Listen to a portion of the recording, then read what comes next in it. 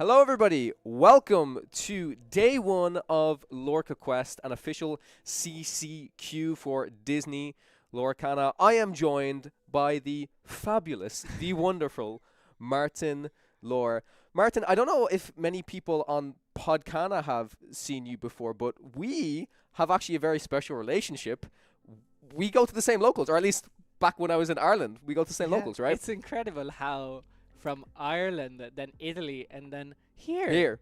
Glad to be here. Hello, Kawa. How Yeah, are you? I am great. I'm very, very, very excited for this awesome event. We have roughly 1,000 players. I do believe this is the biggest CCQ in the world so far. Yeah. I'm pretty sure. Yeah, definitely. And it's great to see how it beat his own records. Yes. It had 704 700, player yeah. last year. Mhm. Was great to be in the arena. Yes. And You were then- playing last year, right? Yeah, Yep. I was playing last year, and I had the chance to do day 2 as well, and play with the fellow French caster Mhm. Rofellos. That is Oh, really? like in That's the also other that's literally casting on the French stream right now. Yeah. exactly. Yeah. So it's great to be back Mhm. and then on the other side. Awesome, amazing. Yeah, well, players are still getting settled. Round one should be taking place very shortly. I think last we heard they're trying to get some people up for the feature match for round Yeah. one. Excited. But I guess we'll explain a little bit of the format and the structure for what this event is going to be. So we will be having 9 rounds during day one, best of 3. I honestly actually not sure if it's going to be 60-minute rounds or 50 minutes. Usually that is left up to the TO, but TO, yeah. once we get over to the mainstream, we can kind of see what that will be. So comparatively to a DLC, yeah, it's going to be like 9 rounds versus 8. But this is such a big event. It's like it feels like a mini DLC out there, right? Exactly. It's like it feels a mini DLC, and the competitive scene, as you know, in France is like so high. Mm. So you actually feel like the tension of a big tournament. Oh yeah. Oh and yeah. the atmosphere. But on top of that, the magic of a Disney event. Yes. Because what is LorcaQuest is more than just a big tournament. It's a magic Disney event. It's like a celebration It's a event, right? celebration. Exactly. Because on top of the big tournament, you have a performer, you have cosplayer Yes, contest. yes. You have a lot of artists. Mm-hmm. It's a great event. It is fantastic. I'm really looking forward to everything that is to come. I will say that this is going to be a set 9 event, so I hope everybody is excited for Whispers in the Well. It is set 10 pre-release weekend. I believe Martin actually brought some boxes with him that, maybe during some downtime we can open some packs. Maybe pull some epics, enchanteds, or iconics. But yeah, I want to be very clear when it comes to the format for this, because I know there is another CCQ taking place this weekend. Shout out to the Utrecht CCQ as well, and that will be a set 10 format. But Exactly. ultimately, what ended up happening was, it's a set 10 weekend. Everybody's super excited, but for accessibility of these cards, Not it everyone is has the it card. is extremely hard to get them on pretty much Exactly. day one, right? So I think the decision for this to remain set 9 is the right decision in my opinion. Of course, I would love to be sat down here talking about all of the set 10 stuff, but I think as we go like throughout the day, I'm sure I can pull up some deck lists and stuff we can discuss again during the downtime. Maybe we'll take a look at some of the purple steel decks or any type of decks we see on the stream and say, okay, what did these decks gain as we move into set 10, right? Doing a bit of analysis as well, like what we see is high performing in set 9 and how this is going to shift and rotate Yes. in set 10. Because I would say that a lot of the deck that have been like in the high competitive scene in set 9, you're going to see kind of a good play Yes. in set 10, having like a boost as well. Yeah. Like For sure, definitely. super Yeah. excited. Have you done any like initial testing yourself, or at least maybe some theory crafting, some building of decks for set 10 so far? Absolutely. Yes? Absolutely. I brought a monster of a deck Okay. with me. So if we have like a break or something, Maybe we maybe can we play can- it. we can play it. We can try. And I know that Kim as well brought some cool decks that we're going to see. Yep. Okay. We are going directly Yes. in round number 1. Here we are, indeed. We are here in round number 1 right now. Let's see if we can pop some cards up for you guys right now. Some of the cards might be in French for the moment, but we might be able to change that over to English shortly. And we have Waru in round The number one. previous winner of last Previous year's winner LorcaQuest, of yes. last year, and a member of one of The Be Prepared team, correct? one of the most competitive team in Europe, the Be Prepared team. You're going to hear my voice switching to a more female voice, and it's going to be my dear friend and fellow caster, Kim.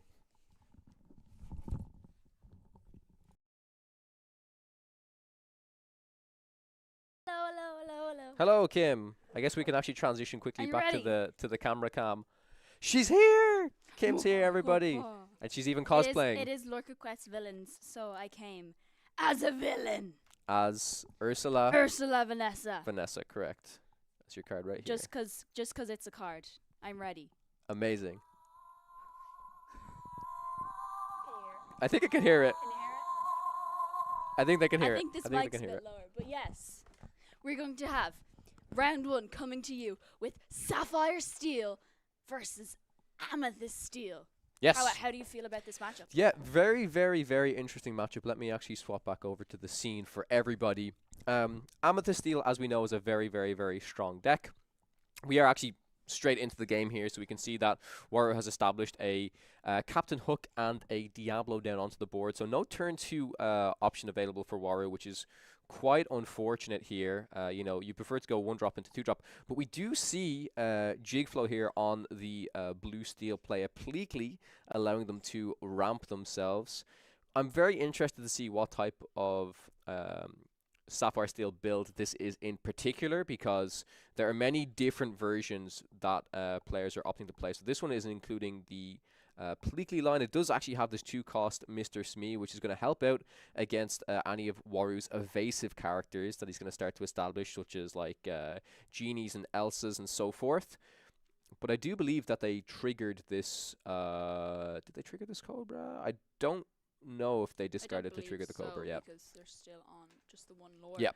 But interesting. Oh, they do play the Shift Jasmine line, but they chose to have maybe they didn't have a turn 1 Jasmine, but they had a turn 1 Happy. Pleekly that into the Inkwell, so they were able to play their Jasmine out on the board. Maybe perhaps we have some ally synergies coming in. Yes, indeed. So I am super, super, super excited to be bringing round 1 of this amazing event to you guys. So yeah, so Jigflow seems to be very much playing the ally build of Blue Steel. That's very heavy on these Jasmines. Seeing Jasmine here doesn't surprise me because, as you mentioned, if you go for the Shift Jasmine line, even if you quest with the Jasmine once, find an ally, get the value out of that, you can actually double ink with this Pleekly. So curious to see Waru's turn 4 here, opts to ink a Yzma Conniving Chemist, quest with the Diablo, go up to a total of 2 lore. And usually the turn 4 is just something like a Genie, but we do see the Dumbo 9th Wonder of the Universe established here. Now, I will say that this Mr. Smee is going to be very effective at being able to potentially take out the Dumbo, but I wonder if Waru has some answers to the Mr. Smee, or is it Monsieur Mouche, I believe it is in French. Monsieur yes, Mouche. Monsieur Mouche. And yeah, we see Jigflow playing the dock here, able to draw himself up to a couple of more cards. Currently on 6 ink with 4 left available to play with. We'll quest with the Jasmine, trigger its ability, and try and find some more allies. I did actually spot a 7-cost Vincenzo in Jigflow's hand there as well. Yeah, so did have the Hades Infernal Schemer in hand. Did yes. discard that to be able to draw off Doc's ability. Did draw 2 cards, going to be able to trigger Jasmine's ability, put an ally into his hand. Did choose to put Pleekly into his hand. It's going to play the Pleekly and send the Jasmine into the Inkwell, possibly trying to get up to that 7 ink threshold to perhaps play another Hades if he drew it off, or perhaps the Vincenzo. I actually think I really like this play because once the Jasmine has been exerted after questing, it's kind of gives Waru the opportunity to start challenging into it. But in this way, Jigflow is like, okay, I've got the value of my Jasmine. Let me put it into my Inkwell, and now I don't have any other characters left exerted for for Waru to challenge into. So I believe Waru starts off by just simply activating the Dumbo ability first, and is also going to establish this Yzma Conniving Chemist. This card is really essential in a lot of these Amethyst Steel builds, because as soon as you start running out of cards, it's really going to keep your draw engine going. Now, as we saw, Jigflow did have the Vincenzo in hand. I'm curious. We know it's going to come down. Will it be the Dumbo or the Yzma? It is going to be the Dumbo. Does make sense. It's kind of the more tricky target to remove. Once this Yzma uses her ability once, exerts herself, can draw Warriors a couple of cards, then Jigflow has the opportunity to use any of these Pleeklies pretty much to just challenge into it. Yeah, Doc's going to challenge and take out that Diablo on the board for Waru. Sure. Still a Yzma, Cobra, and a Captain Hook in play. Couldn't trigger. If he chooses to ink a card, maybe play another card, can use Yzma's ability to draw up to 3 cards. Indeed, yeah. Not sure of what the total cards in hand currently is for Waru, but can probably at least play a few, ink something, and then get that Yzma trigger. But right now, it really does look like board state-wise, Jigflow is in pretty good control right here. 2 Pleeklies on the board, 3-4 stat line, solid bodies. I think a 2-8 Vincenzo is going to be very difficult for Amethyst Steel to be able to tackle easily here. We're going to see another Captain Hook established. Not really the type of cards you want to be seeing. I guess Captain Hook at the very least is going to, represent 3 total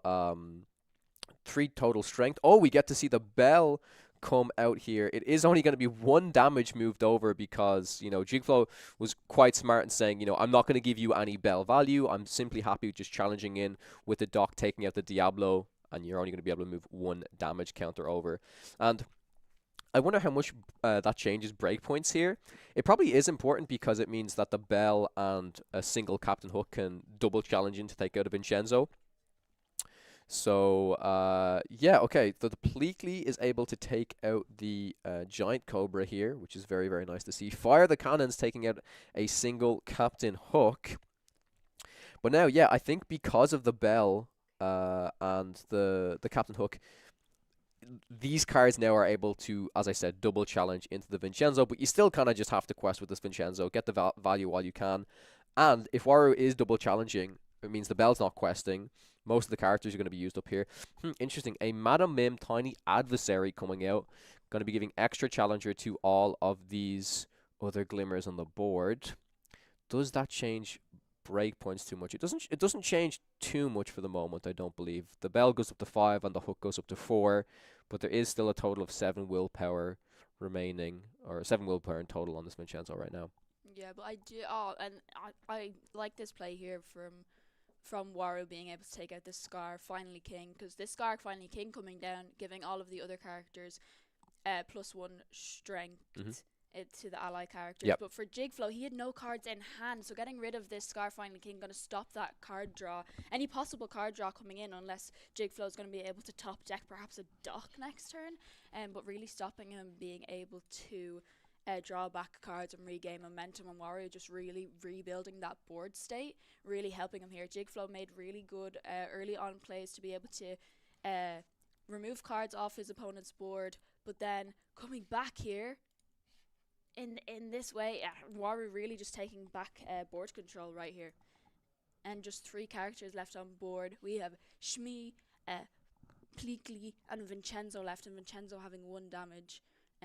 But no Scar Finally King, so it isn't going to have that extra. But another Vincenzo coming in, going to be able to get rid of that Madam Mim Tiny Adversary, and Pleekly's going to challenge into that Yzma. Doesn't want to let his opponent challenge in, not challenge in, but being able to trigger Yzma's ability to draw up to 3 cards.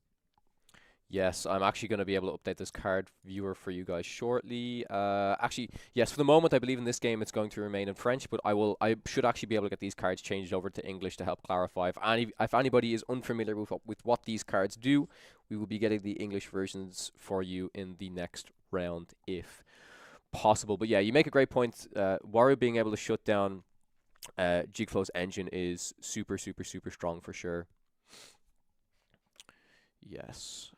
Let's get cracking here. Okay. But also, if you do want to learn a bit of French, Lorcana cards, They're on the screen right now. Sure. So we get the English ones ready for I you. think that the funniest thing is I love learning all of the French names for the card. Like so, Vincenzo and Yzma are the same, right? So, but yeah, like Monsieur Mouche and But Yzma is a chemiste.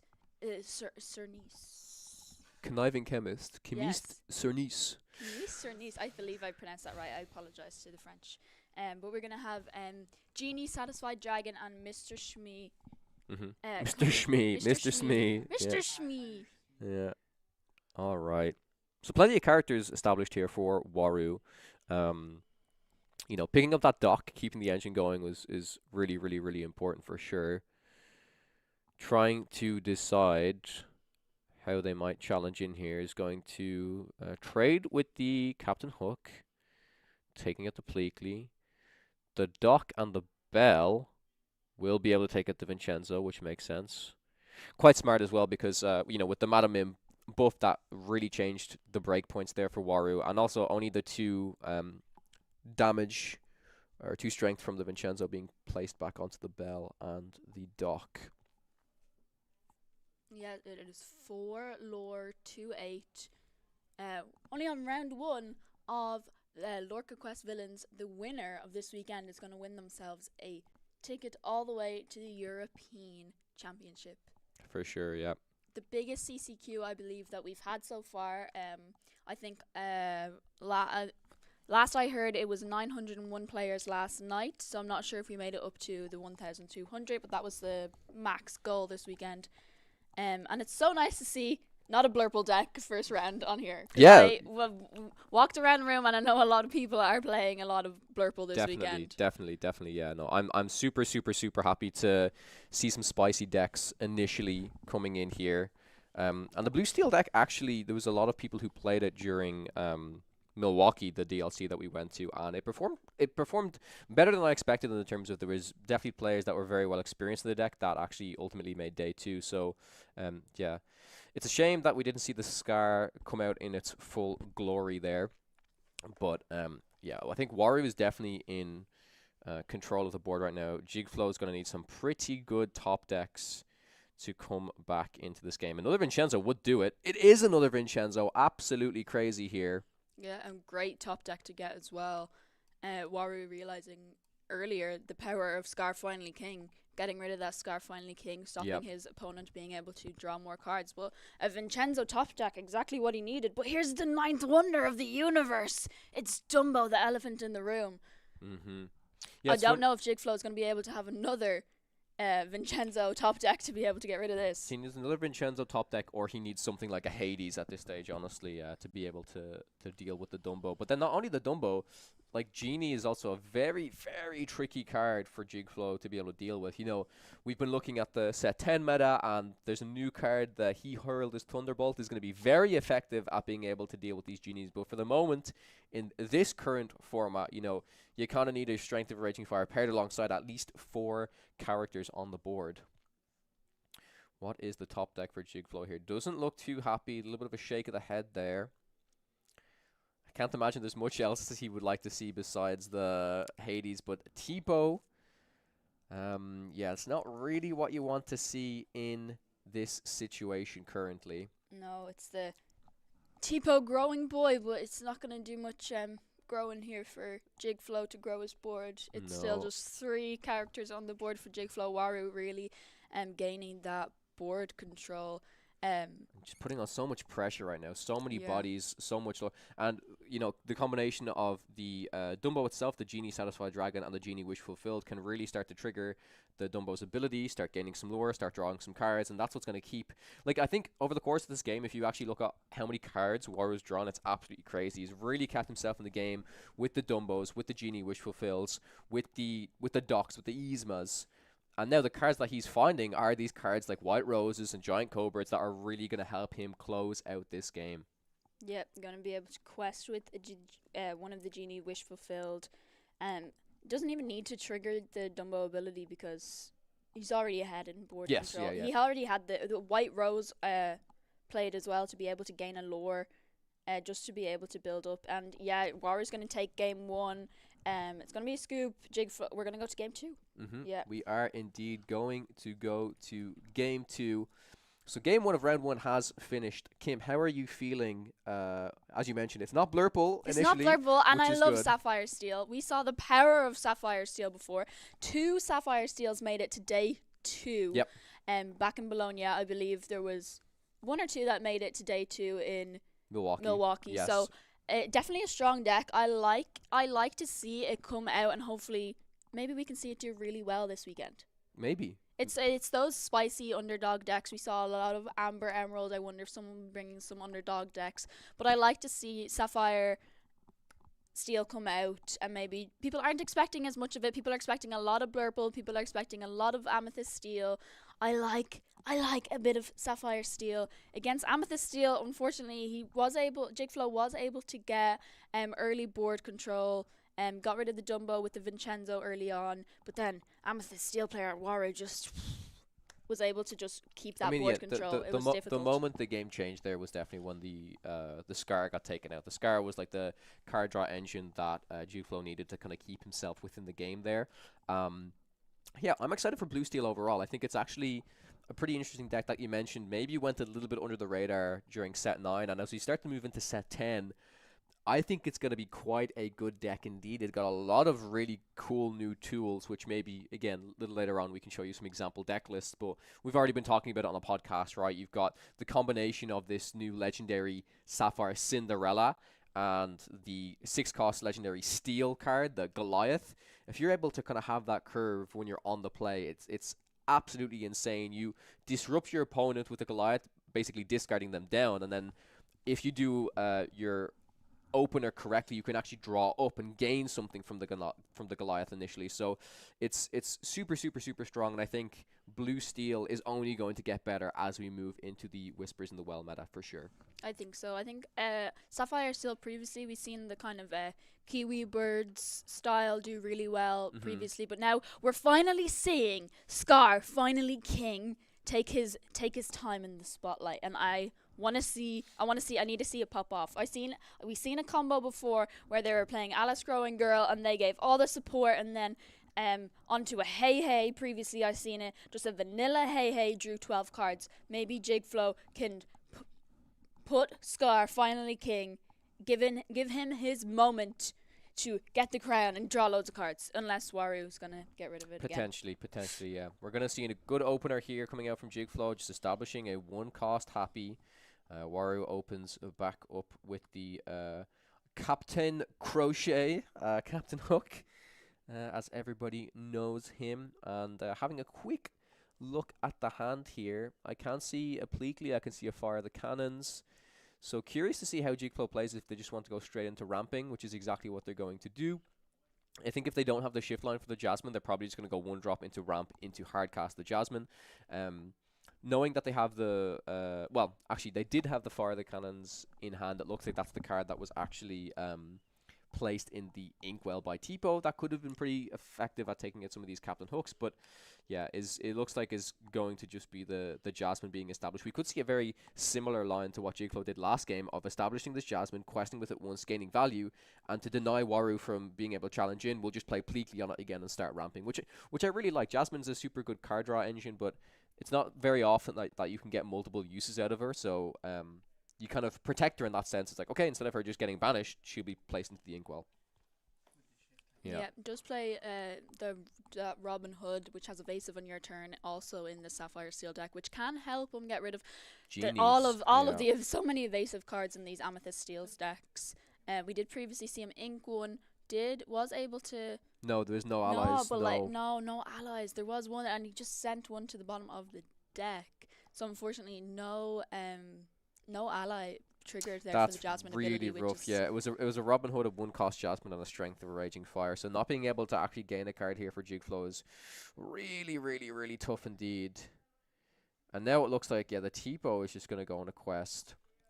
Pleakley's going to be placed, and I still kind of like this. It's going to force Waru to at least use 2 of their characters to challenge in here, unless it's paired alongside something like a Fire the Cannons, or if Waru is somehow able to play 2 more characters and then play Strength of a Raging Fire, that would just be absolutely crazy, where they can just kind Yeah, I mean, I think that would be good because it means they don't have to double hit with their characters. It doesn't mean that they can just start freely questing with these Captain Hooks, though, because then the Pleakley and the Happy are able to take it out quite easily. But yes, this Genie Wish Fulfilled comes down, enables Waru to draw an additional card.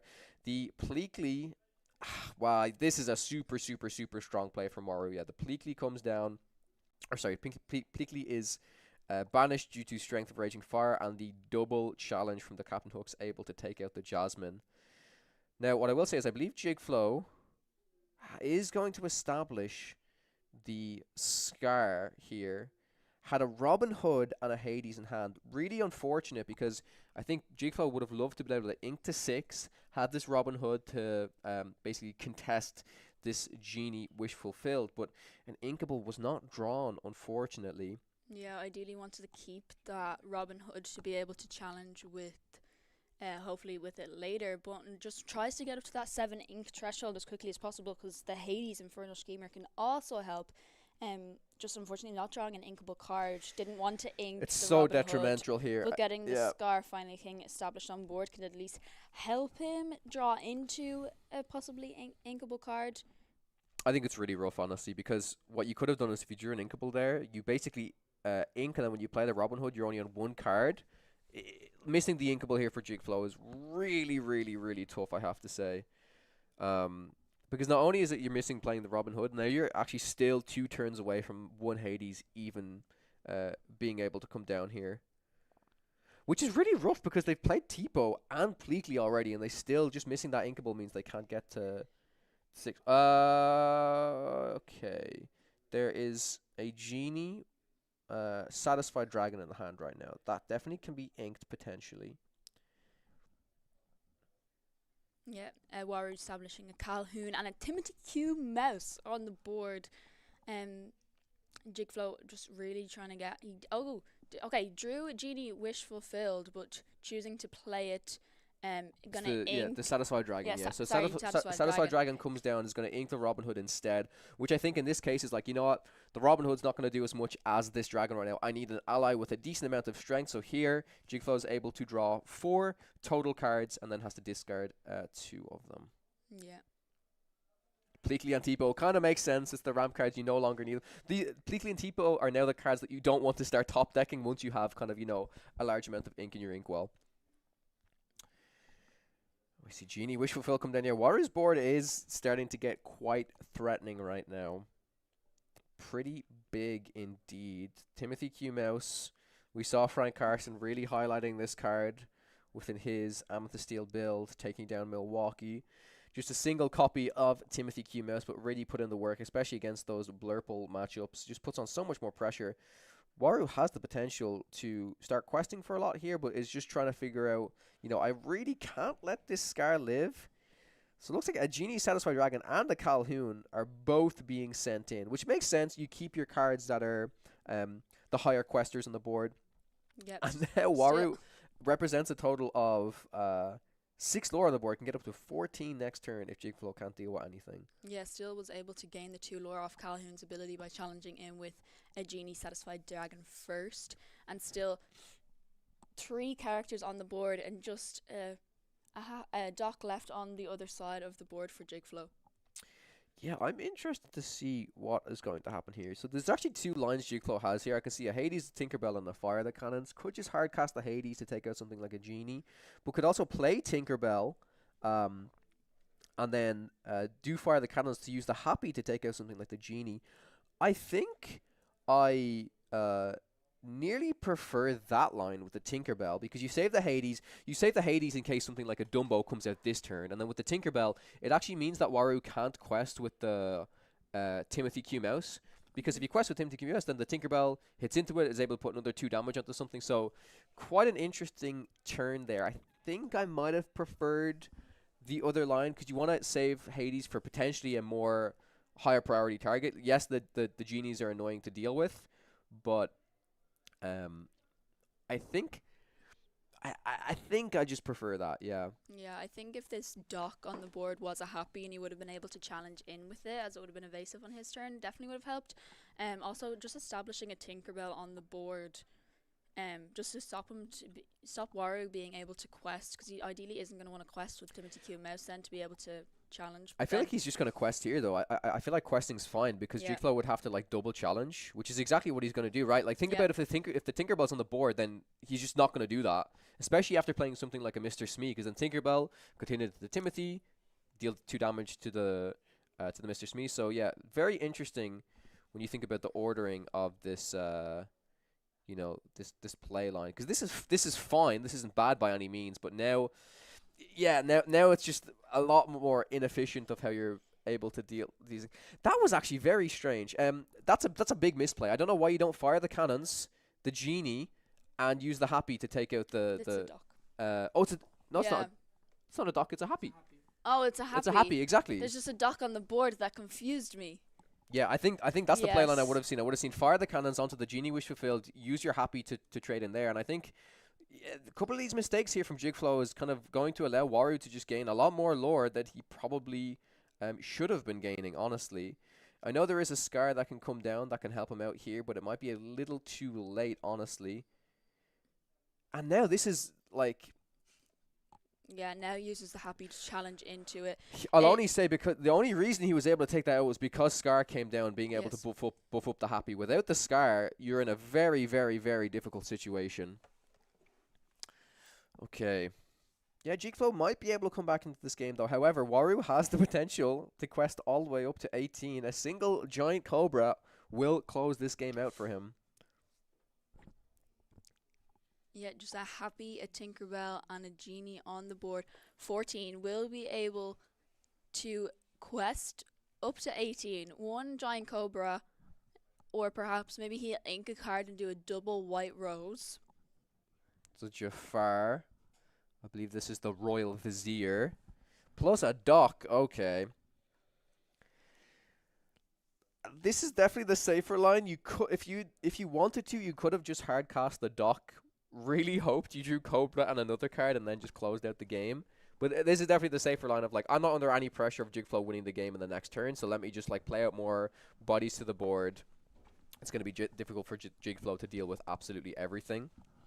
Yeah, So- especially with Waru just building up a wide board here, unless Jigflow is able to get rid of all of these characters. Yeah, there's Even nothing. a top deck, even if he gets rid of the Jafar, the Tinkerbell, It's and a perhaps game. yeah, it's gonna be game. Unfortunately, just the Amethyst Steel Waru was just kept control of that game, and Jigflow just wasn't able to clear the board in time. Indeed, yeah. I do have to say, I think there were a couple of misplays there. I don't think they were misplays that maybe cost the entire game. Like I think Waru was definitely in control, and even if like the genie and other stuff were taken out, it definitely seemed like Amethyst Steel was in a much better position throughout the entire round.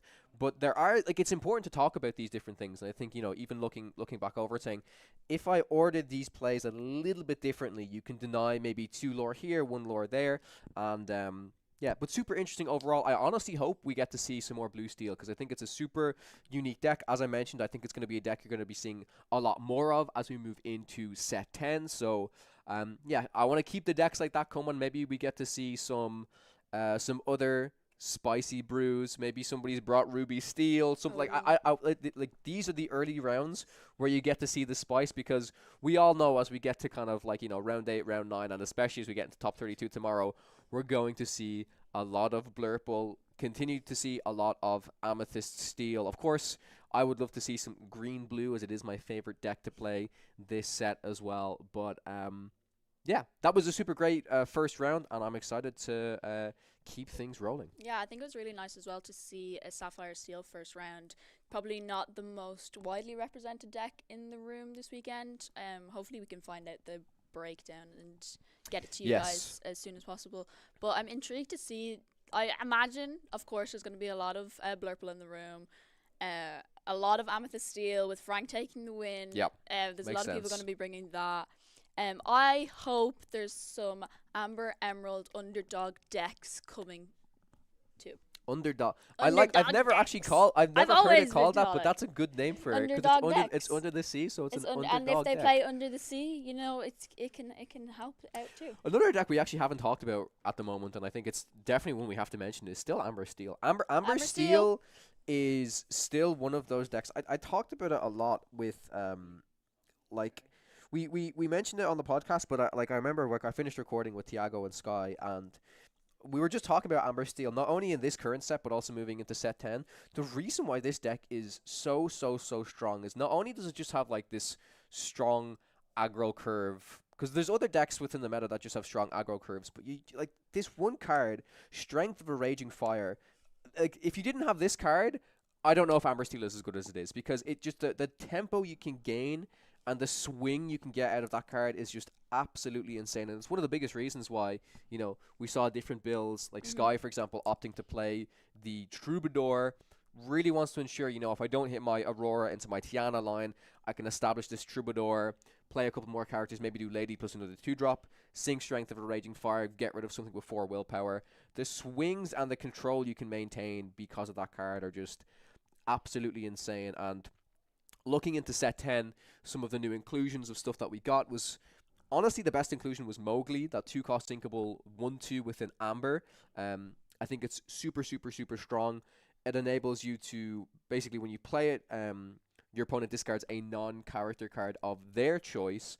But oftentimes, even if they have 2 choices, getting rid of one of those cards is going to be detrimental to them. You're basically maybe getting rid of a potential ink for them, or just making their options more narrow, right? You force them into this decision of, maybe I have to go for this line, maybe I have to go for that line.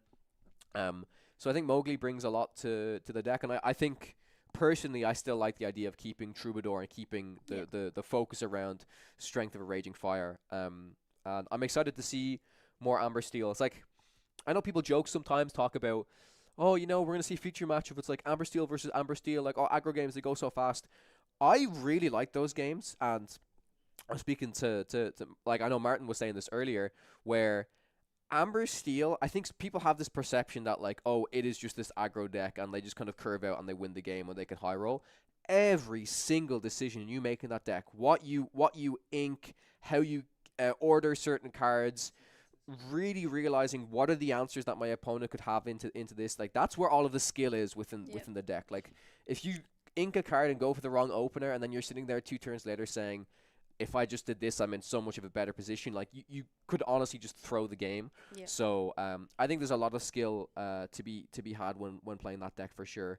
And yeah, I'm excited to see. I'm genuinely still excited to see it within set 10, because I think the presence of a deck like that keeps the meta in check in a certain sense, right? Because I think people are very excited about set 10. They're very excited about playing all of these cool control decks, and maybe, you know, utilizing these cool new legendaries like the Demonas and Goliaths and Blue Steels and Cinderella, all of this ramp stuff.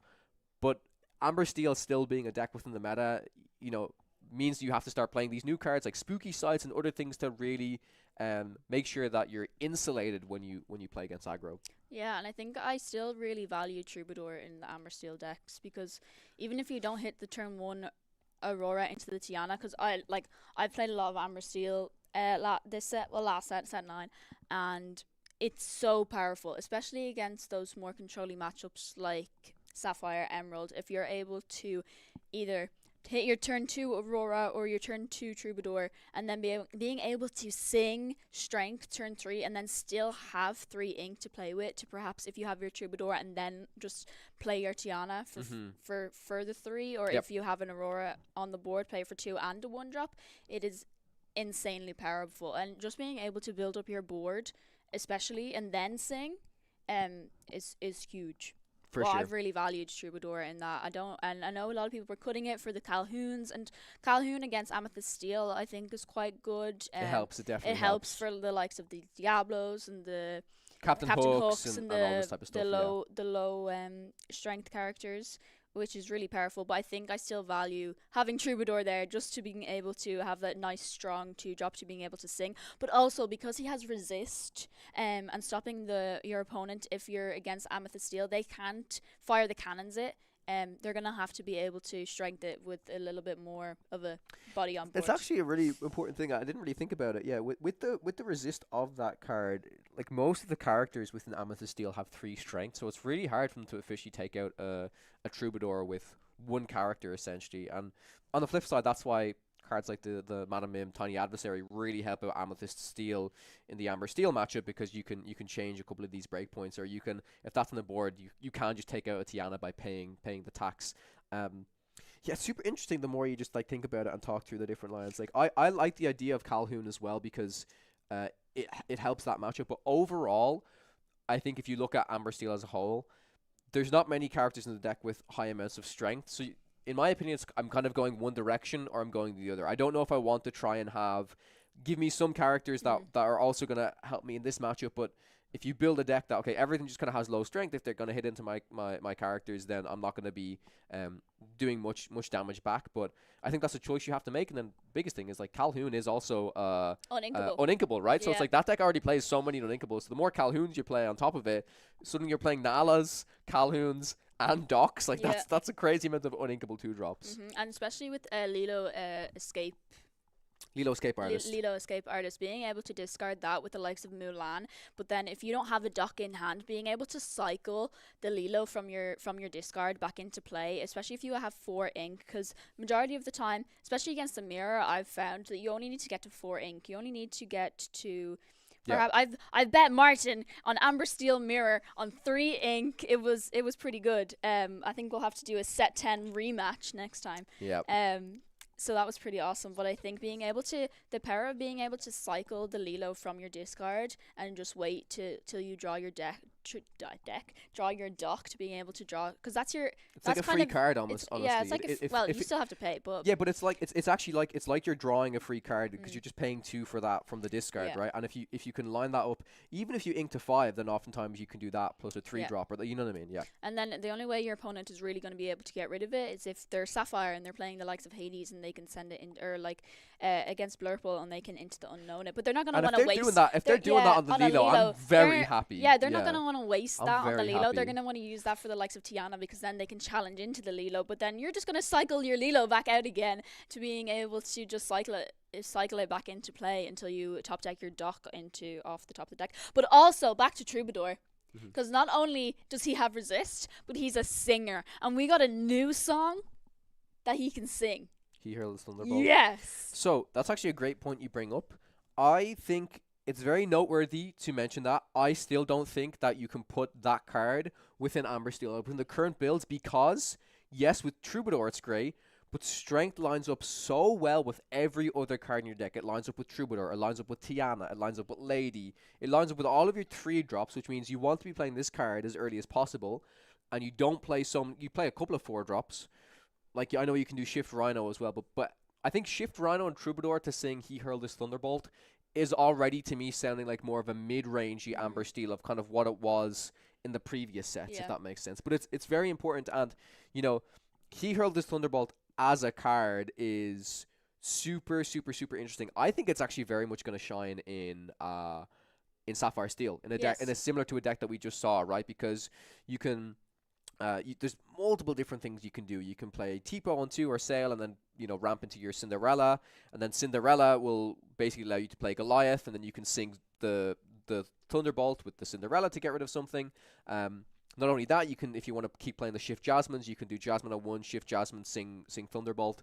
A lot of different things you can do with that card, and it actually might be even better than something like Strength of a Raging Fire, because like we mentioned as well on the podcast, in Sapphire Steel, you start to, in Sapphire Steel, it's very much a deck that you kind of play one big bomb a turn, especially as it gets later and later into the game. So it's actually a lot harder to build up a pretty decent board to get a lot of use out of your Strength of Raging Fire, whereas being able to use He Hurled His Thunderbolt kind of makes a little bit more sense. And there is a big difference, inkability versus non-inkability, but I'm really excited for that card. I also think it's balanced quite well. Like, the difference between 4 and 5, notably, is very important. And the deity part, like giving something Challenger +2, I will say, I thought is quite, irrelevant, and for the most part it is.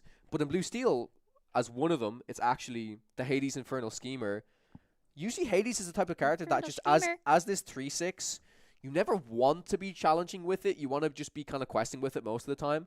But if you change it to basically be a 5/6, all of a sudden you can start like if they've got Hades and you've got a Hades, and then you're doing like I'll play a Tinkerbell and sing he hurled his Thunderbolt to get something down to 5, take something else, use my Hades to challenge whatever was on 5. Like there's actually some breakpoints that make a lot of sense if you already have some Hades on the board and then you play he hurled his Thunderbolt, which is really, really cool. I also love the addition of Mowgli, because being, especially against the likes of Emerald Sapphire, being able to discard the likes of Under the Sea when a lot of characters in Amber Steel are such low strength, being able to get rid of that Under the Sea, it's like it's a bare necessities on a body. Yep. I'm beyond excited to start testing and playing with this set.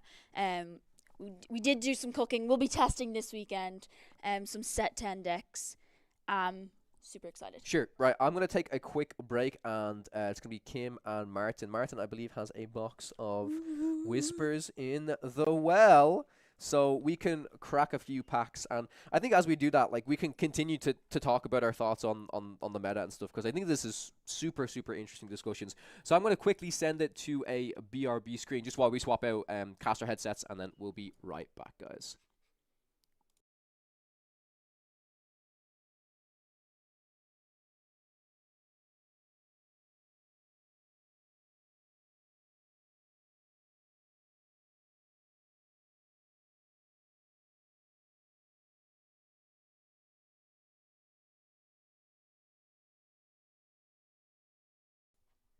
Hello. Hello. I think they can hear us. We are Martin! back. Hello, Kim. I'm Good to excited. see you This on is our the first Saturday. time casting together. Yeah. I can't wait. We You usually play together. You played. Oh, move it. You played LorcaQuest last year. Yeah. It's been a whole year, and this time you're in the casting booth with us. I'm so happy and proud to be on the other side. Like I'm delighted. Being on both sides helps so much to understand to understand how competitive is this tournament, and the French scene. It's highly competitive. Oh, extremely. There's some amazing players here this Yeah. weekend. Over 900 players, nearly 1,000 players. Yeah. Just over 1,000 players, And- but not even just players. There's so many attendees. There's so much Exactly. going on. There's so many side events. Full on 360 event. It's like a mini DLC, and it's amazing. The Disney vibes are immaculate. Everyone's so excited for Whispers of the Well, and there's so many Whispers of the Well side events. The set came out yesterday. There's Sealed, there's Pack Rush, there's Draft. We have some boosters. Martin was so busy getting so excited for this tournament, he didn't get to open his booster boxes. So we have Exactly. to open him a shiny Enchanted. What is your search My card, chase, chase card to this set? My chase, Headless Horseman. Ooh, Like, Enchanted. Enchanted. I like that card. I think it's going to be super The strong. one I and pulled? The one that you pulled. The one that I pulled? The one that you pulled.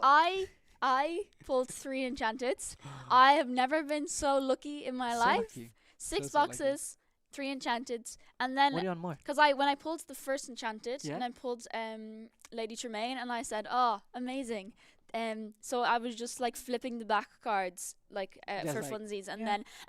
then I pulled a Judy, and then I went, I should really take more care, because I was flipping them onto my carpet, and I went, I need to put down a playmat. Exactly. And then Headless Horseman, and so I texted Baker, Lorcana Villain, and I was like, dude, and he was like, Kim, stop pulling my cards. But I have to say, the amount of Herculeses, Really, so many. so many Hercules. I didn't pull a single Goliath. No. And I'm waiting. I need to play Sapphire Steel. I didn't pull a single Goliath, so I will trade you Hercules for Goliaths, because I have about 7.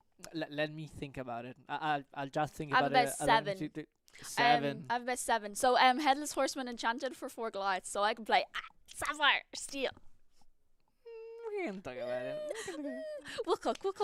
We're ready. But I love the new set. Yes. I love like this kind of a spookiness. Whispers.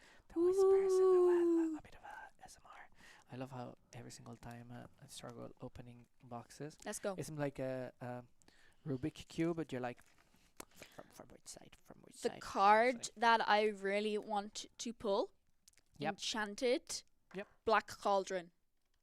The Enchanted. It's Because stunning. because then I can have a full bling bling Black Cauldron Gurgi munching and crunching and then it's so fitting because have you watched the Black Cauldron? Not yet. Okay, homework, movie night tonight. Go watch the Black Cauldron, and it is so fitting because you need to have Gurgi, Munchins and Crunchins and Black Cauldron all in the same deck, and then we're gonna play it with Grandpappy. So we're gonna play Sapphire, because then Gurgi heals. You have Grandpappy out on the board because you ramp with Sapphire. Have Grandpappy out on the board. Combo. Black Cauldron. If Gurgi is discarded, you can bring it back with the Black Cauldron. Play Gurgi, heal because of Gurgi's ability to heal too, and then gain lore of Grandpappy. Okay, you're here on Podcana. If Kim creates a deck that win at Yeah, least Yeah.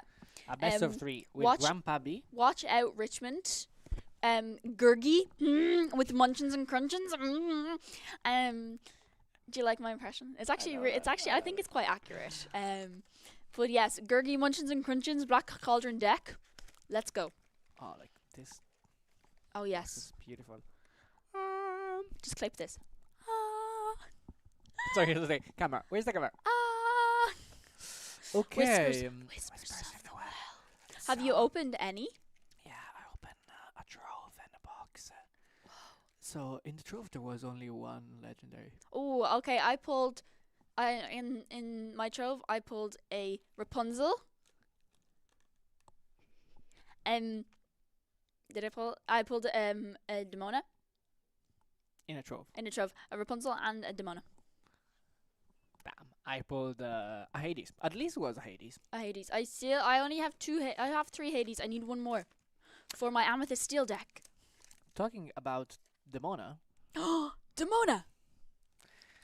there was someone from the staff who doing like some science, but like, I'll let you. First booster to you. Have you watched Gargoyles? Yes, I love like how You have? Robin, Oh, yay! Robin was like, instead of gargoyles, she was like goblins. We should watch We should goblins. I was like, what is goblins? Gargoyles. Robin, we love you though. Okay. Are you ready? Enchanted Cinderella. Oh, Enchanted Cinderella and like. I do have 5 Girls Cinderellas scream. though, so I'm not gonna. You have 5 Cinderella. Yeah, I'm not One gonna is be going mad. to me. Okay. Ka. Guess the movie. Ka is Jungle Book. I'm so proud. Jungle Book again. Shanty. Uh, It's Black, Henwen's Vision. Black It's Cauldron. perfect for the Gurgi Black Cauldron deck. So you can We're search ready. for the combo. So you can search for the combo. Fragile as a Rapunzel. flower, still a little sapling, just a sprout. Ooh, Headless Horseman. You wanted the Headless Horseman. There Yeah, you but, go. like, it's the There you other go. one. You were looking Thanks, for that. You said you were looking for the I'll Headless put it. Horseman. Oh, Brooklyn. Oh, I love Gargoyle this in a card. gargoyle pack. We love it. I love this card. Emily Quackfaster. She's the librarian. Librarian. Chef Louis. Yeah, Les from which- poissons. Les poissons. How I love les poissons. We're in I'm the waiting right for country. that to be Les poissons. Oh, I'm in the right. It's We are fitting. in It's the in the front. right one. I'm ready. We're literally in the right country for this. The right country. Love this card. Recovered Is that- page. Okay. Oh. Ooh. Have you seen the foiling on Whisper cards this I set? love the rainbow foiling. Rainbow foiling So is beautiful. the way to go. I love like, it so much. I mean, Ravensburger, rainbow foiling, we love it. Second rare. Ooh, Minnie still- Mouse, still your super strong. amethyst champion, super strong. Being I'm an amethyst fan, Determined to make. champion deck. Yeah, why not? Mhm. But Daisy Duck. Yeah. But Daisy Duck with a ponytail. But it just means I can cosplay her with my ponytail. yeah. Wonderful. I'm ready. And is Oh, that a super foil rare? super rare. Mm, Oh, I see a bit of rainbow. oh. Let's hope it's the Cheshire Cat. Ooh, beautiful, beautiful. Scar. The only thing about this is that we have a promo version of him. We do. Is that the buy a box? Buy a box promo? Could be. I believe so. One Mm-mm. of them. Because if you think a promo that is a super rare, happy days. Happy Happy see that. days. But yeah, we were just Um, talking about the foiling that I don't know if you can see from the camera. It has a new foiling that is like the rainbow one. Okay, but we have page number 3. It's a transcript of an interview with the genie whisper. Okay, tell us. Say, friend, could you help a genie out? I seem to have become separated from my itty bitty lore books. Bottles, lamps, books. You'd think being a phenomenal cosmic powers would get tired of such small spaces after centuries, but I did like that lore book. I had to say it like itty Like, bitty living space. Bitty Itty little space. bitty lore book. So we've got 3. I believe there's 18. Okay, let's I see. thought there was 20, and then when I was going through them, I was like, where's 19 and 20? So maybe it only goes to 18. So let's see if we can make the transcript. We have a book. quest. We have a quest. This is we the have quest 2 of boxes questing. of LorcaQuest. Is the quest of LorcaQuest. It's the quest of While we're LorcaQuest. waiting on another round. Yes. We'll open nice packs. And it's LorcaQuest villains, and we opened a foil villain. A couple of villains here. Poof. It's so No, fitting. she's not It's villain. beautiful. But Kim, an Hi. important thing that we have to talk about is Okay. pre-release, because this is pre-release. It is weekend, pre-release. By talking about that, if we go through quickly about around those cards, Oh yes. let's say like yay or nay for Yes. pre-release. Okay. 1, 2, 3, yay. Or your nay. Because it's uninkable. It's a 2-quester. It's a 6/5. It is a 2-quester. Okay, if I need more in my... Well, actually, yay. Because it's a 5-cost 6/5 with 2 lore. And I feel like in sealed, when you have such big bodies like this on the Exactly. board, yes. And I don't know Yes. if you saw his boost ability. Whenever Yes. you put a card under this character, chosen opposing character gets -5 this turn. I can't wait to mess around with the boost abilities. I think it's going to be Love it. so fun. So much fun. I'm just going to be like, boost. Boost, but you can only boost once per turn. Exactly. And we see here combo wombo. So what you can do here is you can have this in play. Instead of playing the boost ability of Scar, you just play Emily. That, Yes. Whenever you play her, you can maybe put the top card of your deck face down under one of your character or location with Ooh. boost. So I feel she's pretty strong, but I don't know if you have a lot of synergy with boost in your deck. She is going to be definitely is going to see play. But also, when we were talking about Sapphire Emerald earlier, 2 cards that you could see play, beautiful, beautiful. But also, if you have 4 rainbow foil scars, beautiful. better than one. Better than Definitely one. better than 4. one. Play 4. Then we have another super powerful Yes, card. a Goliath. Not a Goliath, a gargoyle. Not a goblin, Robin. Not A gargoyle. Gargoyle. And I saw a couple of deck lists Okay. that are running this beauty. Ruby Steel. Ruby Steel. Ooh. Ruby A Steel. deck that I think has gone like under the radar, which like okay, it hasn't had its time to shine, but I feel like Yet. now we might see it. We might see Ruby Steel. some Ruby Steel. Gargoyles. Gargoyles. Gargoyles. Would go like- Gargoyles Ruby Steel. And I know that Moyen brought that to Set Champs and he got top 8. Yeah. You know, a Ruby Steel, not a lot of people are going to be expecting it, but this set, whispers in the well. I hear the whispers. Ruby And they're Steel. saying, Ruby Steel's coming. Ruby Steel is coming. They're saying Ruby Steel is coming. Especially with a lot of new cards like Goliath Mm-hmm. and the big bodies of all the gargoyles. Having like a 3-mana 6/4 inkable, it's such a big threat. Yes. And if you think that Amber Steel is definitely going to see lot of play still, having a 6/4 that can do like a 2-for-1 or a 3-for-1, Mm-hmm. it's a problem. Insane. And Okay. Ruby Steel is playing one of the best card, if not the best card, that is around. Hercules. and Strength of the Raging Fire. Hercules. I'm ready. I've got 7 of them. Exactly. I can see you being like, I've got 7 of does them. anyone need an Hercules? And I'm pretty sure 2 of them are foils. Really? Yeah, I only have 2 cauldrons though, guys, for my Gurgi Cauldron combo deck. 2 cauldrons. Okay. I'll go with Gaston. Gaston. Let's see Let's if go. Gaston is giving us some magic. And then Martin can build his set 10 decks because he Ooh. hasn't opened Too many projects your yet. cards yet. Yeah, exactly. So, Oh, Webby. I love Webby. what do you think about she's such a Webby and the cute- shift line? I think she's going to be so powerful. Hmm. I need to open more packs to get some because I only have wood. Emerald but- Sapphire. Yes, for Emerald Sapphire. I think it's something that Kawa's really excited about and really looking forward to test because I suppose I'll let him play Emerald Sapphire again. 'Cause- It's fine. But I'm going to need to Sapphire get... was your color. Yeah, wasn't Sapphire it? is my color, so he actually isn't going to be able to play it. He can just have Emerald, and Mono Emerald he can have, I suppose, because I'm going to need Sapphire to play Amber Sapphire. Exactly. And actually, we will need to test a little bit on the breaks because next week I'll be at CCQ Barcelona. Oh, are you playing? Yes. Oh, do we know what you're cooking? No, don't It reveal it. depends on first of all what I open here. For Webby, what's your thoughts on the Webby?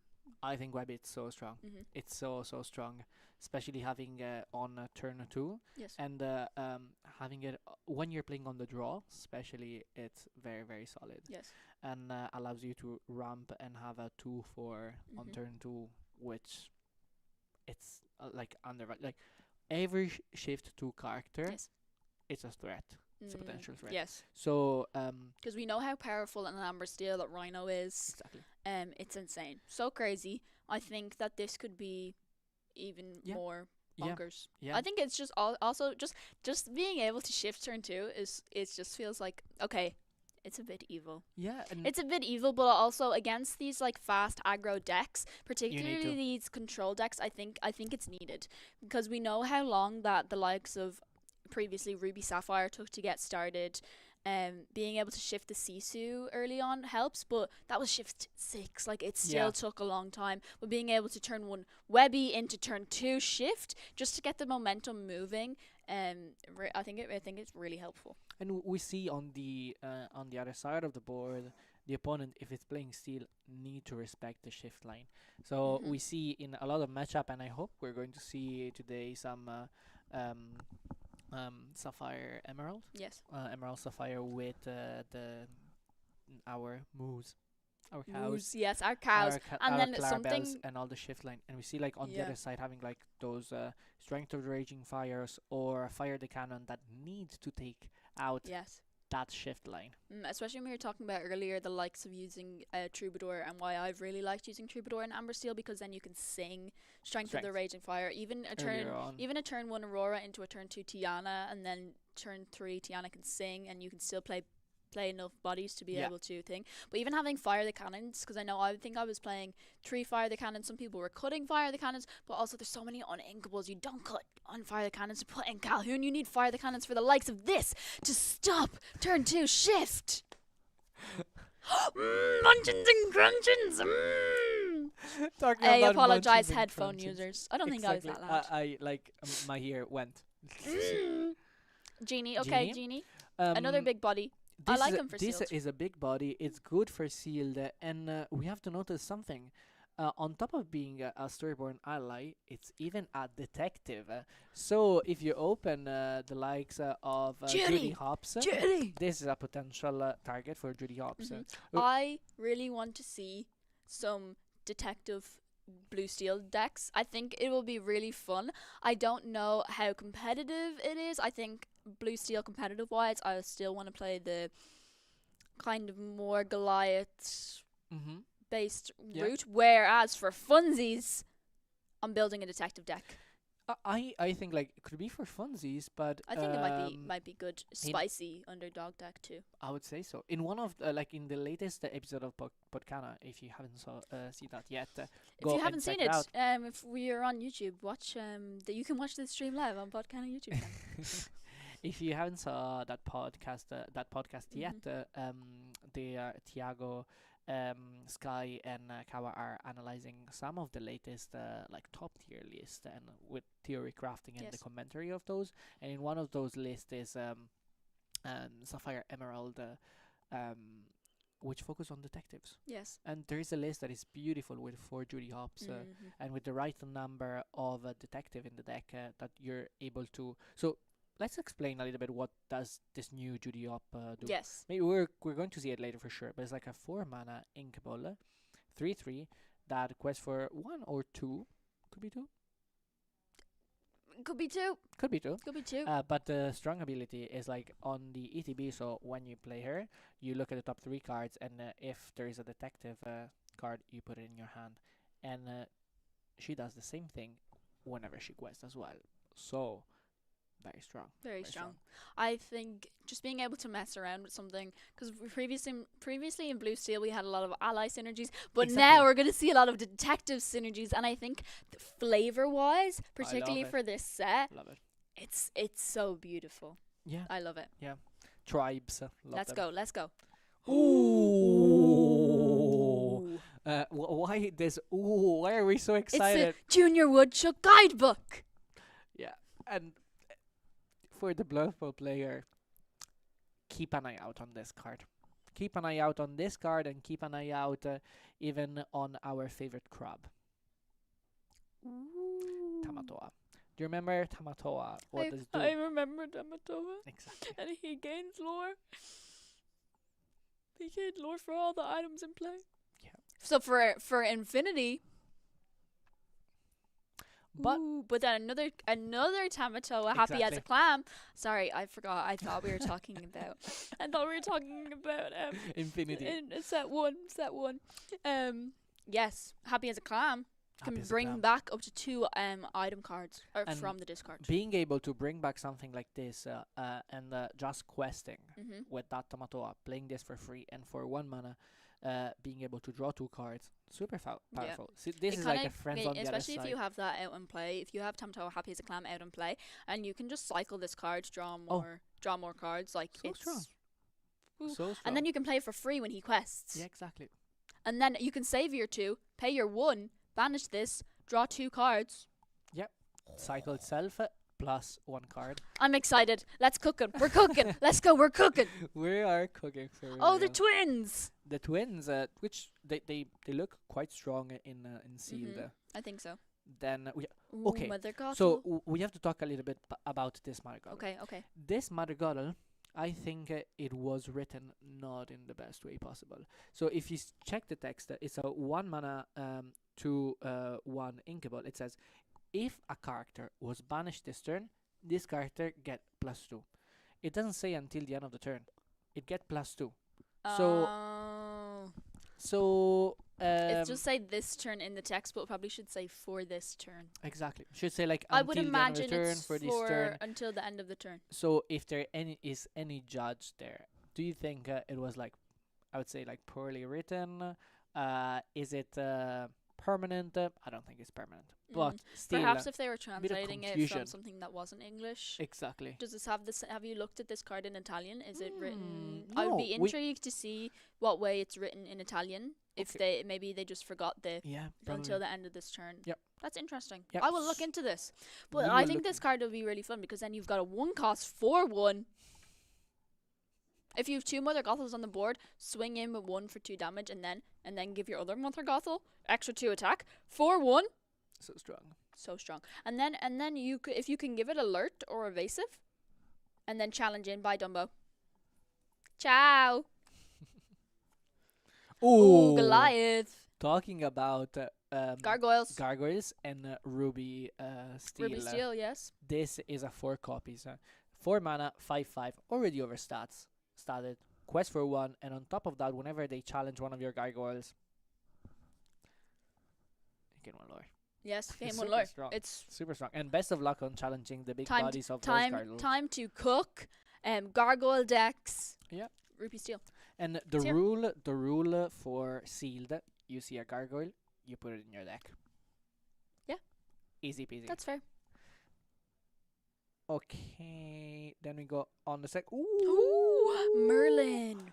one of oh my days. This has one of the best art of the set, in my opinion. Have you seen the rainbow foiling of this one? I With, like, love all the I rainbows love and the art of this card so much. I would say, like, by talking about sealed, it's very difficult to play uninkables, but this it's an uninkable to consider. 2 Mhm. mana, 0/3, that quest for 2, already stronger. But the ability that you're able to boost for 2, and when And this then character is banished in You a team it challenge, up with this card exactly, combo. combo, wombo. And whenever this character is banished in a challenge, if it had 2 cards under him, a card under him, draw 2 cards. Draw 2 cards. So quest for 2, draw 2 cards. Yep, doing that Super thing solid. that Amethyst does The best. really good. Yeah, it does say it really does good. really good. Yeah, just drawing cards. Ooh. Bagheera. Talking about overstated cards. Bagheera, a 3 cost 4/4 quest for 1, but it's also just a 3 cost 4/4. 3 costs for 4. 3 cost 4/4. And the beauty of this card is that it's an ally. So It you is an can do on turn 3 Bagheera, and on turn 4 Bianca. But also, you could turn 1 Pluto, turn 2 Bagheera. I'm cooking. You're cooking. Turn 2 Bagheera, because with Pluto you exert them and pay 1 less for the next character you play. You're definitely cooking. I'm, You're definitely cooking. yeah, I'm ready. First rare. Ooh, Baloo. This card in seal is Baloo. pretty solid. 5 mana, 4/5. That quest for 2. Shift 3. Not that it's something No. that we are interested in. But whenever you play this character, choose one. Each player draw a card. Each player discard a card. I love how, like, it's up to you to decide. Yeah. I love those kind of modal cards. So Yeah. they have 2 modes, and you choose one of them depending on where you are. And you're going to be nice to your opponent either way, because it's each player. Sure, you draw a card. I'm also going to draw a card. Actually, I'm going to be mean to you, discard a card, but I'll also discard a card, so technically I'm nice. Exactly. You may discard the You last may- card that you you may have discard in your also. hand, please. And you're like, yes. Okay. Yes. Many good cards so far. So far. Oh. Ooh. Sebastian, les poissons, les poissons. I love les poissons. Let's see if we have. Ooh. Okay, Cinderella. Okay, Cinderella. Let's go. Foil Headless Horseman. Come on. Oh no! It's the Hercules curse. Oh! We were just talking about this. I'm sorry. It's the Hercules curse. It's definitely the Hercules curse. It's a beautiful card. It's a beautiful card. but I don't think it's going to see play. I'll leave. I have the Hercules curse. You look like one of the traders. I don't know if you watch traders. Like, we're just talking about the curse of this card. Game has like they have. I have like 7 7. copies? I 7 opened copies? so many. And In one 2 foils. in one box, I got a foil Hercules and 2 normals, 3 of my legendaries, and in a box on average, okay, you get about 4 legendaries, folks. And I got 3 Herculeses. Herculeses? It could- Herculeses. Hercules. It sounds like Anyway. Ulysses. Ulysses. Actually, it wasn't me. You opened the pack. If I opened the pack, it would have been sad. But if that was a Cinderella, then you only need Aw. 3 more, and then you can play Amber Sapphire and You can play Munchins any and Sapphire Crunchins deck, Gurgy basically. deck. Yes. Creed's over there shaking his head, just Like, knowing no. Could have I'm been like, a foil yes. Goliath. Anyway, A foil for- Goliath. for the one that don't know what that card do, 4 mana, uninkable, 5/3. Soreborn, hero, prince. We have a new one. Deity. He's on a diet. It's on the diet. It's not new. As a It is not new because it as was a on. title. It was on Zeus. No way. Yes. Yes. Uh-huh. It's the first time that we see an ability of another card Because that is synergized with the deity. it is new for Hercules because in in this, it's obviously after his transformation back to a god, because you see that he's like more god. So it's after he sacrifices himself to save Megara from the trenches in the underworld and from Hades, because Hades, have you seen Hercules? Yeah. Okay, good. Grew up with that. I thought I was losing you there. No, no. And so it's after Hercules, which is nice because we have little puny Hades cards. Not Hades. We have little puny Hercules cards, and then we have big beefy Hercules cards. But now we have deity Hercules, because it's after he sacrifices himself to save Megara, and then he becomes a god. Have you seen behind? The Pegasus? Yeah. Yes, Pegasus. Look at the Beautiful. little Pegasus in the art. Beautiful. I'm a bit sad that Amanda, they, well done. It's they reprinted Pegasus. You're sad? I'm sad that they didn't reprint the shift line. Oh, me too. Because That'll when be you shift the Pegasus, and you could have shifted the Pegasus on little Pegasus. participation DLC promo card. Pegasus, beautiful, and then Yeah. make everything evasive, and it's beautiful, wonderful. But yes, that is. Ooh. We have the new color. Ooh, we have been giving some. We've been given some Ooh, inspo. We have We have some been giving insights some on the inspo on our match. next feature match for round 2. It's going it to will be be- spicy. It will be that deck I've been talking about. Well, one of the decks. Can I say The- bow bow bow? Bow, bow, bow. Woof woof woof. Oh, is that in Italian In or Italian, French? it's bow bow bow. Oh, woof, woof, Bark woof. bark bark. I was talking about that underdog deck. That deck I want to see do well, and we've seen a lot of them make it into day 2 in a lot of previous tournaments. So I'm excited. We're gonna have for you an Amber Emerald. I'm gonna say it quietly in case they can hear me. Amber Emerald Versus underdog deck versus Amber Steel. Amber Steel. Yeah. It's like who put Ooh, Tiana first? ooh, If they're playing Ooh, Tiana. if they're playing Tiana, because I've seen some versions playing. I've seen some Emerald Amber versions playing the like Aurora and Tiana line, and then being able to sing under the sea, but it'll be kind of crazy. Yeah. And, we just saw the player passing by going to the feature match, and I'm so delighted. There are 2 female players. I'm so happy.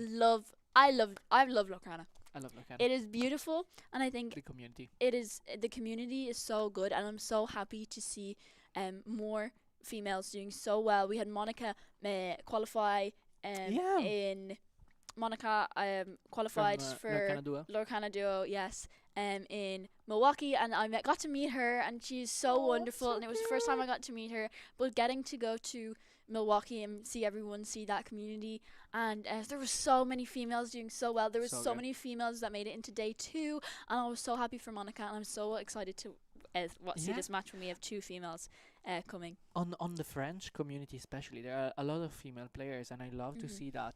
And by playing in DLC Bologna, we see that the community is growing, even on from a diversity standpoint. Yes. And that's the beauty of Disney as a TCG, in my opinion.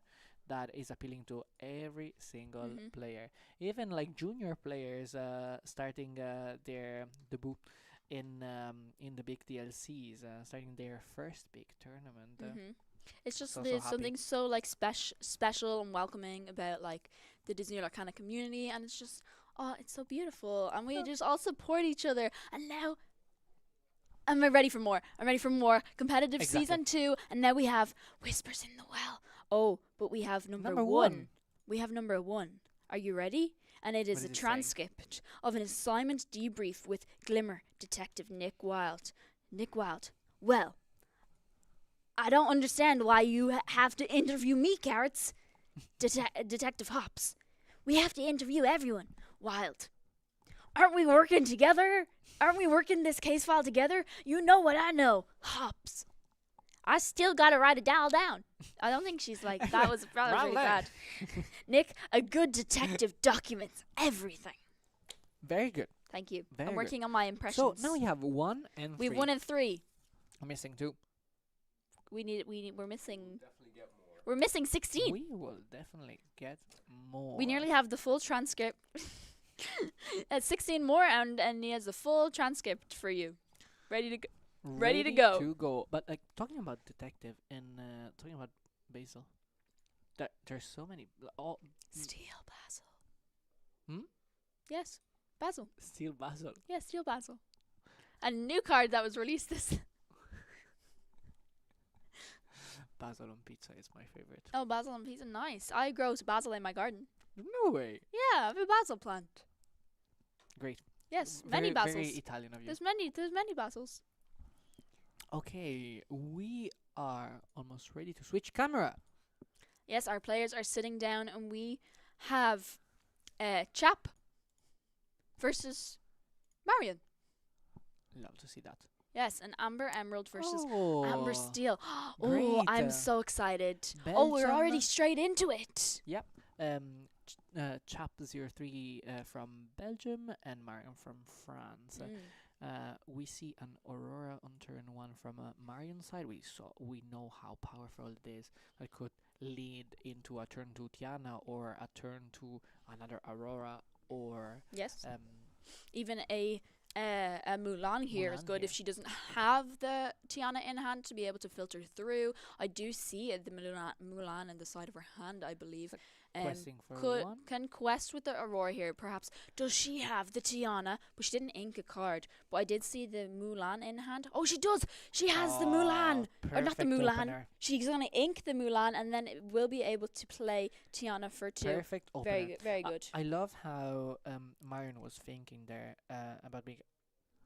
She was like, "Oh, I didn't ink here," and I quested. It's not a problem. The ability will stay for the entirety of the turn. So it's important that to remember this. Yes. And on the other side, Chap played on turn 1 lady, Yes. inking Gogo to Mago, good in late game, and classic Trump buffing that lady, going to take out.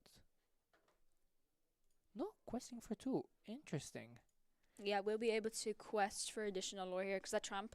And when a character is played, this lady will gain strength. But also, when this tramp is played, you can give strength to another the other glimmer in play. Exactly. For the amount of characters you have. So then this lady is going to be able to quest for more. I want to ask you. Ooh. Double Tiana on the board for this Amber Steel. And Marion definitely going to want to be starting to put on the pressure here against this Amber Emerald deck. We know how fast both of these decks can go.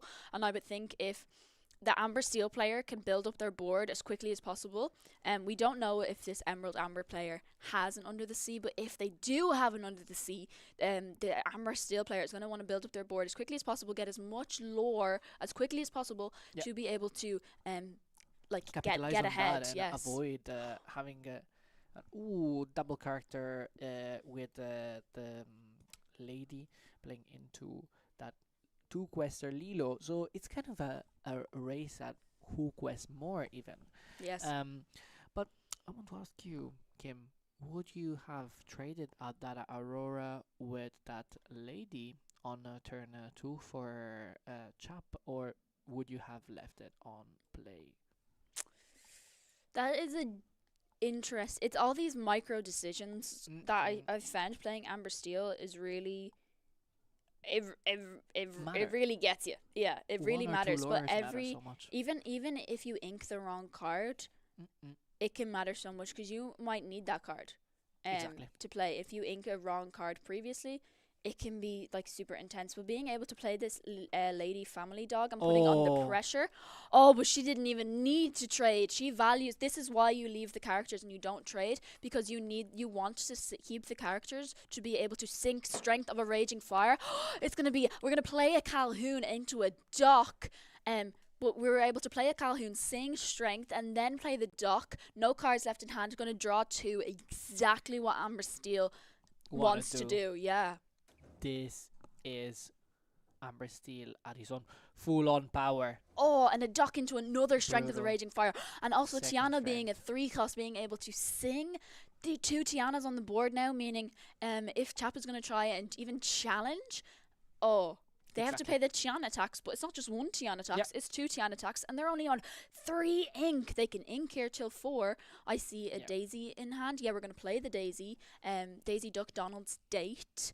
But just we can buff up this lady, which can help ideally challenge, but against these Tianas, we're not going to be able to challenge. Also, we see in Chap's hand the shift line for Trump. So it would have been good to have it on board, but unfortunately has been removed from with Strength of the Raging Fire. Yeah, and doesn't seem like Chap here inked a card either. No. Ideally, they want to get as many characters out on board as possible and then play our Tramp for a little bit less, perhaps to filter through the deck. Exactly. Oh, we do see an Under the Sea in hand. Ideally wants to get as many characters out on the board as possible. So perhaps isn't going to be able to sing it this turn. So powerful. But this Nala now on the board, our new Nala we got from Set 9 Fabled, with no damage, can quest for 3, and also has resist. All the small characters on the other side of the board are going to face some difficulties in challenging here. Not only because of those Tianas, but like that Nala having that resist one. It's very tough. We see it even in mirror matches of Amber Steel, how difficult is getting around that one resist. Yeah, we do see a Lady Family Dog, that Tramp that you were talking about earlier, and also Under the Sea. Very difficult to chase and cheer. Yeah, we'll be able to ink a card. Unfortunately, doesn't have another a 2-drop to be able to do a Lady Family Dog into a 2-drop, which would really help, because then next turn she'd have 3, 4, 5, 6, 7, 8 enough characters on board to sing Under the Sea. But against Marion here, she's already has Story on board. She has enough characters on board to be able to quest.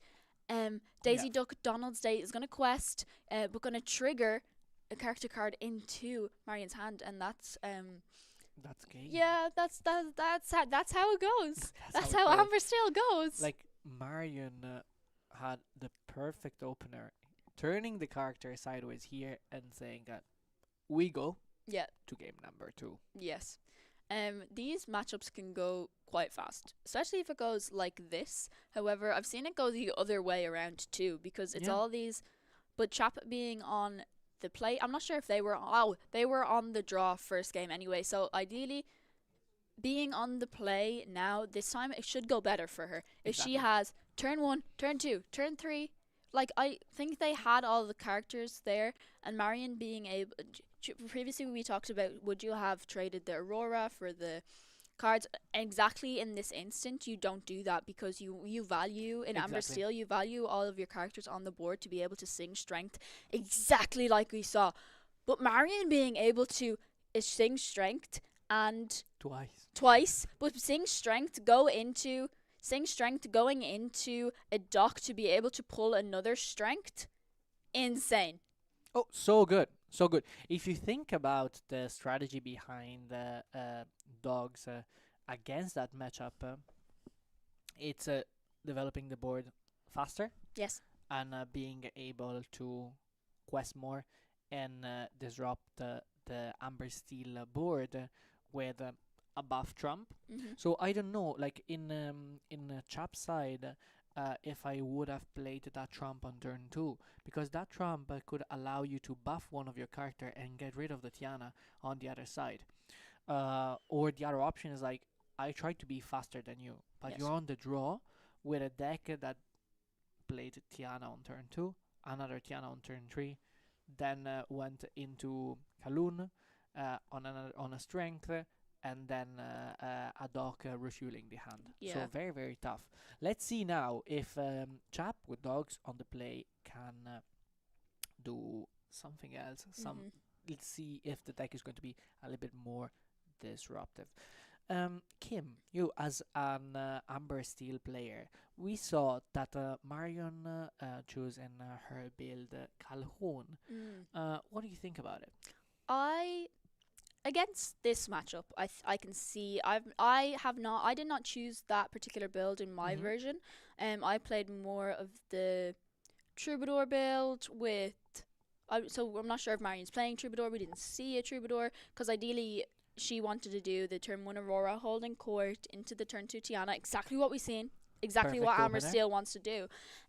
Definitely against these matchups in particular, I feel that Amber Emeralds or the likes of Amethyst Steel, Calhoun can be really vital.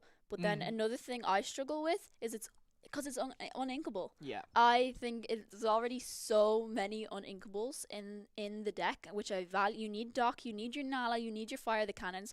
I am just purely not brave enough to risk playing more 22 uninkables. uninkables. And we're already into game 2, already a 1-drop opener. It's Bobby Zimmerowski, Spray Cheese Kid, meaning Chap is going to be able to draw a card and then discard a card. I'm not sure what card was discarded, but already Gogo off Tomago. to it. So it was inked the Bobby Yes. to play a Bobby to Nice. discard Gogo Tomago, and then on the other side we see Marion with an Aurora and even we can see the Oh, we do see- double we see- Shin Mirror line Yes. potentially.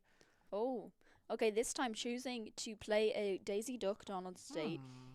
It doesn't Interesting. have the Tiana in hand, so ideally, perhaps next turn, gonna be able to play the Aurora, or even a Nala if she has a Nala to game turn 2.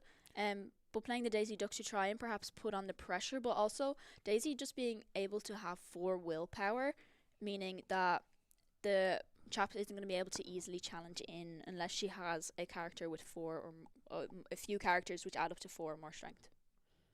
Exactly. If you see here, the choice of playing Daisy on turn 1 on the draw, it's kind of building the board with high questers.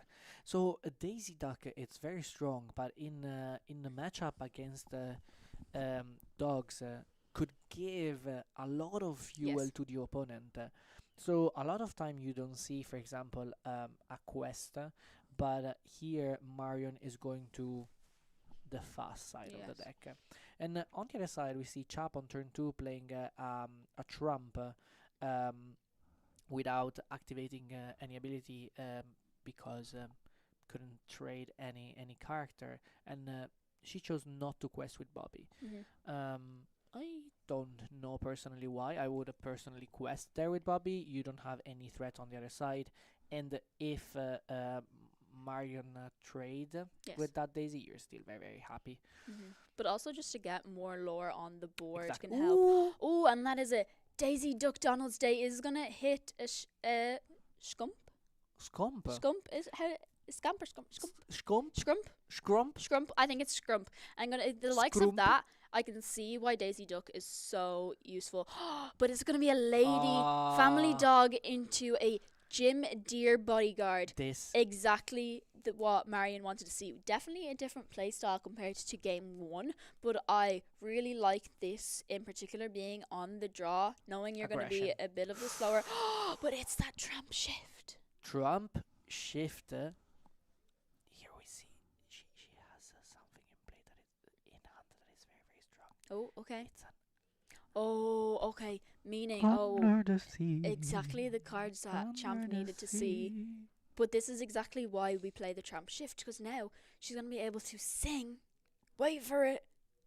Under the sea. Do do do do do do do do do do do do do. Yeah.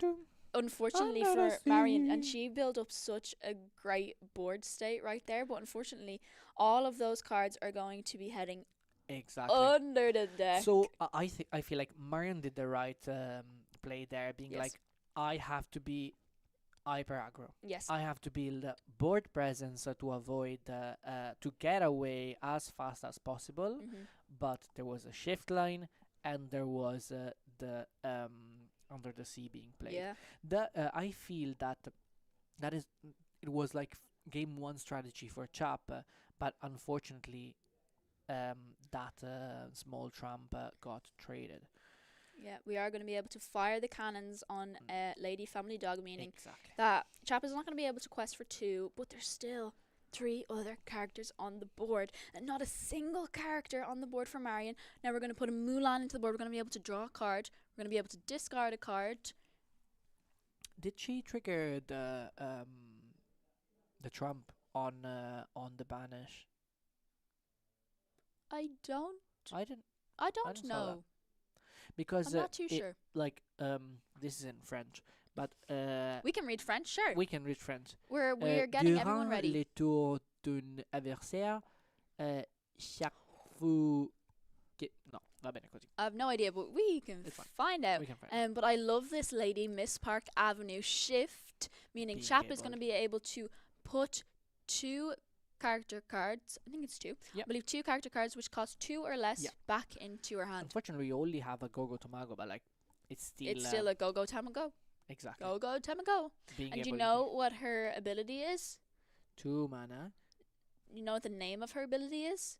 Tell me. Stop whining, woman up. I love that. So I believe it's something along those lines. But she doesn't even need it right now because she's already I love ahead in board state. But it is 7 lore to 7 lore. The game is not over. Absolutely It's not. only game 2. It's only game 2. Yeah. So we see here how Chap with the dog deck has established a big board, but on the other side, Marion is rebuilding the board state, Yeah. rebuilding the questing power, being able to quest for 2, But all going of- up to 9, yeah. and the next turn, if that Nala survives, going up to 12. Yeah, but even if we see another Under the Sea here, Chap has enough characters on board, she will be able to sing it. I see an Ursula Deceiver in the hand for Chap. Could have come down here to possibly snipe a Strength of the Raging Fire, but Marion wouldn't even be able to sing it. Looking at Marion hand, Oh, and is that it's a one- strength? They're one card in hand, and it's a Strength of a Raging Fire. She could have used. She could have paid the 3, hard casted it. Yeah. Unfortunately, no. Ursula Deceiver, like we talked about, is gonna come in and is gonna be able to send that card to the discard. And to be honest, Ursula Deceiver is going to see so much play in the next set with new songs coming in. Yes. Particularly in like Emerald Mirror matches when the Ursula Oh. Deceiver can come in to possibly snipe the other your opponents Under the Sea. Or even what is the Absolutely name crazy. of the new song that costs 3? It's Inkball, and put 1 damage to all your opposing character. Yes, that card, That card. that song. We will learn the names. we will sing it. with the new. Will we sing set. it? Sing the song. Shift Prince. I will find out. Yeah, Shift Prince Philip and get rid of the entire board. yes, absolutely. Oh, I'm On one malicious, side. mean, and scary. My skin could curdle dairy. That one. Yeah. Yes. We haven't opened it yet. We haven't. I know we the will. song. I We'll know the open it later. song. I We'll have open a dream. But yeah, one Under the Sea coming down here would completely Interesting send to Marion's see board here. under the sea. But Interesting. Interesting Challenging. that Mulan is challenging that Bobby, and I feel that Chap forgets every single time the trigger of Trump, because it's the second time that one of her character gets banished, and she doesn't draw the card. But still, Trump is a powerhouse. yeah, but being able to use this Mulan to get rid of the Bobby, stopping just the Tramp and the Bobby being able to sing Under the Sea definitely helps. But there's still a lady and an Ursula on board that can also be used to sing. But this Penny coming in going to be able to heal. Well, didn't need to heal anything, but can give the Nala an extra resist. So now our Nala has resist too. Can't easily be challenged into. Mm-mm. But we see that for Bobby, that another lady coming in and bringing back that Bobby. Yeah, because it is a May trigger. Yeah. On the Tramp. So like when during your opponent's turn, when one of your characters is banished, you may draw a card. Yeah. I don't see why she wouldn't choose to draw a card here. But that's quite interesting. It's so interesting, considering here we see on the big screen that lady,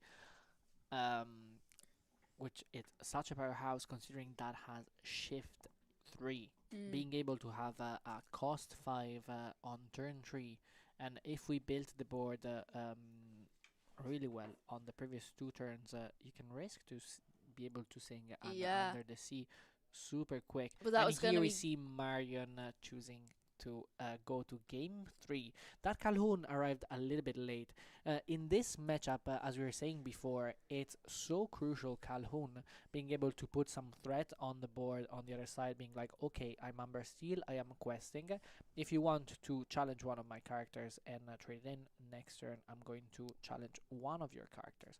And we saw the importance of Trump in this matchup and the shift line being able to sing that Under the Sea quite early. that Ursula Deceiver coming in at such a great moment for Chap, Such a great being able moment. to get rid of that Strength of the Raging Fire. But then for Marion, 2 Lady Miss Park Avenues and a Tramp and an Ursula on board. Chap was on 17 lore, meaning Marion was going to need to get rid of at least the Ursula, 2 questers, still leave a 2-quester on the board, but unfortunately wasn't going to have enough cards in hand to be able to deal with that board. But Chap such a lore advantage already on 17. Exactly. Unfortunately, yeah, we're gonna see it go to game 3. Game I love a number game 3. 3, Yeah. but this time Amber Steel is gonna be back on the play. And we saw how explosive is this aggro Amber Steel, especially with this kind of build. With the 0 for bodyguards, we see Shift Rhino in hand, which is very strong against the dog deck, especially having that resist to, having that potential shift on turn 2, and having the 4 power, which can put a lot of pressure. Okay, here we see Aurora being mulligan in, and a card that we saw played by Chap on top of the deck through a Daisy Duck trigger was this Scrump. Yes, I think This is a 2-cost item, inkable, that says exert one of your chosen character get -2 until the start of your next turn. Tell us, why are we going to play I this think item? in these Amber Emeralds decks in particular, there was kind of 2 ways to build it. You could go the Emerald Chromacon version, or you could go the Scrump version. And I think if you're With the trying Under to the do Sea. more Under the Sea, Scrump is Synergy, yeah. such a great tool, such a pivotal tool. We've seen the Daisy Duck trigger sent to the bottom of the deck. We didn't get to see it in action. Exactly. Will we get to see it in action this time? But also, I think in this matchup, most of the time it's probably going to end up in the Inkwell. Exactly. You Already against clean the Amber board Steel, regardless. there's already so many low strength characters, but I think in the likes of our Moo decks, our Sapphire Emerald, it can be really pivotal and probably Exactly. help out a lot. Okay, we see the game has started with Marion putting on turn 1 our beloved Daisy Duck that we saw how strong it is, especially on the play. That 2 questing power and being like a 1/4 difficult to challenge. And Daisy trigger on another Daisy Duck Donald's Day, gonna give their opponent another Daisy Duck. It can be really useful. Ooh, fire the cannon here on the potential shift line, and another Daisy Duck. I like that play because you're stopping your opponent being able to potentially shift, just build up a wider board to stop them being able to sing.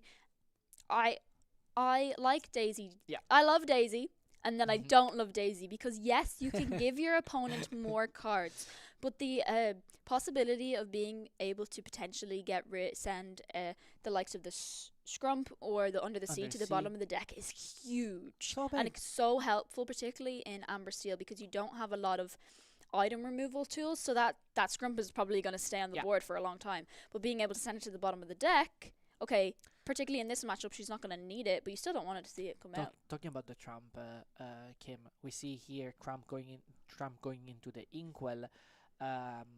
Unfortunately, that is a very, very strong card in the matchup, considering those Daisy Ducks have 4 willpower. And those Trump, we remind the chat that is a 2 mana, 1/3, that whenever you play it, you give +1 attack to your character, to one of your characters, based on the number of characters that you have in play. So it's pretty powerful against those Daisy Duck. And here the choice of a chap to go with a Lilo.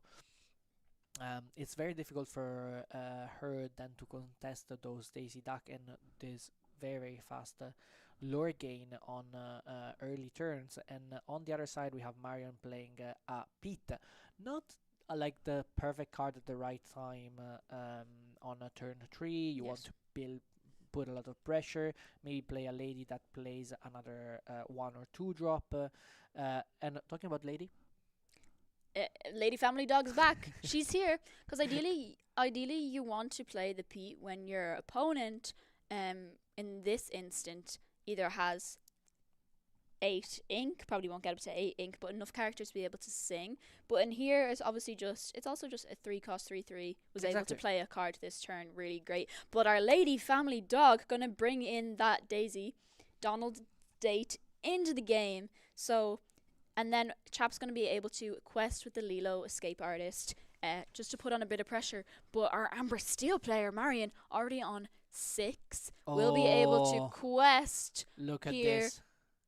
up to 6, 7, 8, 9, 10, 11. It's going to Daisy get up to trigger. 11. And then our Rhino with Resist 2, Quest for 2, 4, 3. Here's Tell us about this card, Martin. Oh, Tell us why we love him. I know this card very well. I love it. I started not playing it to have like a more low to the ground Amber Steel, but then when I played against you and I saw the power level of this card, I was like, okay, Yes. we have to bring it back in the deck. Very, very strong against the mirror match, very strong against dog that we saw how popular it was. There were like there were so many dog decks in the DLC doing like so great. Yes. So good. It's a staple. It's one of the top tiers of the meta. It can be hyper aggressive. It can be controlly with the under the sea. So it's so versatile. With this trump that we were saying before, it costs 1 less if you have another lady in play here. Ooh, interesting move here. Yes.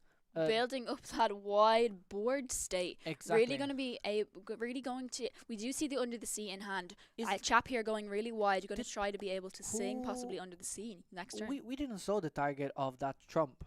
Who was the target of that trump I for the believe buff? it was the Lady Family Dog, or perhaps the That Lilo? Daisy. I'm not too sure. But I would if probably- if Chap goes to challenge here, we will definitely know which character got it. Exactly. That Lilo. Oh. So I would think I would give it to the Lilo, because then if you challenge with the I- Lilo and the Lilo is discarded, then you can play the Lilo again. But not going to challenge at all. We are going to Interesting. quest. Daisy Duck going to give Marion a Jim Deer into her hand. can I say interesting play here? Consider that Marion's going to 18 in next turn. It's quite scary. So what Chap is saying here is like, okay, I am. It's kind of game of chess, being like, okay, if you don't challenge the next turn, I'm going to quest for 2, 4, 6, 7, 9, 10, and potential 11, 12 with that lady, putting Marion in a position where she is going to lose this game. So here's like, okay, Marion, you're going to 18 if you quest with everything, but next turn I'm going to win. Yeah. I love how those decks are played like in a chess game. Yeah. We saw, for example, in one of our matchup when we were playing Crater Champ, where I was like ahead on board, and then at a certain point you were like, okay, Troubadour, shoot one of your pieces, and then fire the cannon, and then Rhino, and that game shift completely. Yes. And I love the versatility of those decks. Oh, and here we see a fire the cannon saying bye bye to one of the other pieces, potential pieces, but still in Marion in a Chap hand we have the shift line for Trump Yep. and Under the Sea. Yeah. Oh, exactly the card you want to see here. I was about to say, if we see a Pete coming in, this is exactly the time you want to play Exactly. it. The card you needed. Rhino was used to challenge into that Daisy Duck. We were going to be able to take out fire the cannons on another card, and then the Pete coming in at just the right The right moment, time. because Chap here would have been able to shift tramp and then sing Under the Sea. But now, okay, they can still shift tramp, but no Under the actions. Sea. So they're going to have to be able to challenge to get rid of this board. But Rhino has resist too. It's going to be tough. It's Yeah. going to be so tough on Chap's side, considering that she's threatening lethal, Yes. where a lot of heavy quester and big buddies, those 1/4 Daisy Duck that have been in play since turn 1 and then turn 2, fueling a Chap hand, yes, but on the other side, putting so much pressure and a clock that is ticking.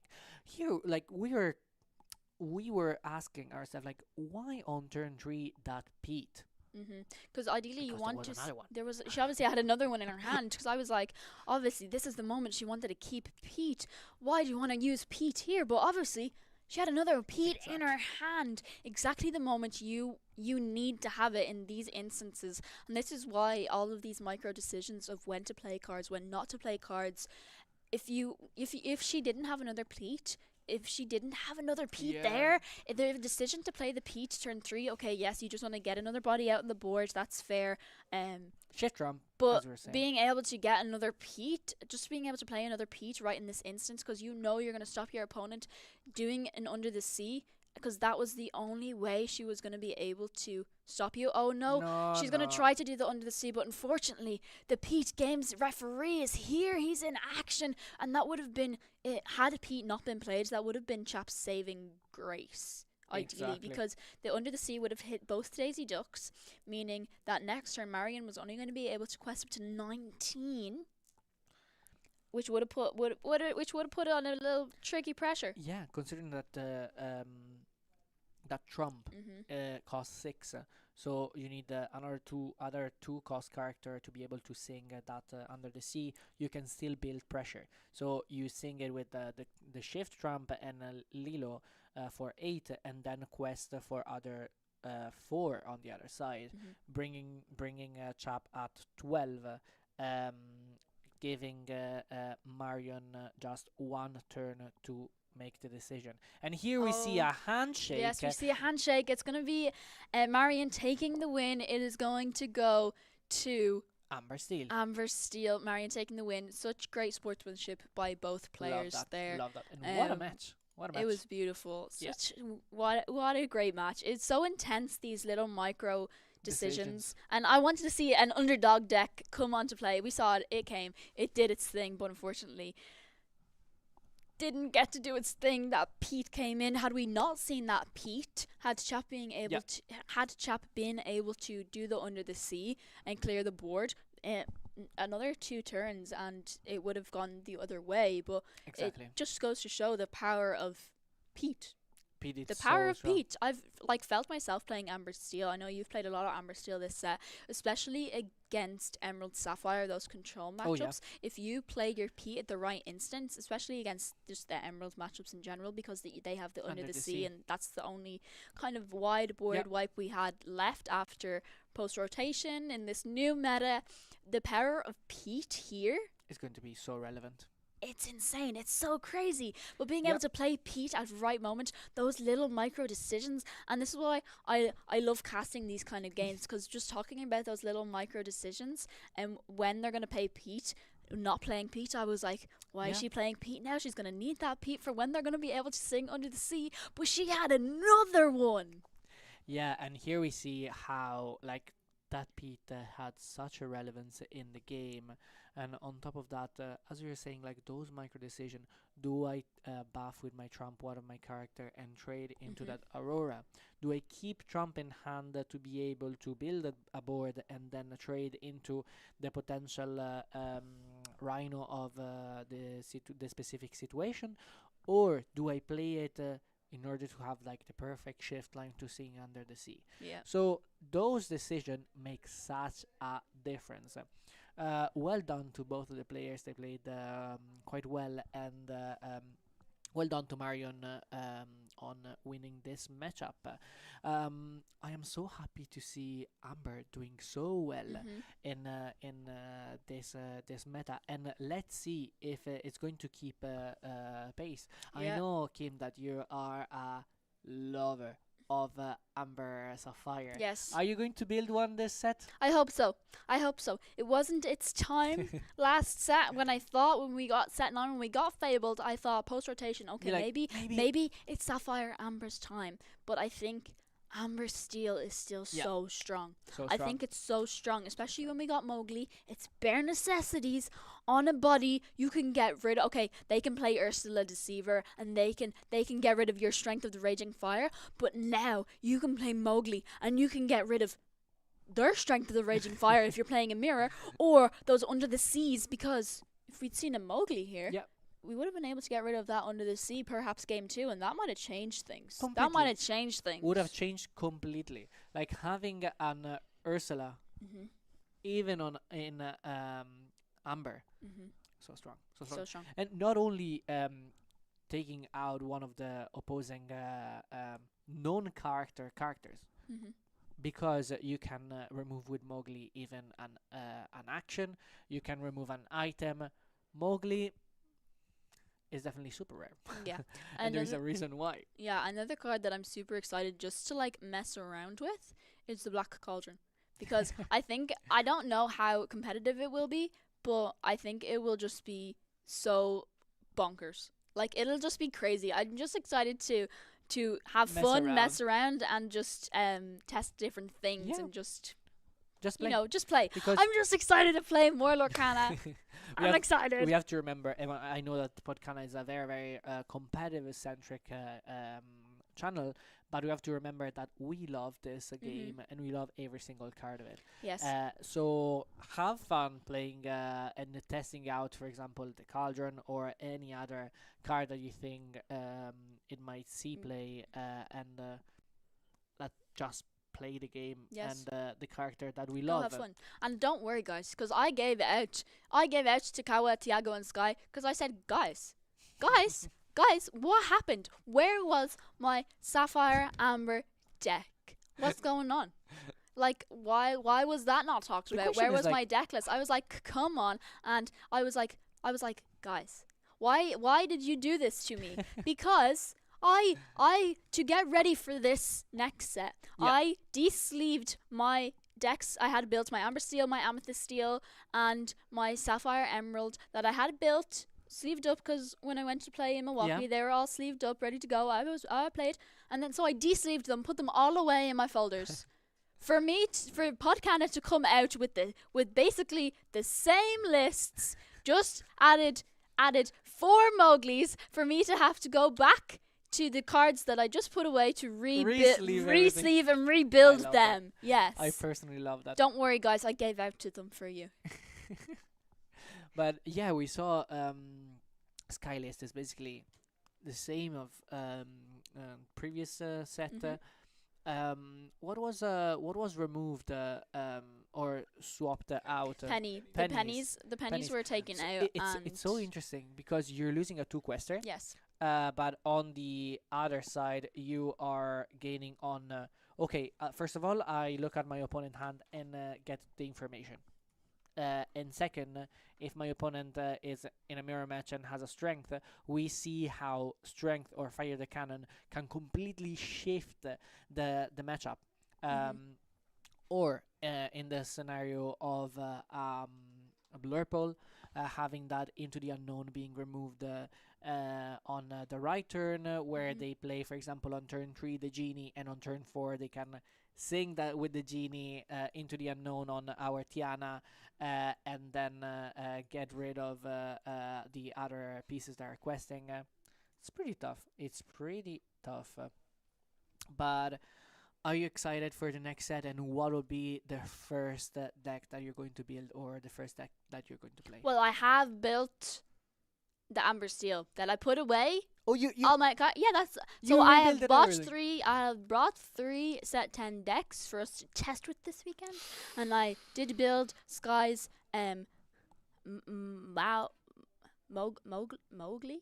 He Mowgli forgot the L. Mondays. Maugi. Maugi Maugi Mondays. Mondays. Maugi Maugi Mondays. Maugi Mondays. Which I de-sleeved and I put away only for me to re-sleeve it essentially and add 4 new cards.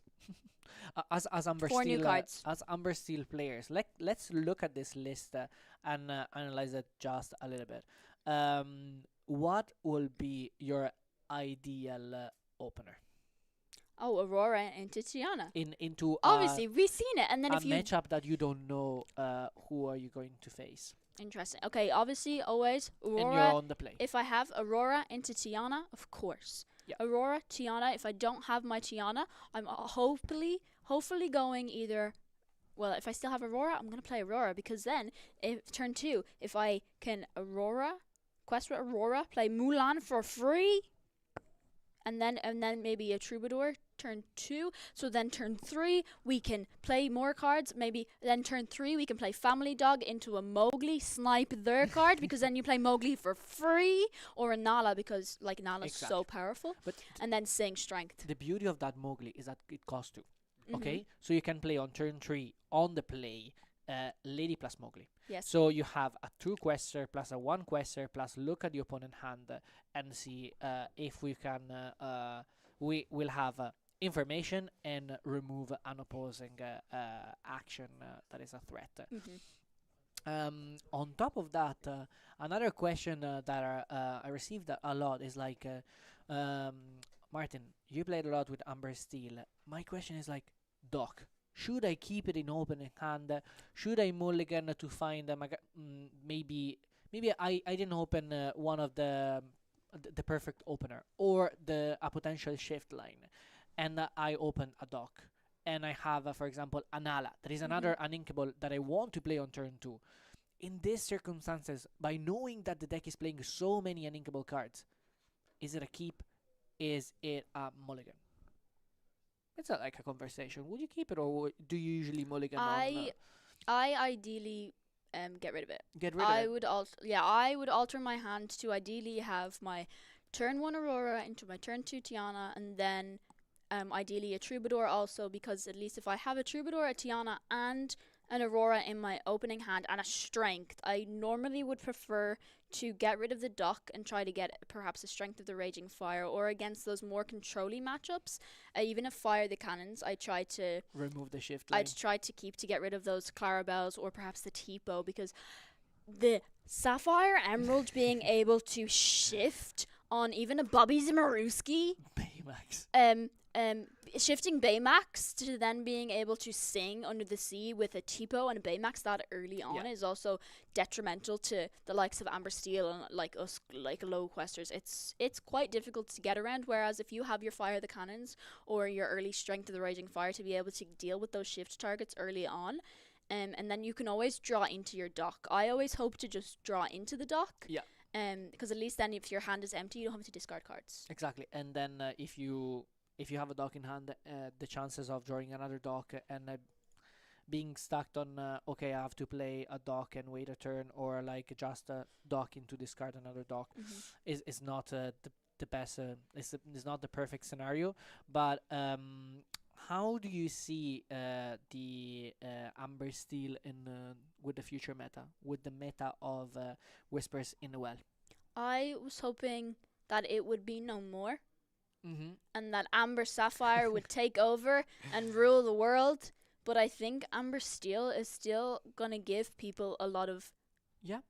like, if you're playing against it, it's gonna go fast. It's gonna go do its thing. And with the inclusion now of, particularly in this list, the inclusion of Mowgli being able to get rid of your opponents Under the Sea, even if you're playing against Amethyst Steel, being able to get rid of Exactly. your opponent's strengths is huge, because you're going to be able to keep your board there for longer and just keep questing, doing the thing that Amber Steel does, and just build a wide board and quest at the right Yeah. moment and just gain lore so Kawa just so quickly. mentioned its Spooky Side. Oh, yes, Spooky Spooky Sides. Side is another the new board wipe of Sapphire.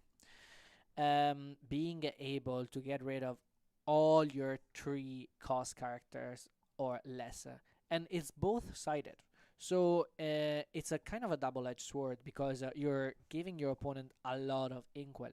But on the other side, in a matchup that is like the Amber Steel one, even if you get rid of like 2 or 3 characters, that makes such an impact. Considering that Sapphire needs a few turn to fuel up their board, setting up for those Clarabelle shift line if it's playing with Emerald. Well, I would see this Amber Steel quite well, considering that the meta it's going into a tempo control kind of wave, but at the same time, I'm a bit scared about the power creep that we saw with Whispers in the Well. A lot of characters have insanely good stat lines. Yes. For example, that gargoyle that costs 3 and it's a 4/4 and gets and has alert. Yes. Lexington. So strong. Yes. Considering the fact that your Tiana can be challenged directly with a 3 cost character, it's pretty strong. Yeah, I think especially as well with the likes of all the evasive cards we've seen so much over this previous, like the current meta with set 9, we're going to see the kind of evasive decks that were kind of leading the way kind of creep back down, because we have all these alert cards like Lexington coming in now, which have 4 strength, can easily deal with the likes of the Genie and our Dumbos to just get rid of them. Bye bye, no more. See ya. And getting rid of them and staying alive with 2 damages or 3 damages, and then we saw the likelihood of Bell that has been played so much, or the new Cheshire Cat being able on turn 3 to come in play, and then on turn 4 directly to move 2 of the damages. And the strength of this Cheshire Cat that we see played in some of the lists. Here we go. Thank you very much, Kawa. Cheshire Cat playing in some of the lists. See here in Tiago's Ruby Amethyst that I'm so happy to see. But unfortunately, I feel kind of missing something. It's very body heavy. We don't see any action being played, and the lack of an action like Strength of the Raging Fire bring for example the matchup against Steel a little bit lower. But here we have the big bodies as Goliath, as Bronx, or even that 2 cost 3/3 Diablo, buffing your characters with Lumiere, being able to move the damages from your overstatic character with Cheshire Cat, that a lot of the time it doesn't see played on turn 3 because as boost 2, but see play as a Bell on turn 5. I played this Cheshire Cat, so I kind of protected for it's protected, and I pay 2 to boost it and move the 2 damages from a Goliath of the situation that have 5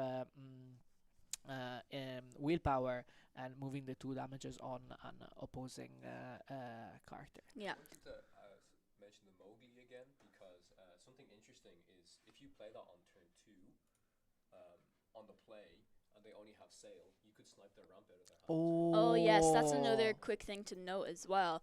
Kyle was just mentioning, if you play the Mowgli turn 2 and you're against any Sapphire matchups, not only can you get rid of a song, but you could actually get rid of a Sail the Azurite Sea, stopping them from ramping, but also just getting to look at their hand. Yeah. And seeing if Having they have the Tipo.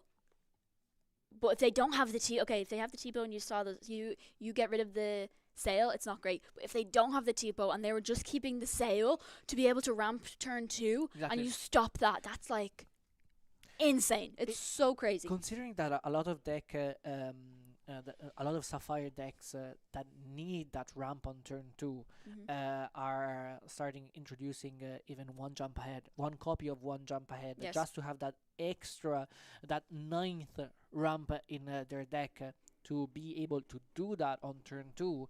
If on turn 2, I would say like I don't put a two quester, or I don't put pressure with like a shift rhino, or I don't have that Tiana of the situation.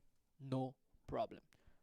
Mowgli, look at your hand, get rid of the ramp, and best of luck.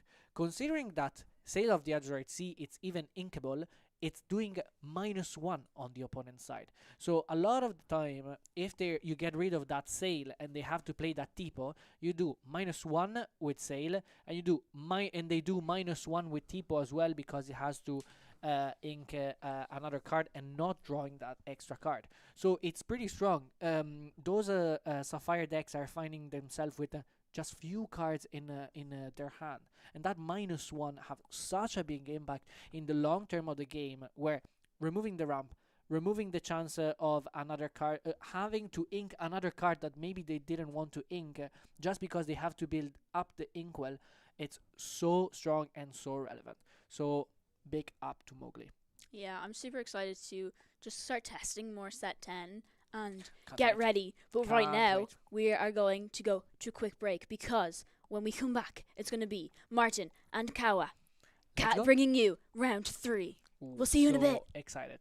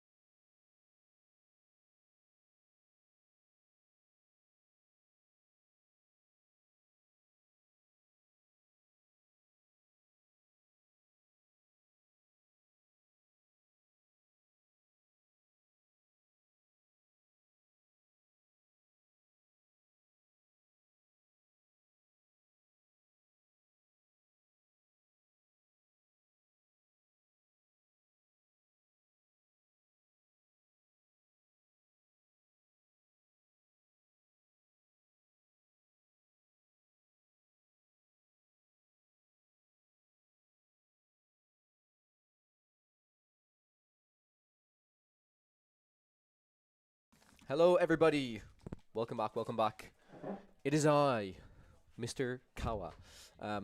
Kim is on break. Martin will be casting round 3 with me. However, he's just on a little break as well, since we're still waiting for round number 3 to begin. But in the meantime, yeah, I mean, I can switch back over to this scene, and I can just like go through the deck list and talk about different stuff. Like, I do want to talk about actually, while I switch it, let me just stick here. I mean, a lot of you guys know I'm a big green-blue believer. So I guess we can probably look at a green-blue list. Like this one, for example. I have this as Kawa Tiago green-blue alt. And the reason I've called it green-blue alt is I think I have made some changes. Yeah, again, I honestly haven't had too much time to really get into testing. We did bring these decks, and maybe... actually, yeah, Kim, we can talk to, because we did say this in the podcast, and I would like to do it. Since this downtime is kind of going for quite a bit, maybe we could ask some of the French casters if they want to, and they're on break as well. Would you mind maybe talking to the French casters, say we built some set 10 decks? If there's any other breaks, maybe we can have an English versus French caster showing off some set 10? Yeah? Okay, cool. Because I think you guys in chat would like to see some of that as well. But yeah, in the meantime, I'm happy to talk through the green-blue deck here that Tiago built. I actually really like the idea of the Judy Hops and the package. Oh my god, I just realized as well my Dreamborn is in French because we're in France, which is kind of crazy. Can I change parameters English? Merci beaucoup. Okay, we'll go back to my decks. We'll load this up. But yes, green-blue, I really liked Tiago's build. I liked the idea of the Judy Hops. Again, I would have to test it a lot and compare it to the Donald Duck. We discussed it a lot on the podcast of this kind of 3-3 stat line.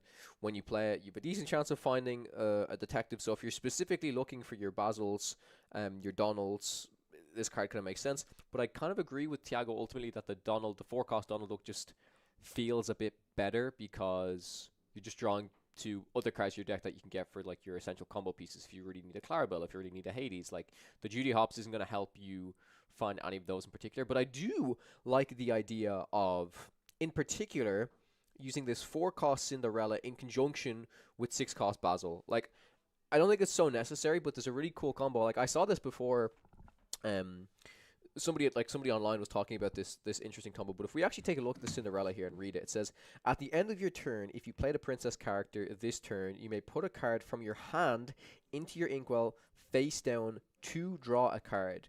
This does not say face down and exerted.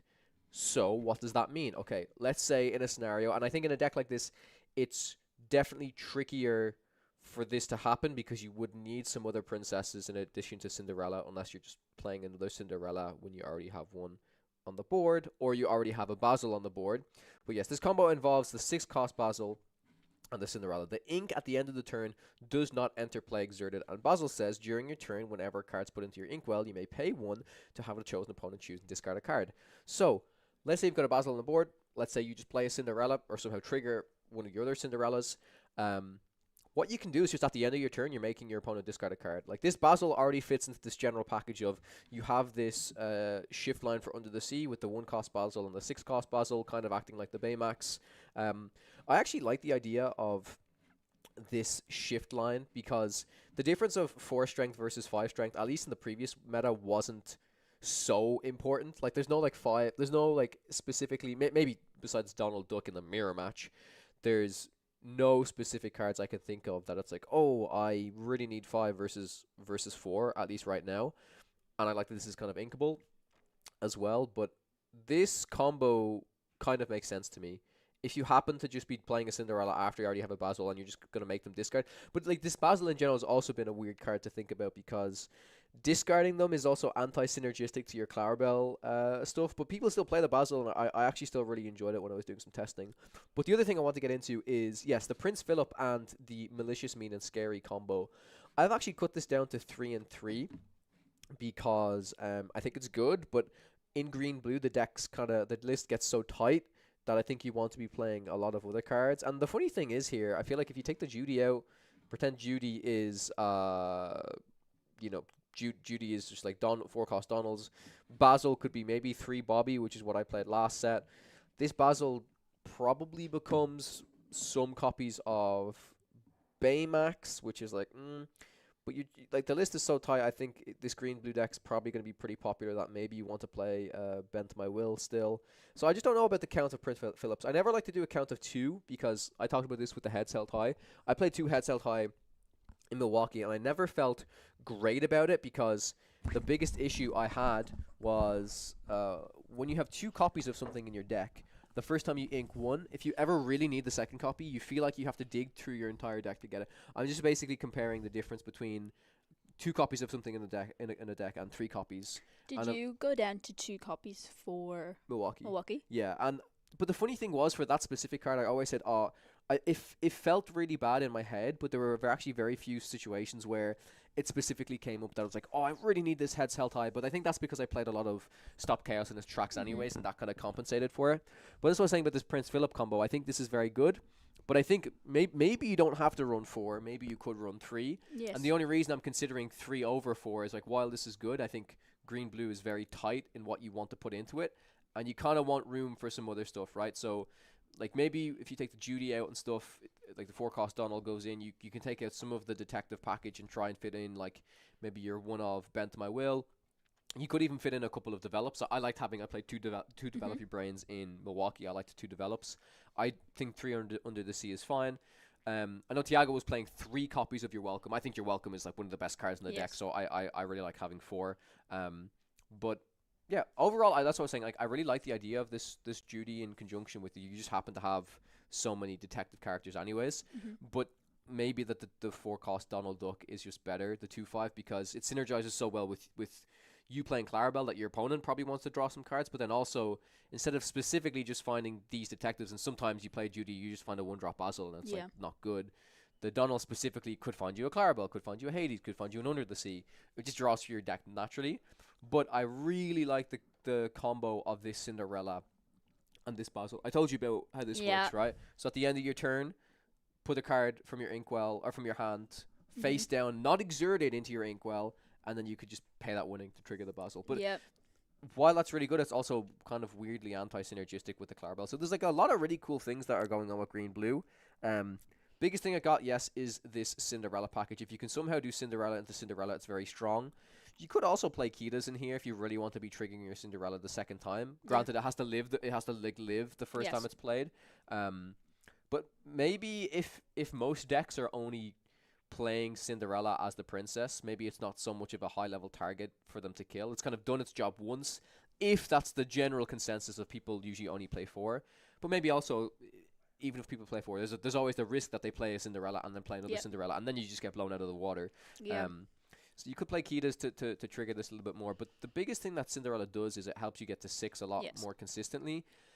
Doesn't mean you specifically have to play the Basil. Like, you and Martin were just talking about Amber Steel, right? I think what Amber Steel, as that comes back into the meta, like, that's going to give this deck like a lot of trouble. It's already been a troublesome deck, in my opinion, where you have to really hit your, it used to be like, your 1-drop into your Tipo, into your Shift Baymax, but in this case, it could be the Basil, the Tipo into the Shift Basil.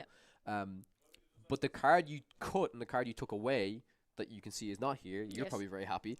John Silver is no longer here. Good riddance. That alien pirate, but he's an evil alien pirate, and I playing Amber Steel, I hated when this card came down. Because they made me challenge then. They put it on my Tiana, and then I'd have to challenge. And because you have so much high strength characters, particularly in this deck. Well, you don't need this deck. The thing is, you don't need too high strength. It just banishes my Tiana. As long as it's like 4 to 5, then your Tiana. I just mean because it gets rid of my Tiana. The John Silver gave my Tiana Reckless. So huge. But then I do want to go back to when you were talking about your welcome, because I also love how Cinderella and Judy can both sing your welcome, so that if you're struggling a bit for cards, that you can sing your welcome on like your perhaps your Tipo or your that Clarabelle. happened in the tournament way more than I thought it did. Which I think it's super helpful, because if you're looking for your Clarabelle to shift and you have a Basil, you can play your welcome on the Basils to perhaps draw into your Clarabelle and then still have enough ink because you sang it to shift your Clarabelle and then draw cards again.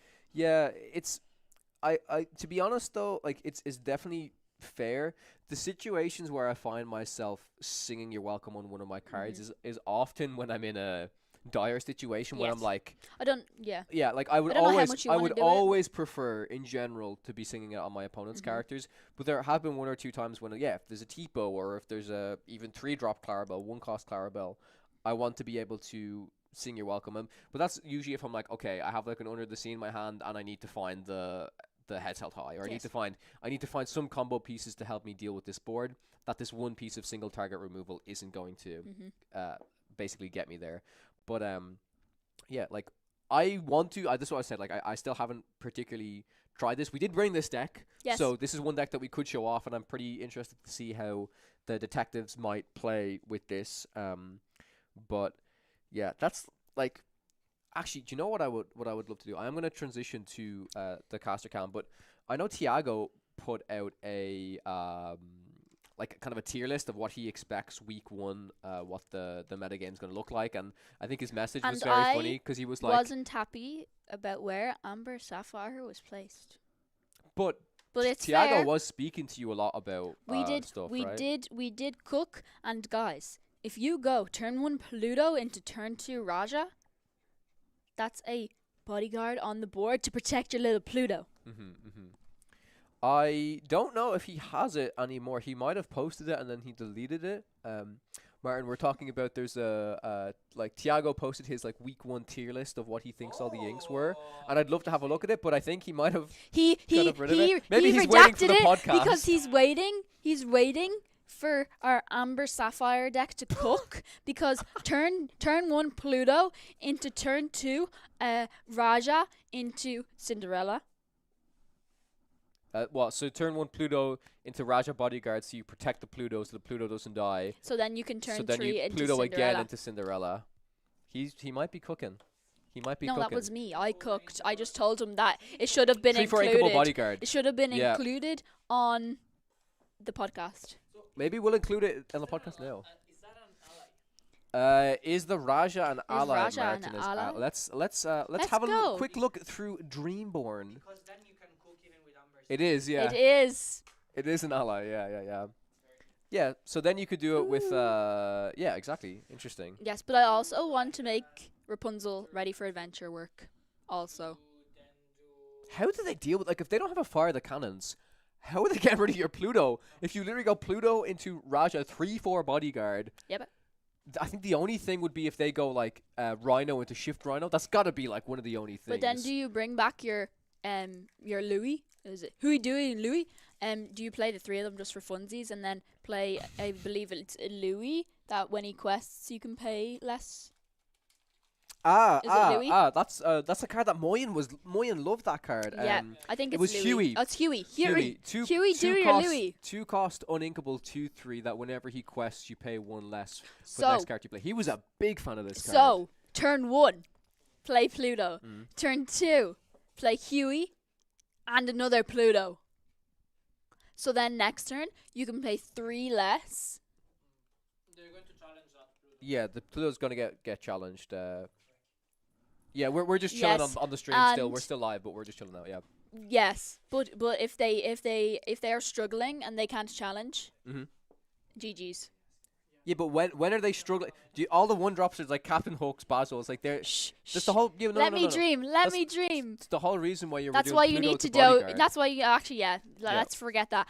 Turn 1 Pluto into turn 2 Raja. GG's. I actually think that's pretty interesting.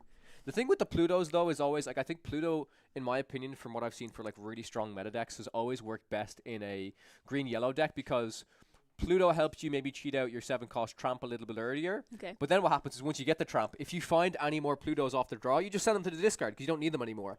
Pluto's like so good at the start and incredibly terrible to be top decking like later in the game, you know?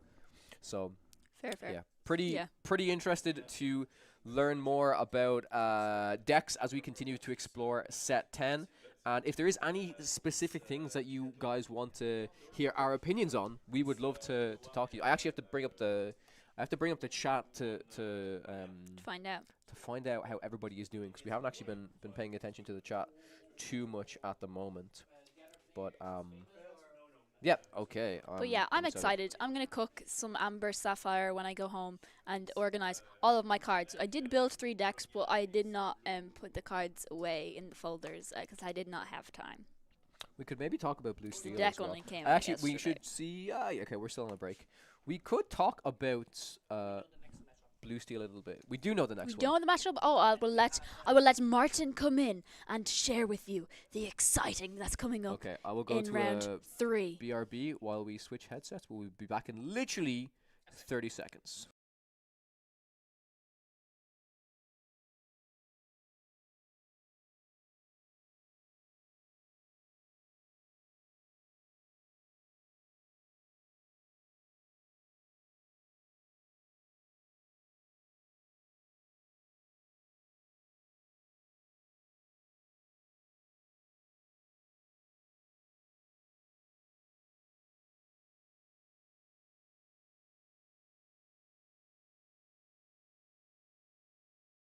We're back, ladies We're and so back. gentlemen. We are so back. So, Martin has just told me the Next matchup, but I think we should maybe leave it a surprise for Yeah. the stream. You think? Yeah, we Yeah. just tell you that we have a star. A star, A pro player. We can say a pro player. We can can say- definitely We say can a pro definitely say a player. pro player. Definitely pro in player. stream. Yes, definitely. A DLC champion. We have a DLC champion, but they don't know which. They don't know which DLC Exactly, champion. exactly. Right? They don't know which DLC champion. Exactly. We have a DLC champion. Yes, we have a DLC champion. People are going, "Oh my God, is Frank Karsten here?" Can you imagine? Could you Imagine. imagine? Could But you we imagine? we see in those European events a lot of international players coming to compete. We see how the competitive scene of Lorcana is growing so much and so fast Mhm. as the game is getting I'd say like more and more complex. Yeah. Because with the new set, with the rotation, with Fable coming in, we see the complexity of the game skyrocketing, where the choices are vital for every single matchup. Yes. What to ink, what not to ink, and when challenge as a mechanic. Um, it's becoming. Thank you very much. Shout out to our friend Ben that is bringing us an amazing coffee. Thank you very much. Awesome. And sorry, just to do a quick drawback on what is behind here. Mhm. Like you see ourselves casting Yes. in English, but there are a lot of people that put this amazing Yes. event together. Yep. So a massive shout out to everyone that is behind the scene, making all of this possible, making the community coming together. Shout out to Ravensburger Global, Ravensburger France supporting the event, and by shouting out everyone, let's go in our matchup. Yes. So I don't know if inks have to be updated yet, yeah. so we're gonna Yeah, hold yeah, off yeah, for a yeah. second I because was we like- can see the screen, but we're not gonna transition to it just we quite can yet. we can see the players, we can Yes. see the screen, we can see the hands, but the graphic haven't been updated yet. Yes. Um, Or maybe that is the deck. Maybe Hmm. maybe it is. We'll see. We'll see. we will see, we'll see. But yeah, on those kind of events, you have a full-on crew that Mhm. has to put together Yes. those amazing things. We have a French casting team that is casting on the official Disney Lorcana Yep. France Channel. Twitch channel. Yep. Twitch channel. So if anyone is French and is watching the stream here and would love to hear the stream in their own language, there is also a stream in French. And we have confirmation on the color pairing. Yes. So here we go. The reveal. We have Minato. So for those of you guys who are unfamiliar with who this player might be, this is the winner, the DLC champion of Bologna. And of course, he's on his signature ink pairing of Sapphire Amethyst. And up against him, we have TDM Mami 03. So Amber Steel, this is a matchup that's going to be very interesting. Of course, in Lorcana, generally, it's always important to see who is on the draw. That will dictate. Or sorry, Exactly. who's on the play and who's on the draw. Yeah. That will dictate a lot. Die roll here If- plays an important. Yes, if this Amber Steel player is going first, I think it's going to be a difficult time for Minato. Exactly. Especially if they open up with like those explosive plays, as we saw in the previous game, having turn 1 Aurora, turn 2 Tiana, into turn 3 potential lady that refuel the hand with a dock, and then you're like, okay, I have to deal with. Ooh, Minato's on the play, and we see Basil on turn 1, which is Mhm. very, very strong considering the matchup. Having a turn 1 play, especially this Basil being able to buff one of your character with the support ability. And on the other side, TDM playing the classic Aurora. Let's see if she has the potential shift line. We have Sail the Azurite Sea, inking another Sail the Azurite Sea for that classic ramp on turn 2. Crucial for the Blurple matchup. Aurora questing. Let's see. Let's see what's coming. I would anticipate a Tiana, which is exactly what we see indeed. So this is definitely the start that the Amber Steel player wants to have Yeah. here. What would be the ideal play here? 4-drop Genie into a potential into the unknown for the next turn Yes. to single Elsa with into Genie. the unknown, right? Yeah, that's probably the best Yeah. thing you want to do. The Chef Kiss Yes. Blurple classic. Definitely. I think that from my knowledge at least, the card that you like to see most of the time against the Amber Steel players, like sometimes if you want to go, especially if you go Tipo, you can play. Oh, we see the Lady Family Dog and the Jim Deere, I believe, Jim Deere, bodyguards. yep. Yeah, actually, okay. So you're a very well experienced Amber Steel player, and I feel like I asked this question to so many Amber Steel Yeah. players. What's your opinion on including some of these 2-cost bodyguards versus not including them? So I'm on the yes. I think they're very, very strong, especially as we saw here in the play. of TDM Mummy, having the opportunity of protecting your board for free, because the lady allow you to put two pieces, the lady plus that Jim Deere have an impact on the trade on the other side. Yes. We said in previous this match how trade is so important. It became so important in the game. So here we can see Minato doing math to see Yeah. how am I going to deal with that Jim Deere. Not anymore with that Tiano. It's like with that Jim Deere if I don't have an Into the Unknown in hand. So the game gets completely tricky, especially Kawa. I think those bodyguards are very strong on the draw. See here, it had to pay 3 Yes. in order to get rid of a Jim Deere, and that's the whole turn. That's the whole turn. Whole No, turn. no else's. No. No Into the Unknown. No. That is absolutely no insane. else and no Into the Unknown, no ramp into a potential anticipating what could be a monstro that could be like lethal for an Amber Steel in the Amber Steel matchup, or anticipating the potential Hades. So here like we see Minato. Yeah, with his Minato's hand not on the very face, happy. Yeah, not he's not very very happy. happy. But we saw how that Jim Deere had a crucial impact on the game. Beautiful move here from Mummy, respecting that Basil. Yes. If I remove the character that allow to buff my character with the support ability, I am protecting my board. Yes. Oh. Okay. Whoa, Trigger. Okay. And move the damages. Sure. It's important to remember sequencing. Yes, of 100%. But at the same time, it's good in Lorcana because I didn't know this before Bologna. But by talking with the head judge, you can retake. So if you play something and you already paid your ink, you can say, okay, I want to do something Different option. Different options. So you just give a free information to your opponent, allowing you to take take back. Yeah, so this board right now, we do see a Hades come down from Minato. This is going to be really crucial, helping him try to re-stabilize against this board. But yeah, the more Tianas that come out, it really requires that Minato has to have either these Hades or the Into the Unknown. And right now, Minato's finally getting onto the board, starting to quest a little bit. But, TDM Mami is already on 12 lore, will be able to get up to a total of 16. So if they could just go as wide as possible now, that's the game plan, right? Play a couple of Nalas, play a couple of Lilos, something like that. Now the biggest thing is they would love to have something like a Dock in hand. And I believe from what I can see, there is a Mulan, will be triggered.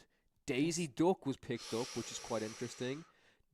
Discarding a Dock. Discarded. Interesting. To play the Daisy. Very interesting. Oh, but there was another Dock. We couldn't even see it. We're both looking at each other like this has to be a misplay, right? And this has to be.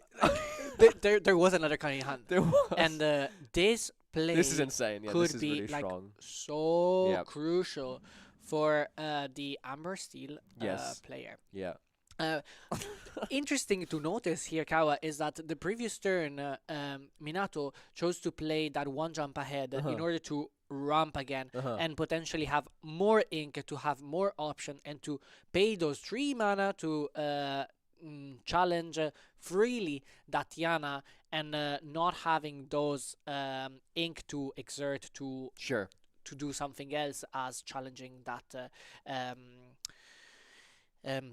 Rhino. This is nearly a board that I would be very surprised if Minato can deal with this. Has to remove Tiana and Rhino, and even if he can remove both of these cards, there's still basically there's lore on board, right? There's checkmate, exactly. You've got the Mulan, you've got the Daisy, you've got the Dock from 16 all the way up to 20. So it's do you know what's really funny is I feel like the more Tianas you can get out in the early game, the better. But that's always tricky because I remember watching Sky in one of I think it was actually his finals when it was Amber Steel versus Amber Steel.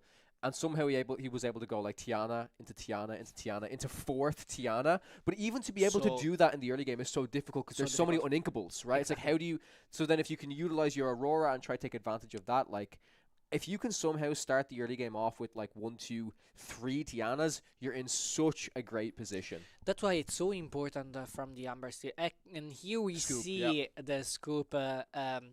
In Italy, we call it the crab move. The crab move. Yeah, because you're doing Ah, like the crab the move, crab yeah, move, scooping, yeah, scooping yeah. Sure, from sure. both hands. I will. uh, I'll go over it so you can see. The the crab crab move. move. So taking taking both cards. We Doing have this some motion. content being created with the Kim's crab great. move. Okay. Taking the board, I like taking it. your card Yeah. back to one pile, doing the Tamatoa move, Yeah, and yeah. then scooping up and game 2. Mhm. So we are saying how important it's every single choice for Amber Steel. Yep. What way, in which sequence I play my 1-drop, 2-drop, 3-drop. Because in this match, we see how crucial it's every single choice. Yes. That Jim Deere played on turn It was 3 huge. Yeah. made the entire game. It did. It Made the really, entire really game. did. Yeah. And even on the other side, not having that into the unknown played a crucial role, because being able to remove that Tiana earlier on in the game, it's very important. But Minato did the perfect opening. 1-drop on turn 1, playing into a matchup that he didn't know, because it was the first one playing. It was on the play. So turn 1 Basil, turn 2 in ramp into Genie. That's like the perfect opening, Yes. ideally. And then having the chance to sing an Into the Unknown and getting rid of the 2 quester that is also protecting your character, and the potential singer of a Strength of a Raging Fire that removes your singer or your quester, or in another Sapphire deck, the potential shift line. Exactly. Yeah, I think it's super interesting because, yeah, like you said, we really saw the impact of that 2-cost bodyguard there. And if that didn't come down, like I wonder if that was just any other 2-drop, and then on Minato's side, if he also had Elsa and Into the Unknown, the game is swung. It's like a completely different game, because they do the Elsa. They can even just use the Genie to sing the Into the Unknown to get rid of the Tiana. Exactly. Use the Elsa to get rid of, because they're probably gonna quest with the Tiana anyways. Then maybe even use the Elsa to exert the lady, get rid of the lady, and then what? Then they're left with maybe the Basil even gets rid of the Aurora, and then they're left with one card.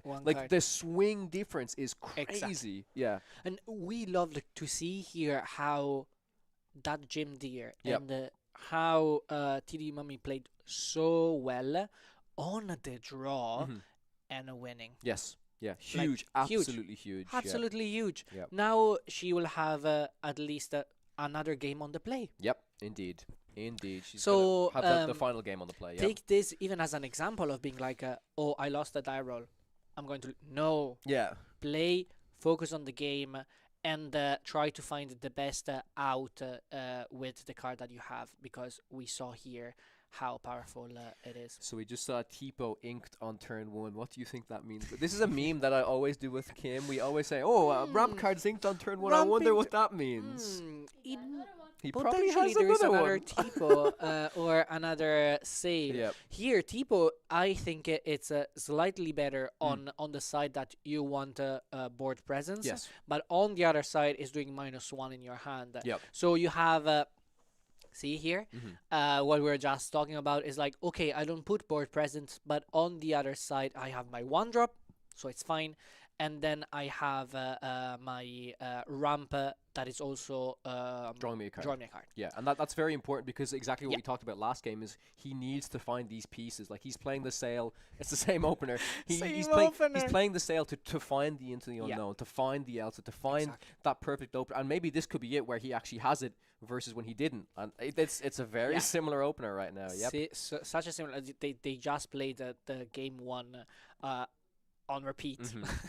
And interesting here, because that Tipo could be buffed with that Basil and trade into the Aurora that just quested to play that Tiana, so to get rid of 1 extra lure and get rid of like that princess discount Yes. that you have on the other side. And this the choice from our DLC champion is like, okay, I need to fuel my hand. I need Mhm. an extra card. I need Inkable. That's why the choice of going for Sales of the Adroit Sea instead of that Tipo, in case you're maybe wondering. No, I can see a Strength of a Raging Fire. Not enough. Not enough Okay, is characters. gonna get rid of the Basilot Leech, which definitely helps, but Yeah. it looks like this might be a little bit of an unkable hand. I'm curious. Probably because the perfect play would have been like another piece Yes. and then singing strength Yeah. on the genie that is not able to sing into the unknown of in this scenario. Yeah, I don't think a card was inked. It doesn't See? look like it was. Yep. Anticipating Exactly. the move. Exactly. We just know the matchup a little bit. Yeah, just That's a a little little bit. Yeah. That is such a shame that Oh. another character wasn't. Oh, that's. We just talked about the entire swing, the entire swing difference. That is Exactly. crazy. Exactly. So yeah, it seems like game one, Minato not really having the answer in the form of the Into the Unknown, and TDM Mami having the great bodyguard there, and Yeah. on the reverse, TDM Mami looking like they have a very strong opener, but maybe getting bricked a little bit. The difference of playing an additional character versus not Yeah. being able to strength the genie is huge. Huge. So Huge. And here we see Daisy Duck trigger into Finder's Keeper. So great, removing not like a draw engine. It's a draw engine, but at the same time, it's also a.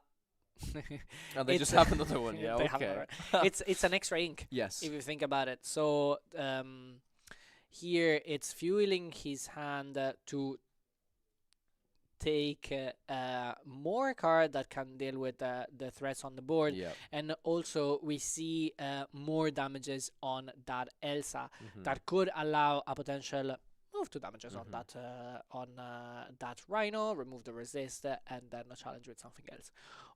Or Ideally, if there's enough damage, I believe it's only two. it's one damage Oh, and it two. If looked this like if three. this was Yeah. three, the bell Bell, play to get rid of the Rhino would have been Bell chef absolutely kiss. perfect. But yeah, it's these early turns are so incredibly Pluto coming important. in exerted. I don't know if I want to play would- this exerted. Yeah. Yeah, same. I mean, sure, It's an extra lure. protects the Rhino, but I don't know any other way that Minato's realistically going to want to be challenging That into this Rhino. And if anything, doesn't this kind of open up the line that if Minato really wants to, it's probably not the best thing to do, but could use like the Genie or the Elsa to hit in, make sure okay. So Hades and the Rhino and Into the Unknown is Clearing the board. absolutely huge. Yeah. But yeah, I just want to come back to the Pluto because Yes. there would have been the option that maybe could have sacrificed one of the characters, like it would have been the Genie, and then Elsa One hits extra in, damage on which is this 4 damage on the Pluto, but then that puts 3 damage counters Yeah. on the Bell, and then you could play Yeah. a Bell to take or 3 damage counters on the yeah. Elsa. Yeah. So a couple of different lines, but yeah, that was definitely the most efficient of just playing the 7-cost Hades, and and that's actually the huge difference Yeah. of playing that Pluto exerted was even worse Yeah. against something like Into the Unknown. Yeah. So like those things has to be taken in consideration. Every single move has to be taken in consideration. Here, beautiful second star to the right being sung by the big characters on Mhm. board, leaving a space to Minato to use his Inkwell, and Mhm. on top of that, the potential singing power of that Genie. Yeah, if we- he was able to find something like another Hades here, he's in a Huge. very strong position. Huge. We see like a card that didn't saw any play previously. Oh! No way, is this going to bounce the Hades back? Or bounce the Elsa? Bounce the Elsa, sure. This is Minato Tech card that we saw in Bologna. Wow. We saw in Bologna, and then Ooh, even more spice. What's going on? That was absolutely nuts. Genie being able to take out that Nala. Magical maneuvers to exert Nala, bounce Elsa, Madam Mim, tiny adversary, buffing the Genie. Genie takes out Nala. I would have never. You could have told me, okay, what's gonna happen? Give me a million guesses. I'm never saying that line's happening. That's crazy. Oh my gosh, I love it. I personally Wow. love it. Love to see new cards being played, a new line being explored, and who better than Minato, our DLC champion, that is automatically qualified for Euros and Worlds. Worlds. Indeed, yeah. I would love to pick his brain on this to see what specific matchups he thinks that the Madam Mim Tiny adversary is really good against, you know? Really, really curious. Really curious. We see this. Genie is there some damage manipulation happening right now? Oh no, it's just questing, I think, right? Oh, yeah. Using Dumbo ability probably. Yeah. Or I don't know. Okay, some dice were being sorry. changed. Yeah, interesting. Yeah. I don't know. But still, Amber still at 7 lore. Yes. So late in the game with Minato's hand as a Blurple player completely full. That this beautiful buff Mm-hmm. and draw a card. Hypnotic Strength, such a relevant card. And interesting to see if this is going to see play in future set, considering the high statted cards, the high statted characters, and Cobra definitely going to see play even in mirror matches to remove that. But staying back on our set 9, we see the power of this card. Yeah, that's a great point that you make. We will see Bell come out, move the damage counters over, take out the Rhino. I think Minato's in complete control of this Yeah. game. I don't know, like TDM Mami would have to put on so much pressure of like docks into another card, into another dock, into flood the board. But an interesting point you bring up about the Hypnotic Strength, because it's actually a card that I'm seeing cut from a lot of, kind of rightfully so as you move into set 10. It's a very cuttable card. You want to be putting in cool new options, but if that's being cut, and as we start to look at the wider initial metagame, if there are less vanish answers, like I've been testing Blurple as well. Blurple still seems like a super solid deck. Just put some Iagos back in. If they just don't have the answers, then Iago's just going to be an absolute monster again. But I really like this about how they've designed these vanish cards. It's like they kind of go back and forth of like, I need these vanish answers. Exactly. Okay, the meta doesn't have as many of these cards. Oh, I need them again. You know, there's kind of this Cycle constant of, cycle, right? Yeah, being able to play with stats line and bonus and malus, I think it's one of the best thing that a trading card game can do. Mm-hmm. So okay, I buffed this character, but on the other side, he has an ability that allow me to, I would say, give a justification on that power level. Yes, yeah. So even if in this set we saw power creep, Mm-hmm. in Whisper in the Well we saw power creep, that brought the set and those stat line up. Looking at our match, Yeah, we I mean, knew as we were talking about Hypnotic Strength, it's not like, oh, we didn't know what was going to happen. We kind of anticipated this would be the case moving on to a game 3. exactly Yeah. by playing a lot those matchup, we know that if the Amber Steel arrive at 7 lure in its late game and you're on the top deck, it's so difficult to come back with a Blurple that have a completely fueled hand, being able to get rid of every single threat that you're putting on board. And even if they leave the threat and choose to quest, they quest hard. They quest for loads of lore. Yep. I'm really interested to see if we're going to have a similar opening to game 1. But this time, for the first time in this round, Yeah. TDM Mami, the Amber Steel player, will be on the play. They will be Exactly. going first. So, Minato will be on the back foot already.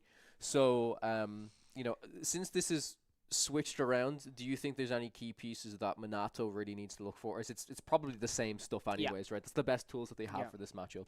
I would say like best tool for this matchup is doing the opening that he did, keeping the Into the Unknown in hand to be able to go ramp for a cost that could be the Genie or the Dumbo of the situation, and being able to sing on turn 4 on the character that she has exerted. I have an interesting so the difference between playing the TPO versus not playing the TPO. Yes, getting the extra cards and finding the combo is more important. However, I think I'd argue that on the draw in particular, if I don't know, I think Minato did play some Madam Mim elephants, but if they do play elephants or anything that has more than 4 willpower, I think it's very important to try and go 1-drop into TPO elephant or even 1-drop sail and then get rid of the Basil, because they need their 4-drop to survive to sing Into the Unknown against the Tiana.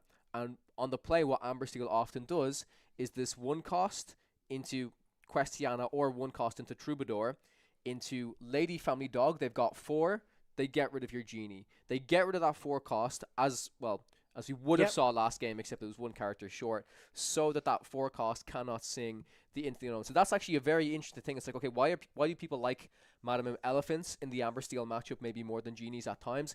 That's the reason why they cannot strength your Madam Mim elephant. And these are all of the small things That makes you such need a to big keep in mind. difference. Yeah, definitely. Makes such a big difference. Yep. And we see that 7 willpower make such an impact on the overall game, being able to stay on board, and I have to think twice if I want to quest or not, because Yes. if I quest, it's damage that are going to be moved Exactly. on the other side, Exactly. getting rid of my bodyguards in a more efficient way, Yep.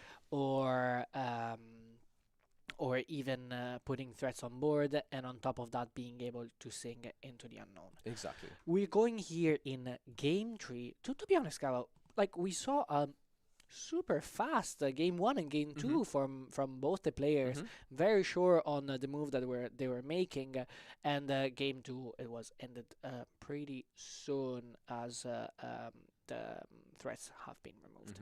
Here we see a 1 cost Rhino on the play, something that is usually not what you want to see in this matchup.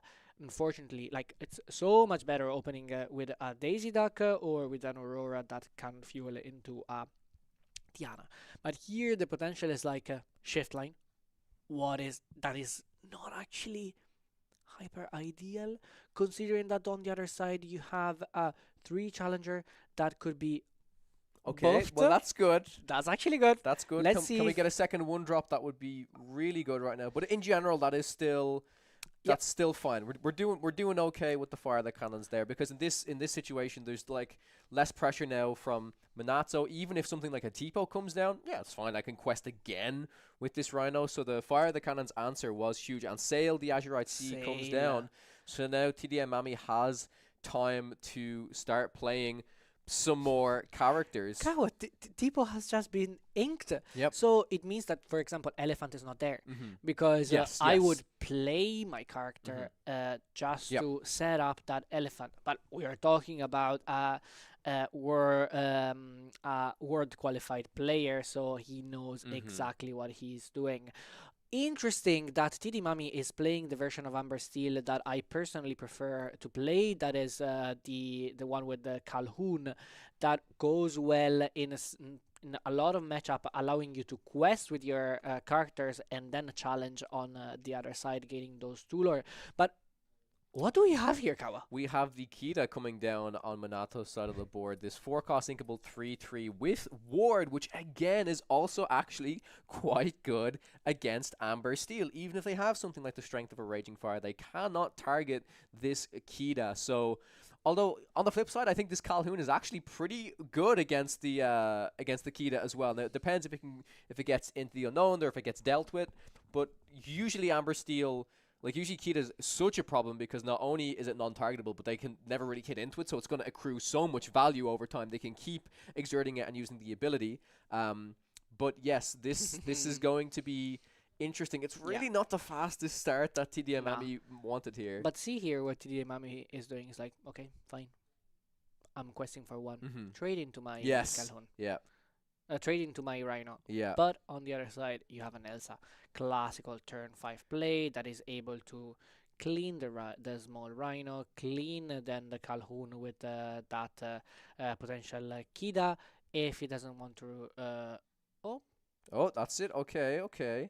Keeping the Kita there, though, I think this is quite important. And now we're at the stage of a game where things get very interesting, and it's not like the typical matchup in terms of Amber Steel has not got a massive lower advantage, and I think it might be a little bit tough for TDM Mami to come out of this because triple dock. Triple dock. That's why the hand was so bricked. That is really rough. I'm very curious. I wonder if exactly what you and Kim were talking about. I wonder if a dock was kept.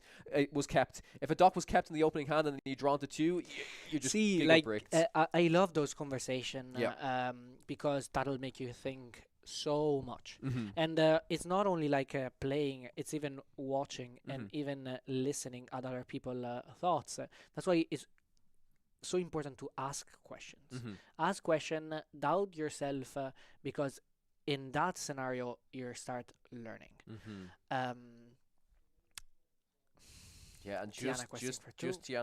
I think honestly, I in the would have, situation, I would have just held up the complete yeah, board. I don't and think so I want like to quest and risk the into the unknown at least right now. exactly. We did also see the Madam Mim Tiny Adversary, so isn't there? Yeah, there's an exact chance now that Minato could. It's not great because they would lose their Kita, so Yeah. this isn't probably going to happen. But there is the situation that the Tiny Adversary could come down. You just pay the tax to get rid of the Tiana as well. I would consider that. I would actually consider it because Yeah. at this stage, it's basically just like keep the game going as long as possible, Yeah. and then you'll just draw into your big bomb monsters Exactly. and you're fine. And Kira will stay there Yes. because like the Tiana has only one attack, so Yep. Calhoun's the only thing that might hit back in, right? Let's see Hypnotic here. strength. Hypnotic strength. And I think three is just going to be paid here. I think. I Exactly. think that is a very very safe play to do. 3 is going to be played to Yep. challenge there, and let's see if Minato choose to exert that Kida to activate her ability. No, pass, because he want to build to stay with the board put in order Doesn't to need deal to, with right? I believe threats. if the ink came down, the next turn it could just be an ink Hades, and at that Yeah. stage you're just you're just you're ahead. fine. Yeah. Okay, the -1 maybe might not help right now. It's that well, is- I say it might not. You can't target the Kita, so you would only have to target the bell, but that does help in some The situation maybe. power of ward. It's so strong if you Yep. consider that like strength can't target that Kida. If that also means that potential fire the cannon Yes. if Kida has damages on can't be targeted. Mhm. And on the other side, it's also a very powerful singer. Yes. If you want to keep your board put as Minato is doing to be able to sing a second star to the right in a mirror match, Hades can't target Akira. Yep, exactly. Yeah, Kita and just like the ward ability in general is like we've seen less ward cards in the meta compared to when we had stuff like Prince Exactly. John and the Muses, and it is just so strong. But I really like these cards like Kita who also have the exert ability because you said like some people are like, oh, I really want to use this ability, it's so strong. But like you said, just think of it as a singer. Think of it as a card that is never going to be easily dealt with, and in this deck, it's just a solid singer for not only something Beautiful. like Into the Unknown, but I have this 4 that I can protect, and maybe if I play something like a Hades, well, next turn, I'm pretty confident I can sing something like Second Star to the right, right? You know? Yeah, having like see the key that is activating the ability at this time.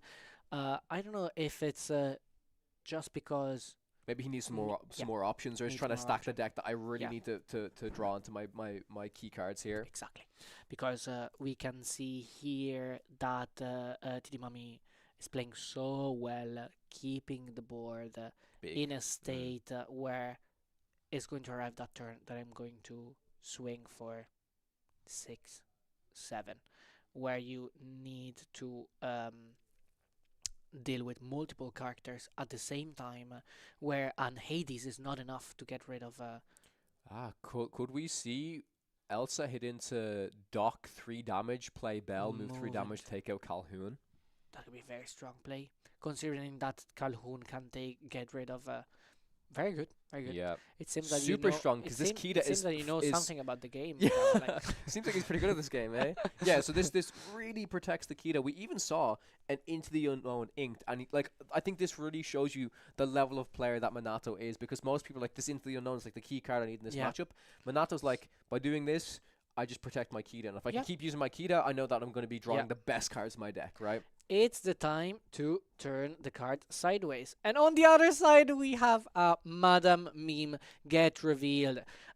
So for the one that are not familiar with this Madam Meme, especially in this color combination, it's a 0/3 that costs 2 inkable. It has Challenger 1 and give all your character Challenger +1, which is very, very strong against mirror matches or in mirror matches to do like a more efficient way of trading with the opposing Dumbo of the situation. And in this scenario, to get rid of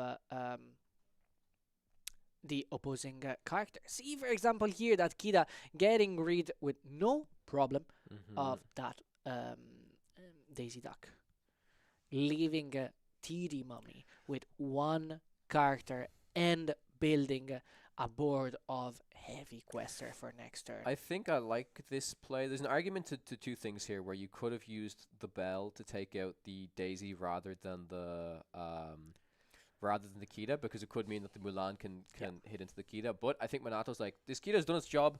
I would rather gain the two, because I believe Kita is only wait, is Kita 2 lore as well or 1 lore? One lore. It's 1 lore, yeah. I would rather gain the 2 lore from the bell than kind of try to protect my Kita more, right? Beautiful. We see how Minato is respecting every single character in board, getting rid of that Mulan with the Madame Mim, and being able to quest for so much.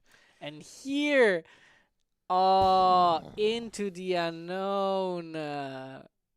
This is crazy. And questing for 5. Yeah. Bringing Minato to 7. And with a board that has a questing power of 4, 5, 6, 7, 8. With TD Mami play top decking not a dock, but a 1 quester Rhino.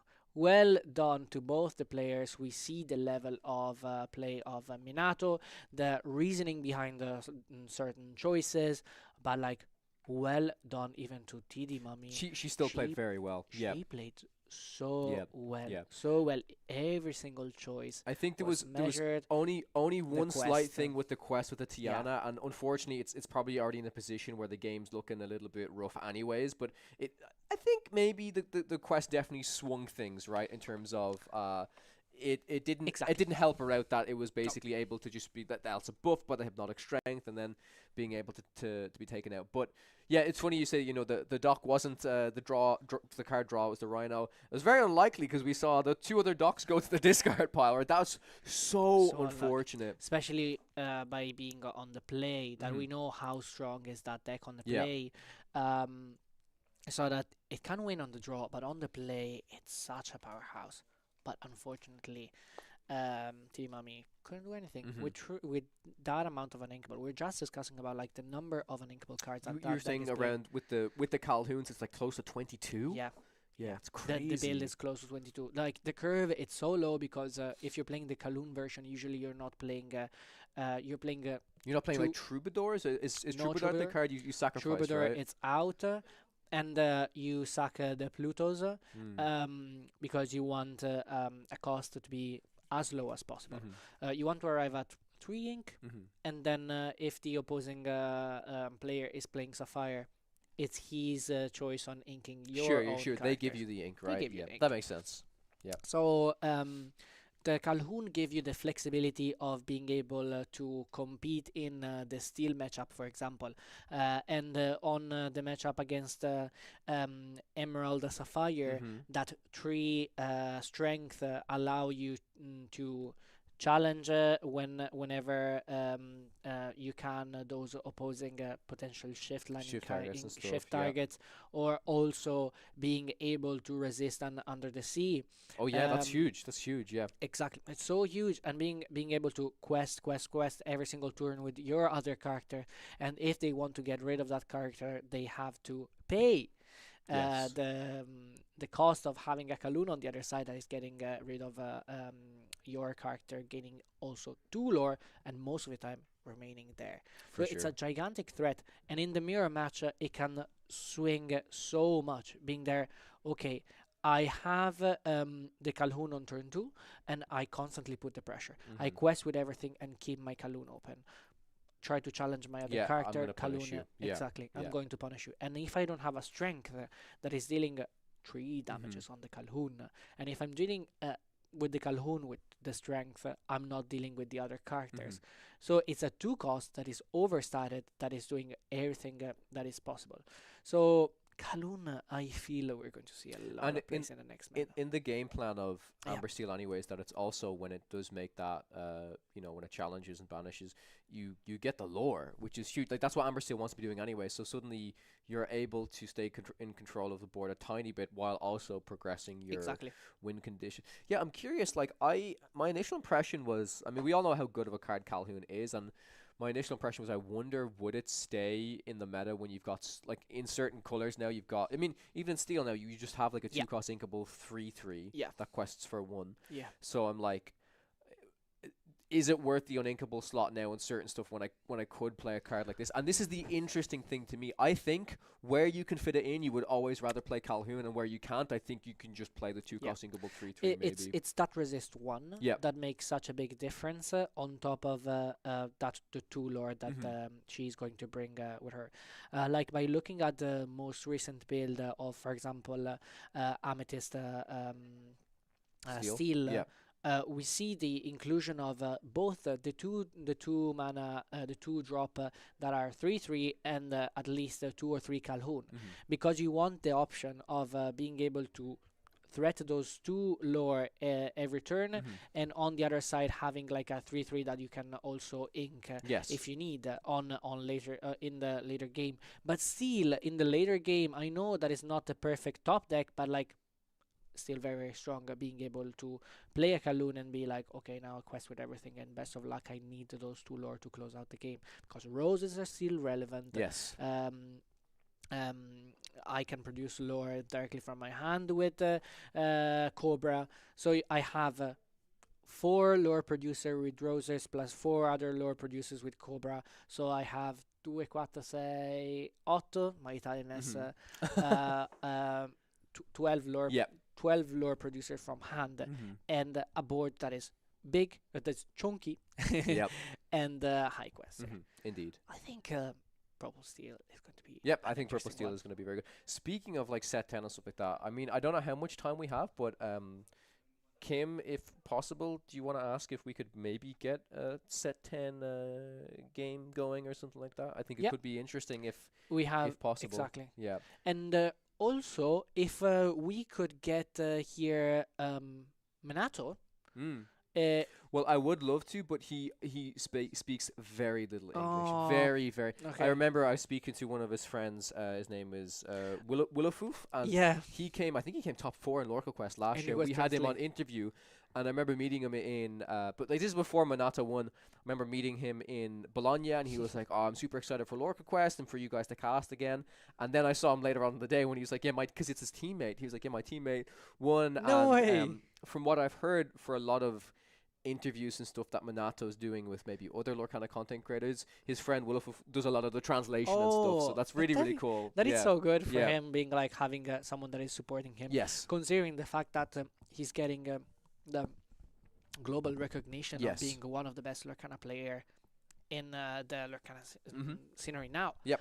Because like to win a DLC doesn't take No, it's very, very difficult so indeed. difficult. Yeah. It's like the factor of like being an amazing player, Mhm. a factor of being even a bit lucky with the matchup sometime, but on top of that, we saw the choices that he made in this matchup, the choices that he made during the DLC, Yep. and even not only on how he plays, but even how he built the deck. Yes. Like I mean, we just saw some of the spicy Kida. inclusions in there. Yeah, Kida, I know in the previous, like even at the stage of Bologna, was something that a lot of French Lorcana players were exploring, which is really cool to see. But for example, the Madame adversary, the tiny adversary, I hadn't seen that in honestly any Blurple decks. Yeah. And it's weird because in general, most Blurple decks is like, yeah, the 2-drop slot is I play my T-bows and I play my sails. Yeah. But he's like, yeah, let's play some magical maneuvers. There's a cool tech card. Let's play the tiny adversary, some tech cards. And we saw the impact that both of those cards had So there. good. So good. Yeah. Being able to exert a character for cost 2, and then on top of that, bringing back one of the strongest ATB entering the battlefield effects. That could be an Elsa that is exerting one of your opposing character in a later turn, or Hades. Like we see those Blurple decks, how they're able to arrive at like 9 ink, so that a magical maneuver on an Hades. Mhm. So imagine the board state where you have an Hades Yep. and a 3-cost singer that you could sing a second star to the right, being able to find a magical maneuver for to bring back the Hades, and then replay the Hades, getting rid of one of your opposing character. You're like, okay, this give you like so many options, so flexibility. I love those bounce characters. I miss Madame Mim Snake Yeah, I know so you're a big much. Ruby Amethyst Oh. player, man. I played you many, many, many times, many Oh, times. so much fun. So much But yeah, fun. that actually exact scenario you described, where you've got like Hades and the potential for magical maneuvers, is interesting. Like again, let's say you're at 9 ink and you have a 4 cost or whatever. That's like a Singer 3, and then the Hades is you can pay 2 to you can quest with the Hades or whatever. Exert something, bounce the Hades back. Maybe use the 4 cost to sing into the unknown on the exerted Yeah. one, and then on another character that's not exerted, replay the Hades. So You have it's so just many the value options. you get is insane. And yeah. that's it's the beauty of Amethyst. Yes. Yeah. Yeah. It is indeed. It is indeed. Like it gives you so many choices. That's like what I love the most about the game. Unfortunately, I didn't had like the chance to test so much in the previous set, so I was like the deck that I have built and I have like tested the most, like the game that we played at the Lorcana Creator Set Champ Set champs, at yeah. Disney. I was Yep. like, okay, I have at least those kind of reps. I've learned a lot by playing a different matchup, and to be honest, I learned a lot by playing even against Kim on how to play the mirror match, and by certain choices that I made that brought the game to like a loss, and Kim is playing so well, and still I was like, okay, taking this loss, understanding from each single move that I made, and bring that to like a Yes. more competitive Definitely. scenario. Definitely. So let's see with the new set. I was telling earlier on that next week I'll be competing at CCQ Barcelona. Oh, amazing! In Yeah, Spain. in Spain. Amazing. In Spain. Amazing. It's going to be interesting because hello to Anto Sulfo that is in the chat. Hello, my friend.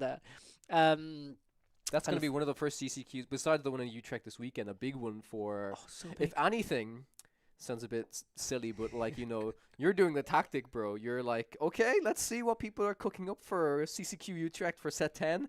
Maybe a bit of inspiration for next weekend and have a little bit of look at ink decks or something, right? Yeah. That'll be amazing. On Yep. top of Podcana, that Of like, course. in the analysis of every single card in the decks, we have a lot of CCQs and amazing tournament ahead. Having like even Anto Sulfo in the chat reminding the CCQ that Lure League received For December, correct? for December, Yes. 6 and 7 December in Bologna, the city of The DLCs. city of Lorcana.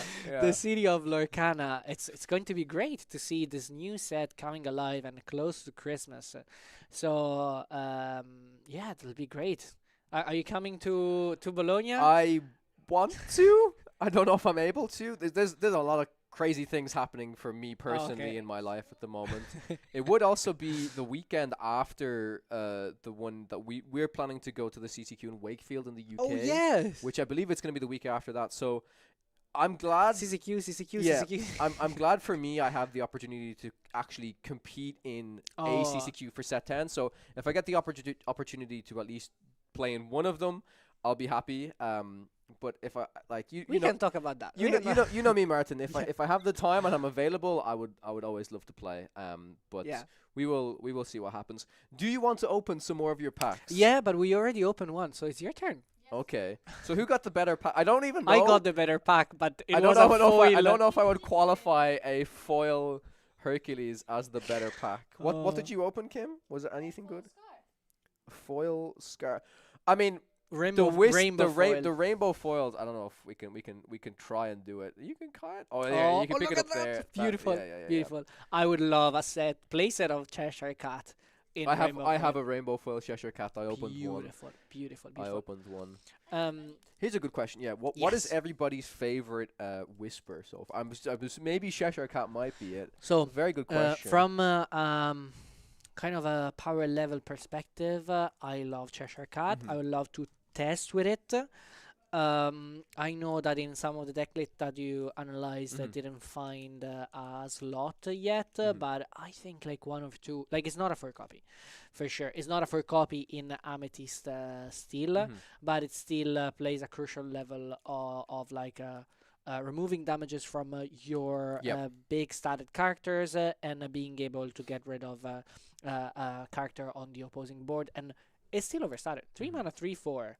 It's still good stat line. I agree. But another card that I personally love so much that is a whisper, it's yeah, Ursula.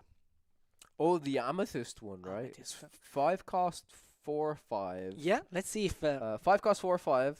Dark Quest for 2. yes, It's a rare, yes, and I can't remember if it's on boost. It gets evasive and +1 lore. Super strong card. And yeah. you think about the Boost one. boost 1, yeah, which is insane. You think about the context of like we were talking about with like he hurled his thunderbolt Yeah. versus Zeus. There is no real clean answer. Again, outside of these things like the cleanest hard removal we have now, like Into the Unknown and Hades, like there is no real way to say, yeah, I can easily take out a 4/5 evasive that Yeah. quests for 3. Like it's not easy. I mean, yes, the Horseman Strikes. I think a card that is very good, Yeah. very very good card. I just think Where's the space for that card?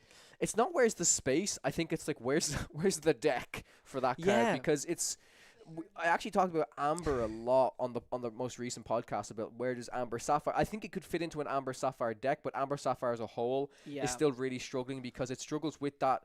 It does struggle with that generic single target removal. Like That is not singable. all of the targeted removal is so specific in its nature, where you've got World's Greatest Criminal Mind, which is a great card, but it's Especially five. with It's this 5 or set. more. Exactly, it is a very good card with this upcoming set. I have to say, you've still got like your Hades. You've still got as you said, the Horseman Strikes. Now you've even got that other card. I believe it's called Sudden Scare. It's a 4 cost inkable Sapphire card. That it's basically like a Let It Go, except you also ink the top card of their deck. Yeah. Which I looked at that was like, oh, this is such a silly card. Like, how is anybody ever going to play this? But But- in a deck like that, that if you want to be going later and later and later into the game, the later the game goes, it's just a 4 cost remove something. It doesn't matter how much extra Exactly. kind of ink you're giving them. Especially in Which those is- kind of aggro, kind of Yeah. against aggro decks. Yeah, I even like myself and Tiago were testing that card initially in Blurple. We just put it in Blurple. But the funny thing is, again, like I said in the podcast, was when we were testing, I don't think Tiago realized the second part of the like. I think he just thought it was like, yeah, it's just a 4 cost Let It Go. And when he Nah. was telling me about his testing, he was like, yeah, for some reason in the Blurple mirrors, we keep ending up on like 25, 26 ink. I don't know what's like, going on. And I told him to read Have this you card, read- and he's like, exactly. oh, that makes Yeah, makes sense. It's round per But two. even in the context of it, it was still a very interesting card that oftentimes the downside just didn't matter anymore, you know, which was interesting. It's so interesting that card. We were analyzing on TG Lorcana Yeah. with Lore League. That card in the sealed scenario. We Mhm. know that a lot of players are going to play sealed this weekend, and we think that will find space. We have back Dragonfire. Very happy for sealed, and we have another removal that is even inkable. You have a certain amount of ink that removing the big threat of your opponent can like close the game basically. But like going to our pack, let's see if we can open a Cinderella. Something better than a foil Hercules. When we saw that foil, we were like, oh, a foil. No, yeah, you see the legendary!" foil legendary, and we're like, okay, we're getting hyped. I do think that's literally the worst one we could Question: have pulled. would have been better a Cauldron. Yes, I haven't told you this. I don't think I genuinely think the Black Cauldron is a good card. It's a hot take. People have laughed at me. I think right now in this meta it's literally unplayable. Like there's no chance you can do it. I like the idea of the Black Cauldron because if we ever get think about if Amber Steel wasn't a deck and it didn't exist, and even somehow Amethyst Steel kind of gets pushed out somehow. If you're ever in a super grindy control versus control matchup, this card, Yeah. think about a deck where you can bring and again we have to play Amber, which in a sense is like okay, Amber at times again struggles with this removal stuff, struggles with this. I want to play a Surfer Stitch. Amber And I want to do Amethyst. 2. I'll do Surfer Stitch, draw 2. Somehow my Stitch goes down in the super grindy game. Maybe they hard remove or something. Bring my Stitch back, draw another 2. There's some cards. Again, I know it takes a turn to put it in. Takes a turn. That's my biggest. But I think the amount of things that if you just play a control match that you've got like 1 or 2 spare ink each turn, that you can start fueling that up, and then to you fuel, put it back you, into you it. need to pay one, or you just have to exert it. You have to pay 1 for each. Okay, pay one, exert it, and put one card under it. Yes, it's Hmm. under, but it's face up, so you can see what Okay. it is. Yeah. And the card that have the kind of boost mechanic, but in reverse. So like the card that put a card under your card. Do they say under a card with boost? Yes. So Mm. you can't do. So it is very interesting of the things that can come. I'm happy to take a hot take. I think this might I know when Lucky Dime originally was revealed, people were like, this card is like very unplayable, They right? produce lore Yes. on ETB. Yes, which is good. But you say it produces lore on ETB, and people review that card as like, oh, okay, And you can and cheat it. on 7 it was very unplayable, right? You want to play this once you have something kind of set up and stuff. And you can cheat it in as well. I'm happy to be a Black Cauldron believer if the whole world is against me. Well, okay. I just envision in a very very slow meta, that card has to be good. But maybe that alone, to say that it has to be a very specific meta, means overall the card is not very good. But hey. I've been playing like other TCGs, and that reminds me a lot of some of the MTG cards, Magic the Gathering cards, where if you need 2 or more things in order to do something, Mhm. it's It's too specific, too right? specific. Yeah, yeah. So if you could just exert the cauldron, Mm-hmm. not using any ink, An ink. to be able to put a card under it, could have been good. So you think the 1 ink extra, really? The 1 ink extra makes such a big difference, because every turn you have to I have to think fuel the I cauldron. think in a deck, like I think if you're I don't know, like if you're playing a deck that somehow you have, if you're playing with blue, that you have access, and if you're doing with a blue control you have thing, access. right? You have access to with extra. blue mana. maybe it's not as bad. Yep. Or anything else, it could struggle. I so hope I much. open the Black Cauldron now after speaking so much about this. I hope not. I know, for your sake, you're like, please no.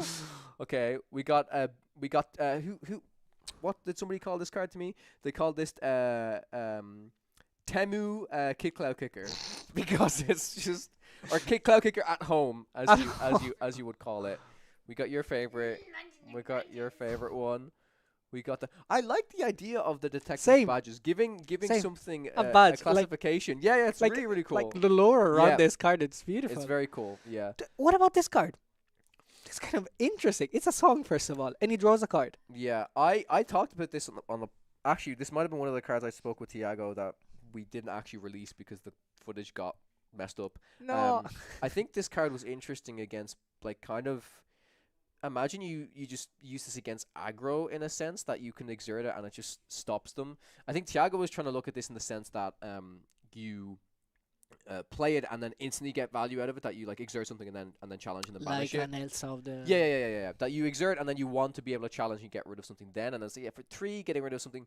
But this is cost 2 or less, right? So It's very specific. I'm thinking, I mean, I don't know what the next meta looks like, but if like Nala is ever still there, if for some reason you don't have a way to also take out the Nala, it just stops the Nala from also Yep. questing and then leaves it open for the It next give you turn. basically an extra turn. An extra turn to survive. try and take it out, maybe, which is quite Mm, interesting. But if- overall, I think the cost 2, I think it's actually a very well balanced card, Yeah. because I think you could very easily make this card extremely broken. If it was even like 3 or even attack 2 or less, this could have been Yes. bonkers. Yeah. Attack 2 or less would have been Bonkers. really good. Yeah. Tha- That's why the Headless Horseman, it's a very strong card in my opinion, because Mm. it's like, it's not cost. Mm-hmm.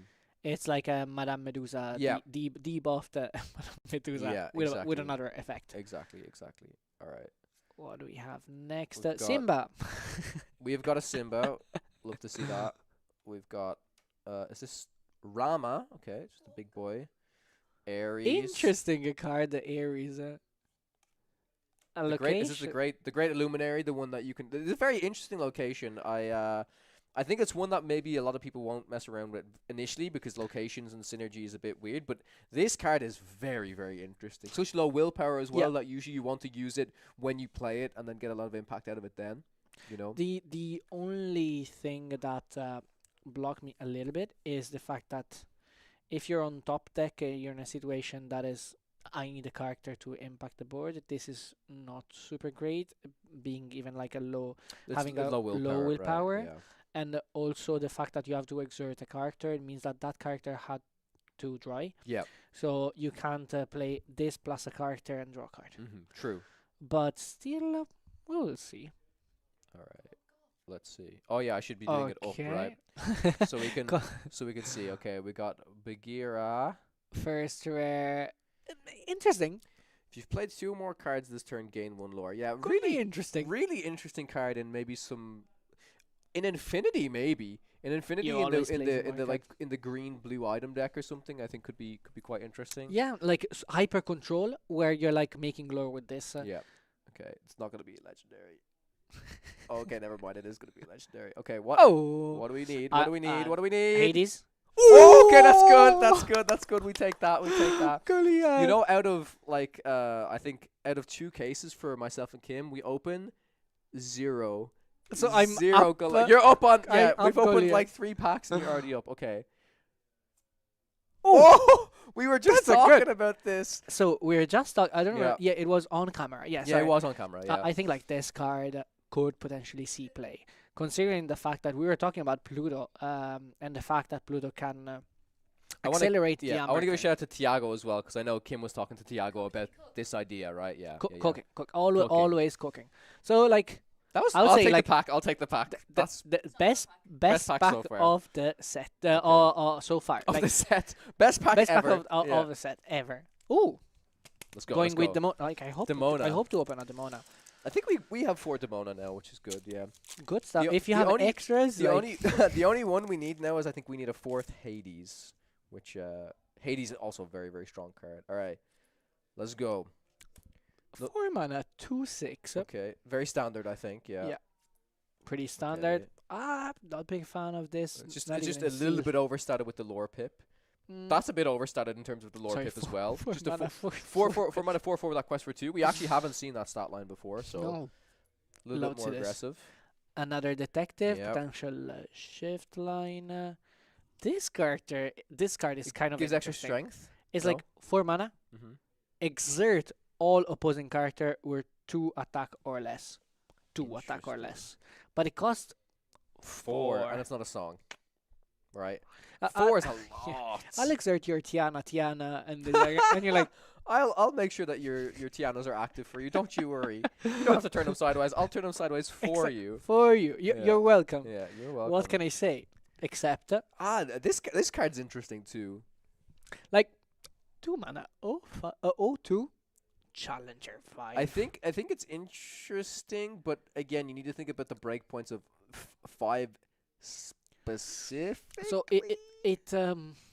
it could potentially see play if we have a meta with overstated characters. So this can get rid of Goliath, Yeah. Tinkerbell.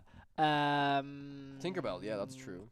Can get rid of There's 6 cost Tamatoa if that comes back in. So you know the Tamatoas and the. Have you seen in Blurple you play Tamatoa and the Woodshucks and you kind of draw we all the were cards? just talking Oh, about yeah? that. Like, Yeah. like I think keep an eye out on Tamatoa. Yeah. I'll just say keep an eye out Yeah. on Tamatoa because we've cooked a little bit and the dinner it's tasty. Do you like that? For sure. The Zeus. So so when I saw at first that this character was like they didn't spoil it, so like a lot of cards and they didn't reveal that a lot This of is one of cards the were first ones, right? overpowered. Yeah. And I was like, wow. Yeah. Like 3 mana 2/2 that can become a 4/5. Not bad. Then I saw that everything was buffed. I was like, okay, fine. Yeah. Fine, grading sealed. Interesting. Would you This, cook is this the with one that just makes something boost? Yeah. Yeah, it's good. It's a 2 good mana card. 2/2 It's a good boost card. something? Yep, it's a good card. I want to play this with the 6 cost uninkable Little John Whisper that readies. Like I think that deck in a couple of sets with a bit more support where Yeah. cards like this that can basically trigger its boost again. But also, in order for that to work, we need cards that can give Little John Ward. extra lore as well. Oh, so you can So quest you for like don't- so 5. if so Little John quests for 3. If you quest for 5 instead, you should be accruing some lore in the early game anyways. Maybe not a lot. But the difference of if he has 5 lore versus 3, you only have to quest with him 4 times. If he has 3, you have to quest with him 7 times to get to 21, right? You know, so the difference of, I mean, there is ways you can do it now. They're not very efficient. There is the You can 5 mana play cost to 4/4 Darling that Deer. Darling Deer that give +2. But the lore. better one to play, which is harder, and maybe you don't really want to play this card in your deck in general, is the 1 cost inkable Amber card. Good job. Oh yeah, like +1 lore. +1 boost. You do this one. You do like the bagpipes item. You do the recovered page. All of those, and you do the 4 cost Amber Scrooge. All 4 of these cards, when you play them, Exactly. they Yeah. basically ready your little John again.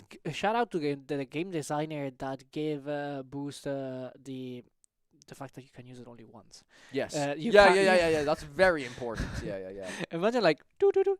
But also because I like the idea of that Little John is boost 3, which means yeah, you You cheat need to- you you cheat cheat a man- the you 3 cheat the cost every single time basically. Yeah. beautiful. Very interesting. Bagpipe, it's interesting, and then you have like The page. Yeah. I also said actually just to mention about the damn, my thought is gone now. Yeah, so you were saying the bagpipes. Bagpipe page. Then and you the have there was the Little John. So the idea of, like, you know, we talked about combo decks and stuff, and I remember I was saying you know, there's a term you've probably heard, like OTK. You've heard in like one in card turn games. kill. But instead we need to we have to Lorcana theme it because we don't want to be very violent.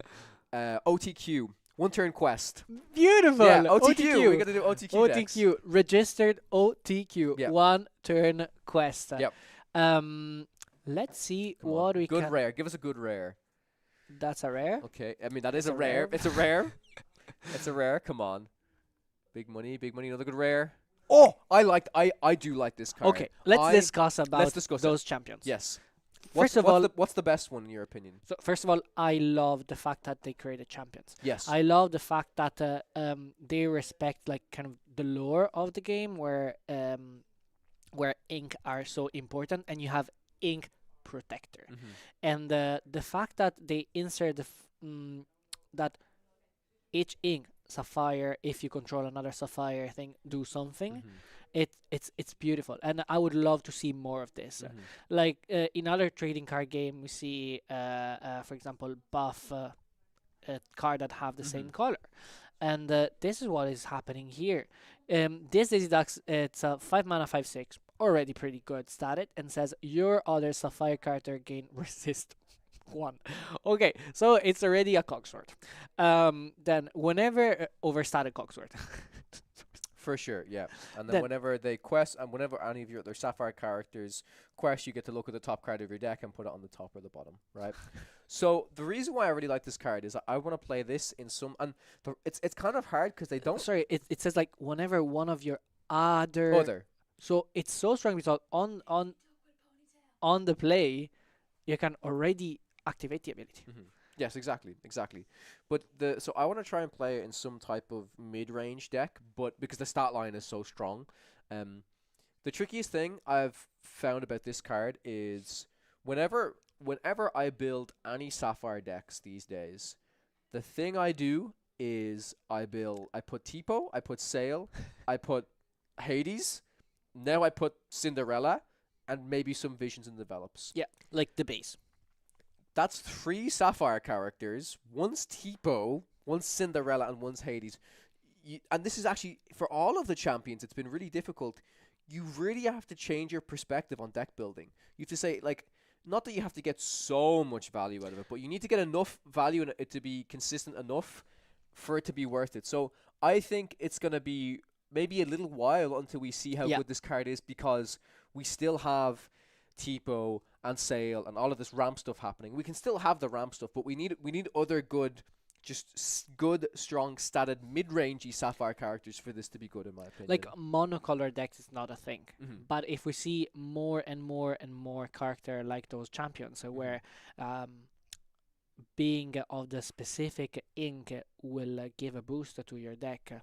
It could be an option, considering that we're 10 set in. Okay, that there has been rotation, but we're 10 set in. Favorite champion?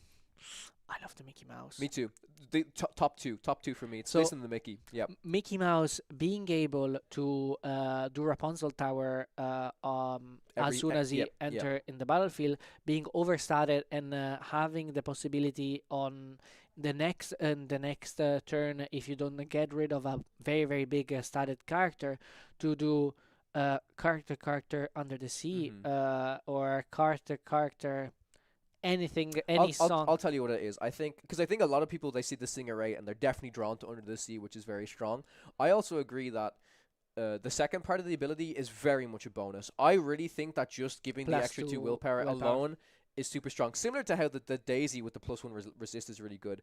A card that people, I think, if we want Amber to be good outside of Amber Steel on some stuff like, and a card that people maybe kind of forget. Look at this family. You look, and that's a card because it's card draw. It's already number. It's already And it's number, already and it's number. card draw. So I think that's the type of card that would genuinely combo very well. Because then again, you leave these. Card selection and card draw. Yes, Beautiful. isn't it the It's- type it's of card that beautiful. isn't it the type of card though that people like? It's not on anyone's mind right since now. no one played it, Exactly. it's not in anyone's Yeah. mind. But I love the deck building side of the game, where you're like, okay, let's go back to basic Yep. and start reviewing every single card. When I was back in another TCG, I was playing a lot of sealed, and that give you a broader perspective because you're playing with cards that usually you're not playing with, and you're like, this is actually good. This actually sees space in a new deck that is coming out with the new set. So broaden your perspective and your view in the overall game. So my wish is that in the next set we will see more potential to play sealed, more potential to play draft, and the booster being built around those kind of themed. And so in this way, our headspace is even on a deck building. Yes. Yeah, we start to think about these cards in not only in the sealed environment, but we can play with them, get a feel for it, kind of judge them, and see. But again, yeah, that also has to be very much made up in the quality of cards and see the synergies of the cards more, right? And I think that's very, very important for the sealed play for sure. We got to see what this foil is. Let's hope it's a good one. It's an interesting one. Is it Nana? It's Nana. So Nana cost 3 is a 3/3 and a Storyborn ally. And whenever you play this character, you may choose and discard a card to return chosen character with cost 2 or less to their player's hand. Cost 2 or less. You're getting bounce vibes back, are you? That you could do it on your own characters as well. Yeah. Yeah. Bounce a So dock back to your hand. oh, That's the best use case, probably. beauty. Yep.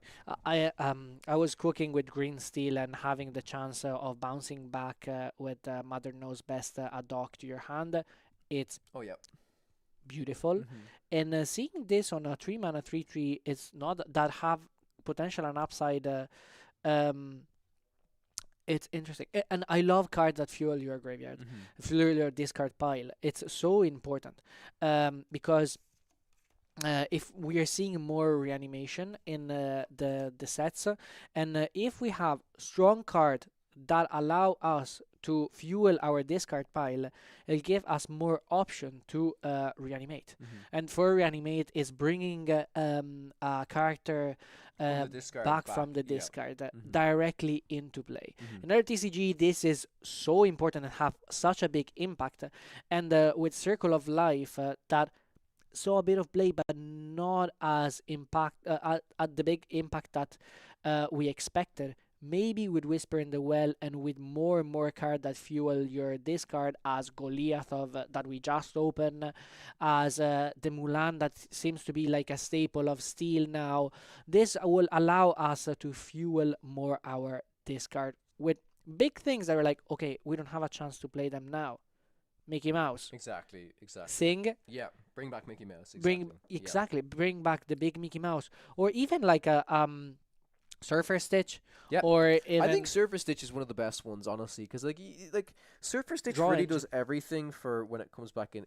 You get 2 cards, so not only does it like for the card excuse me, for the card that you played to bring it back, it replaces that. It gets you an extra card. It's a 4/8 body that quests for 2, which is such an incredibly difficult stat line to get over. Exactly.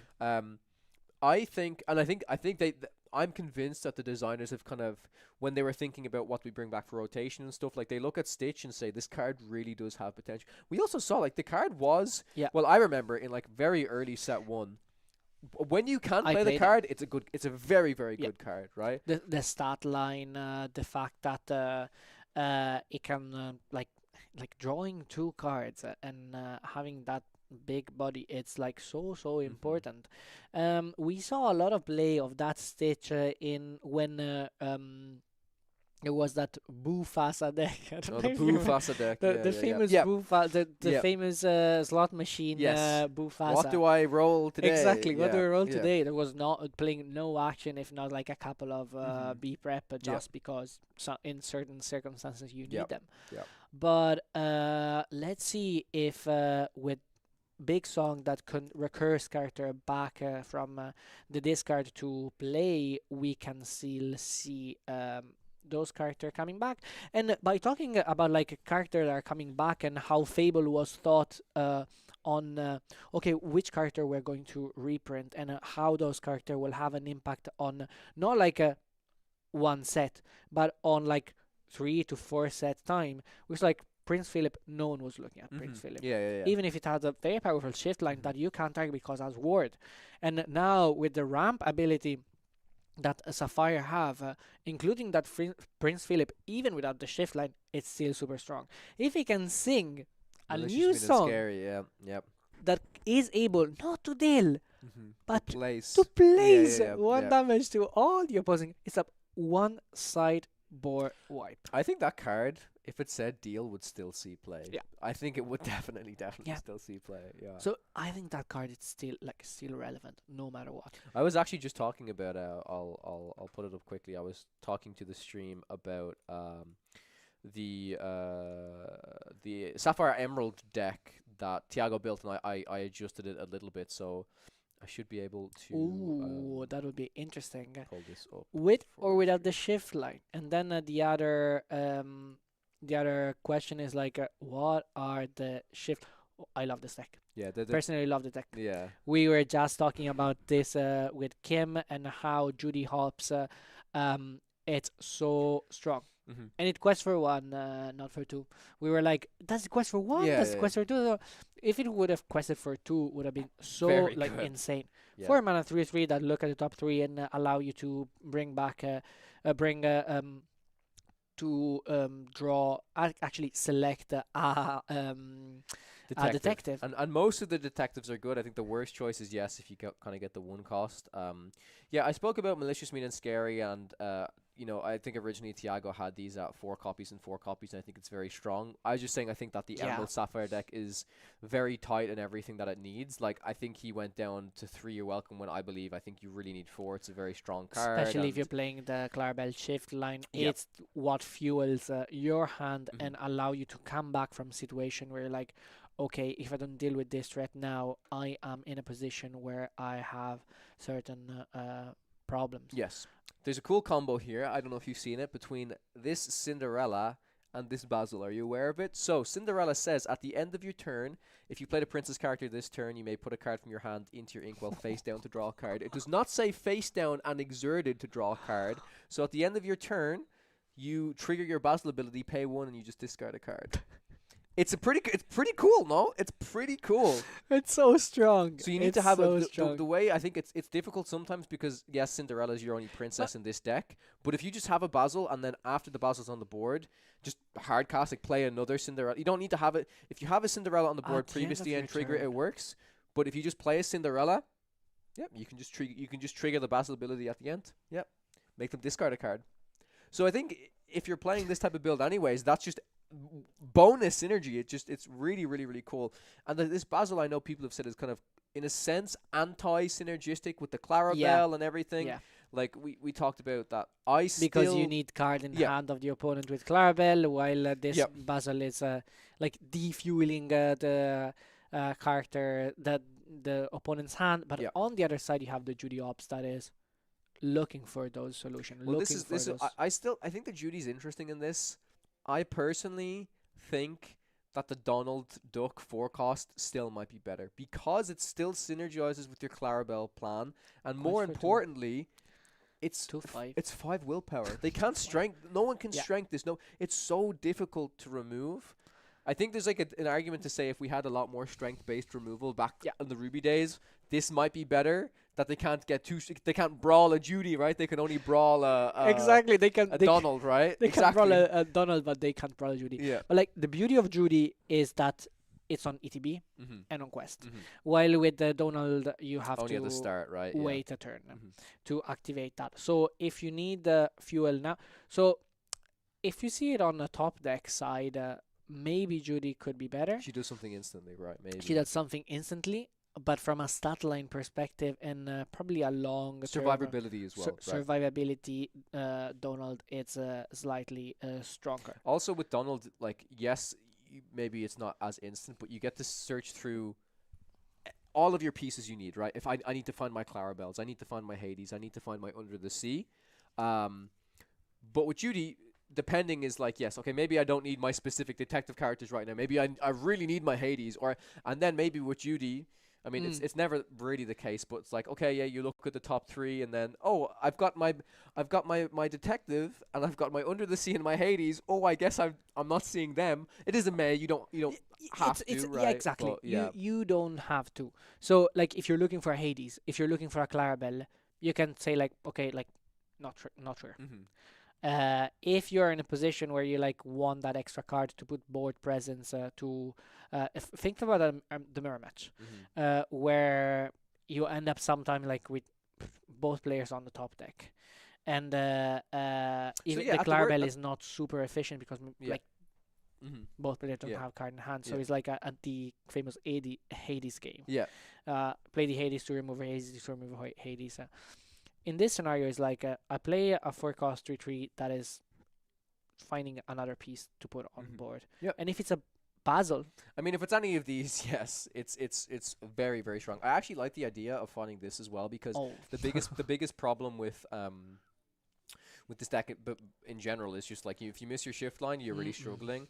And if you don't find your Cinderella line, because I also think that this is the better line, if you can go for this, you just go Judy. Oh, I've maybe I found my Donald. I'm straight into my Clarabelle, and then you're fine. Which is also why I think in this specific build, maybe I'd even want more of these. But the numbers in this deck in general, they're so incredibly tight. It's so difficult for general ratios and trying to up this and trying to up Yeah. that and all of this type of stuff. it's kind of like we are in a phase where we're still cooking. I brought here like just one card to analyze I'll go back to 4. if it could see Webby. play or not play Webby with the Webby shift. Oh, line. we should talk about Webby. Webby So- is so good. So exactly, Webby it's so good, but there are scenarios where Webby is mid. mm-hmm. Which are those scenarios where I want Webby and in which matchup I don't want to see Webby? So Webby you always want when you're against Sapphire. Of course, because if they ramp, then you are also going to be ramping. I think Webby is extremely strong when you are on the draw, which is fantastic. We need more cards like this that are very, very impactful when you're on the draw. This allows you to basically ramp with any of the Sapphire decks. I think it's a very interesting one because if you can do the shift at a certain time, it's really great. But the thing is, you're never going to stop your opponent from ramping. Just if you establish a Webby, they're not going to be like, oh, I don't want to ramp. It's part of their Yeah. game plan. Their deck is built around ramping, so they're still going to be having that ramp element. I think the interesting thing for this card as well is it's a shift 2 to 4, so suddenly it opens you up to be able to sing some songs. Like, I think a deck that honestly I genuinely haven't seen anybody try to build or theorycraft yet is like Green. an Emerald Steel deck. Emerald Steel, if you can sing Thunderbolt or something with this, and you're also going to be start to ramp, and it's warded. Yeah. It's warded. Yeah. How the hell Yeah. did they deal with this, right? So I mean, this is all theory. I can't even begin to think of what type of deck I want to do. So yeah, Yeah, cool. It's theory. It's still early days, but we know how beautiful it's cooking Yes. at the beginning of the set, and luckily we have the chance to do that with like amazing players like Sky or yourself or I appreciate that. I wouldn't even put myself on the level of well, Sky. I think like Sky, Tiago, Zach, they're insane at this game. but Absolutely insane. I know, but like you spend a lot of time, like we all spend a lot of time analyzing the game. It's not just the playability of the game, but analyzing, like seeing even other like super competitive players plays and analyze what move they make. Hmm. I think one of the crucial part of being a competitive players is like even is not only like playing is the analysis part, and it's like watching other Sure. people do Hmm. and questioning yourself Yeah. every single time is not that straightforward being like I practice so much that I'm so good at the game.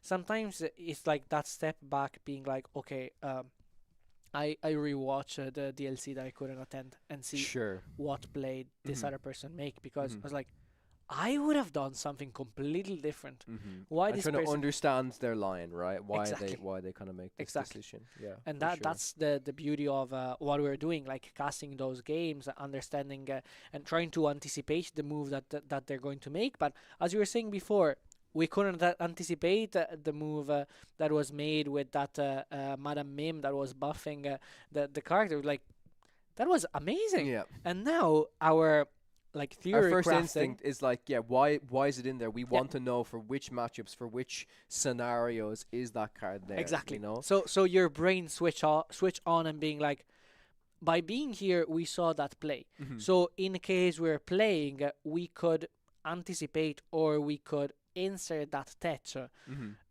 to be able to surprise our opponent, as we just saw. Exactly. And like the surprise factor in this game, I feel plays such a big impact because when you go into a DLC or a competitive CCQ as the LorcaQuest, you go well prepared for every single matchup. Hmm. But if I tweak a little bit one of the most competitive deck and being like, okay, I play super competitive, but I put in like a few cards that I've tested and I know that work in certain matchup. Since we don't have a sideboard in this game, how those are going to have a bigger impact on the longer game. Yep. Especially when on day two you have an open deck list. Yes. So you're like, okay, what does Yeah, this card you, do? you need to have that understanding, because if not, then you're like the open deck list. If you still don't have that understanding, you're still going to see that card and be confused as to why. Unless it's very obvious, you can Reason, very yeah. very clearly see it, right? But it's for all of these different scenarios. I have to say, we've seen all of like Frank Carson's builds and stuff. If I'm playing against Frank and they give me his open deck list, I'm like, bro, I have to memorize all of these. Like this option is here for this, and then this could happen The here. Like, Scar, like one Yeah. copy of Scar. That one was copy like of Scar. Yeah, beauty. yeah. That was beauty Yeah. in the building. Hmm. Yeah, and then we were very fortunate to have him on the pod Yeah. and explain his whole journey of how he built his deck and the entire reasoning, and it's like that was so amazing to hear. Yeah. Like I've never heard of a story of a progression of a deck through that, and like we always said people look at Frank's decks and they never look like anyone else's decks, but all of his reasoning, it all made sense. Every single step made sense, and it's like if when you don't have that context and you look at this deck, Yeah. you would think it's just like you don't understand it, because you don't know the journey, you don't know why these things are here, and it looks strange because it's not as similar to, Exactly. you know what I mean? So That's the difference between like a highly professional and competitive player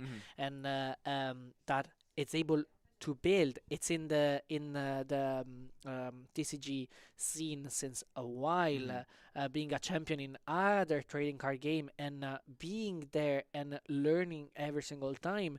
He is a great coach. I was talking to DKP and he was like, I had no idea to play how to play sealed or how to be like the triple constructed constructed format. format. Yeah. I was like, if I didn't have Frank in the team, I wouldn't have any single clue on how to play that. That is crucial to qualify for the second day. It's crucial to have the advantage of those game win. It's like I had to take my box for day 2, and thanks to Frank, I learned so much. Yeah, yeah, yeah, yeah. And that headspace, that kind of flexibility on the deck building that we were saying before, it'll give you that edge on the other players, being like, okay, the game is at this state, especially when you're like in 4 week or a month into an established meta. It's like, how can I break the meta?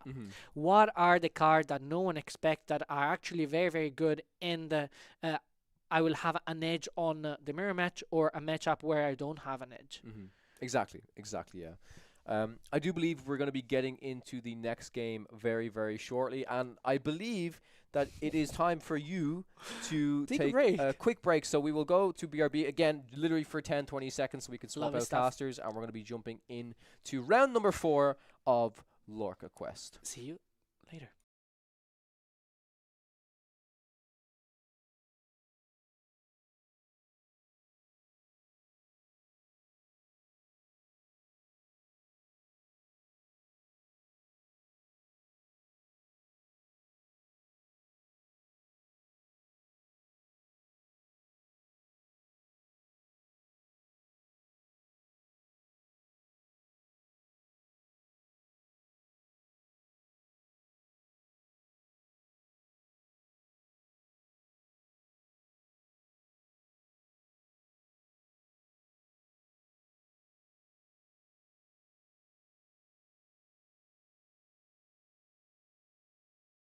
Welcome back, everybody. We are going to be jumping straight into round number 4 here. Players have just offered each other's decks up to cut. We are going to have Amethyst Steel versus Emerald Sapphire. I'm very, very, very ready for this game.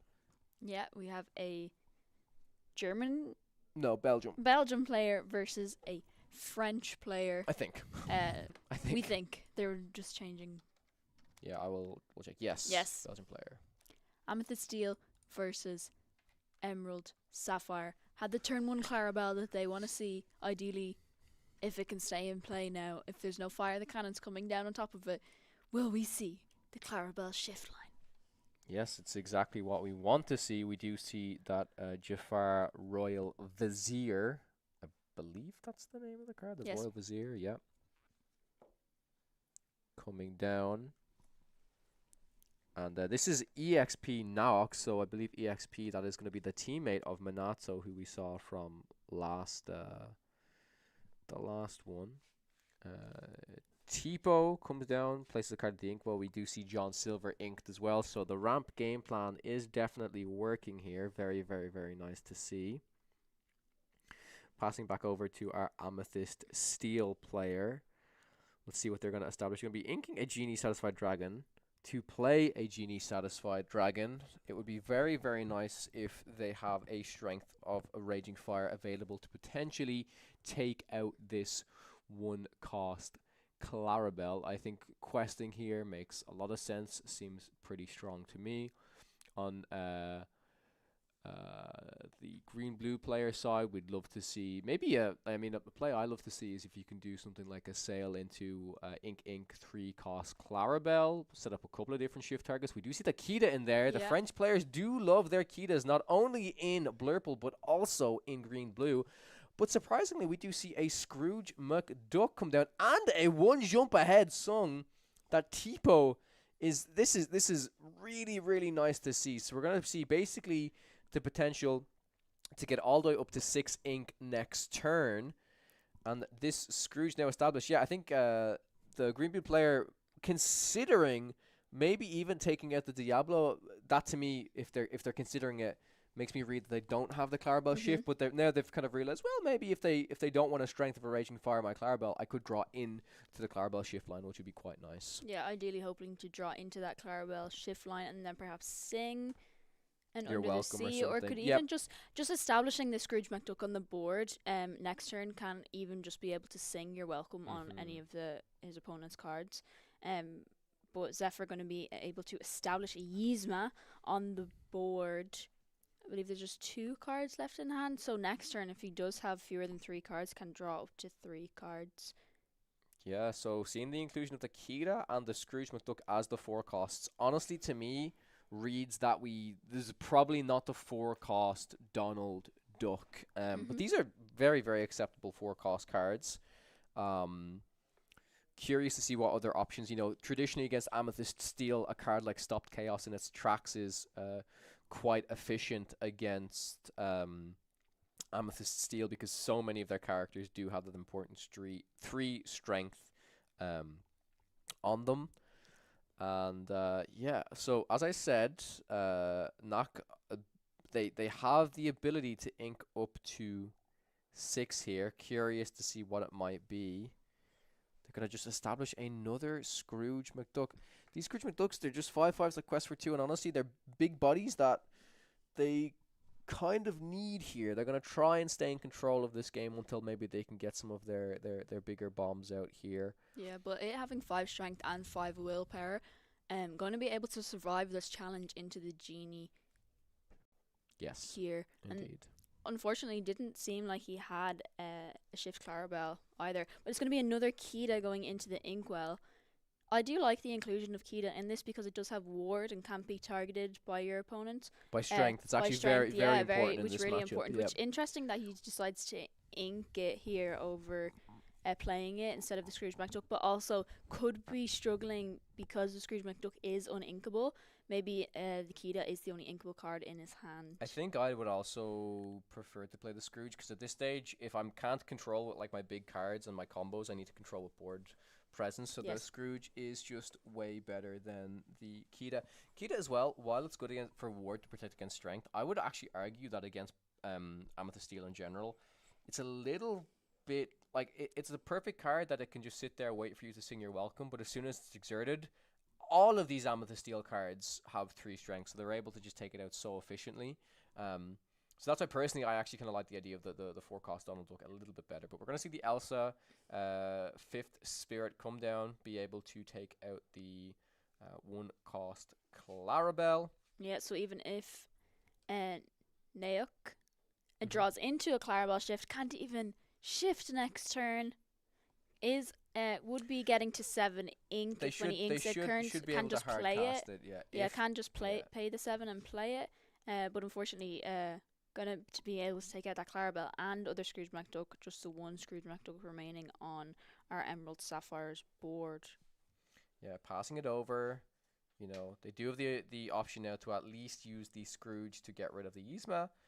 Zephyr has plenty of cards in hand. This is the very important turn for the green-blue player here. They need to be able, if they've got something like a Hades, I feel like they're in a good spot.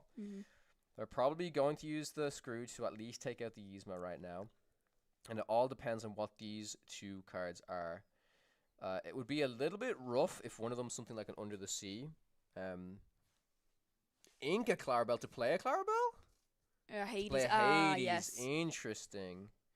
Yeah, I mean this is fine. They're gonna struggle a little bit, saying, "Yeah, I'm kind of running low on cards," but they're in a good spot, right? The Scrooge can't be taken out quite easily. Yes, Zephyr's gonna start to establish a little bit more of a board, but this is not too bad of a spot at all. Yeah, it's interesting to see even if Zephyr didn't banish the 1-drop Clarabelle, if he would have decided to shift the Clarabelle then instead. But still, being able to play the Hades and get rid of an additional card, challenge with the Scrooge, and just the Diablo left on the board, still really good to be able to regain that board control. It's super interesting. I mean, they didn't even have the choice, right? They didn't even have the choice to potentially, just hard cast the Clarabelle. Maybe they would have and then just held onto the Hades if something like a Dumbo comes down the next turn. Yeah. But Strength of Raging Fire coming out here from Zephyr, being able to clean up that Scrooge McDuck. So only Hades left remaining on the green-blue players' side of the board here. Now, let's hope they can top deck some good cards. Just Clarabelle is exactly what you want to see. Clarabelle, light on her hooves, is going to be able to draw him up to 3 total cards. That is the exact top deck that you're looking to see. Yeah, especially when you're playing against Amethyst in general. Amethyst, super well known for drawing all those cards. When you play a Clarabelle and you're against an Amethyst deck, well, you're going to draw just as many cards as they're going to draw, which, especially in this instant, the exact card that he wanted to see here top decked. Yeah, I thought that was funny as well that he uses the Hades to take out the Diablo, and they draw from the Diablo, and then yep, okay, that's good. Let me play my Yeah. Clarabelle. Actually, I don't even know what order that was done in. I assume it was done in the order that you attack first and then play the Clarabelle, because there's no Well, maybe you maybe draw they at just the end of yeah your turn yeah they're gonna regardless. yeah, So. but I mean so they don't draw an extra card Yeah. from the Diablo. They're probably gonna draw from the Diablo anyways. Okay, so 4 total cards in the hand here. For our green-blue player, the Dumbos, after hitting the board, would love to see another Hades. Stopped Chaos in its tracks to bounce the Hades back to hand, bounce the Calhoun. This play, oh my god, as a green-blue player, this is the stuff of dreams, ladies and gentlemen. I've done this myself. You cannot ask for anything better than this. Stop Chaos in its tracks, really showing the flexibility of this card. Not only can you just bounce your opponent's cards back, in this case, you can bounce your own Hades back to make sure that Dumbo is not coming back onto the board next turn. Amazing. Amazing to see. Such a great use of this song card as well, being able to utilize its sing together ability. Sing it with the Hades and the Clarabelle to bounce the Hades back again to then, and it, like Sapphire having enough ink and just replay it again. Why not? But also you sang it. That's why it's a sing together card. So then you can use all your ink to replay the Hades once again. Was able to get rid of an opponent's card. It's actually one of the best reasons why Stop Chaos is so good. Like already Stop Chaos is good against this for this matchup, but then also yeah, being able to not only being able to replay your own Hades and stuff, but there's also scenarios where you can like imagine a scenario where they could have used the Clarabelle and Hades to sing together, bounce the Calhoun and the Dumbo, and then like you hard cast a Bend to My Will or something. But in this case, this is still good because the Bend to My Will means that the green blue player stops drawing cards, but now now they just keep drawing. Yeah, there's going to be a bit of a board established, but yeah, Captain Hook, Doc, Calhoun, and Genie Satisfied Dragon not so much of a threat compared to our green-blue players' side of the board right now. Is at a total of 8 ink as well, so can start to do some under the sea, like hard cast under the sea shenanigans, even if they want to. Curious to see what's going to be picked up. If there is some way to do the combo of like heads held high and under the sea, I think it's going to be really, really nice here. Because, you know, if you start the quest with this Clarabelle or the Hades, there is at least like a Captain Hook and a Calhoun, or a Captain Hook and a Genie Satisfied Dragon that can take out one of them. So I think if there's any way you can get rid of 2 of these characters that have 3 strength, then you're going to protect your Hades and your Clarabelle from at least one of them being taken out. Yeah, because ideally what he wants to see here is a heads held high into and under the sea. We're going to exert 7. Yeah, we're going to play the Basil, and so he will be able to choose a card to bounce back to hand. Yeah, I think the Genie Satisfied Dragon is actually the best choice because can freely quest with... Not even going to freely quest yet. This is really great. Yeah, just going to bounce 2 more cards. Bounce 3 cards, in fact, back to Zephyr's hand and say, yeah, I'm going to trigger my Clarabelle, keep drawing even more cards, get some lore on the board. I couldn't have asked for a better turn there. That was really, really, really nice. Even if the Stop Chaos didn't come out, I liked choosing the Genie as the first option because the Captain Hook and Calhoun, if it wants to take out the Clarabelle, both of those cards get banished. The Genie with the full will, with the 4 willpower, into the Clarabelle, yes, it would have died, but into something like the Hades would have survived, right? Yeah, even better than under the sea, because at least this way, only a Doc remained on board. Zephyr can replay all those cards, but then next turn, if he's able to bounce cards back to the hand again, or under the sea then, or under the sea that time, but questing with the Basil next turn, then will even discard one of those cards if it's still in the hand. Elsa coming down will at least allow Zephyr to take out the 1-cost Clarabelle, which is something. It actually is quite notable here because the 1-cost Clarabelle paired with either of these 7-cost is able to sing some of these sing together songs. So at least being able to take that out isn't too bad. Love to see it here. These are, like I said, for myself as an Emerald Sapphire player, these are the plays I genuinely love to see. Super, super, super strong. Would you consider Amethyst Steel a hard matchup with this deck? I know you practice this deck a lot Or when you I cut think- down on heads held high, did you regret it? Or but having like we've seen the power of stops chaos in his tracks, so you don't really even need I heads held felt high. okay against it. I'm never gonna say I'm feeling like super okay. We're gonna see the head held high Yeah. under the sea combo come out here. It's just gonna be a hard cast under the sea. Leaves the Basil to the Fruity Quest as well as the Clarabelle, and I Mhm. think this is very much in favor of the green blue player right now. No, I think it's a tricky matchup. I think you need to know. Oh, it's just a scoop. That's a Oh. scoop. There we have it, ladies Okay. and gentlemen. Game one going Game to one already. our green blue player. No, you're asking me Yeah. about the matchup in general. Yeah, it's one of those weird ones where I think a lot of people say it's one of your harder matchups. It's not. I never feel comfortable going into it, but if I know how to play my deck and my cards kind of fall right, like, I mean, there's only so much you can do, right? You just need to recognize could they have a strength of a raging fire here? Can I try and play if I can't get to my shift line? Can I try and maybe like hard cast to my shift line?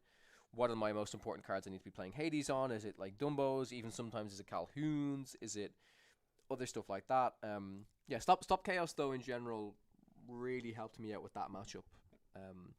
But again, like I said, the versatility of stop chaos, just even outside of the Amethyst Steel matchup, is really good, enabling you to bounce your own Hades back to your hand, or against something like a Blurple deck. I remember in the DLC I did a situation where I was able to sing Stop Chaos into tracks, bounce a Dumbo and a Hades back to my opponent's hand, and then play Bend to my will. Right? There's situations like this, and again, the bend one comes up very rarely because usually these decks only have one copy of Bend to my will. But yeah, being able to bounce your Hades back is one of the better ones, and also Stop Chaos just combos so well with Clarabelle as well, like Yes. giving them extra cards, which then in turn is going to give, or bouncing their cards back to their hand, which in turn is going to draw you more cards overall. I think anything like that, even stops chaos, and then teaming it up with something like your welcome, just making them have as many cards as possible on their hand. Teaming that up with the Clarabelle so that you can draw as many cards, so you can have more answers to answer their board, is super powerful. And I loved how versatile chaos stops chaos in its tracks is, because not only can you use it on their cards, you can use it on your cards. Yep. Because like we've seen that with the Hades, bouncing the Hades back to hand. Indeed. All right, so coming into this game now, we're gonna have Amethyst Steel starting us off here. Yeah, I mean, we didn't even see any. Maybe the game just didn't progress the way the Amethyst Steel player wanted, but didn't even see any cards like White Rose or Cobras yet. Cobra's kind of always a card that's quite difficult for green blue to deal with unless they specifically get to like the heads held high. So, Cobra and even like Raja, I don't know. Like, there's always that choice within Amethyst Steel decks if they're going to be playing like these like 2-cost. I think so it seems like Zephyr's opted to play the 2-cost cards that get evasive on your turn to combo with their Dumbo, but also help out against the evasive stuff, rather than play something like Raja, which is just a really good statted card. But yeah, curious to see. And I actually think that the Scrooges really helped our green blue player in the Yes. early game, because if they didn't have the Scrooges, they weren't gonna be able to remain kind of in control of that game. Even you know, being in able the early to game. challenge early on with that Scrooge to get rid of the genie satisfied dragon, I feel like that was huge, because even having we saw some Kitas didn't even need to come into play, because the Scrooge is such a powerful, like, big Body, strength, yeah. such a big body. Being able to challenge in and get rid of those characters was massive. Yep, this was a repeat of the last game. We're going to have a 1-cost Diablo coming out versus a 1-cost Clarabelle. Bit of a shame that Diablo comes out, honestly. I mean, it's very unlikely that the Clarabelle's ever going to challenge into this Diablo, especially if Zephyr establishes something like a Calhoun, right? Because then it's like, oh yeah, sure, challenge into this, it's fine. Exactly. Yep. You're never going to... Well, I actually think this is a big misplay. I think you definitely quest with your Diablo. They're never going to send their Clarabelle into the Diablo, so... A little bit of a misplay from our Amethyst Steel player. We do see inking of a Strength of Raging Fire. That might indicate that the hand is a little bit uninkable, or maybe already have a second copy of Strength of Raging Fire available in the hand. Yeah, unfortunately not a Tipo or a Sail, but being able to hit the 1-jump. I know a lot of people are choosing to play a 1-jump, like one jump on top of a Tipo and 4 Sails, Tipo, just to make sure that you hit your turn 2 ramp every time. I would love to do it. I just can't find the space in my personal deck. Like You mean you're not going to play 61 cards? no way. Every single slot is so important that, like, But maybe every single slot being so important is like you just sacrifice one of the cards to say I want to really try and guarantee my ramp. Yeah, just has to hard cast against this 1-cost Clarabelle. Definitely sets our green-blue player a little bit back here. We could see Kita or we could see Scrooge. It is going to be Kita. And like I mentioned, this could have been the perfect setup. If this Clarabelle was able to survive, then you could have the shift and use Kita to sing your welcome, and then you're in a fantastic spot. But right now, it's not looking great for our green-blue player. These are the situations. If my shift line is gone, my plan on like my 5-cost ink turn is to try and play something like a Donald Duck detective. Yep. So that I can maybe ink a little bit. So we will see the You're Welcome inked. We're gonna see that Donald Duck. This is exactly what I'm talking. This is the reason why I play this card as well. This card always feels fine. It never feels like amazing, but it's nearly necessary in green blue, in my opinion, for the games that you really miss your shift target, your shift line, where they remove it. So I love to see this. It's gonna give them the option to either play Hades or hard class Clarabelle now, which is going to have to be the thing they need to try and keep themselves in the game, honestly. And they're probably going to keep this Kita ready for as long as possible. If a Clarabelle does come down and then you can sing Your Welcome, if they somehow have another Your Welcome, then we're doing okay. If the Clarabelle wants to take out if the Calhoun wants to take out the Kita, then you're feeling fine. It's not too bad. We are going to see White Rose, and it's a double dock, but, double docks. Yeah, double dock. We're going to play a dock, discard a dock, draw 2 cards. It's not the worst. It's not as bad as triple dock.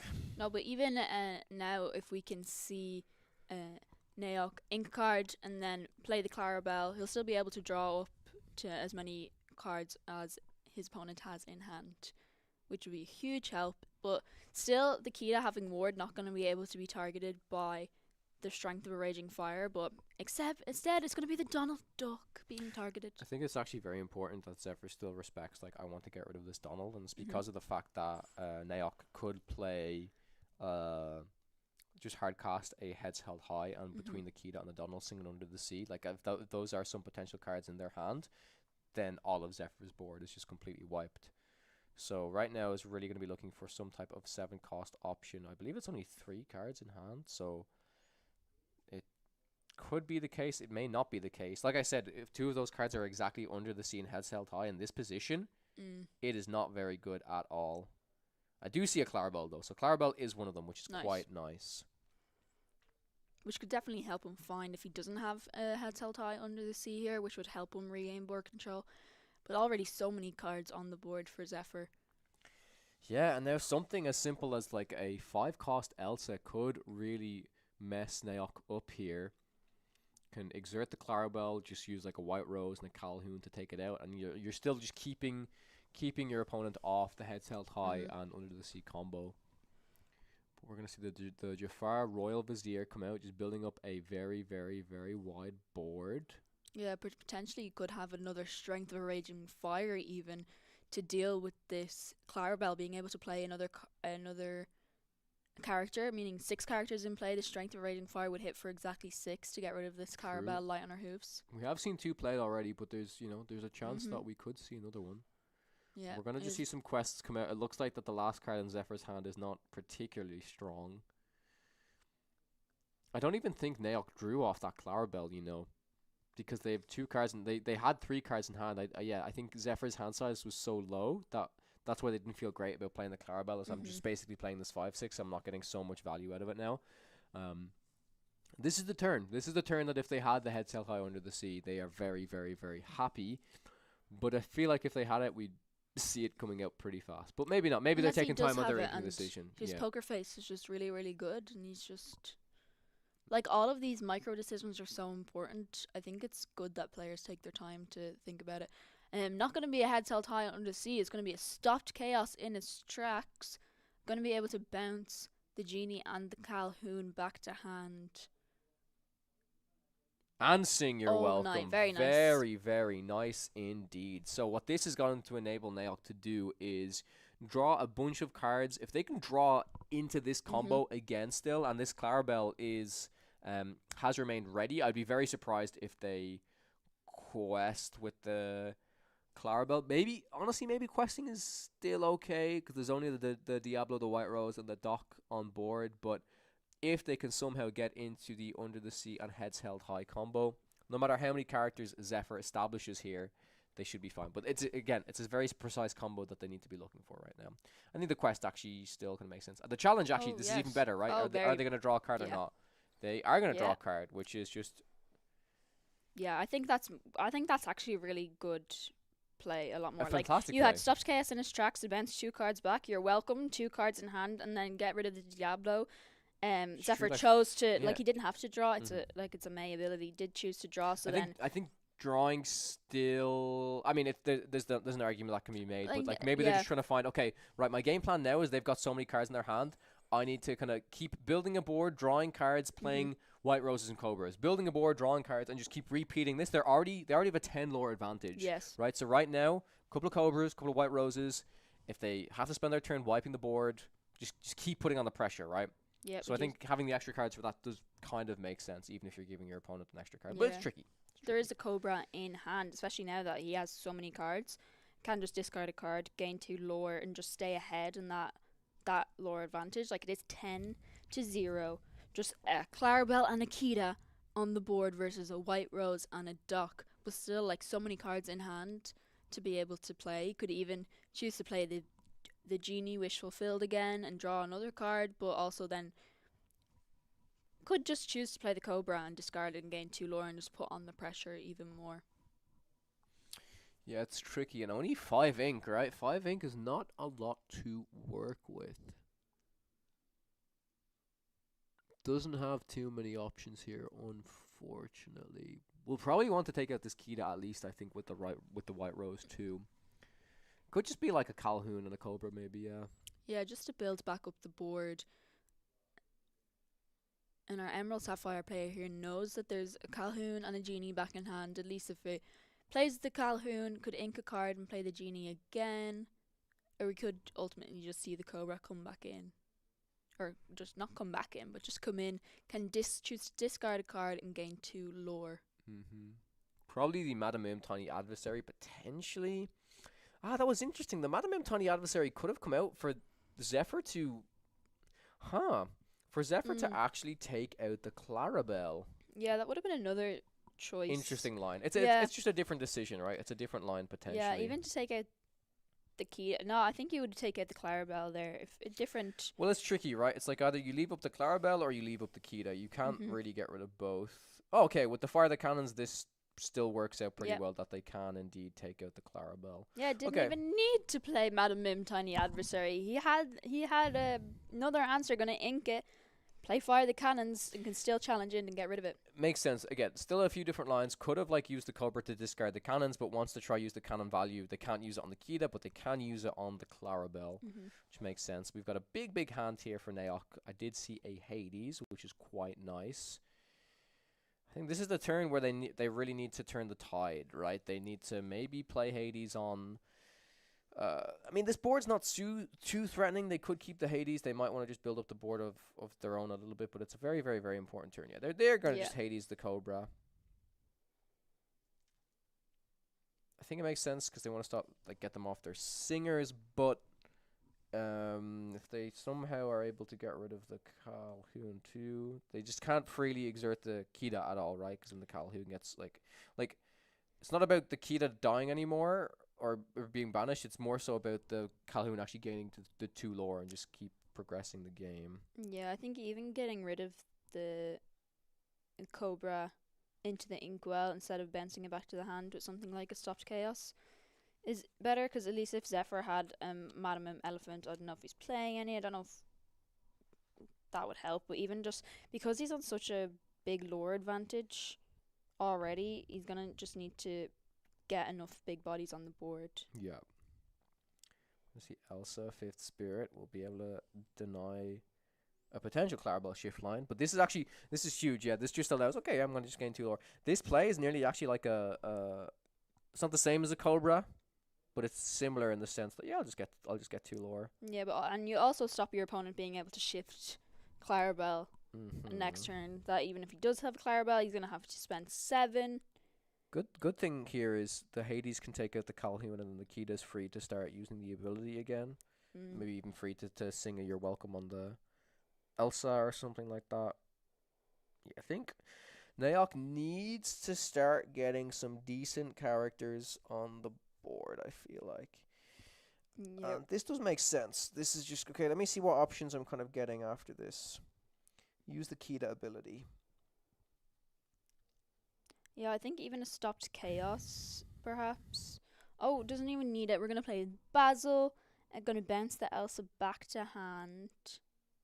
Yeah, 3 ink remaining. Yeah, could still choose to take out the Calhoun with the Hades. Will probably happen, Yeah. I would say.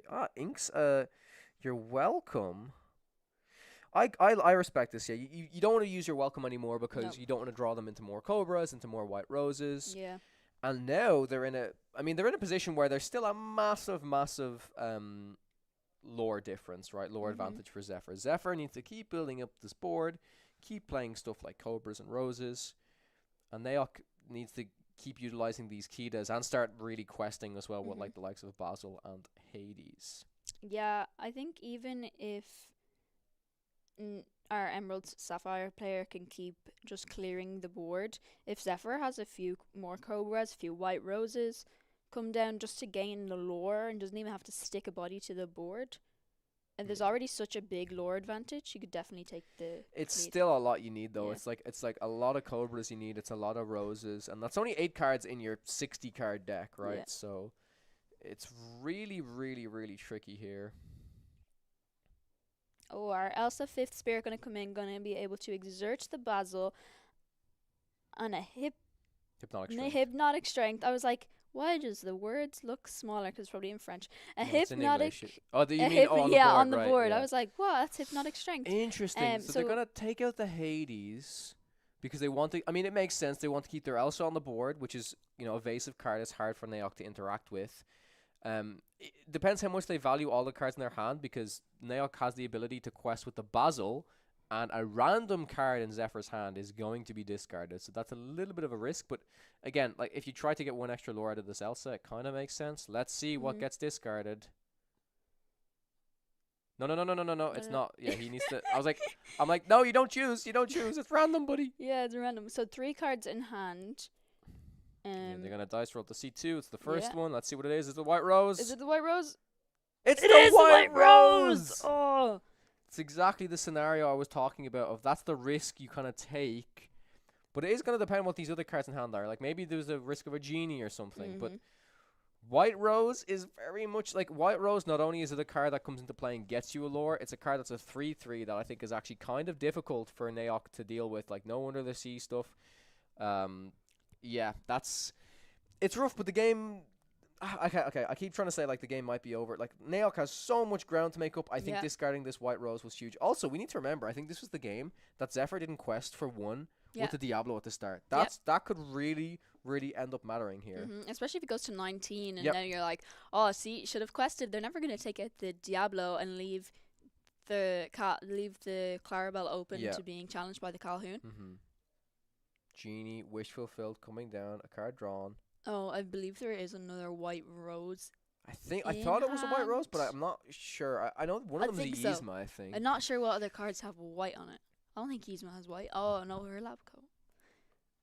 But still a lot of I can ground. see one's definitely it's a Palace Guard. I That's can definitely Palace see it's Guard, yeah. Palace Guard. Still a lot of ground to make up here for Zephyr. Naok, but he's Oh, still yeah, for Naok, yeah. because Zephyr's it's a 14.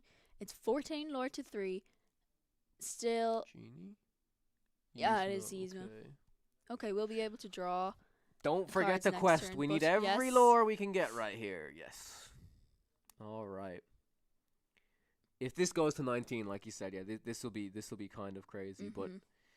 I mean, Naok has a lot of stuff to do. Actually, I'm not sure how many cards they have in their hand right now. Just the just 2, right? two. Just the 2. More okay. cards in the inkwell, of course. We just gotta count them, make Mhm. sure.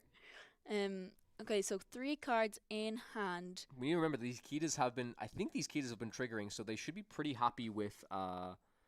What's the card? It's another Genie. Yeah, and ideally here, Naok is gonna try and gonna want a quest. Like he has to gain up this ground now. Well, this is But the also thing. could be Does he, or does he used- need to? I think he really needs to take advantage of at least one of these Kitas to Yeah. be like, right, they're gonna keep putting on the pressure. They're 5 lore away from this winning the game. I need to find my answers. Mm-hmm. He's also like getting so much ink, so maybe this helps. Where like I don't know, if you can line up some big cards, you can go like big card into another big card or Yes. something.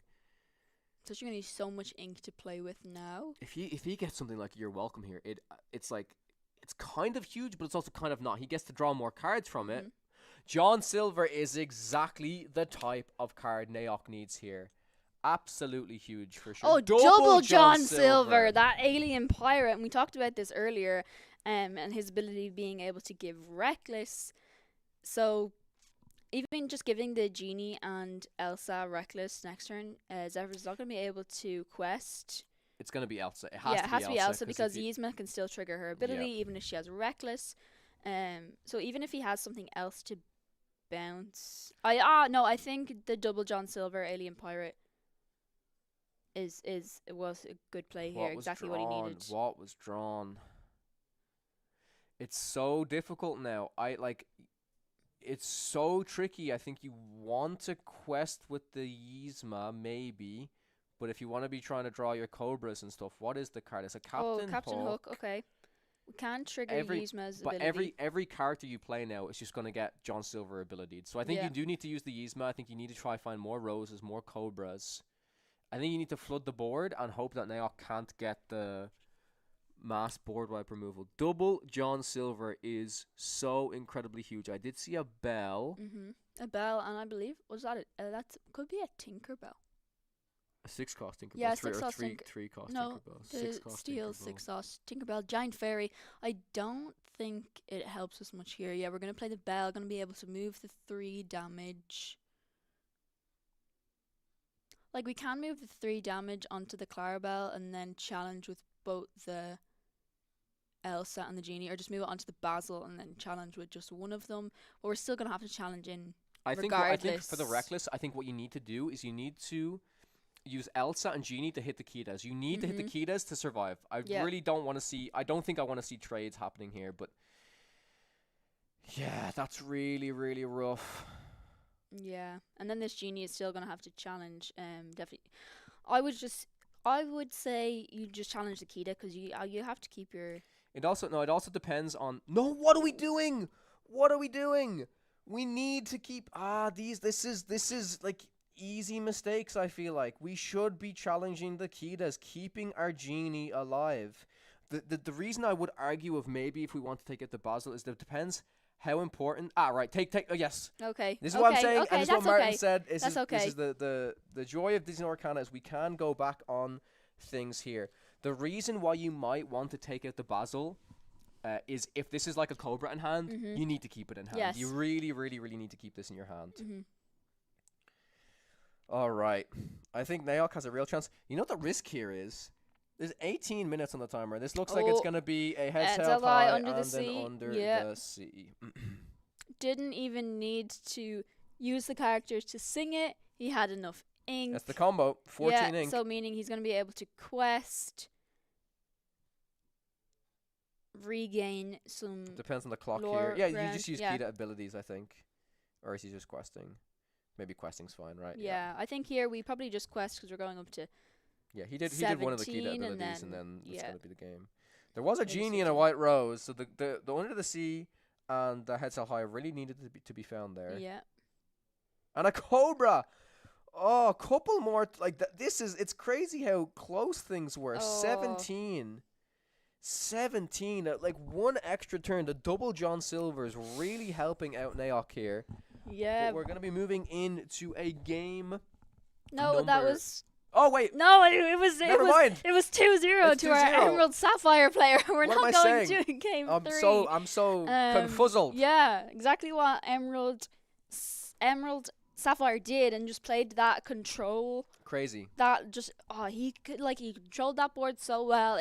There was a time where it was looking quite bleak, like our Amethyst Steel player gained so much lore so quickly and took the lead, and then our Emerald Sapphire player was able to just do that thing, that controlling. We didn't It see. was the Kitas as Yeah, well. the Kitas, like the are probably Kitas, the yeah. card. The Kitas are probably the card that enabled him to say, "Yeah, I'm going to find Yeah. my under the sea and heads held high." Right? Yeah, probably did. Because especially when you're able to filter through your deck like that, and just also helping him to not even need to sing his heads held high under the sea once he had it then, because the Kita, you're also ramping. You're also giving yourself more ink to play with, more ink to work with, being able to play 2 John Silvers. I think that was such a huge help to him in particular, huge because help. that to me that felt like, oh yeah, that was game. That was kind of, well, this isn't gonna help. The else is gonna have to go.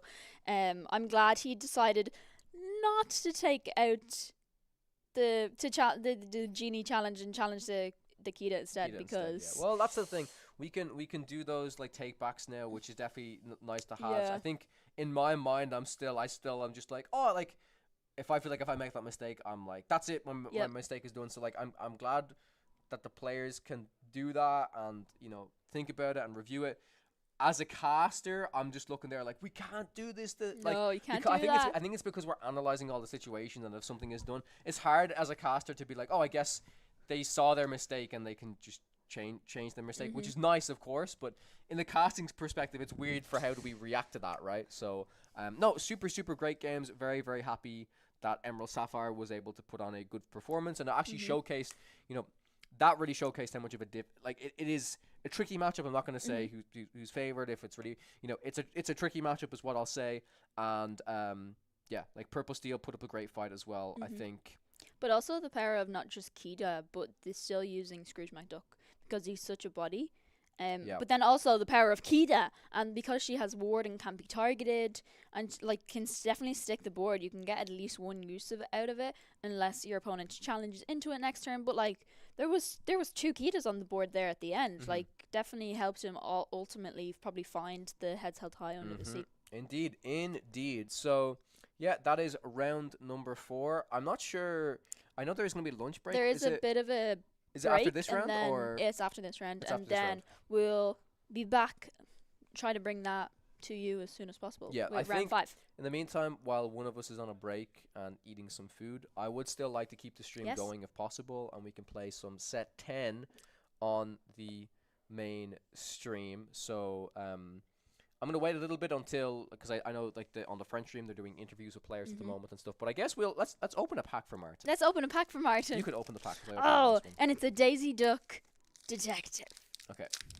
I hope What do for you want? him, so we can just tell him to rewatch back, and that I got him a foil Cinderella. Okay. Okay. I mean, it's quite unlikely, but let's hope. A Jetsam. Mhm. Oh, is this your song? It's the Podcana This card. is reveal. this is your card. You should sign that for him for when he comes back. Sign it for Martin.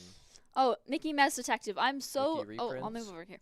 I'm so glad that this card is back, but that we have alt art, because obviously we had it before, and it was it told the story of Ursula's return and how she took control, and now I'm just excited for people to decipher what Mickey's detecting.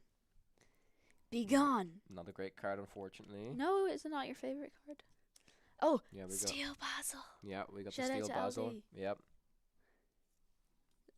Just a 2 Sheer cost con. 3/3 solid card, Yeah. solid card. There's the I feel like there's a bagpipes. lot of cards, particularly in this set, that are just good, vanilla cards. Not a lot of vanilla cards I've seen play, but great cards that can pair up with the likes of Scar, Finally King, and kind of allies in it. No, he's not an ally, but cards like that, vanilla cards that can team up with that, where you don't mind the likes of banishing it. Yeah. And gaining cards Alright, off let's Scar. see, let's see. Okay, let's go. Yeah, myself mystery. Myself a mystery. Beast. Come on, make it a good whisper. It's Kristoff. Okay, interesting. Okay. Let's hope it's a good one. Oh, okay. Big money. It has to be what he wants. Okay. Do not pull him. If you pull him a Hercules, he is going to be so upset. I know. Okay, come on. Oh, Let's go. He'll be Where's very happy Martin? with He'll that. be happy. Okay. Something else good. Oh, it's an uncommon. That's okay. That's it okay. could be a good uncommon. It could be like a But like Bagheera. Demona. Let's see. Hey. Ah, Katrina! Very, very nice.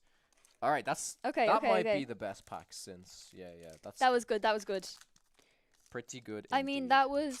that's like 3 legendaries. I think it's 3 legendaries. 3 legendaries so far. so far. I don't want Demona. to open too many of his packs. I 'cause think he he'll probably be wants to- happy. he probably wants to open them. So I'm gonna open one more, and then I'm gonna take a break. Take a break on Martin's packs, but I'm gonna go fast because I've seen a lot of these cards already. So we've got, So Be It. We've got Flash. Got Li Shang. We got Lena Saberwing. We got the detective. We got Brom. We got Ichabod. We got the map. Got Mulan. All right. I guess I'll do the reveals. Okay. You guys are so good at this. I don't Let's open go. the packs that much. Rare. Ink Ink amplifier. Okay. This is gonna be one of the terrible packs, right? Which is another rare. Nah. Oh, okay. Super rare. I think there's some good super rares. I also think there's some not so good super rares. Okay, this good. set, Super so rare. Let's go. potentially the worst super rare, which is a shame, and a foil Aquila. Nice. Yeah, I think this card is Put that back in the pack. put that back in the pack. Put that back I in the can't pack for exchange it for something else. Put that back in the pack. Let's conjure a new. Put it back and conjure a new one. Do you actually have the decks anywhere? Yes. Yeah, I'm gonna see and ask if one of us, like, I think I'm on break next, so Mhm. maybe you and Martin can play Mhm. if he's done food, and then we Yes. can rotate after that. But yeah, I'll go on a very, very, very quick BRB because I want to try and have as little dead air as possible. But we will catch you guys in a moment.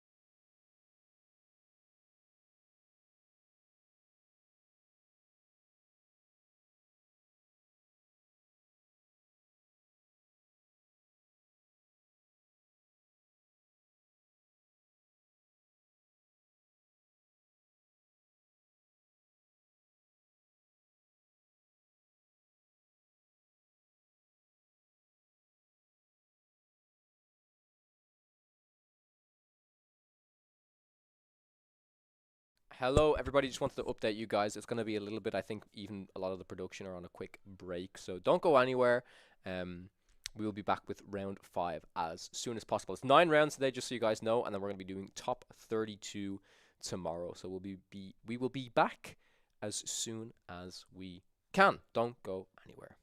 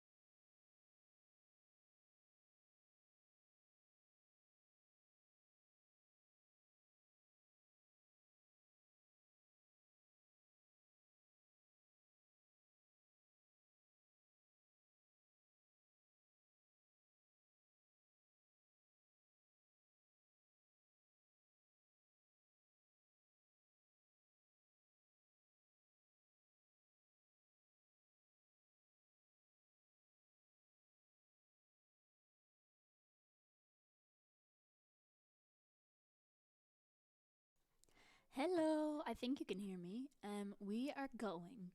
We're still waiting for round 5, but in the meantime, we are going to a Kawa versus PL stream, and we're going to have a Sapphire Emerald versus Amethyst Steel set 10 match.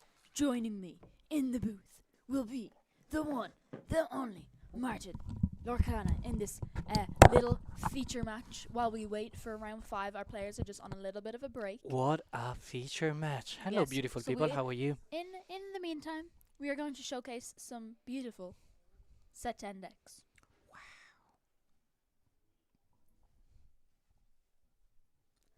So yes, I believe the Emerald Sapphire that we were talking about, I'm not sure if it's the Webby version, unfortunately, because I didn't pull any Webbies. But the Amethyst Steel, I know because I built these decks, does have Demona and also the new Hades. Yes. I believe, unfortunately, Kawa just had to ink and pass.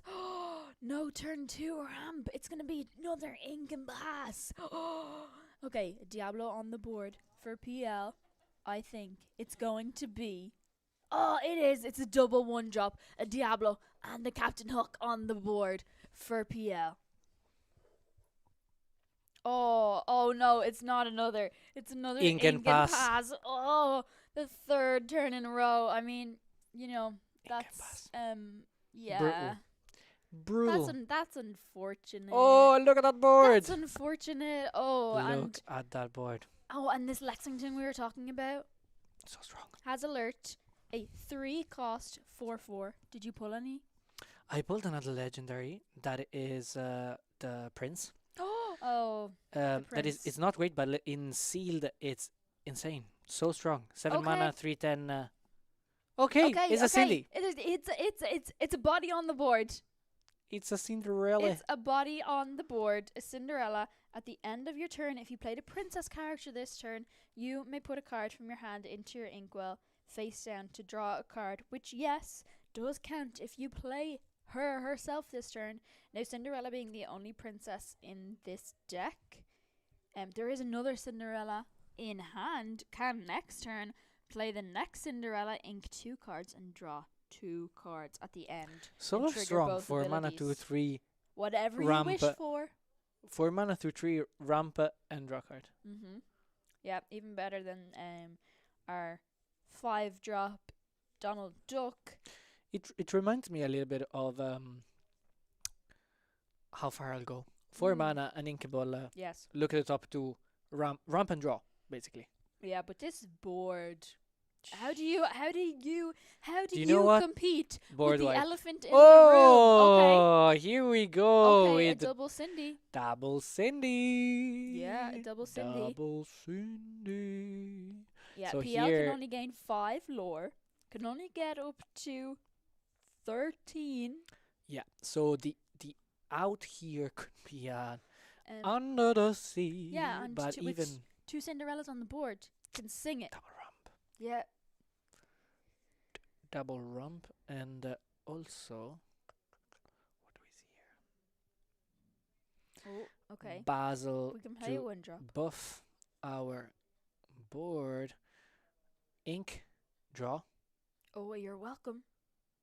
Do we What ink another can I card say? for the other princess? Because we can do it twice.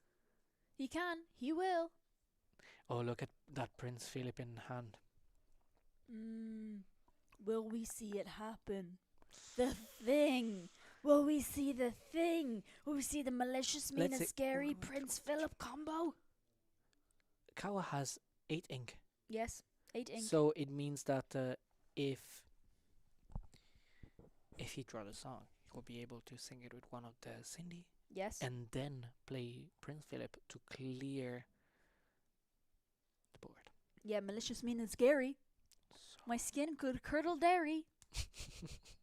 Will we see it happen? Okay, just a Hades, a Clarabelle, and I'm not sure of the middle card there. I know he inks the You're Welcome to be able to trigger Cinderella's ability, whatever you wish for. What can I say except... No, he's not going to do it. He's not going to do you're welcome. No, he inked it. Oh, but such a wide Except board you're here for inking. PL. Just a genie, and sure, I'll quest for everything. Let's see if that's an option. It's counting. Okay. He's counting. There's Oh. a lot of ink. You got to do Yeah, that. it's more to draw a card and Mhm. see what is on exactly what is Okay, there. sail. Oh, that's Is a it? Basil. Is it a? No, it's not. Oof. There's an Hades that can get rid of that genie to prevent that to quest. Okay. Okay. exactly. The Hades can come down. Great. We can get rid of the Dumbo or the genie. Probably the Dumbo, genie Probably the genie. Yep. because of bye, the genie. two questing power, and then we Yep. can have Yep. that. Let's Ability see. should be on 13. Not too sure. If he did quest for everything last turn, it should be He can 13. buff one of the Cindy, get rid of.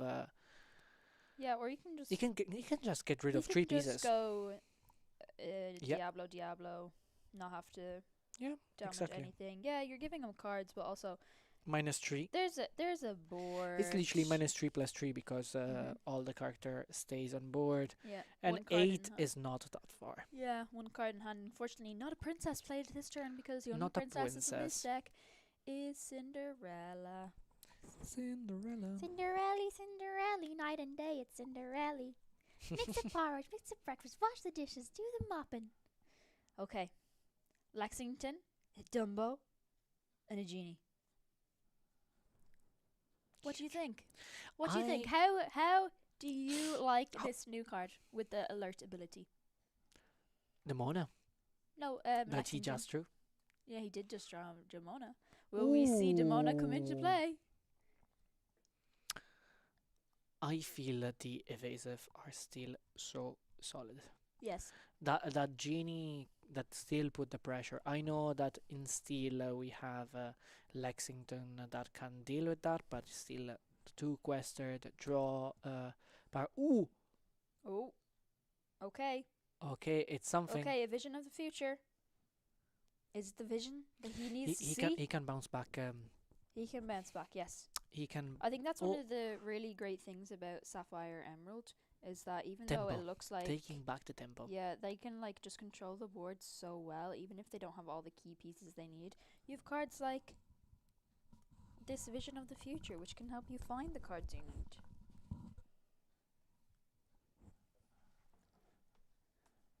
But what card will he pick? I'm not too sure. Oh, it was the Basil. Exactly. Yeah, gonna be able to bounce a Bounce card. if I were him, I would bounce back that Dumbo probably, or Yeah. Genie. Consider Mhm. that purple steel here will do Yeah, especially with the 2 1, lore on it, though, 2, it'll be 3, the genie. going at 17. Considering that there could be Rose plus like ideally Rose plus Cobra Mm-hmm. and BGG, but we know that there is a Demona. Yeah, we can ideally maybe no, I The think problem with Demona is like giving a card advantage to Emerald Sapphire. Mhm. It's not Yeah. ideal. it's Not it'll- ideal. yeah, it's a tricky thing too. Whether if Kawa decided to quest with the Basil and give the additional strength to a Cinderella, could have taken out the Lexington here, but he's also Mm-mm. he's not gonna be able to ready because PL has more Draw. than 3 cards in his hand. What is in PL's hand? Because Lexington, also a gargoyle. If you have more than 3 cards, they have the Stone by Day ability, meaning they're not gonna ready at the start of your turn. Mm-mm. It's great that you have to remember that. Yes. Be like both the players have to remember Mhm. that. Like dump your hand, but also It'll be great if you could do like a small counter that is like a stone that you put on the character to say like stoned. Stone. It's stone. I've more By than day. 3 Oh! cards. Talking about Rose, Oh, talking about roses, the white rose, he's gonna gain a lure up to 17. let's see if this card can save Kawa. It might be a little bit too late. And Prince John. Oh, it is. Oh, are we gonna see it? We're gonna see it. And Cinderella's gonna sing malicious, mean, and scary. My snorkel curdled dairy. And violence wise. Oh, you don't know the song? I'm disappointed. Okay, malicious, mean, and scary gonna come in, gonna be able to deal 1 damage to each opposing characters, and then here it is. It's the Prince Philip. It's the combo. It's the malicious, mean, and scary combo into the Prince Philip. We see PL being like, ooh. Oh. Okay. Board wipe one-sided, and now Kawa can quest with the entire board, and whenever that puzzle quest, PL has to discard a card. Yeah. It's time for questing for Kawa. That was the perfect card. Yeah, definitely. The perfect card at the right time. And such a turnaround in this game as well. Because and it was a dock. He didn't need it. He has so many cards. It's fine. It's fine. Quite full. But also insane because no turn 2 ramp, no turn 3 play. Turn 4 was a Cinderella. Okay, helped him ramp up, but drawing that malicious, mean, and scary exactly when he needed it. However, if we see a Cobra into a White Rose, GG's.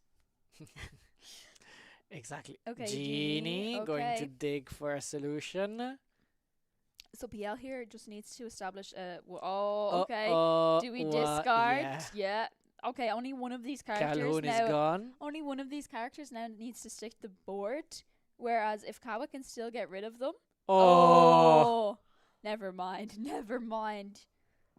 Okay, we need another we need another malicious, mean, and scary into a Prince Philip. I don't think it's looking good. It was looking good. Is that a Tipo? He had a really good comeback. It is the growing sun. Well Tipo done. to close out the game. FPL Amethyst Steel is going to take the win there. Amethyst Steel, what a deck. Amethyst Steel, who knew? And I did give out to Thiago for building Amethyst.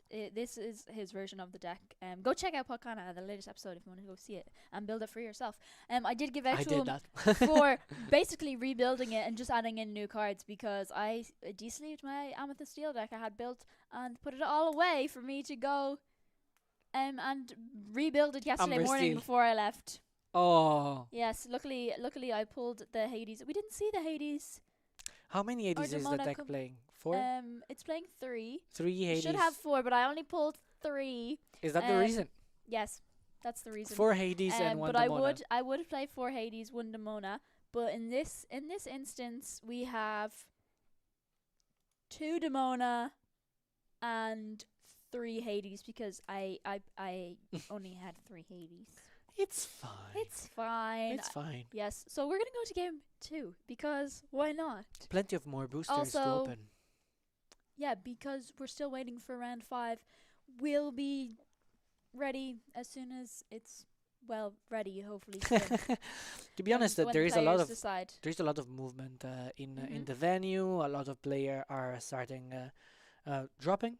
So it's what they did is if you know that the game is over and you want to drop earlier to do your pack rush, your sealed, you will get rewarded by doing that. Nice. So you get, if you drop by round 4, you get 200 ticks. Oh wow! That are very good because you start with 200 ticks already, and the price for an enchanted, it's, if I'm not mistaken, 500 ticks. Yes, there's some that are 500 ticks, some are 800 ticks. If you want, because not only is there a prize wall, but there's an enchanted prize wall. So if you don't want anything on the prize wall, there's an enchanted prize wall, which also the most expensive enchanted, I believe, is the enchanted Mufasa. But we're gonna go into game 2.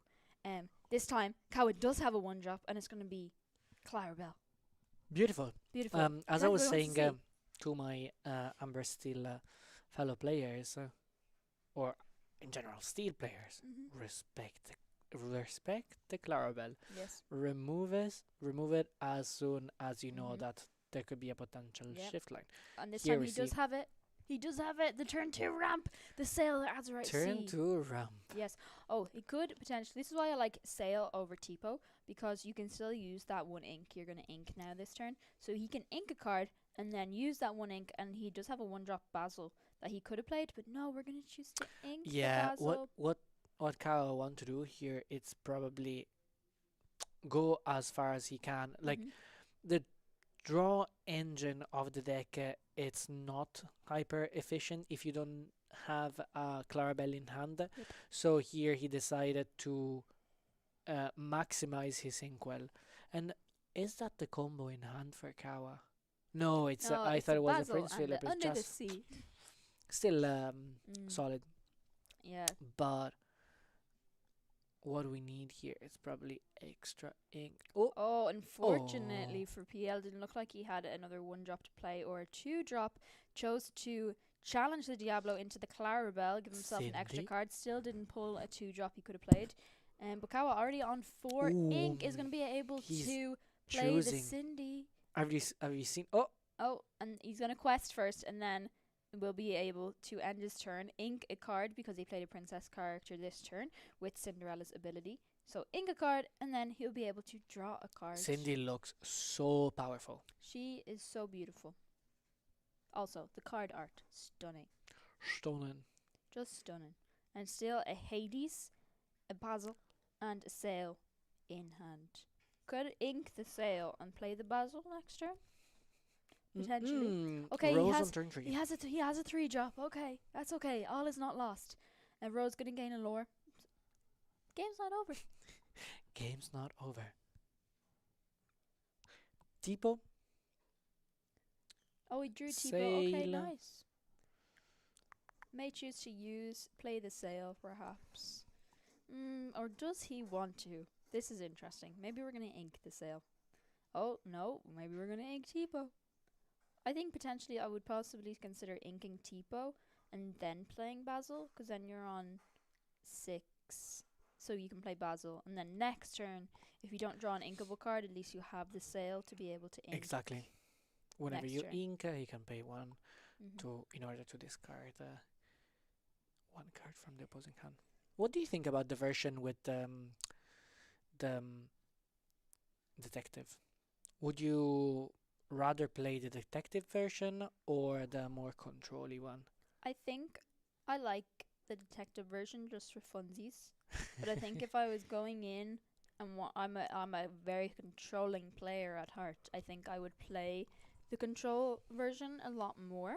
Well, I like the idea of the detective version, and I'm excited. I'm excited to cook. I'm excited to build a detective deck with some a lot of detectives, and there's already a lot of detectives in this deck. I believe Kawa is playing the Judy Hopps. We haven't seen her come out yet. Oh, but we are gonna ink the Clarabelle. We're gonna be able to play the Hades Infernal Schemer to send the genie I love when you wish say fulfilled away. infernal schemer. Infernal Schemer. Schemer. That's his name. Schemer. Schemer. Hades Infernal Schemer. Oh, and just to sail the Azurite Sea left in the hand for Kawa. At least it's a small draw engine. Mhm. Recycle and ooh, The 2 Black mana, Heron. 3/3. Unfortunately, didn't arrive early as expected on turn 2. No. But still, 2 mana, 3/3. Pretty solid. Yes. They can deal with most of the things on board. Oh, even better than a Ooh. sail. It's a vision of the future. How many cards does PL have in hand? Because here, Kawa can ink, activate. How many times can you activate Basil? Is it once per turn or I believe every single time that you ink? Because that could be.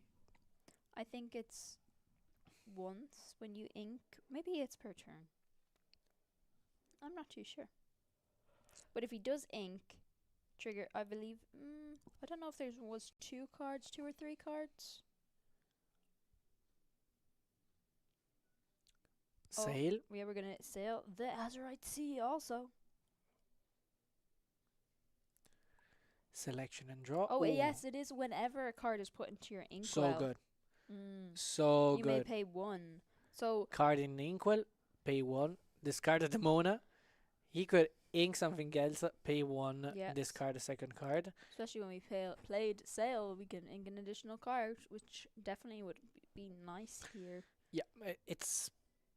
But at the same time, Yeah, because ideally, Kawa wants to shift the Clarabelle here and draw as many cards as his opponent has, so doesn't really want to get rid of too much of PL's hand, hopefully.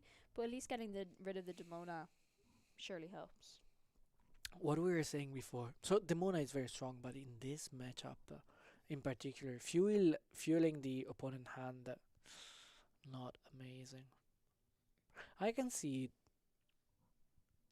Demona being very strong against a certain matchup, but this one, ooh, It's going to be another white rose, going to be able to Ooh. gain a lure. Just building up, taking his time, building up that board. oh, yeah, sinking strength. Yeah, it doesn't want Kawa to be getting rid of any more of those cards in his Absolutely. hand. Goodbye, Basil. Questing for 2 with the evasive genie, and keeping the rest.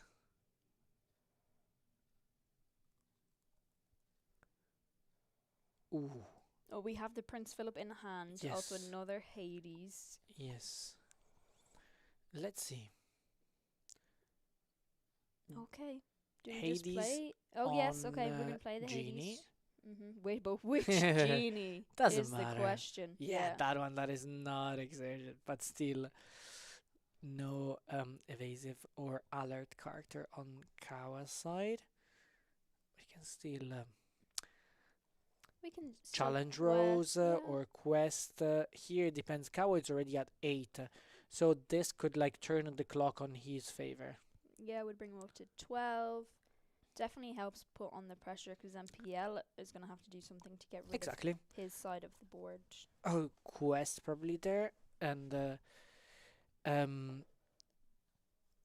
gain those 2 lore, bringing at 10, and putting so much pressure because next turn, if PL doesn't get rid of that Hades, it's going to be 6 lore, putting Kawa at 16. And we know that Kawa has in hand a Prince Philip. He doesn't have enough ink because he needs another ink. Ooh! Oh, but another Strength of the Raging Fire coming in. Gonna be able to Very get strong. rid of that Hades Infernal Schemer. And That's having still another Hades on board. another schemer. Ooh, the decision of Oh. stabilizing the board here and being like, okay, I'm removing your singer. I'm removing the possibility of having an Under the Sea. Is that a Basil? That is a Basil. That can bounce back potentially the Dumbo to a Yeah, a Dumbo or a Genie. Yeah. Perhaps. It's very tough for the deck getting rid of those evasives, and having to deal with such a big board. And purple steel, to be honest, draws so many cards. Yes. The Amethyst just doing the thing that Amethyst does best and just draws cards.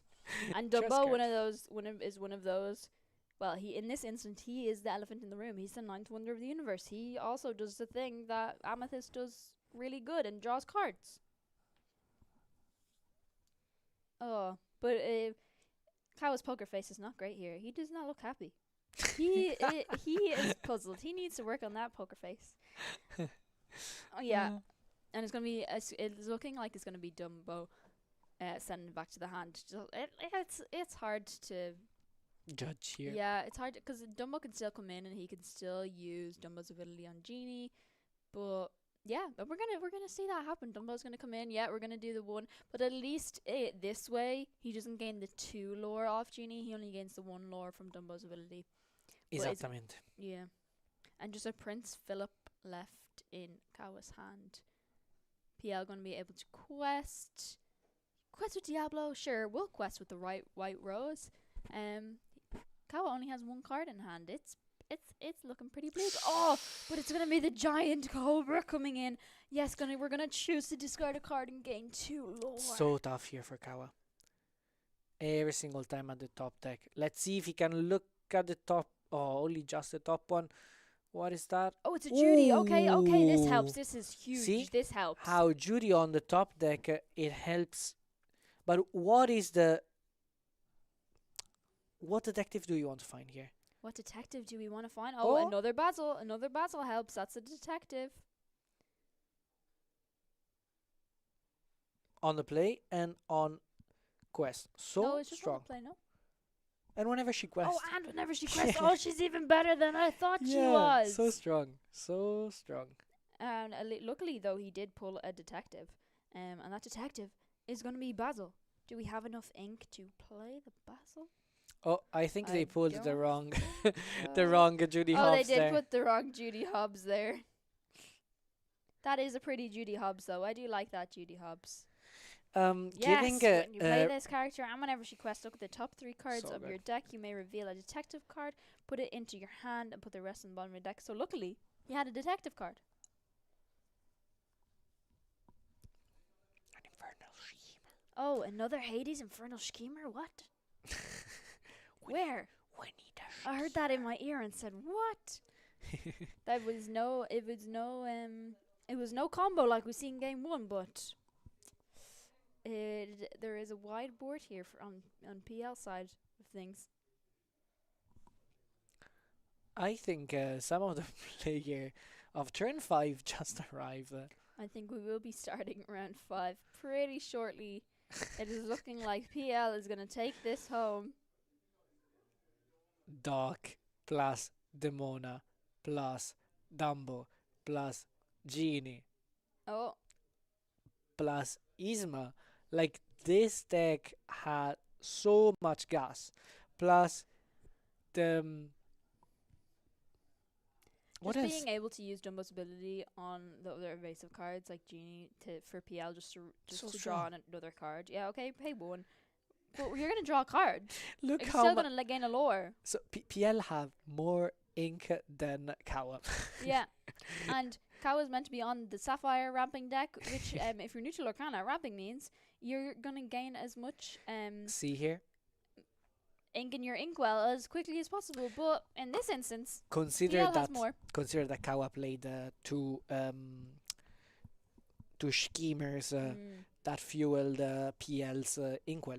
Yep. But at the same time, Kawa is quite on the top deck. Oh, it's a Clarabelle. A bit late, but still a Clarabelle. PL, it's at 11, which means that next turn he will quest for He can get up to 17 Yeah. next turn. So a late Clarabelle, an yes. inking Basil there, just to set up potentially draw an extra card for sure, and potentially set up for Sing plus yeah, Philip. keeping that Prince Philip in hand, possibly hoping to draw into the malicious, mean, and scary. But unfortunately, they just drew a Basil from the Clarabelle. Maybe, perhaps, all is not lost if Kawa manages to top deck the malicious, mean, and scary. I love that card. I still haven't, but like I probably pulled one. A friend of mine pulled an enchanted, and it's beautiful. Malicious, mean, and scary. Ooh, look, Enchanted. look at that, Hades. Remove your Clarabelle. No, draw 2 cards. If one of those cards is a Strength of the Raging Fire, Oh yeah, it's gone. It's gone. Hades, it's so strong. Yes, So strong. it is indeed. But also, oh, it is the giant cobra. He's gonna be able to discard a card. Does he have enough ink? If he had a white rose, no, he did not. But a Hades and a cobra on the board.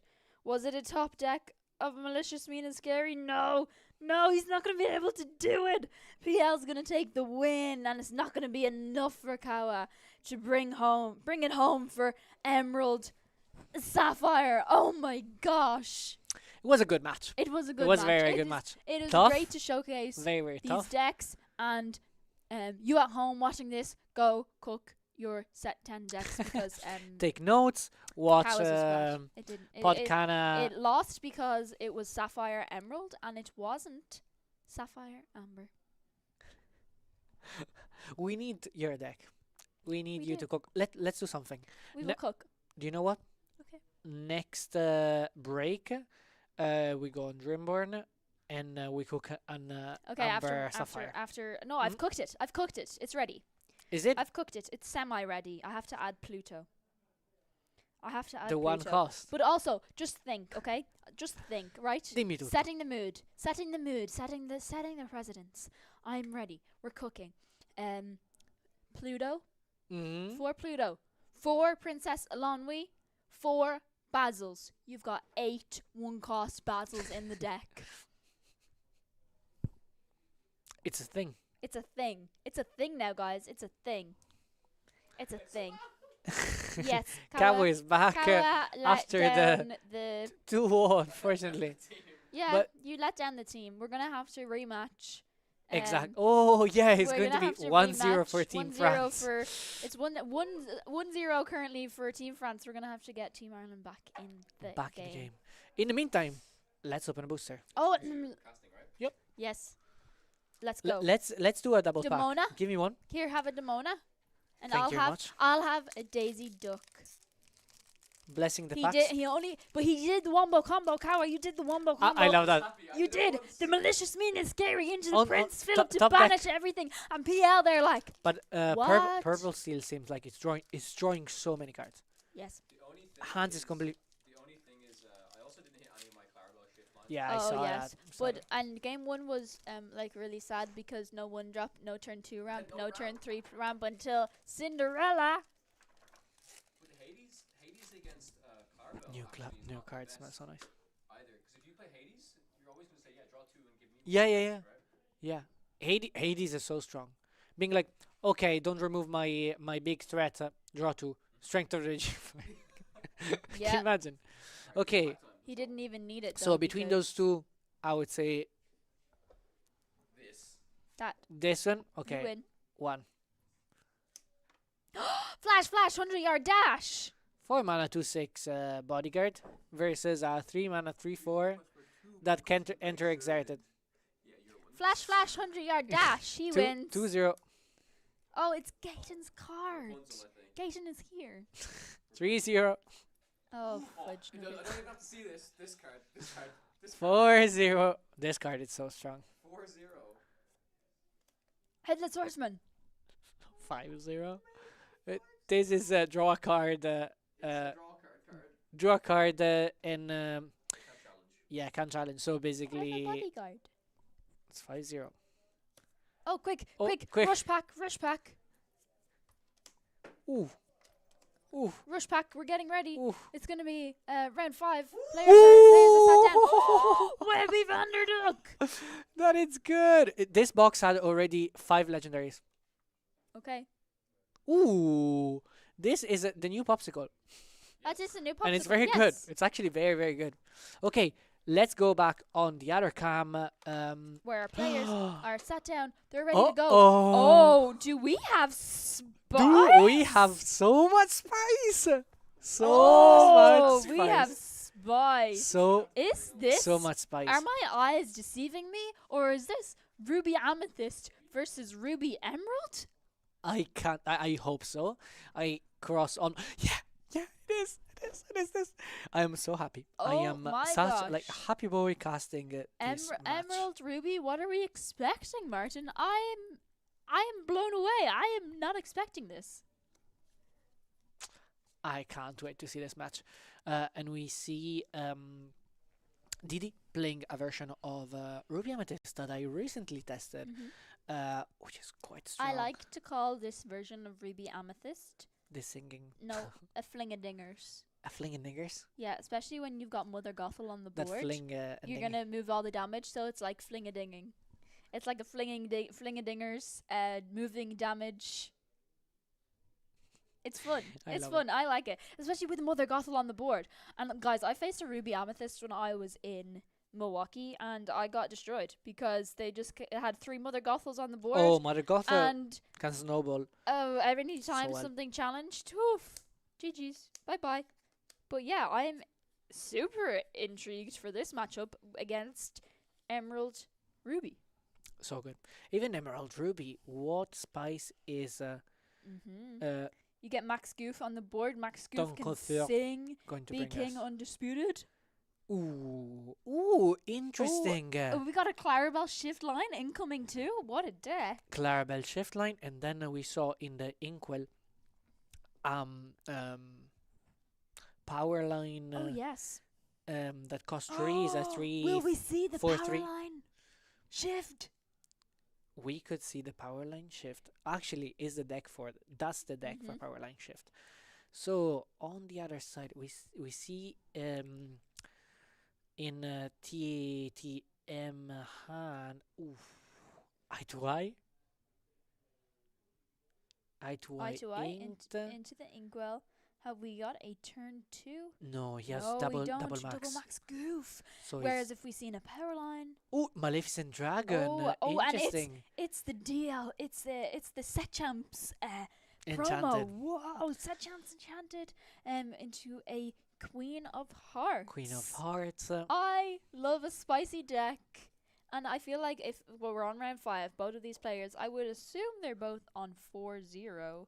Let we me will check. double check that out for you, but I'm excited. Another Clarabelle, Contented Wallflower coming into play. If your opponent has more cards in their hand than you get to draw a card. In this instance, I believe that our Ruby Amethyst player had more cards, meaning that our Emerald Ruby player is going to draw a card. And here it is! It's the Mother Gothel! I reveals this card. Did you know? And this was the card that destroyed me in my round 3 in Milwaukee. I love this deck. I love both those deck. Yes. That Mulan, it's so dangerous in case of a Yes. shift line, but it's so strong because you can Mhm. move damages directly without Mother Goddel. 3 mana, 1/4. Whenever one of your character challenge, you may move you move one damage Yes. counter from chosen character to chosen opposing character. Yes. Which So you can is- move counter even between Mhm. opposing damage character. And we see here even that Medusa coming down, dealing Yes. 2 damages to that. Oh, Under the it's sea! gonna be a sing together under the sea. So strong, getting that is rid of so strong. 3 characters Mhm, already. especially dealing with that Mother Gothel, because Yep. next turn, if that Mother Gothel would have been able to move, if something was challenged, that Mother Gothel would have moved the damage off the likes of that Mulan, but that Under the Sea coming in. And I love Max Goof singer. He's that such a great singer. MTM is still with all his ink open, so he can play something else. We saw in the hand There's a B King there. B could, King. Could choose Here to we go. hardcast a B King. Well done. He will. He'll And he'll here we hardcast see it. DD that is like Mm. he has to choose that Mhm. Medusa in yeah. order then to maybe have a clean challenge there. Yes, I think I like that play, because at least if he draws into the likes of a Bell, perhaps could Exactly. move the damage across. I don't know if he's playing one, And but he is going to exert 4. Oh, we're gonna play the Genie Wish Fulfilled. Gonna That's draw very a good. card. Yes. so maybe. we have different options here. Mhm. And it's challenging into the potential shift line, exactly, Yes. or challenge it into the singer, Yes. challenging into the shift line. But we see in hand, look at that It is shift our line as well. Emerald Max Goof. Beautiful gonna do play, it! and We're he gonna be do King it! Indisputed being played for free. Yeah. What a deck! Yeah. It's gonna be played. I'm gonna go to the bottom of the deck. I love the spice. Love this Max Goof. And definitely going to see more and more play. Character that costs 6, shift for 4, and give you the chance to play a song for free. A song that costs 4 or less for free from your discard pile. And then put it back on the bottom of your deck. It's so solid. Mhm. Every single time that quest. So very dangerous. Yeah, very dangerous. extremely dangerous, especially when we see 2 Mother Knows Best In in his hand. Ton Coiffeur. Ton Coiffeur? Tonquafa could choose to hard cast a Mother Knows Best quest with Max Goof. Unfortunately, it's going to be a Bell accomplished mystic coming in. No other characters with damage on play to be able to move. That's tough. But Didi has to play something. he does have Mother Knows Best in hand, meaning he could play it to bounce the Bell back to hand. Yep. And then do we just quest? Here, another thing that he could do. But there's no other characters on board to be able to play it for free. But you know, Exactly. we could still just he play can, it. he can just quest He could just quest. and pass. I think But the so. problem on the other side is that Ruby Amethyst now it's playing Max. It's playing Super Goof, the 6 mana 5/5 Yes, rush evasive rush. that can deal with that Shark. that Max Goof or even Shark Even as well. Shark, it deals with Shark. But it's very good this Max Goof because like just waiting, play Shark, bounce it back to your hand. Here's questing, Quest, we're gonna play it for free. bouncing back for free. Ooh, Oh, bouncing back the Max Goof. Interesting. Oh, to play another replay the smaller Max Goof and the Clarabelle.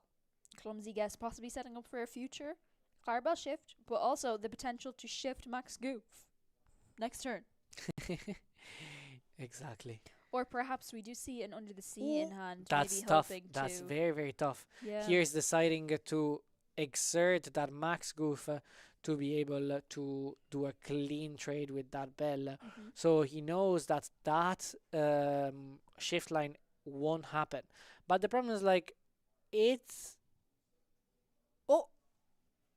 no Did he challenge. not- no challenge. No challenge. No challenge. He's not going to challenge in. Okay, that's very interesting. Not going to challenge. I think I would have definitely gotten rid of challenged in with this Bell here to be able to get rid of the Max Goof. But didn't even need the shift target. Oh, okay, I see what we did here. I see what we did. He had a second star to the right, wanted to leave the Bell and the Elsa in hand. In play to be able to sing second star to the right, to be able to draw 5 cards, which definitely helps him here. It seems like Didi was struggling a little bit, didn't have enough answers to play with. Definitely what you want to see, and being able to sing it, the sing together, and why I love it so much because it's so fitting, it's so magical.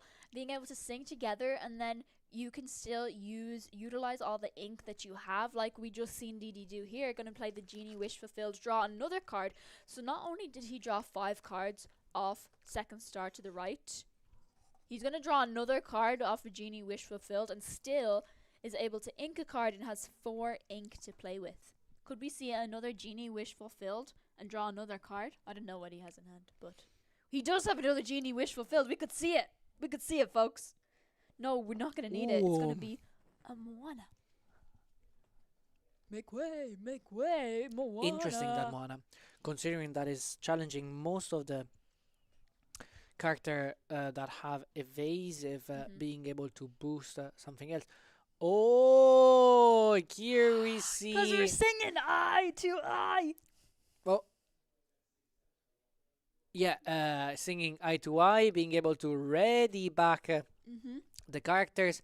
They're both getting 2 lore.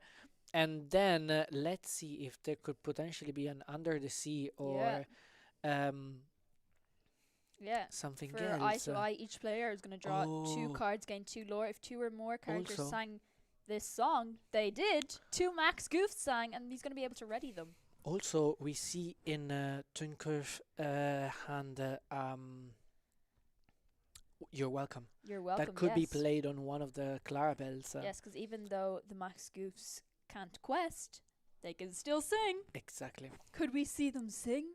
Hey, you're welcome. Because if that Max Goof sings You're Welcome, it means that small Max Goof sing You're Welcome on Clarabelle, he could potentially draw, or you have only 3 ink available.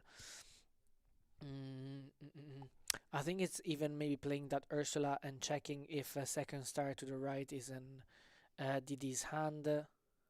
Oh, we're not Under even the going to Sea. use you're welcome. We're gonna be just sing and under the sea. Get rid of that Elsa and the genie. Pretty strong. That's really strong. And could still then next turn, Play- because that under the sea is in the discard. No, actually, you can't do that because Max Goof is 4 cost or left. But next turn but this turn he could still hard cast your welcome, and then it'll go to the discard. So next turn, Ooh. no, not even that. He had another Mother Knows Best. So strong. So strong. Now that Bell need to... Interesting.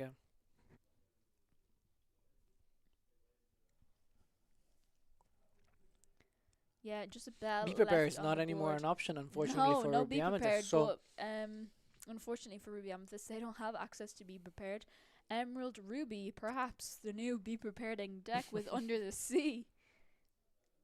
And knowing next turn if this Max Goof survives, when he quests, can choose to play this Mother Knows Best that's in the discard for free. But also we know that our Emerald Ruby player has a You're Welcome in their hand, could also use that to get rid of the bell. But also our Ruby Amethyst player already has so many cards in his hand. We're not even going to be wanting to give him more cards with the You're Welcome.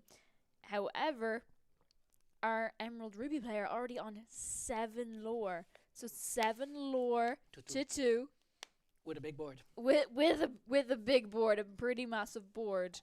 Okay, we have an Elsa 5th Spirit in hand, can be used to come down, can exert that Clarabelle, Contented Wallflower,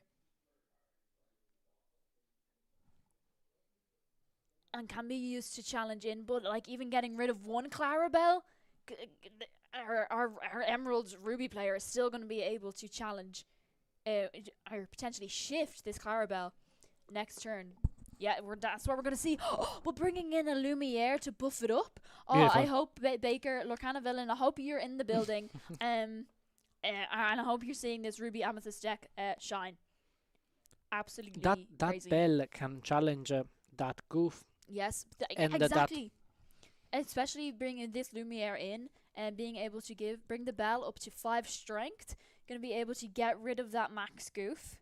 Meaning, not going to be able to play that Mother Knows Best for free next turn. Unless we see another Max Goof come in and shift on top of our Ruby Max Goof that we already have in play. That will be so good. Let's see what Mooncurve is going to do. Oh, we have Donald. okay. We have a Donald Duck Perfect Gentleman, but also 2 You're Welcomes. Oh, I like this. Quest with Clarabelle, and then Sing You're Welcome Yeah. with Max Goof. Especially when our Ruby Amethyst player already has so many cards in Yeah. their hand. We don't want to play You're Welcome on their characters. Perhaps looking for another Max Goof that we can play. So then next turn, play the Mother Knows Best for free from the discard. What can I say except... You're welcome. Ooh, Clarabelle coming down like that. Being able to draw so many cards. Yeah, we didn't even need the shift NTM. target. We had enough ink to be able to just play it. Pay the 7. We're going to pay the 7 ink and just play it. And then, especially being against Ruby Amethyst, they have so many cards. Amethyst doing that thing that Amethyst does so well, just drawing cards. Being able to play Clarabelle, especially when we were a bit scarce on cards, we had to You're Welcome to be able to give us 2 cards. Did that give us the Clarabelle we needed to draw up to the same amount of cards in our opponent's hands to help? Oh, but our Elsa, 5th Spirit coming in, gonna exert this Clarabelle. Those Elsa are challenging for 3. Yes, 2 of But- these Elsas Exactly. can deal with this, but also they're gonna have to. They're Also- gonna be traded in return. The good thing is that those Elsa can... one of the Elsa can challenge into that Max Goof, having 4 damage on, the other Elsa having 2 damage on, and we saw in Diddy's hand the action that allow you to move damage. Is that what we're going to see? So he can move 2 damages to that Clarabelle, being able to draw 2 cards. It's the thing. It's the thing. Everybody's got a Yeah. weakness. Everybody's Oh, got a weakness. Ruby Amethyst It's is not very dead. strong. It's still going. Exactly. And this is only game 1, folks. But the problem here is that you need to then go to do double trade, but at the same time you have such a great card advantage. The only other thing that could bring MTM back to the game is top decking another Clarabelle. Yes. Here we see B King. Ooh. Okay, B King can definitely be used here to get rid of this Elsa. 2 your welcomes in the hand. It is the power line. Ooh, power line, so strong. Consider that Didi has a second star that he could potentially hard cast. Is not ideal, but he could potentially hard cast. Very strong here, Bell moving 3 damages to that power line, but not enough. No, not enough at So all. And if trying this to power find line, a solution. if this power line sticks around, Another thing that Didi could do is like draw until he find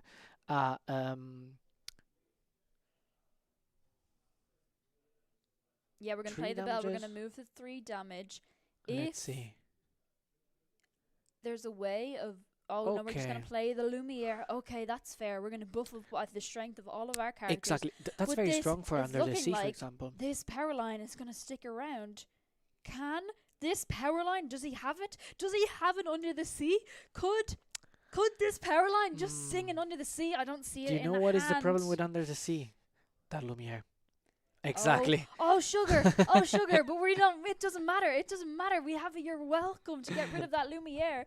But now, does he have it?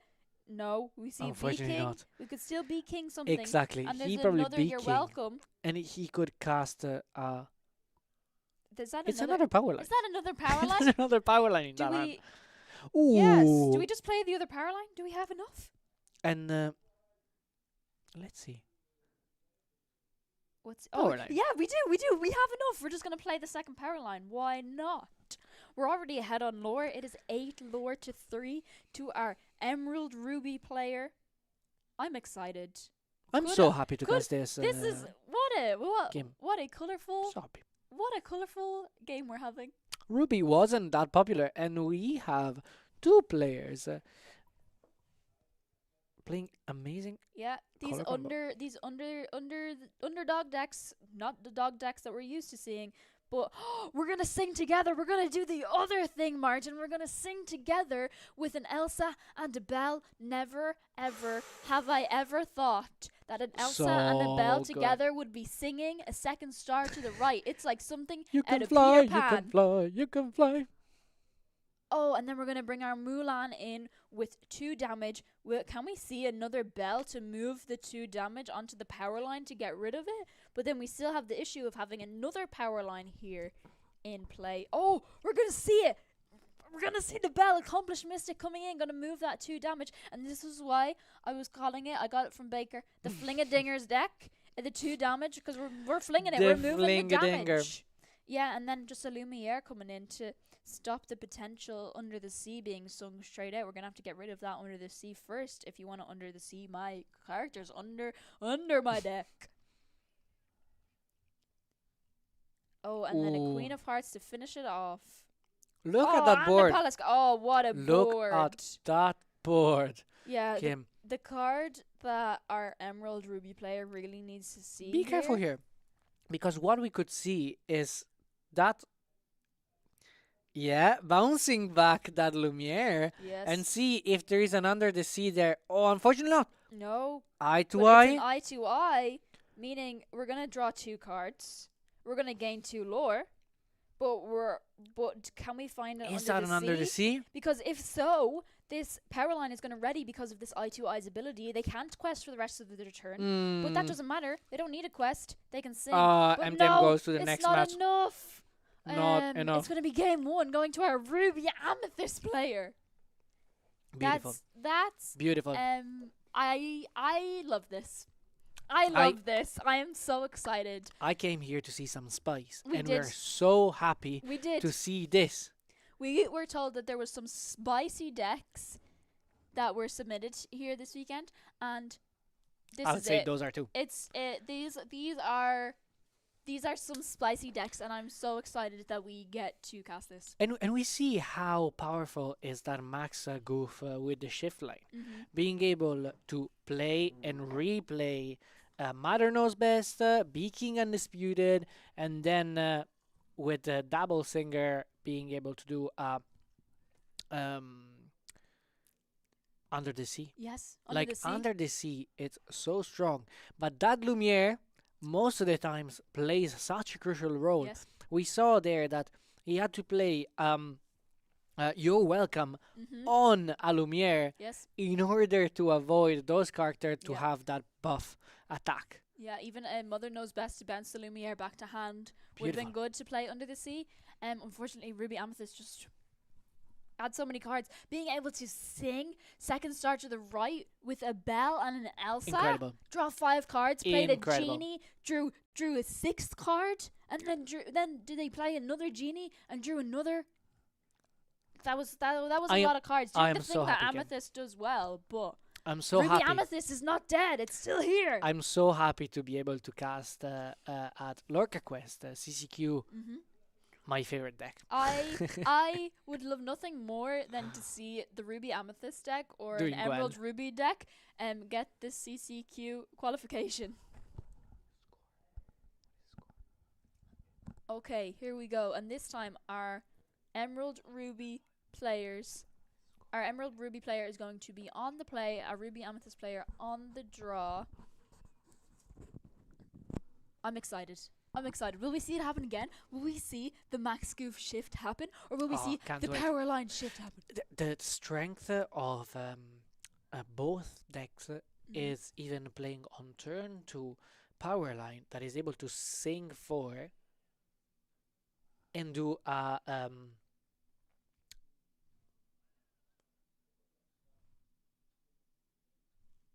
You're welcome. no, yeah, you're welcome, Mother but knows best. literally dropped from my mind. Sing together eye to eye. No, We've seen that happen we seen that happen, and We it did. was so strong. with 2 Max Goof. There was nothing more fitting than 2 Max Goofs singing together eye to eye.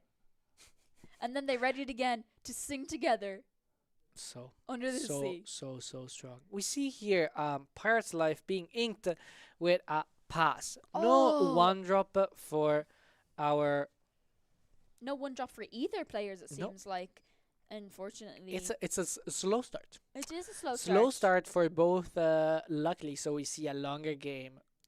Lumiere We do have on a turn 2-drop 2. on this for our Ruby Amethyst player. I would he say is going to not, have a 2-drop. not the best to drop, to be No. honest, because you can't put pressure with that one. Mhm. Lumiere is that kind of character that you want sticking that on board and not leaving the board.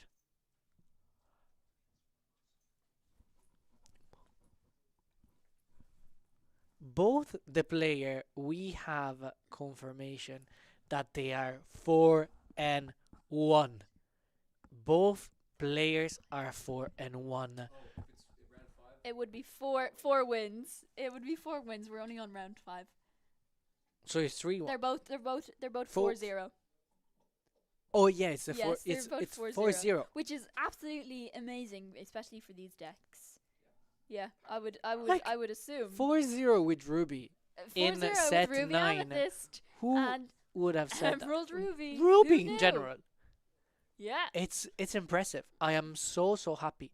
That Okay, Kawa At is the end of going the game, to we will triple triple check check. for us. we are a You're bit surprised. I am surprised, but I am happy for them. That But is awesome. This The is the elephant surprise in factor. the room is doing it. He's doing the thing, and we had it. It's the Clarabelle shift. Clarabelle shift line. We see Didi shaking his head, and eye to And eye, they're gonna sing sung together in by eye to Clarabelle eye. and Donald. Both players gonna draw 2 cards, gain 2 lore. They're gonna be able to ready again, and then they can't quest. But if our Emerald Ruby player has more songs, Look which at that. he does, there's Look a at you're that, what is welcome. happening? We're gonna do it. You're We're gonna be welcome able to on sing Dumbo. You're welcome on a Dumbo. What can I say except you're This welcome? is broken. This is what a deck. What a deck. What a deck. We saw Didi shaking his head twice. You know who this is on the right? Is Ely, the winner Yes, of this Bologna is- last year. yes. Crazy. This is Ely, our winner of Bologna last year, which I believe previously he was on Ruby Sapphire. That's incredible. Previously, I know he built quite a good Amber Sapphire. This time, none of those colors, except he did stick to the Ruby, but it's Ruby Emerald, trying something a bit different. And- It's pretty awesome. It's what we were saying earlier on, like bringing something that people don't expect and they can't play around. Like who expect an eye to eye into you're welcome? Like who expect that? No He one. did. Ely did. He expected it. It Ely was did. pretty awesome. Ely did. I did. love I that. thought it was pretty awesome. I love that. Into Who Needs Powerline when Donald Duck can sing? You're welcome.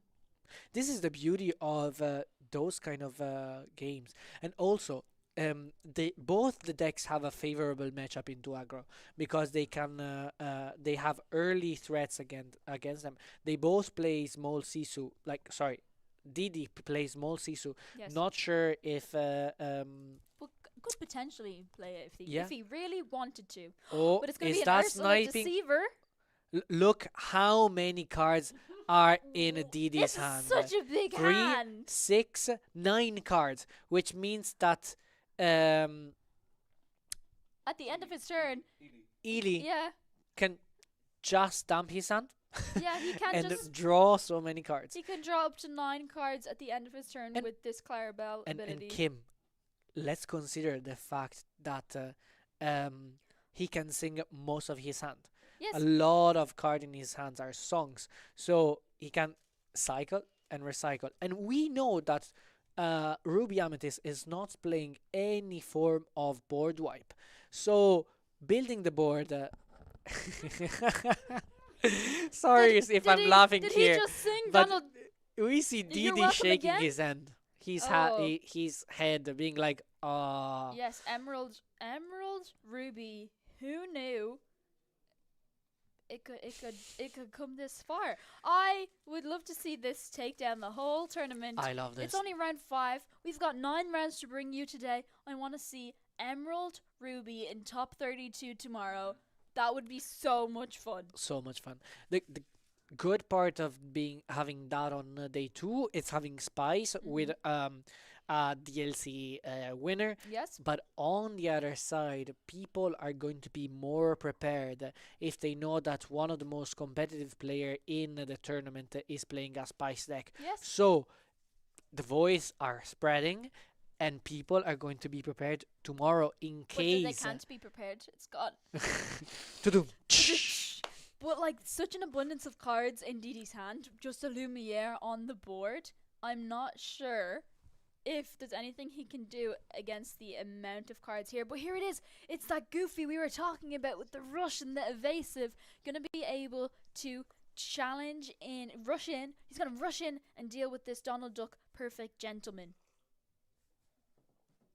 But so many cards in hand, but unfortunately just gonna be a Goofy.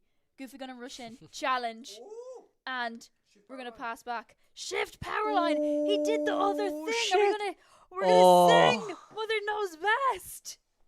And Bounce. let's see what is going to play for free. Is that an eye to eye? Is that that an a eye to pirate eye? life? Is that Will we just- whatever? Could it, Do could you it know just be another you're move that welcome? he could a do? B King Undisputed and just get rid of it? Another super strong move that this deck can do is like bouncing. Oh, it stopped chaos in his tracks. I'm sorry. It's stopped chaos in his tracks. Did he just Oh Mother Knows my Best, God. the Goofy, and then stopped chaos in his tracks, a Lumiere? This deck is out of control. The only thing it could deck himself. Yes. Yes, Yeah, He he has to could. consider that. he could. But then if he gets a Goofy, if he gets a Max Goof in play, and if he gets a Max Goof in play, and then is able to cycle the song cards to the bottom of his deck, he might not outdeck himself. Exactly. We are so excited to see those gameplays. And also, Mother Knows Best can be played on your character as well. So if you have two power line in play, you can sync with one power line shift. Yes. Mother Knows Best your power line shift.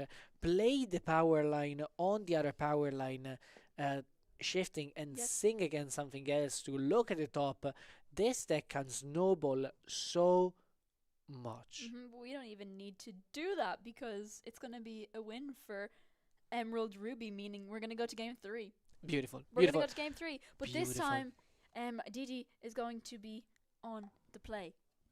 Previously, we didn't. Neither player had a turn 1. Or a turn 2. No, we had a Lumiere turn 2, but will we see a better turn 1? Ideally, our Ruby Emerald player is going to want to hit their turn 1 Clarabelle Yep. into their shift. Or will Exactly. we see another shift? We didn't see it this game. We saw it game 1. Will we see Max Goof shift come back into play? I hope so. I'm excited. Are you excited? I am Martin, so excited. I am excited. Seeing Ruby Amethyst, first of all, being played and being at those high tables already made my day. Then, seeing one of the strongest player in Europe bringing a spicy deck and doing so well, Yes. But also it's the just last, magical. the It's just the last- Disney magic. Yeah, it's Disney magical. Because also it's the last chance they can do this because now we have set 10. We Yep. have Whispers in the Well. Next They're not going to week, be able new to meta. test this. Will we see this Emerald Ruby deck evolve into something more? Can we see maybe Webby Vander Quack come into play? Like, to be honest, the small Ruby Vanderquack is very strong, buffing one of your characters, and then the shift line allow you to ramp in a deck that doesn't ramp. So, very, very strong. Yes. Why not?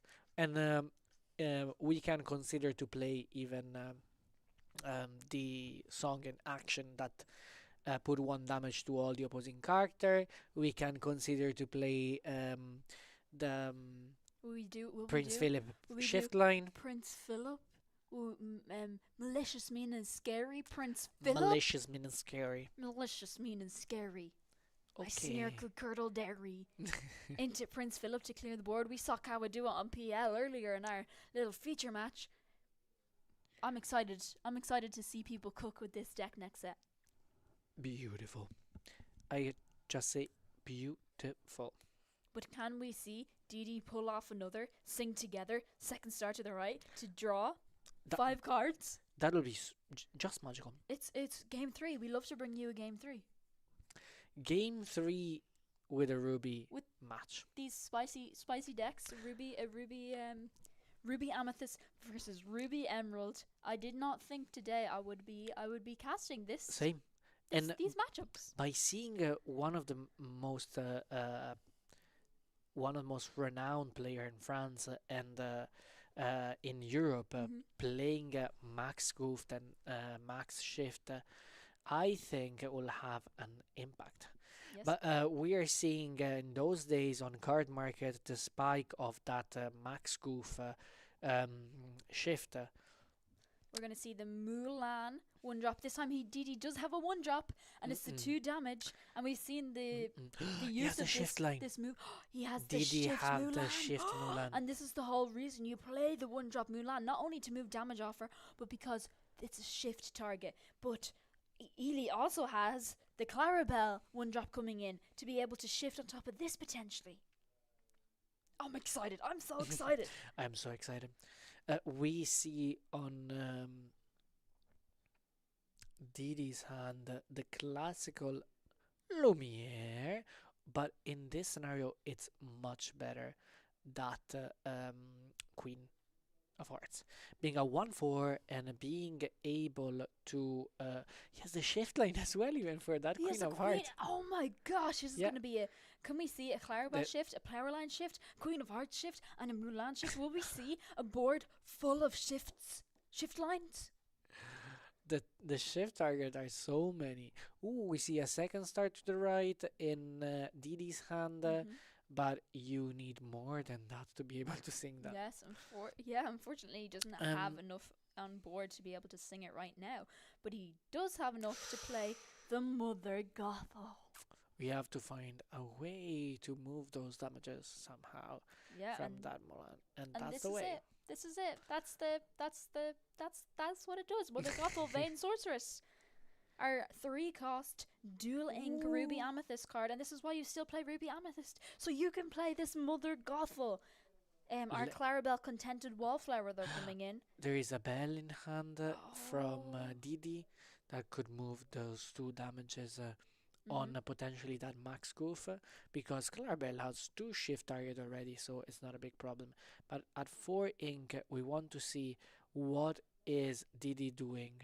Is Didi going? Is probably going to ink one of the 2 shift line and keep that bell for next turn Oh, and move he didn't. damages. It looked like he didn't want to do that. He didn't want to ink the Mulan. He Oh, wanted to for play 2 it. shift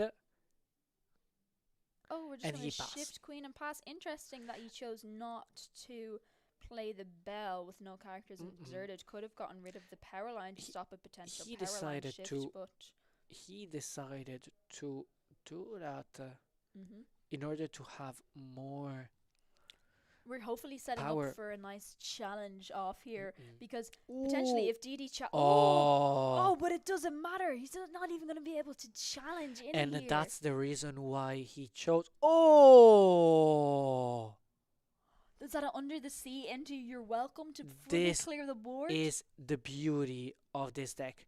Being able to clear the board, fueling the hand of the opponent. But in this scenario, you don't have your challenger. Nope.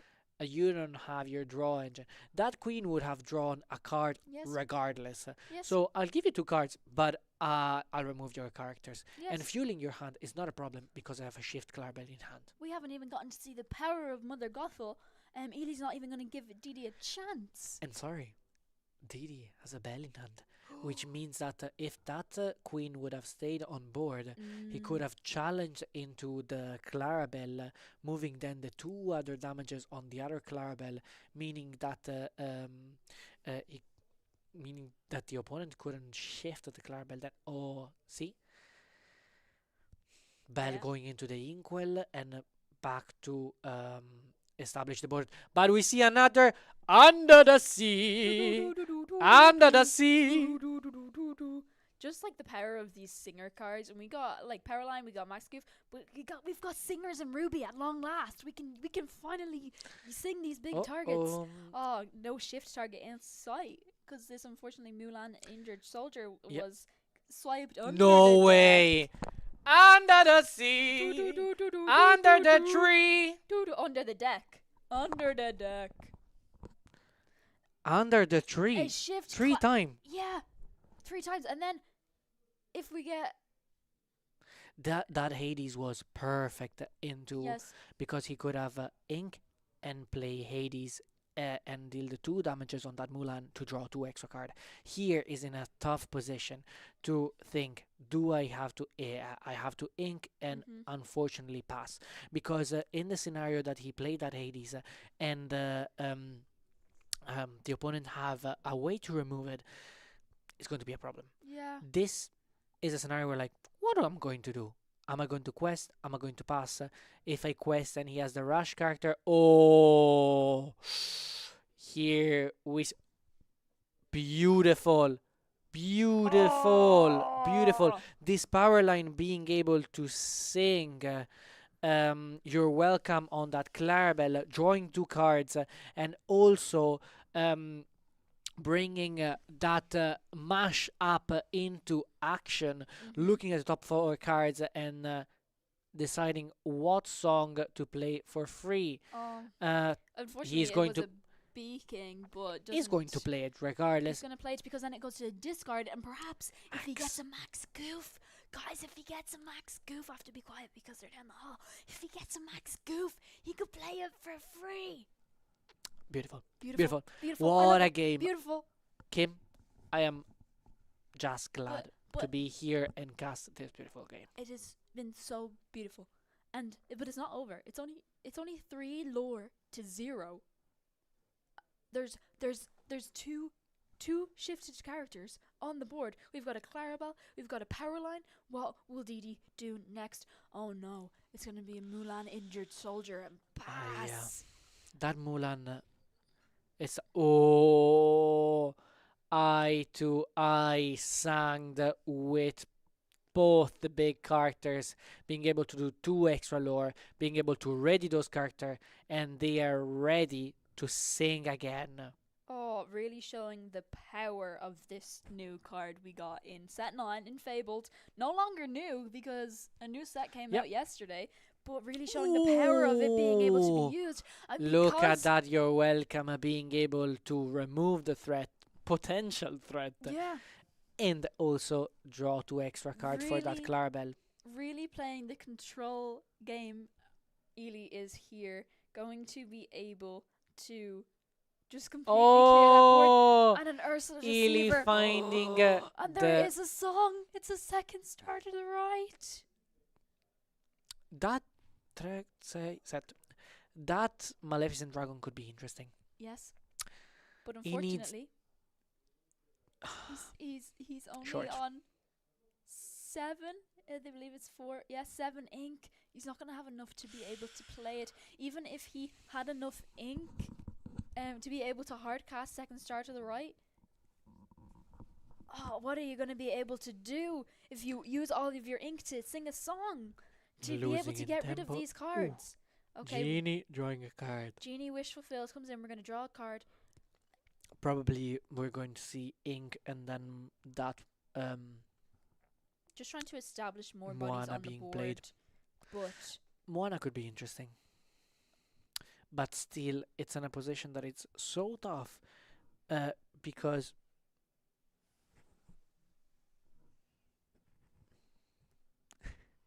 I'm sorry, there was a spider. there in was your a hair. spider in my curls. There was a spider in your hair, and I got freaked out.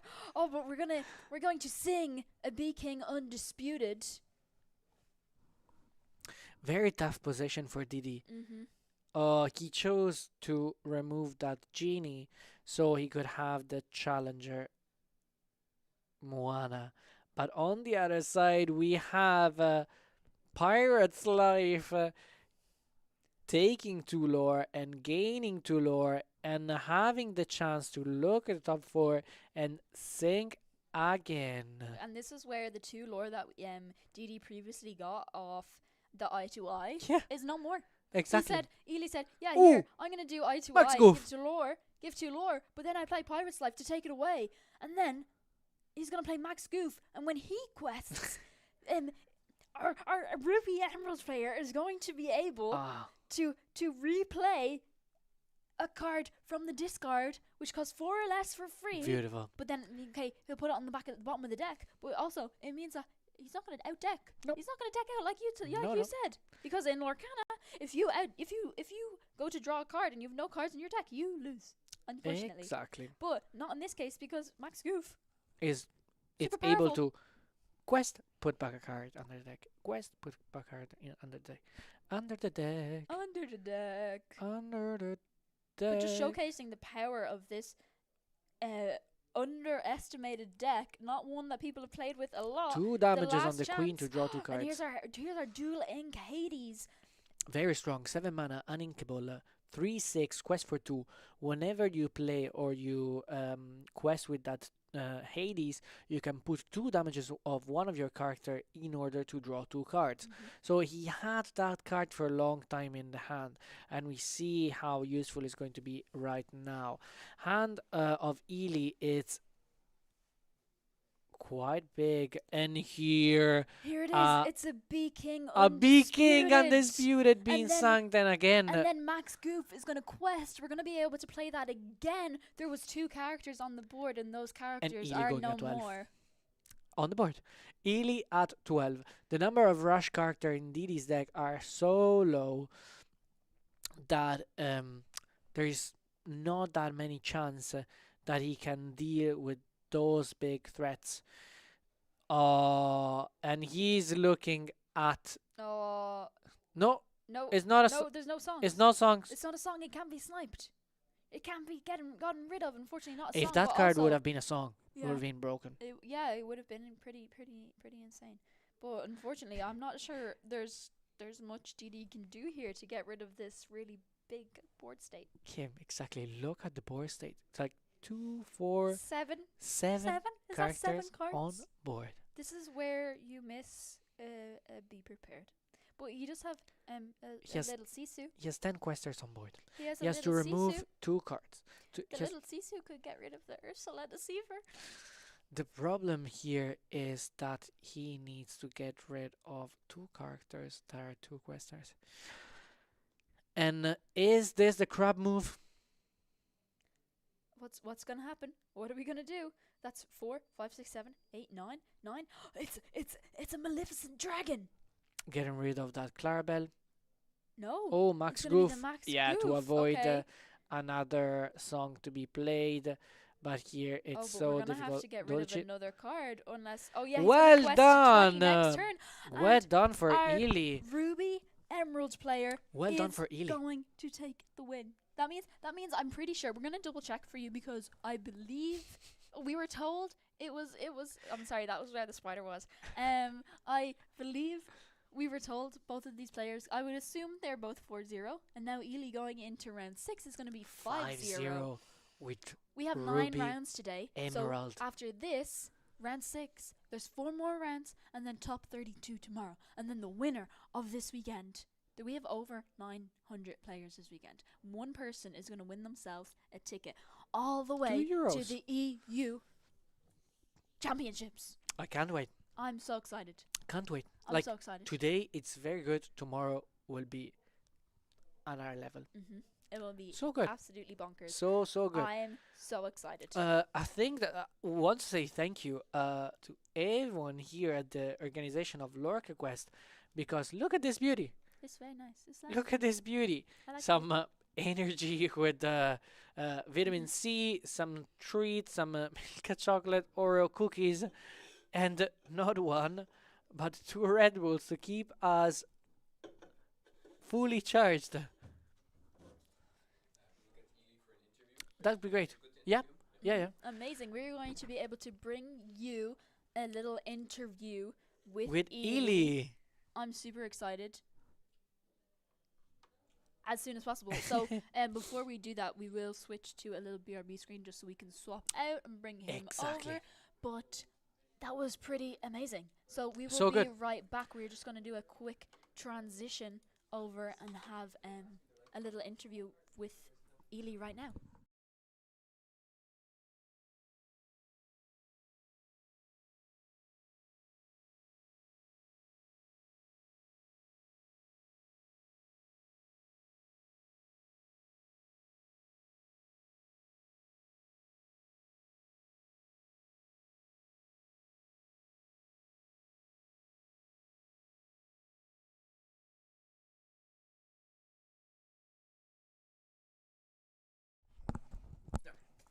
Is it on mute or they can hear us? Ely, Hey, well done. thank you. Well done, and welcome to Podcana. Yeah. We are live, and talk us about the beautiful deck that you built. Yeah. Talk us a little bit about the strategy. We saw that Max Goof Shift Line did so much work with picking, Yeah. singing You're Welcome, being able to draw so many cards with that Clarabelle. Synergies are great. And Yeah. triple Under the Sea. Yeah, the third one was not great, but yeah. Yeah, exactly. It was not great. It was only on one Lumiere, Yeah. but it's still like remove the board, remove the Mhm, board, yeah, remove that's the it. board. Interacting every single time. Yeah. How did you came up with this deck? I was playing green blue from the start of the 9 sets. Yeah. It was not so great. I went 1-5 in Bologna, so Oh. not so great. And I really like the shift line Clarabelle, even if it's busted. But So strong. yeah, it's really strong. And I wanted a deck that removed everything from the deck. And I wanted to play Stop Chaos in its track to give the opponent every card in its hand, because it's really good against Purple Steel. Yeah. Yeah, you can bounce 2 cards. Exactly. Yeah. So I wanted a deck that exploits this, and just Power Line is the answer. Power Line, it's a powerhouse. Yeah. Power Line, it's a powerhouse. with the shift line, we saw you didn't play it, but I saw that you inked even the 3 mana The 4/3. 4/3 Madam Mim Fox, Yeah, the Fox, yes. 2.0. Yeah, sure. So strong. Yeah. Have you managed to play that somehow? Yeah, I managed to play it against yellow green and so Quite strong against dogs. Yeah, it was fine, but the main point of Powerline turn 3 is to force the shift on 4 against Blurple. You have to play Powerline, and shift against Blurple. So the power line shift is crucial for the deck. Yeah. Because we saw even that eye to eye, that you can sing eye to eye where two of your characters find another song that Yeah. could be the potential under the Yeah. sea. So like draw engine, finding the card that you need to find, the Clarabelle shift line that we said that is going to be so strong. But the question here is next set. Next set. Would this going to be see any play? Oh, I don't think so. No. Really, I don't think Powerline will be good on the next set.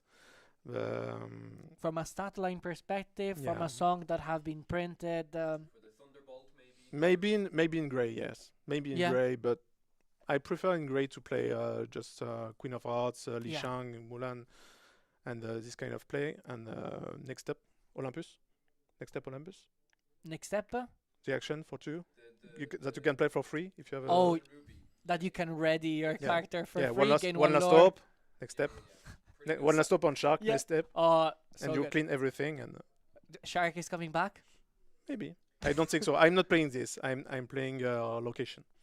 Location. That is so. You can see like whoa. Oh. Yeah, location is really good. Really, Tell us a little bit about it. Tiny bit. Tiny bit. Yeah, just swarm the deck with location and Interesting. What is the key card of the deck? locations. No, The tunnels. tunnels. Yeah, tunnels. Turn 3 location. Yeah. And for this deck, how many songs in total for your 24. I just looked at before, but 24. Yes. 24 songs. I wanted to play more, but I couldn't. because they were not that good. Yeah, but because it's bricky to play too much under the sea, and Yeah, it's exactly. Bricky. It's bricky. No, 24 max. The last question: if you don't hit the Clarabelle shift, how does the is it you really need Clarabelle Yeah. shift? You need Clarabelle You have to shift. keep it in starting in every time. So, do you hard mulligan for Clarabelle shift? No, not so much, but you have to keep it if you find her in the starting hand. Because it's one of the only draw engines It's that the deck the have. only one. It's the only one. But so far so good. Yeah, sure. So bon chance for you. the next match, and you. See you. see you tomorrow. See you Thanks. tomorrow on day 2, yeah? I hope.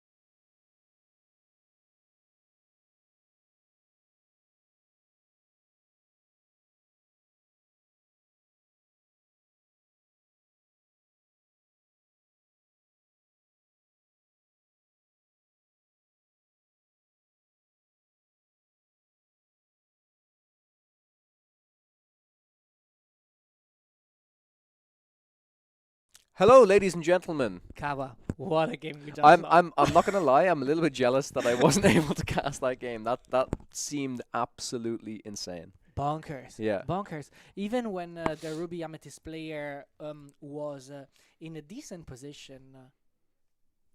What I found very interesting is even from before they had the shift Clarabelle, how much they were doing yeah, I'm just gonna do your welcome, like fueling the opponent's hand even before matter the what. shift Clarabelle, because that is just so integral to the game plan of the deck. And like you said, the under the sea, into the under the sea, into the under the sea again. Like they played the they play the shift Mulan without shifting, right? Yeah. But sometimes I do that as well when I play like green blue, or I remember when I used to play yellow green. Like sometimes there's just Stabilize. sometimes there's just like one character there, and especially if your hand's a little bit bricky, you kind of just have to do the Yeah. under the sea, right? Sometimes it's something To you be need to honest, get out. he didn't know, but in the opponent had in Didi's hand, he had Hades. So if he didn't do that under the sea Mm-hmm. at that time, he could have played the Hades on the Lumiere. Mm-hmm. Like he could have quested with the Lumiere, play the Hades on the Lumiere, deal 2 damages and refueling the hand. Mm-hmm. Because at that stage of the game, he didn't have like Mhm. cards in hand. Crazy. Like it was so good. Like the timing was perfect for every single under the sea. One for the trade. And sorry, when he was able to remove the 2 characters with under the sea Mhm. and sing "You're Welcome" To get rid of the third. to Yeah. get rid of the third Mhm. was Insane. so good Mm-hmm. because in Didi's hand there was a bell Mm-hmm. and he There was already damage on the queen, right? Didi could have traded the queen Mhm. into Right, yeah. the Clarabelle, Yeah, and then move the leaving damage. leaving the Clarabelle, the queen with 2 damages, playing Bell and move the other 2 damages on the other Clarabelle. So you can't shift. 1-2, Yeah. so he can shift. And if you can shift, we saw how Clarabelle is essential for the deck. Mm-hmm. Yeah, crazy, absolutely crazy. Such a good, I have to say, I think I overheard you guys say, because this actually happened to me in Milwaukee, where I was against Ruby Amethyst in, I want to say, round 7. And now, granted, the first game I bricked, I didn't draw my ramp, but they had a board where they had Lumiere plus everything else, like Lumiere with like genies and Elsis and everything, and I had an Under the Sea, but I had to do, I think you guys said this, I had to hard cast a You're Welcome just to get rid of the Lumiere. and sing on Then I this. could do the Under the Sea, which wasn't you never really want to do that, right? It's fine if you have a few singers and stuff and you're able to do it, but it's tricky. It's really, really, really tricky, but so cool to So see Ely do so well with that deck. First of all, it's Ely. So Mhm. one of the Best players, best yes. players in Yes. Europe for sure. Yes. And second is seeing him playing that deck at such a high level. As he was saying, Clarabelle is essential.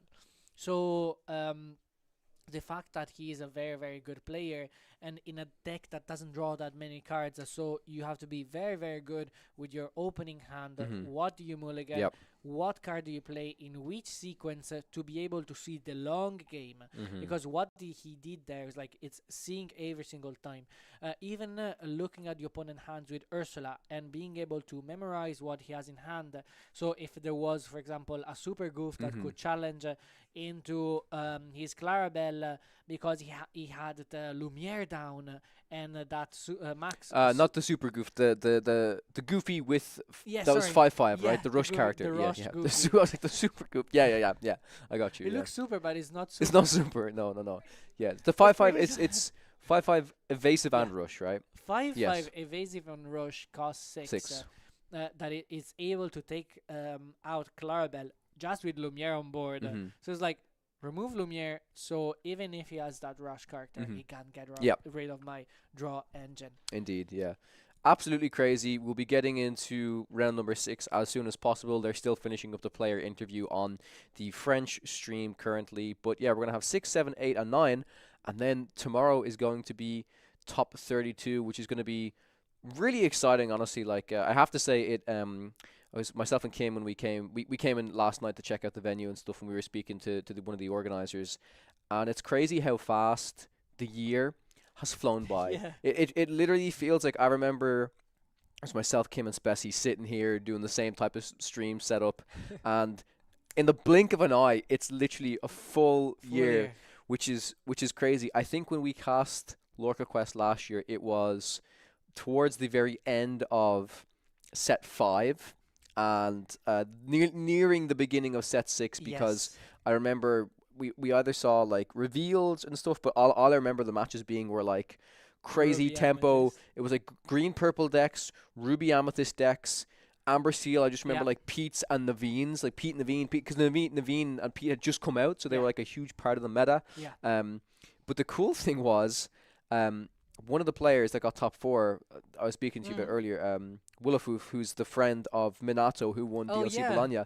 he played Blurple here last year and got top 4, and he was like, I yeah, remember, he's like, yeah. I'm a Blurple believer, it's gonna happen, and 1 year later, him and his Boom. teammate, it's Love that. crazy, Blurple believer. crazy how things work out. I So love this. I personally love this. Yep. And even seeing myself last year, I remember doing a top 64 with a Ruby Amethyst with 2 Super Dingo.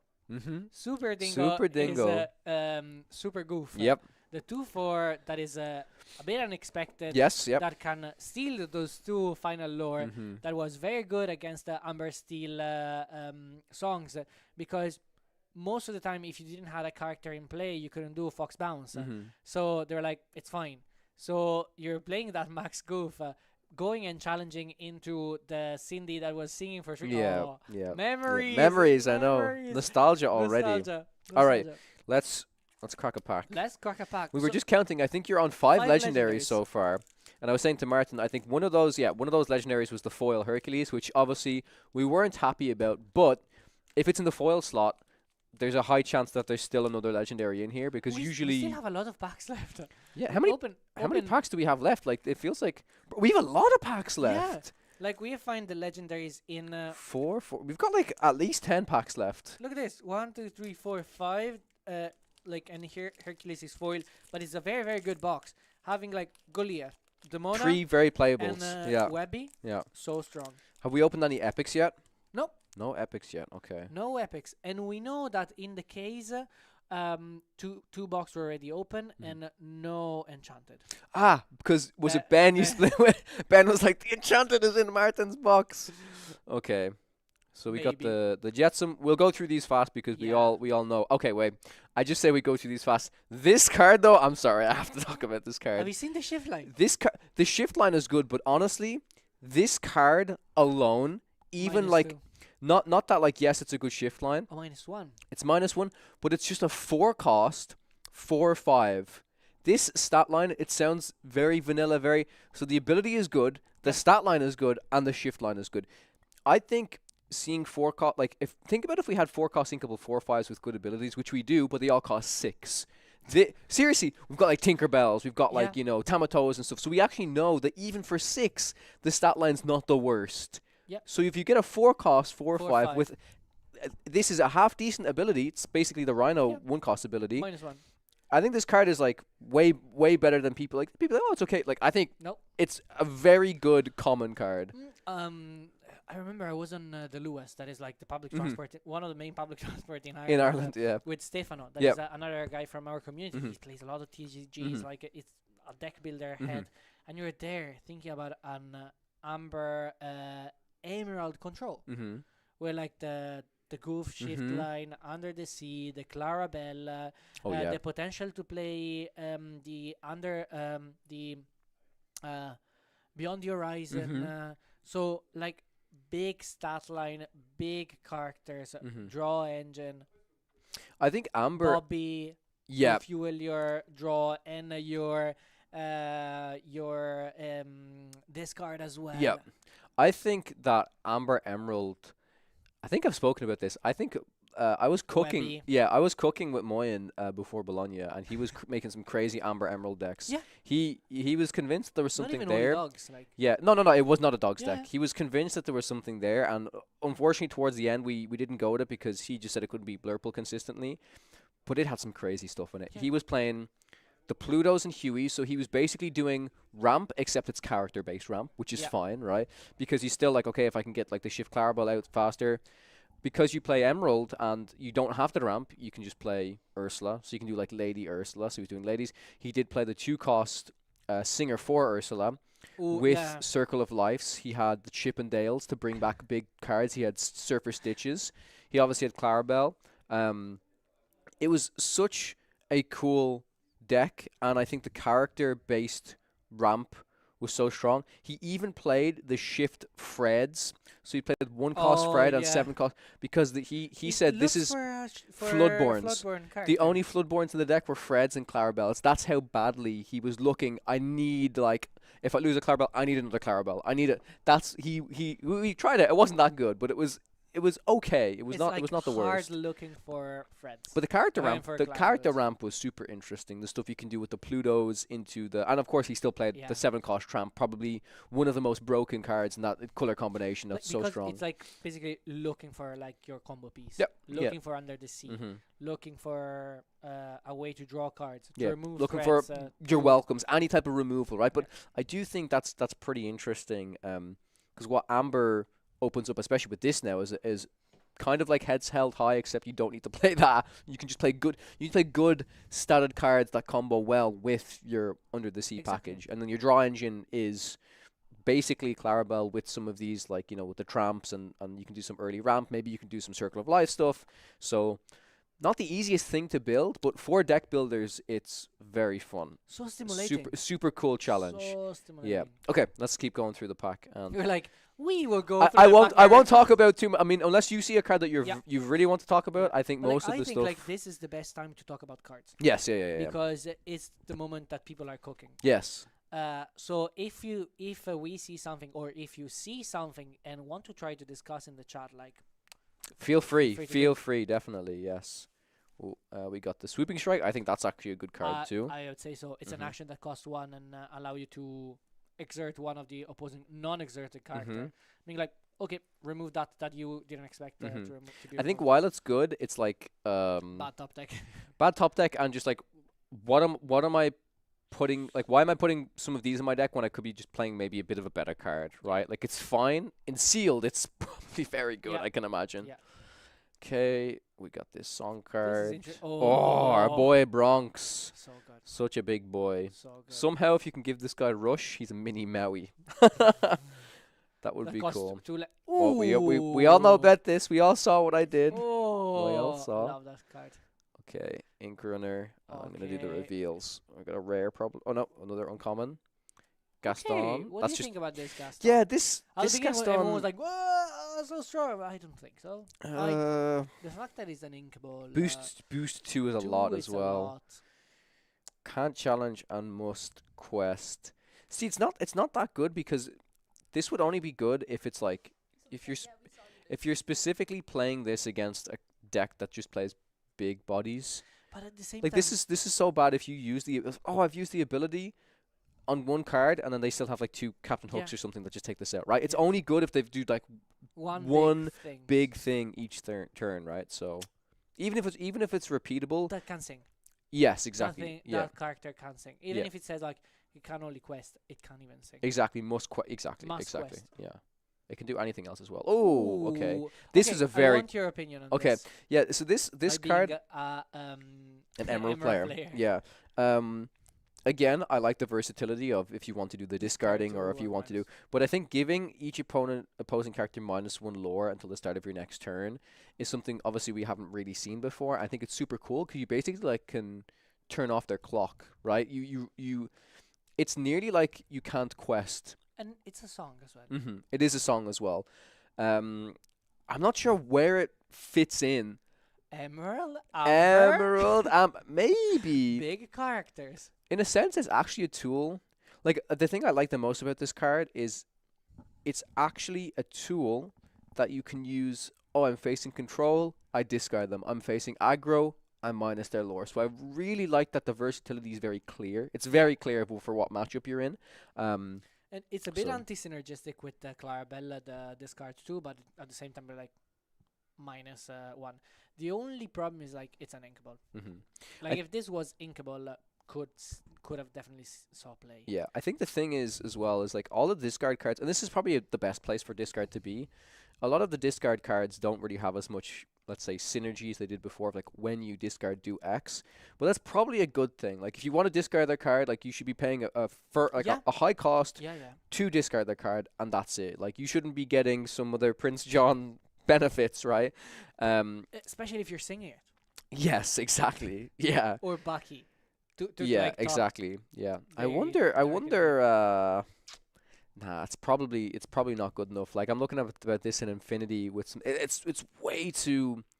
I'll tell you something. If this cost 5, I'd play my Ariel singing this. I would definitely do this. If this would sing together.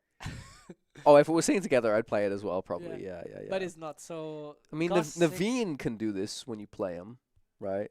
Maybe we're cooking a deck. We're Naveen, cooking a deck. yeah, Naveen can do it. Naveen can sing this, even on the ETB, so you don't have to think about the uninkability. Mm-hmm. Power line. Yeah, as power line a off this as well, making them discard. Maybe this in the we Green- just talked about the green red deck. It is like it's. I mean, if you could add one card into it, it's probably this song. It's probably a pretty good song. But you're still playing a lot of uninkables. I mean, you're already playing a lot of Uninkables. Okay, let's see what the next card is. Is it? Oh, it's a location. That's so weird when you reveal it like Yeah, that. it's like. Bah. It's the location deck. The Duckburg. Whenever a character quests while here, you pay 2 less. Yeah, this is a weird one where you kind of get advantage when after you pay the 2 and then you quest and then you basically get the 2 discounts. But Nah. I don't know. Maybe in some type of location deck. But any good? I mean, we haven't checked the foil slot. This could be anything. Bam. Okay. Location deck. Location deck. Location deck exactly. So for this match, it's only blue purple against Understeel. Okay. The one at 5-0 Mhm. is 8 old little girl. No way! Awesome. With Amber Steel. Yeah, yeah.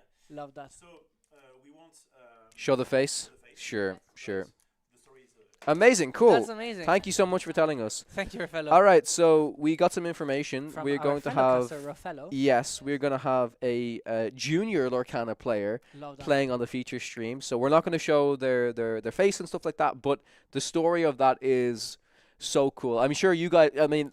When we were there in Milwaukee, but I'm sure you very much heard about it when Aiden beat DKP at Milwaukee. I was walking around the venue, and you just heard the biggest applause I've ever heard at Lorcana. It was, and everybody who wasn't like at the table just like looks over, like what is going yeah. on. It was a crazy moment. I love when those things happen. Yeah. Like not only the win, but like I love to see more young talents coming to play, and I feel that what happened in Milwaukee will help as an inspiration for more and younger talent. That Yes.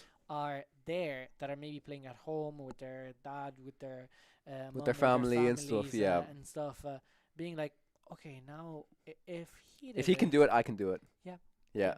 And it's so good. We were talking about this a lot on TG Lorcana with Lore League about how this helps how Lorcana as a game helps so much to develop critical thinking, reading in another language most of the time. So if, for example, you're a French player and you're reading the card in English, yeah. will improve your English. You'll know more words, and then Mathematics as well. Yeah. mathematics. Accepting defeat. That's a huge one. Learning how to lose. That's like one thing that kids really struggle to go through when And not you're. even adults are Oh, there's adults that are way worse than kids at dealing with it as well. Yeah. Yeah. But that I agree. That is a huge one. so big. And just being like learning how to lose and just learning how to be respectful, to shake a hand at the end and to be social as well. And Exactly. I think of course it's probably a little bit, it might be a bit daunting or a little bit strange that you have a lot of these young people interacting with a lot of older people, but that's why, I mean, I don't know if you guys have seen outside, but I think there's at least a side event where there's like a bunch of juniors playing, I which is love like that. the coolest thing I love ever. I love that. More tournament and tournament organizer should Should. do this. Yep. Or at least implement in the main tournament a prize for I'd say like under 16 Yeah. or under 14. Best placed player, best whatever. Best placed player in Swiss. Yep. Like you can do like a top 4 of the best placed players of under junior Yep. players. Like if you can do other as other TCG where you have the tournament under, I think will be crucial to fuel those new talents to give them a prize. Definitely. Yep. I mean, when myself and Kim were we were in America casting the Inc. tournament. Oh yeah. We cast the finals of like their junior thing as well. It was like an Amethyst Steel Mirror match. It was the coolest thing ever. And these kids are just like So some good. of these kids are just like playing so fast, like so skilled, so precise. They know what they're They doing. know what they're doing. So yeah, I think it's like I don't know. I look back at like when I was a kid and stuff in school and stuff. I used to go to like the chess club and stuff like Yeah. that. You know, like I'd love to see a TCG club. It could happen. There probably are some schools that do a type of thing. We have a startup here, okay? Hmm. And you Yes, heard it first anybody time it's coming listening. from here. It's a good idea. It's a good idea. I think it would be awesome. You know, maybe the price of trying to afford all of these amazing cards might be a bit of an issue, but Exactly. just bring some starter decks.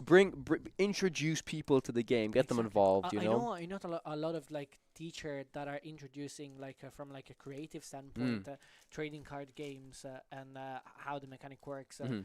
to bring it to people to new students. Mhm. And here we see the setup of Ying playing Leona. Blurple, Yeah. Ying playing Blurple Blurple against Leona. Leona playing Amber Steel with a beautiful playmat. And Mhm. I love the fact that no matter what, even if there is a playmat under it, she is playing with her. She's own playing with playmat. her playmat. I love it. Yeah, she's playing with Belle, the lucky playmat, Lucky perhaps. Charm Yep. playmat.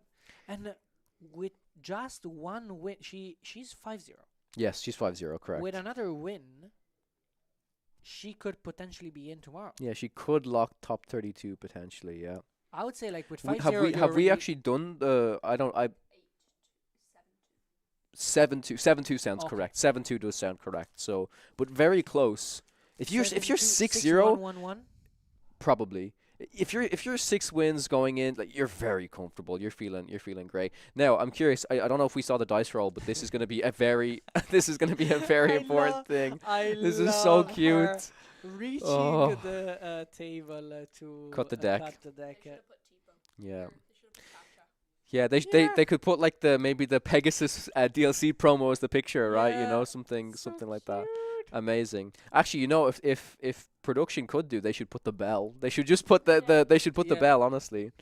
All right, we're gonna start things off here. Ying is on, On the the play. play. We'll be inking a 1-cost Basil and establishing 1-cost Rafiki, and Aurora being sent to the inkwell Inkwell. here, and no 1-cost card. Very very unfortunate here.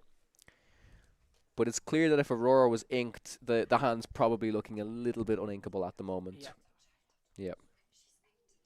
Okay. I don't think that Aurora is in the Oh, inkwell. It's We it's don't in see- play. That's true. It's We- in play. we- It's in we play. don't see the inkwell, unfortunately. Thank from you. Thank here. you. No worries. But Aurora, it's her turn 1 play. Yes. Yes. It means that if Tiana is being played here, she can be easily challenged from that Rafiki. So, Kawa, this is like one of the most asked questions to Amber Steel players. Mm. If I know that my Aurora is going to be challenged successfully, Mm-hmm. is it worth playing a Tiana on turn 2? I think it's probably still fine. It depends on what depends on what the follow-up is. It's Penny Strength of the Raging Fire, definitely. Yes, if it's Penny Strength of a Raging Fire for sure. We do see the Oh, elephant. This is elephants exactly what we coming in. talked about in the matchup earlier. Elephant is just like an impossible target to do any sort of Strength of a Raging Fire on. Removing a character and bringing back Rafiki. Mm-hmm. That's what you want as a Blurple player. Oh, Double Tiana though looks pretty nice indeed. Yeah, and I think choosing to bring the Rafiki back over the Tipo makes the most sense as well, because of course you could do like the Tiana, if Leona wants to, could actually even challenge into the Rafiki, make sure it doesn't challenge back, and then you've got this like elephant in the Yeah, Tipo that won't exactly. be able to swing in. So very curious to see if Ying has something. I mean, I think Ying very much needs an Into the Unknown here to be able to take out at least an one Into of the these Tianas. Unknown or an Hypnotic Strength on that elephant, Yes, and correct. being able to pay 3 Yeah. to challenge that Tiana. And here we see elephant challenging be a- for free that Tiana, so he can move the damage the next turn. I believe yes. But they did pay the. Yeah, he paid the tax. They paid yeah. the tax. Okay, cool. That's not the worst though. If this is It's their very turn, this is their turn 4, 5 ink turn just to pay the tax and do this. This seems okay. Sorry, I love Leona. That there is A Lilo. A Lilo. Yeah, it's perfect. A Lilo from the gift set. Okay, so this elephant, I mean, this is very, very smart, right? Because this elephant now is going to be able to move the damage counter over at the start of the Blurple player's Did you know turn. what would be perfect? Mm. A penny. A penny would be beautiful here. Chef kiss a penny. Okay, Lady the Penny. Okay, Troubadour. This could be Strength of a Raging Fire, but it's not going to be enough to take it out, right? No. No, it's 4 damages. Yeah, it is going to be Strength. Ooh. I wonder what it's going to be played on. It is the elephant. 4, 5. It can challenge with the 5 damages. 1, 2, 3, 4. Yeah. It had already 3 damages. No, Roar's in the discard. Yeah, but that elephant had already 3 damages plus 4 damages with the. No, it didn't have 3. It hit the Tiana, so it only it's took the 1 Tiana, damage. Sorry, yeah. it was the Tiana that had 3 damages from the Yes. elephant. Sorry. Is this so tricky? If there was like 1 or 2 more characters, this would be such a great play. Unfortunately, I think I would maybe have shooted probably the Rafiki here. I think I agree. Yeah, if there was anything I had to use the strength on, it was probably the Rafiki. And I also think Leona should probably quest here because yeah. It's tricky. I'd either get rid of the Rafiki or I just wouldn't use the strength at all. I've just played a Troubadour and a Lady. Maybe I use the strength the next turn on whatever. She can move the 5 damages to the. No, it's max 3 damages, and then. Max two on Max the 2 elephant. Yeah. Yeah, I mean the thing is, Ying here still can't take out the Tiana with 1 character, even if they pay a tax. But we could see the exact same thing. I think we could just see the elephant. Yeah, pay 3, hit the Tiana, and then the next turn the Tiana. It's actually exactly the same thing. It's basically the same thing. It could just potentially leave up the Tiana for 1 more turn. Is the only difference. So what do you do with this Blurple? Is basically waiting, dealing with the opposing threats in the most efficient way. Yeah, is actually just gonna take out the Yeah. Tiana. It's still interesting. You basically made the Blurple player kind of waste a lot of their turn. But the thing is, this elephant's putting in so much work right now. So much right. Next turn, the lady is just gone, right? Turn the Tiana. Even Yinga is like, oh my days, another Tiana. I think we're Here the question is like quest. Unfortunately, the question if they're she- considering taking. Nah, you can't take out the elephant, right? Wait, is this a strength? Please. No. Okay, just use that to take out the Tipo at least, and then we'll quest. Oh, if she had a strength of raging fire, I would be like, she's so good. She plays so well. yes, yeah. Played so well. Yeah, she's only 8 years old. 8 This is years crazy. old. 8 lord. This 8 is years crazy. old. 3 Oh. Tianas. I don't think I'd even Wow. picked up any card games when I was 8 years old. No, Yeah. I was scratching Yu-Gi-Oh cards Yeah. on the I don't know.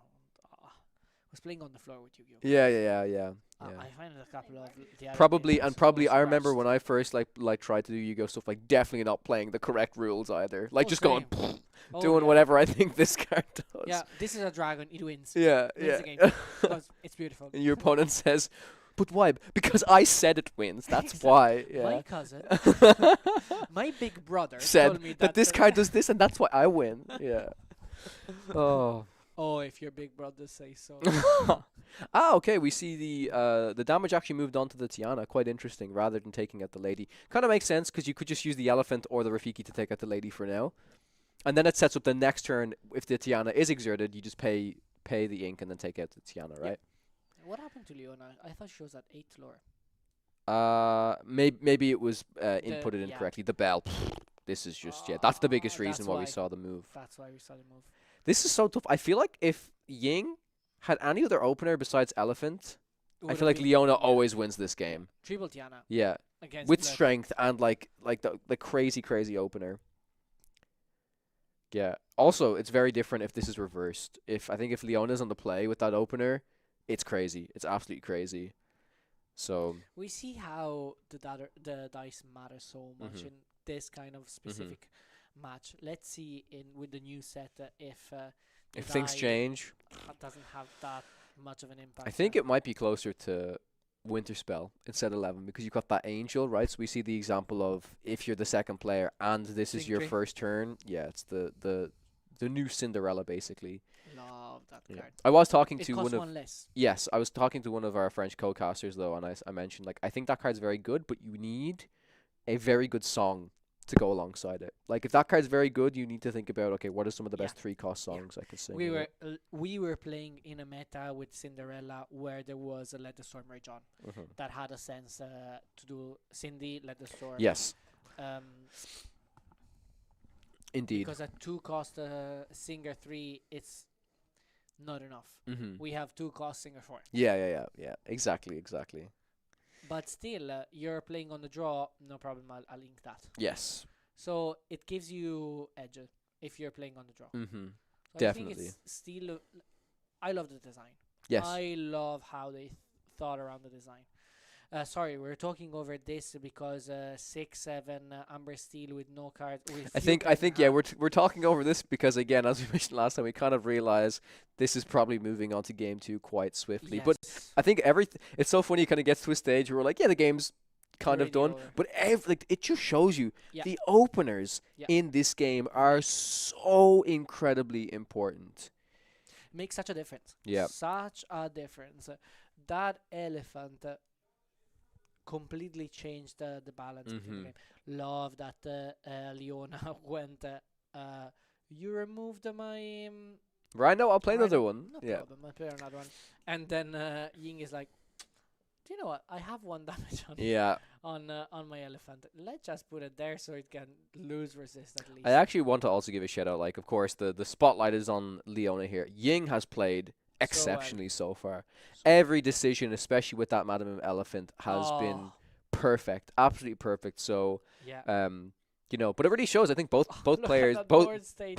both players are, they're extremely well versed in playing their decks. They put in the reps, and I don't know. I think because Blurple's been the most played deck of set 9, and people are like it's the biggest meta share, and there's so many different ways you can build it. I just still really enjoy You need to watching know how to play it watching well. good Blurple players at work, because I think it's a type of deck that even maybe if you make a few mistakes, you can still do pretty okay with it. But when you see somebody pilot the deck to perfection, it really stands out. I compare that deck to Inception, the movie. Every single time that you watch Inception, Mhm. you will see Something new. a detail, Yeah. something new. The same thing with Blurple. I think like by watching different players with slightly different builds Mhm. and a different game style, you can spot every single time something different. And I can't wait to see the next game with Leona on the play. On the play, yeah. Again, like I said, if we have a similar opener to that, I think it's very hard for her to lose with that if that's exactly those cards. The problem of Amber Steel is the number of uninkable that Yes. he plays. So we saw the decision of the previous Amber Steel matchup that we casted, that she probably chose to keep one of the dock in hand and she do Yeah. 2 double dock. So she had to do turn 1 Rhino into turn 2 Yeah, nothing. yeah, basically, which is really, really rough. And as you On the mentioned, play especially. yeah, as you mentioned, it's kind of like at least the Calhoun version's 22 uninkables. That is a lot to work with. You have to be very careful in the opening hand. If you spot like the curve, you just keep the 1, 2, 3 Indeed. or 1, 2, 1, 1. Yes. Oh, I'm thinking about next. I honestly, we think about. I'll talk about after this game because I want to talk a little bit more about cooking some stuff for set 10, but we will definitely focus on the game. Love cooking. We Yeah. love cooking. Okay, I did see it's probably been altered away, but there was like a 1 cost Rhino, which is usually the 1 cost card that you never want to play at the very start, and I would argue probably the one cost card that's inked the most in Amber Steel, I would say. Unfortunately, yes. But there are certain matchup as the mirror where that Rhino plays such a crucial role. Mm-hmm. If you do Rhino shift on turn 2 or turn 3, it's very difficult. I love how she is reaching She's for really the reaching. deck. Fair play to her. Fair play Oh. to her. I would say that if she went to the kids tournament, she would have cried. Oh, she would have wiped the floor. Yeah. Okay, Daisy, Oh, turn one. Daisy on the play. You like to see that. You do Oh, like to see yeah, that. Oh yeah. yeah. Oh yeah. Very good, Leona. Okay, Let's Ying will be see. hoping for that turn Basil, 2. probably? Yeah, Basil, and of course the turn 2 ramp. Or, I haven't asked you your opinion on it, but how do you feel about all the a lot of Blurple players now putting in like the 9th copy of ramp, right? Like a one jump Love ahead it. and stuff. Yeah. personally love it. The deck has an edge on when when it can't ramp on turn 2. Mm-hmm. It's a big problem. In mirror match, if it can, sorry, we just saw Leona questing with the Daisy, playing another Daisy Mhm. Duck and a small Rhino to give -1 attack on that Rafiki, which means that that Rafiki plus Hypnotic strength. Hypnotic Strength won't take out. It would take it, Daisy. Oh yeah, It would. take But the funniest thing is that the Daisy actually bottomed the hypnotic strength. So the hypnotic strength So could funny. honestly could have been an option. Very unlikely. You probably see the ramp, but Yeah. could have been an option to take out this Daisy Duck. But that's the opener that you want to see. Yeah, That's- this opener from Leona is super strong. Oh my god! What do you do? Oh, go Leona! What do you do? This is the difference of on the play versus on the draw. Exactly. Yeah. Okay. What do we She's get? so good. She's so good. Mhm. Look, don't quest with Rhino. Mhm. Yep. She knows how to play the game. Did you see the cards that Daisy gave? Double Hades. Double ADs. Double Hades. I don't think. I think. like to see that. Yeah. You. Like I like to see that. Okay. Now, like it's fine. Like it's 2 uninkable that cost so much mana. Oh no. On the okay. On the Amber Steel player side, yeah. I thought you were saying as the Blurple player, No. you like to see that. So- I'm like, I would be very upset if the Daisy gave me two. Yeah. See, chat. The difference between like the The mentality. the Sapphire player. Yeah, and the Amber Amber Steel player. I have you I'm been. like, I am so happy to have given. Yeah, and I'm like, I don't want these. I want anything else. Give me ink. Give me ink. Yeah. Love that. Oh. And then the Daisy with 3 damages because he needs to deal damages to those daisies or he is going to find himself at game 3. Yeah, indeed. And Nala, that's great. Oh my god. Is that Shift Rhino singing strength? No way. Yeah. You Well I think done. taking the challenge is also completely fine here. Yeah, this is really good. Oh, yeah, just don't forget about the Tiana, right? Cuz that's been played as a thing. I hope she doesn't forget.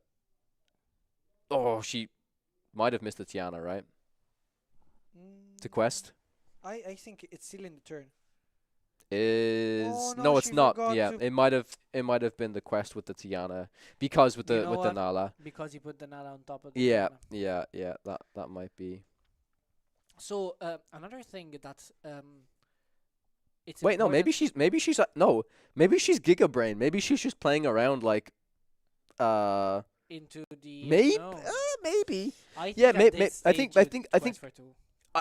I agree, but I think she could have the mentality of like I want to make sure that my Tiana is surviving on the turn when I So quest I with my can- Nala.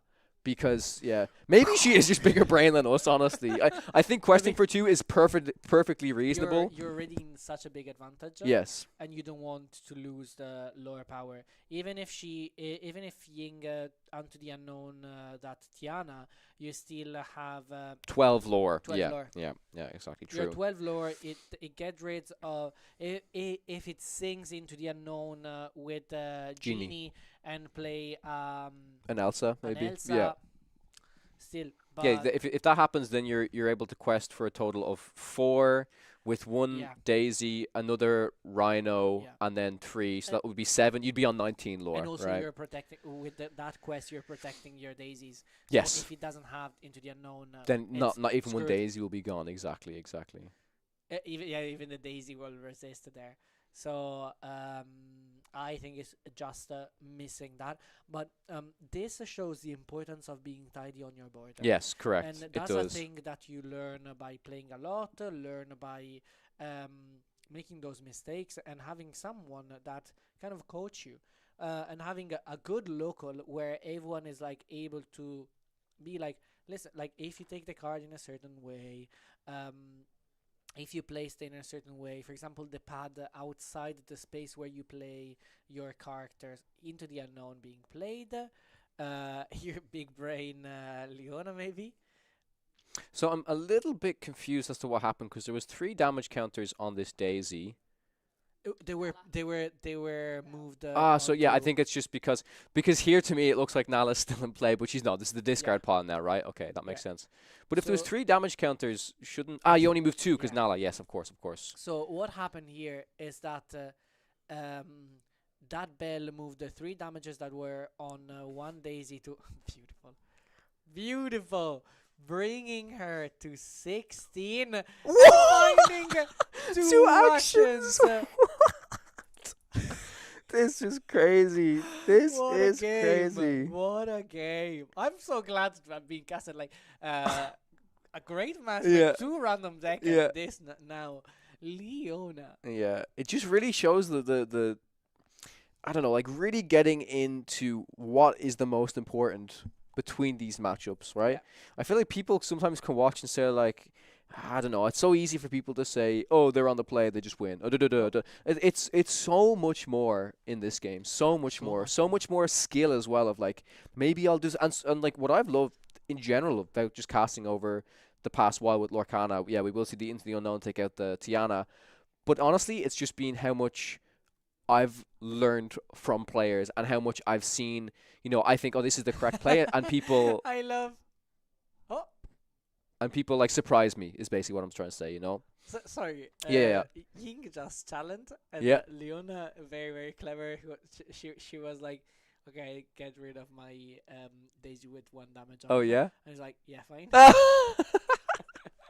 She's like, yeah. So was this one you chose? Yeah. Yeah. But here, Okay, we don't know how many cards are in oh, Leona's hand, here so it's so tough because we. okay. Tiana's good. Tiana pass. Oh, wait. No, how many ink? How much ink? It's 7. and we know that Yeah. he has Hades. double Hades in hand. So it probably should have been the quest. Yes, I think so. Although it's like, It's like maybe because now Hades is coming down and getting rid of just one of the characters, so it means that she can potentially quest True. with the other two quester. oh, it's gonna be a 2nd star. Oof. This may help Ying out a lot, finding some different answers. Again, I don't know what's in the deck in particular, but finding stuff like a, Elsa Spirit of Winter here. I mean, it's gonna be tough for Ying to win this game, but if there's any card that could do it, it's probably that 8-cost Elsa. Exactly. Yeah. This actually shows that missing that 2 lore this could be the difference maker, right? Missing that 2 lore from the Tiana. Exactly. She could have won now. Yep. Because that 2 lore plus the 2 lore here with Daisy Duck would have brought Leona at 20. Really needs to find something like a dock. It's just a penny. And she's passing, and we know Again, a that 2nd Hades. Yeah, really, really tricky. because with those 2 questers, and we know that he had 2 Hades, if he would have quested with the Daisy that turn, would have been 2 lore, so he would have got rid of the Daisy with 1 character and the other one with the Hades, meaning that Penny would have been gone with the other Hades. Yeah. And so the option here is finding another 2 quester. This just But like the hand is so gives, big. yeah. I mean, this also just gives Ying a whole extra turn of being able to quest for what 7 here. Even with the Hades coming down, and it's unlikely that there'll be any other follow up. But Oh, worse. Oh, okay. This is much worse because we know that there is another Haiti. I think there is one way out for Leona. Then the one way out is definitely. I wonder Dock if the she will double one drop. dock and other stuff. Yeah. Oh, what's happening here? Oh. No, is it a bell? no. No, it's a bell. Take out the penny, right? Well, it depends on what was resisted. Was the penny resisted? I doubt it. Well, actually, it doesn't matter because No, if it's it's moving damages. if it's bell counters, it doesn't matter. It looks like it's sure. What a player, Ying. No. What a player. What a Oh player. my god. Those two lures had matter so much. We need Doc double one drop. That's literally what we need. I love that we were rooting for Leona, but like we It just shouldn't. shows you the power of Oh. Ying. Ying is just in complete control of the Yeah. game. Yeah. It does also say, it's like a one small mistake, for maybe missing a quest or something. It definitely would have been the game. But on the flip side, it's very impressive to see how Ying wants to try and turn this around. Like I think most players in that situation are like, oh, they won't be able to win. I'll just play my Hades. Exactly. Ying is like, no, I'm I going to need to utilize keep my Hades. other cards because if for any reason I need my Hades, like think about if Leona quested there and the top deck was a Rhino. Like I mean, sure, the Elsa would still, you just challenge a couple of characters into it, but Rhino is an example of a character that, okay, maybe I really Yeah. need Hades for this, right? Interesting. Yeah. Another Elsa coming in. Is it a dock too late? I'm curious as to what it It's is. too late for the questing power that Ying has on play. Wait, is it strength? No, don't tell me it's strength of a raging fire. I'm assuming it might be strength of raging fire based on that. Yeah, it's probably something like it's Yeah. gotta be strength. I don't think it could be anything else. And he's going to quest for the win. Yeah. And she's reaching for the hand. Huge congrats though. Huge congrats. Amazing Well to done. see. And huge congrats to Ying. That was like Look such at that- incredible look performance. At that elephant in hand. Yep. Imagine the shift line of that bell being like bell shift bell, Mhm. quest for 2, Mhm. bounce back both the bells. Insane. Absolutely insane. Yeah. It's stuff like that that like players Don't can think of so it. easily miss that I can shift on top of my Do you my remember character what ID. we were saying about Inception? Mhm. This Exactly. is We've just learned something else again. Exactly. We just learned something new. Yep. We just learned about the shift line. Not only Elsa has a shift line, No. even Bell, and it's not blue Bell on purple Bell. Mm-mm. It's Bell Bell on onto bell. Yeah. Bell on bell action. Yeah. Okay. So I we- can see Kim nodding me like, that Oh was a yeah. good one. So we'll crack open a few more packs before you leave us because I think you're on break after this. I think Yeah, you're on but break. l- Let's like, let's get some legendaries for you. Let's get some exactly, legendaries more for you. legendary. We really Feel find free. You. Oh, mine. We won't stop on each card. We won't stop on each. Ooh, this card is it? No. This card is a card. Oh, I do like this card. Okay, tell me about it. No. You like this card? It is a good card. It's a very good card. Okay. It is a Basil, yes. It's yeah. Okay, Rapunzel. Love to see it. Lena. Okay, good sealed card. Hudson. So this one, for a 2-mana inkable, it's very strong. Mm-hmm. But I don't know if the stat like 2/4, it's strong for a 2 cost. Mhm. I think just more. It's still more of a sealed Strongest card than. card, but Yeah, yes. I'm not. This is one of the few cards that I mean, you look back at Rafiki, it's a strictly better Rafiki and Ruby, but it's one of the few cards that if you want to play Ruby Steel with the he hurled his Thunderbolt, this is a deity. So the plus Resist, the challenger plus challenger- 2 you get, this is actually rushing for Yeah. 5, which could be I pretty think good. it has been designed for that. Yeah, of course, that makes sense. Yeah. Okay, we got the Mulan. Mulan. All right, another uncommon. This This is a an interesting card. weird card. Like 3-mana, 3/1 rush. Mm-hmm. First of all, Mm-hmm. understated. Okay. a little Yeah. bit. Yeah. Quest for 2. Well, I don't know why this card quests for 2. Very, very strange. Sure. Yeah. Why Oh, not? Yeah. All right. Let's We're see. opening very quickly. We got Donald. Oh, Donald. Super rare. Lady Tremaine. Good, Lady Tremaine. Yeah. Okay. Come on. Epic. Oh no, it's a common. Hey. Okay. Cool. I can do the interview. Yeah. No problem. Okay.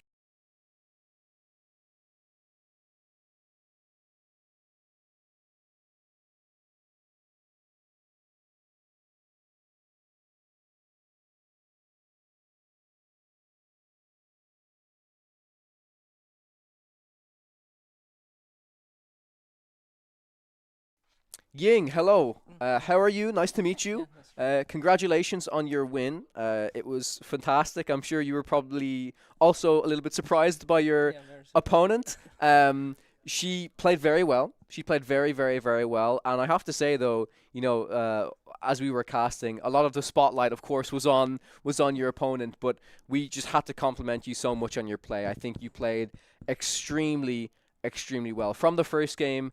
Every single thing you did with the Madam Mim Elephant was perfect. Moving the damage counters, utilizing your bell, and in the second game, myself and my co-caster, we particularly spoke about how your opponent had previously quested with 2 daisies and given you the 2 Hades, right? So the knowledge is there that there's 2 Hades in hand, but after using the first one, I think a lot of players would be like, "Oh, I need to clear the board. I'll just play the second Hades." You're like, "I'm going to use my Elsa and use my Bell to get around this in a different scenario so that next turn if they play another threat, for example, I don't know, like a Rhino or something, you have the Hades to answer it." So I'd love to hear maybe a little bit of your thoughts about how to navigate against Amber Steel, because it seemed like the Elephant as well was really, really crucial. It's probably the most crucial card in my deck Mm-hmm. on turn 3, because it's very difficult for them to get rid of it. Yes, they can't strength of a Raging Fire it, Yeah, right? exactly. Exactly,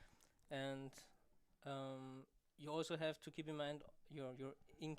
Of So course. If you play Hades, it's just Hades. Yes. So if you're able to play 2 cards, it's even better. Mm-hmm. Keep the Hades for the hamster, as you said. Mm-hmm. Mm-hmm. And I think it was the first game, right, with the Tiana. Correct, yeah. Triple Tiana. Yeah, yeah, I yeah. was a bit A bit scared. because I didn't draw into the unknown, Yes. and that can be difficult. Mm-hmm. But I knew with the elephant it's possible. I just have to challenge it, Mhm. and with the bell even get rid of it. Definitely, yeah. But doing the shift bell was, we were saying on stream, like I think it's something that players, again, can easily miss, right? You want to be able to, as you said, utilize your ink as efficiently as possible, use all of it. And I honestly think most average players would be like, "Oh, I have this Hades, I need to remove," and not think about the potential of, by using these other cards, your opponent then also knows, "Oh no, even if I play this, they've still got a Hades in hand," So it's a lot for them to worry about as well. But how has your tournament run been so far? I'd love to ask, did you choose Blurple for a reason? Is it a deck you like playing? I played Blurple almost after week 2. You've only played I Blurple. only played Mhm, Blurple. mhm. I tried Purple Sea before, but Mhm. Blurple felt like the most consistent deck Mhm. overall. And today I expected a lot of mirror matches and Mhm. Purple Steel. Purple Steel, right? So you feel comfortable Yeah, going so into them. I just teched for the mirror. Yep. And wanted to see as many Purple Steel as possible. Cool. And actually, I'm 12-1 in games now. Wow. I lost 1 game because I missed ramp. Oh, okay. I mean, that's understandable how you would lose that game. Yeah, for sure. Cool. And I'm curious, do you play is it 8 copies of ramp or is it 9 with like a 1 jump ahead in there as 8. well? I played 9 in Milwaukee, Mhm. but the problem is if you top deck it, it feels just so bad. Yes, Yeah, sure. and in a lot of mirrors, it's just the top deck wars, and you have to draw into second star. Or Sure. Yeah. I didn't know you went to Milwaukee. What was your score in Milwaukee in the end? day 2. Day 2. yeah. Cool. Very, very good. Me too, man. Me too. I Yeah. lost to Zan in the first round of. Oh, you lost to Yeah. Zan. Damn. I lost my first round of day 2 as well, so I know I know how you feel. So yeah, awesome. So yeah, you're definitely a name we will keep an eye on as we, go through more tournaments. Before I let you go, is there anything in particular you're excited for in set 10? Actually, to be honest, I didn't even play 1 game, and I haven't even heard your podcast or anything Mhm. because I wanted to. You want to Focus. focus on this Oh, event, yeah, of course, exactly. of course. Yeah, you want to focus on the event. So On my flight back, I will listen. thank you, man. I appreciate that. Yeah, we've had some very cool discussions. There's lots of cool things to expect. Blurple is still very much a deck. I think you can do with the Tamatoa, the 6-cost Tamatoa. You've got this new item that draws cards, the like guidebook, and you can just do this cycling of let me draw more cards, let me draw more cards. So super cool, Yeah, super yeah, cool. Yeah, that's the. I know. That's the card. Yeah. Yeah, they can see it. They can see it. Yeah. I did some like a little bit of testing. I think this card is it's bananas, especially because in Blurple, as you know, usually the 6-cost slot, like the 6 cost cards, have been maybe not the best, right? Yeah. You've maybe TikToks and maybe Annas and this. With if you put like that card, the guidebook in, after you do Ramp and Genie and Elsa on 6 ink, so maybe you can do another 4 drop and this 2 cost item, and you can pay 1 ink later to pop it and draw some cards. So it fits into.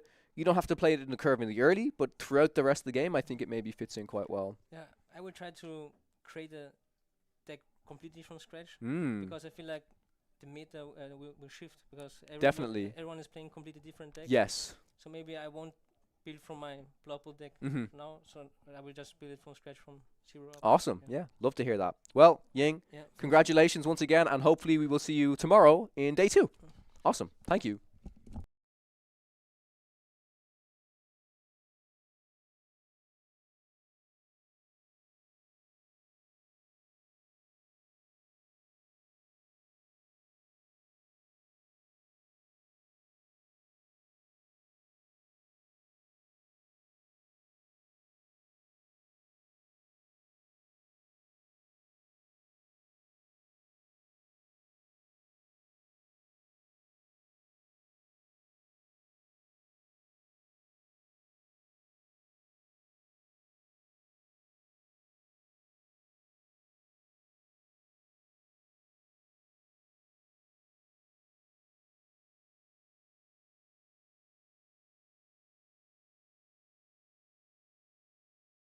Packs. Okay. We did the previous pack very quickly, but we opened Ruby Champion.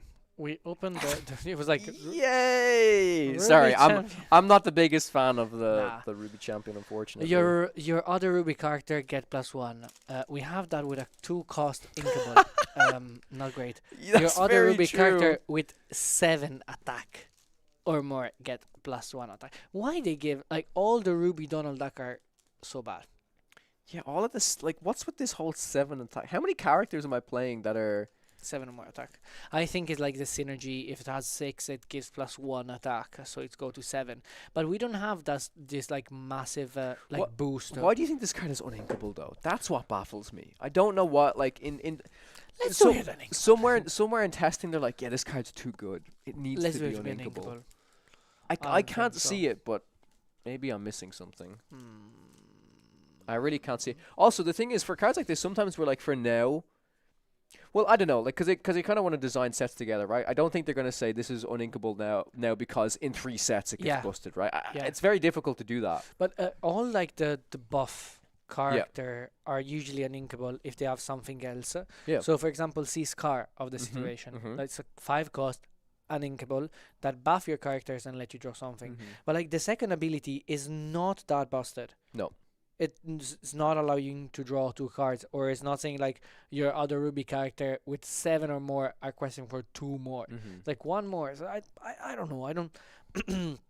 Maybe since it can be activated on the ETB, the fact that it enters into the battlefield, all your character that have 7 or more attack quest for 2, quest for 1 more. But how many characters are Nah. we easily having that have 7 or more attack? That's the harder thing, right? Is there something that says like all your characters get +2 attack? Yeah, there is in this set. So, Mm. Maybe So maybe you're in playing future- you're playing like a small-ish deck, and then you played like this card, and then everything. But as you said, there's only 1 more. I think if this is 2, I would be Yeah. like really looking Yeah, at yeah. this card. You know, if it Yeah. says they all get 2 more, I'd be like, okay, would probably cost not 4, maybe not. Yeah, because then it's difficult. like the low cost will allow you to easily play this plus something else Sure. that allow you to buff the other card. Yes. Yeah. But still, I'm not convinced. Yeah.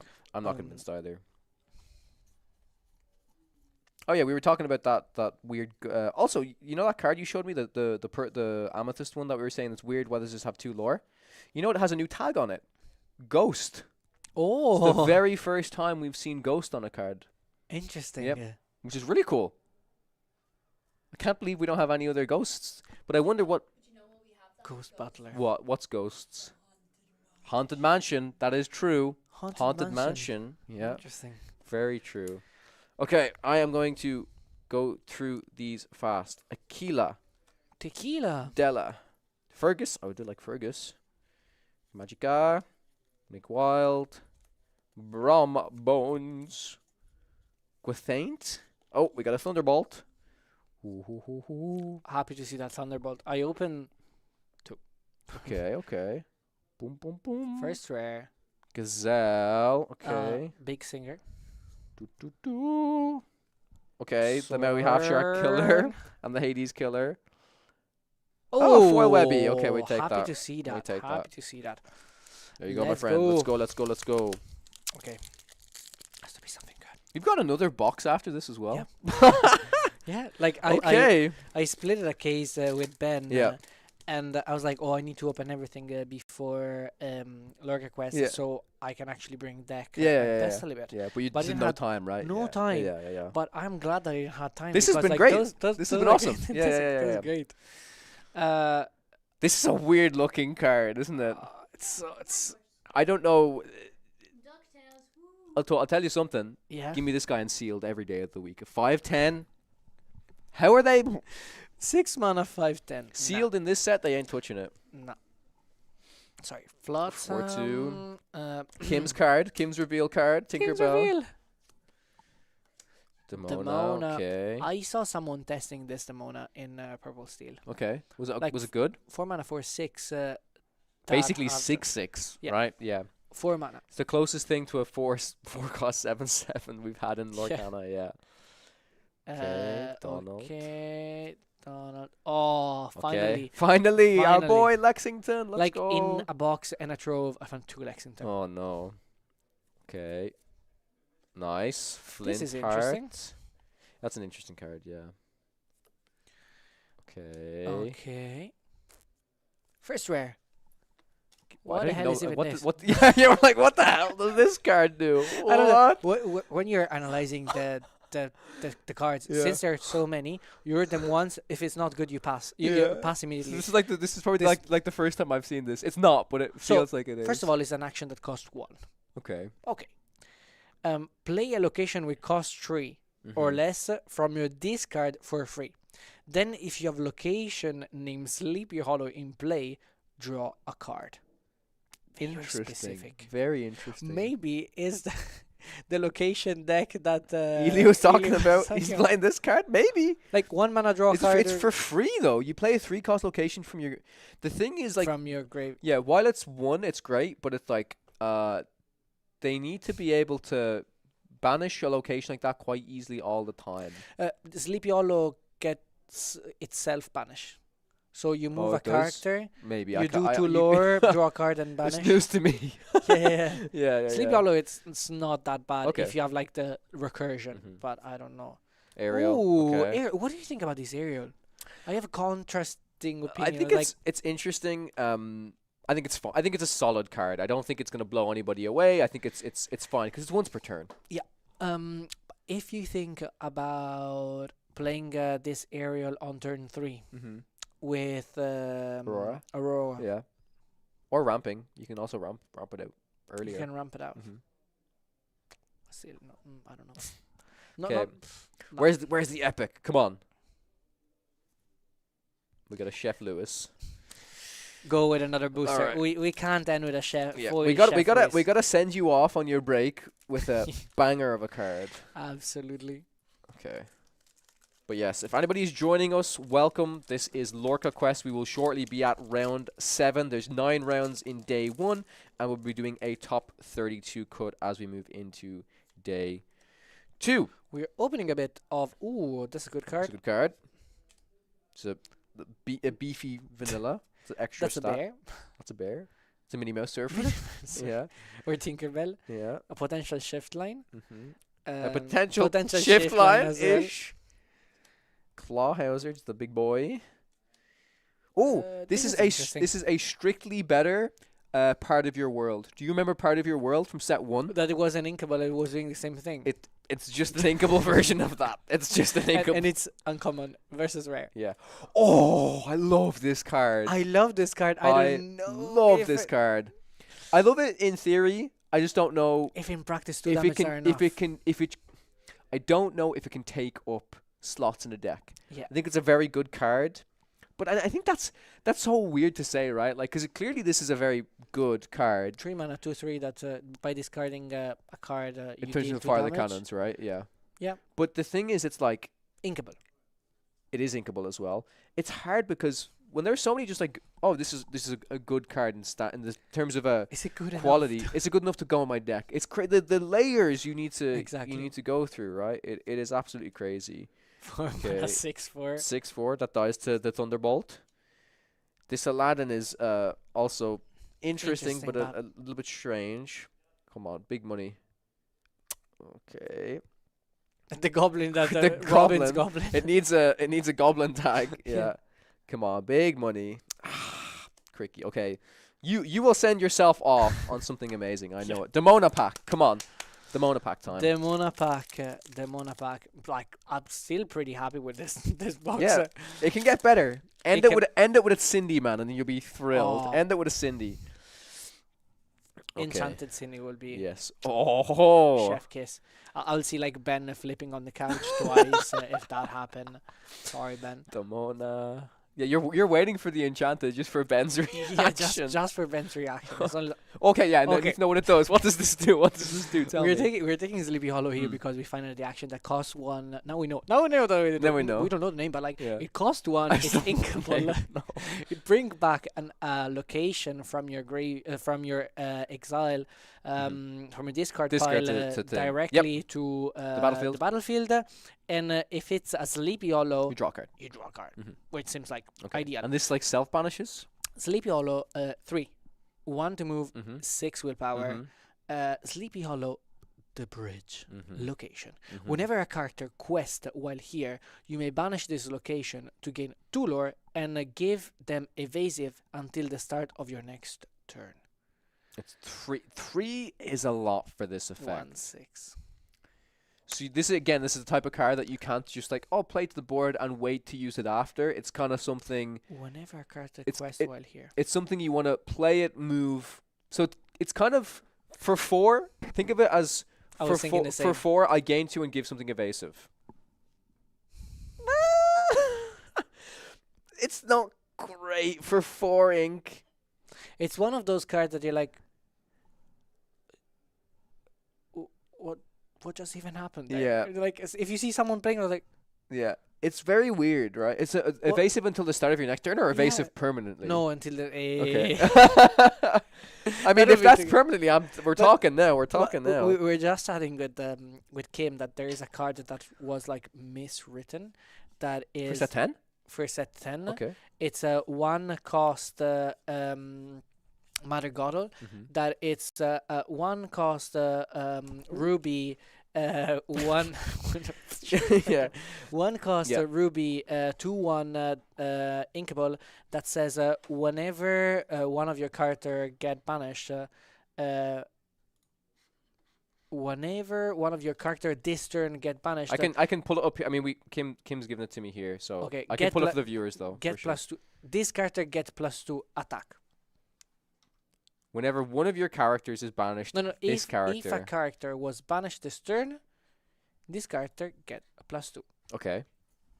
If a character is banished this turn, if a character was banished this turn, this character gets +2 strength.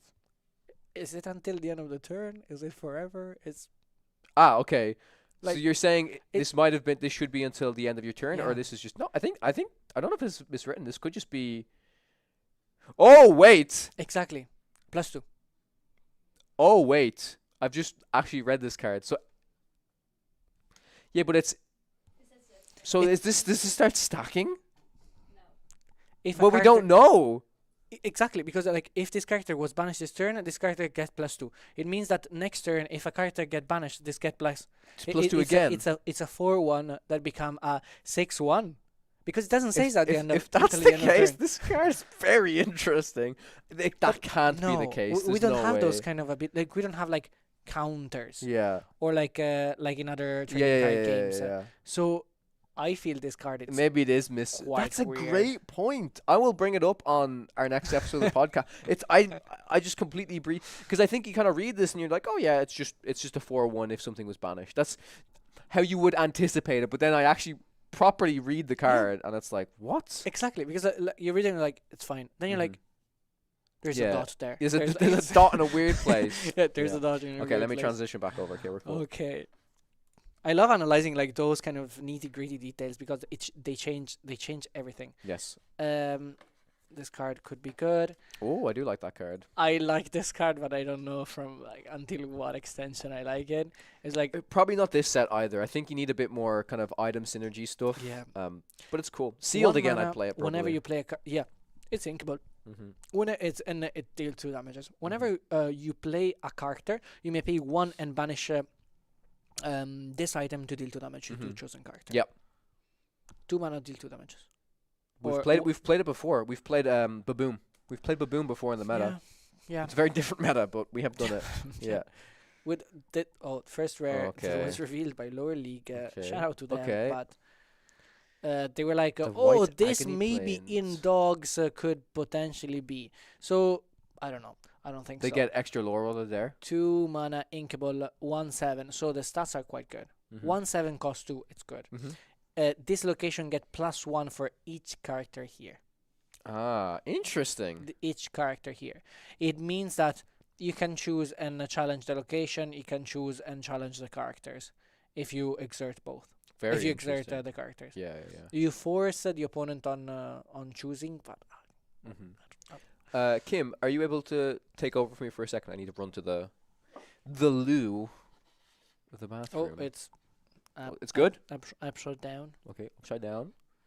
Oh, that's like the cyborg gargoyle. That's not really a gargoyle. Does he have the gargoyle tag? But he doesn't have Yes. stone by day, right? That's it. That's Yeah, the one. Yeah. It's like yeah. because Cool. I'm gonna mute the mics quickly and then.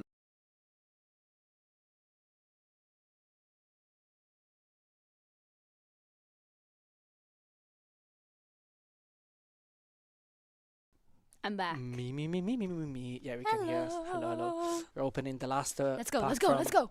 The box. Epic. No. It's Henwen. It's meant to be. Amber Sapphire. Black Cauldron deck. Black Cauldron. Henwen's in the deck. I feel like I summoned that when I came. Okay. Oh, Now we need to I'm open in an the frame. enchanted black cauldron just for the crack. I would love an enchanted Black Cauldron. Can I trade you a Horned King? Yeah. Great. Let's do that. Yeah. If I'll do you that. if we open that, yeah. Okay. I'm ready. Enchanted. Ready for this. I'm ready. Enchanted Black Cauldron. For the um, horn kick. But also a Cinderella because you don't have one. And you I need a would Cinderella love a Cinderella. for your princess deck. That Robin is going to play next week Oh, in look. Vladimir. Robin's on the princess deck. I Amber would Sapphire love princess to put deck. her on princess deck next week at CCQ. Barcelona. Della Duck. Promising lead. Promising lead. Mushu. Mushu. What's his flavor text actually? I'm so sorry. I'm the scariest thing in this forest. That pumpkin head should be scared of me. I feel like he would say it like that. Minnie Mouse. Minnie Mouse. Rama. Nibs. So this card is so strong in sealed. Four Oh, mana, yes, I was 3 talking 3 about quest that. for 2. It's great. Win the this game. this set for sealed. Oh, so much fun. So much fun. I think it would be so amazing. Go play sealed this weekend. We should play sealed this We evening. should play sealed this evening. We should play sealed. We should this play evening. sealed. Stay tuned. Stay tuned for content. Okay. Webby, not the Webby that you're That looking we for, want. but you know what? Amber, Even on enchanted webby, I'll be happy. the game's afoot. I don't like this. Okay. Super A rare. super rare. What do we want as a super rare? I don't know. What do you want? I would love the Scrooge McDuck. Oh, it's Save It Santa. This card is interesting. This card is interesting. 6 mana, 5/5 during 6/5/5. He's also just a beast of a body. But during your turn, whenever one of your characters is banished, draw a card. It's kind of like Queen of Hearts. Yep. Yeah. It has same. But kind whenever of- this character quests, chosen character gains rush this turn, which is also huge. Okay. Interesting. Ready? Oh, Oh, I called it. I said epic. epic. That's pretty epic. That's pretty I epic. would love the. Oh, Not you're this one. getting They already Robin have. Not this one. I You're already getting have a one. Robin Hood. I already Really? have a Robin Of Hood. this one? Yeah. So beautiful. Yeah. In the box. Find it in the box. Oh, and we got number 13. But still cool. Still very, very cool. I'd see if the vendor wants want this. Who would trade this? yeah. Trade? For a Pegasus? No. Thunderbolt. Thunderbolt. I have 2. For Thunderbolt. Those are the 2 epics we opened. No, we opened other epics. I opened many epics. We have 2 pack left. We You might as well apply. finish it, right? Okay. yeah, we finished the first box. Do you care for There's gotta a be Demona? One legendary left, I trust. Do you care for One legendary left. Do you care for a Demona or a Gaston? I'll go Demona. oh! I looked at the thing. I looked at the camera and went, No, But it was the wrong no, one. you can take Demona. No, you can take Demona. It's fine, Kim. It's fine. oh, okay. Go ahead. Go for it. Okay.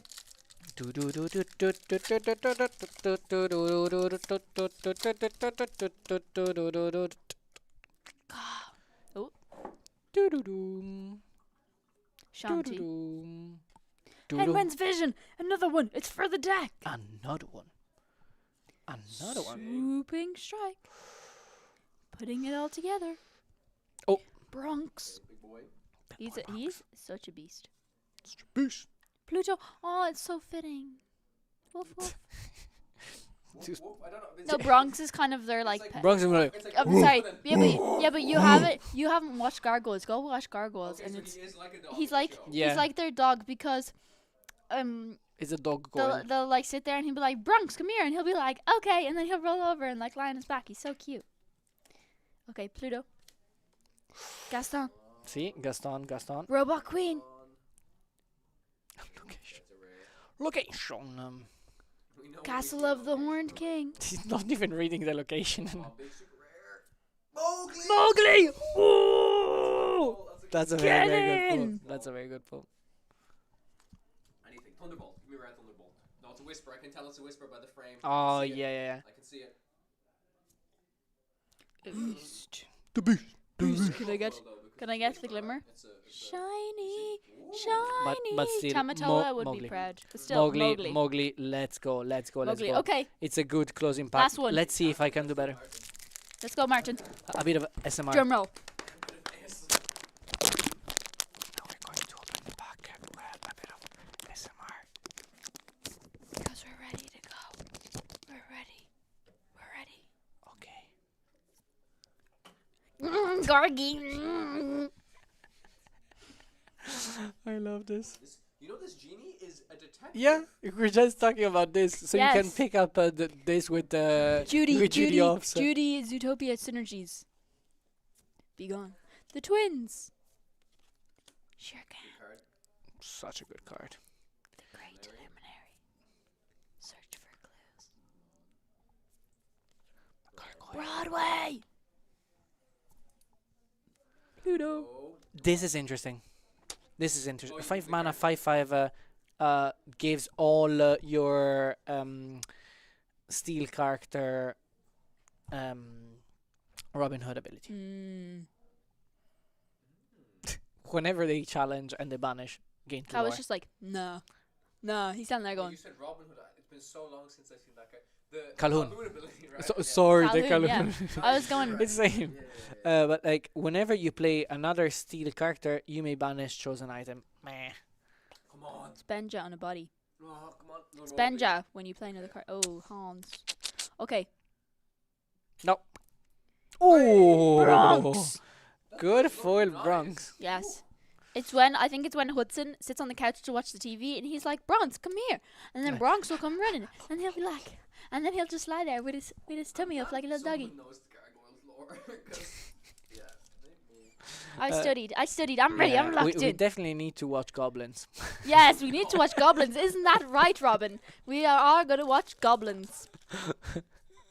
I love that. Gargoyles. Same. It's been fun. Okay, in my break, I'm going to have a nice coffee, some biscuits, and maybe a game or two Mhm. with a new set. So we are going to Do you need a deck? go Why to not? a BRB screen just very briefly while we swap casters, swap headsets, and Swap everything. Swap everything. we'll be right back. See you later.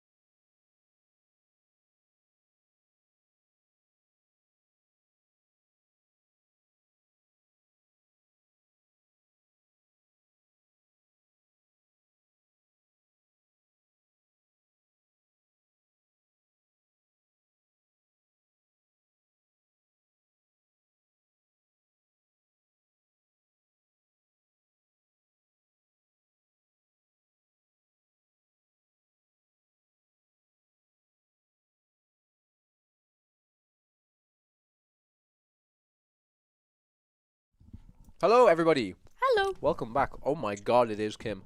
Yeah, it's spicy, isn't it? It's like It's very spicy no, gum. it's very it's very minty. It's very spicy. It cleared out my sinuses completely. We just had some gum and it's good, but it's a lot. I had a jelly and then my mouth was Whew. all like I had chocolate and then my mouth was all like chocolatey. So I was my like, God. oh, I'll have some gum, but it's like spicy gum. It's like the extra, extra You keep talking to them. I need extra to. spicy I actually need to. Yeah. spiciness Keep- of a keep talking to spicy them. of a spicy gum. Mm. Okay, I will talk. I can talk Merci. about how Amber Sapphire is about to pop off. Amber Sapphire. Colour was in chat. We're cooking. We're ready. Black Cauldron deck. Thank you. Black Black Cauldron. Cauldron deck. What are we talking about? Black Yes, Cauldron sorry. deck. To bring Gurgi back from the discard and play Gurgi. To play, play. we don't need to play Gorgie. Yeah, we do need to play Gurgi because you're gonna play your Gurgi early on because it costs little, and then you're gonna use Black Cauldron, put your Gurgi under Thank the you. Black Cauldron. Once you have Grand Pabby in play, you're gonna play your Gurgi from the Black Cauldron. Grand You're gonna play Pabby. your Gurgi from the Black Cauldron, and then when you play Gurgi, you can heal and then trigger Grand Pabby's effect to gain lore. GG's. The one thing I do want to say one thing I do want to say, I don't know if you noticed this, Martin, but when we got to have a quick look at the starter decks in our like creator package, I did notice that it included the item card of Munchkins and Crunchkins, but Gorgie No is Gurgi. not in the starter deck. No Gurgi. What's up with I that? have to talk to the people that made The starter that decks? made the starter decks because Yeah. I was on call with you when I was opening them, Mhm. and I was like, why is there Munchkins and Crunchins, but no Gurgi? Because you can't have Munchkins and Crunchins without Gurgi, because if Gurgi's not there, it's just an apple. It's just It's just an apple. If Gurgi's not there for the Munchkins and Crunchins, it's just an apple. I said that Gorgie reminded me. I'm not gonna talk about it, but he reminded me very much of like another character from another franchise. Of how he acts. He's like, "Give me the apple." Gurgi, Munchkins and Crunchins. Okay, we got some time, and we're fooling around. We're messing around. We're having fun. Is there any decks that we can talk about that we would like to discuss, or any cards? We can pull up some cards on a website or something like that as well. That would be fun. Like, Martin asked me, what do I think about this? I will pull up Oh, yes, this Ichabod. on the Is it card Ichabod viewer. Crane? I think it's an Ichabod. Ichabod Crane. Have you watched The Adventures of Ichabod and Mr. Toad? I Is haven't. it The Adventures of Ichabod and Mr. Toad? Okay. You should. It's a good time. So Ichabod Crane, he is a 2-cost uninkable 0/2. When this character is banished, you may put this card into your inkwell face down and exerted. It's similar. It's actually exactly to- the same, it's the same effect as Grammatala. Yes, Grammatala from except set 1, except it's a 2-cost uninkable. uninkable. and it costs 2. But it's also similar to Ugh. what's the name of Honestly? Tiana's father, who James. James, but he was 3. He was he 4-cost 4? Yeah, uninkable 4. 3/3 quest for 2. Yeah, so a bit cheaper than that, but also he quests for 2. Okay, no strength, but I don't know, Martin. I think I don't know. honestly, I don't think I like it. It's like a 0/2 that I get lore out of for once. Doesn't deal any damage back to my opponent when they hit into it, and Don't think about like don't think about control. think about aggro. yeah, because it doesn't work. It doesn't work well in the Cauldron deck because in It the works. It only works. I think this only works in a Tiana deck, because if it's a Tiana deck, they just can't hit into it at all, right? And yeah, but if they hit into it at all, like I would much rather this card. If I'm playing an aggro deck, I would much rather this card say when this character's banished, draw a card, than give myself an ink, because unless I'm playing a deck that's full of like a lot of uninks, 2 mana. Right. Draw a card when it's banished. yes, I'll shake the hand. I'll shake the hand of whoever makes Shake that the card. hand. Of Moyen. I'll shake Moyen's hand when that becomes a card. Yeah.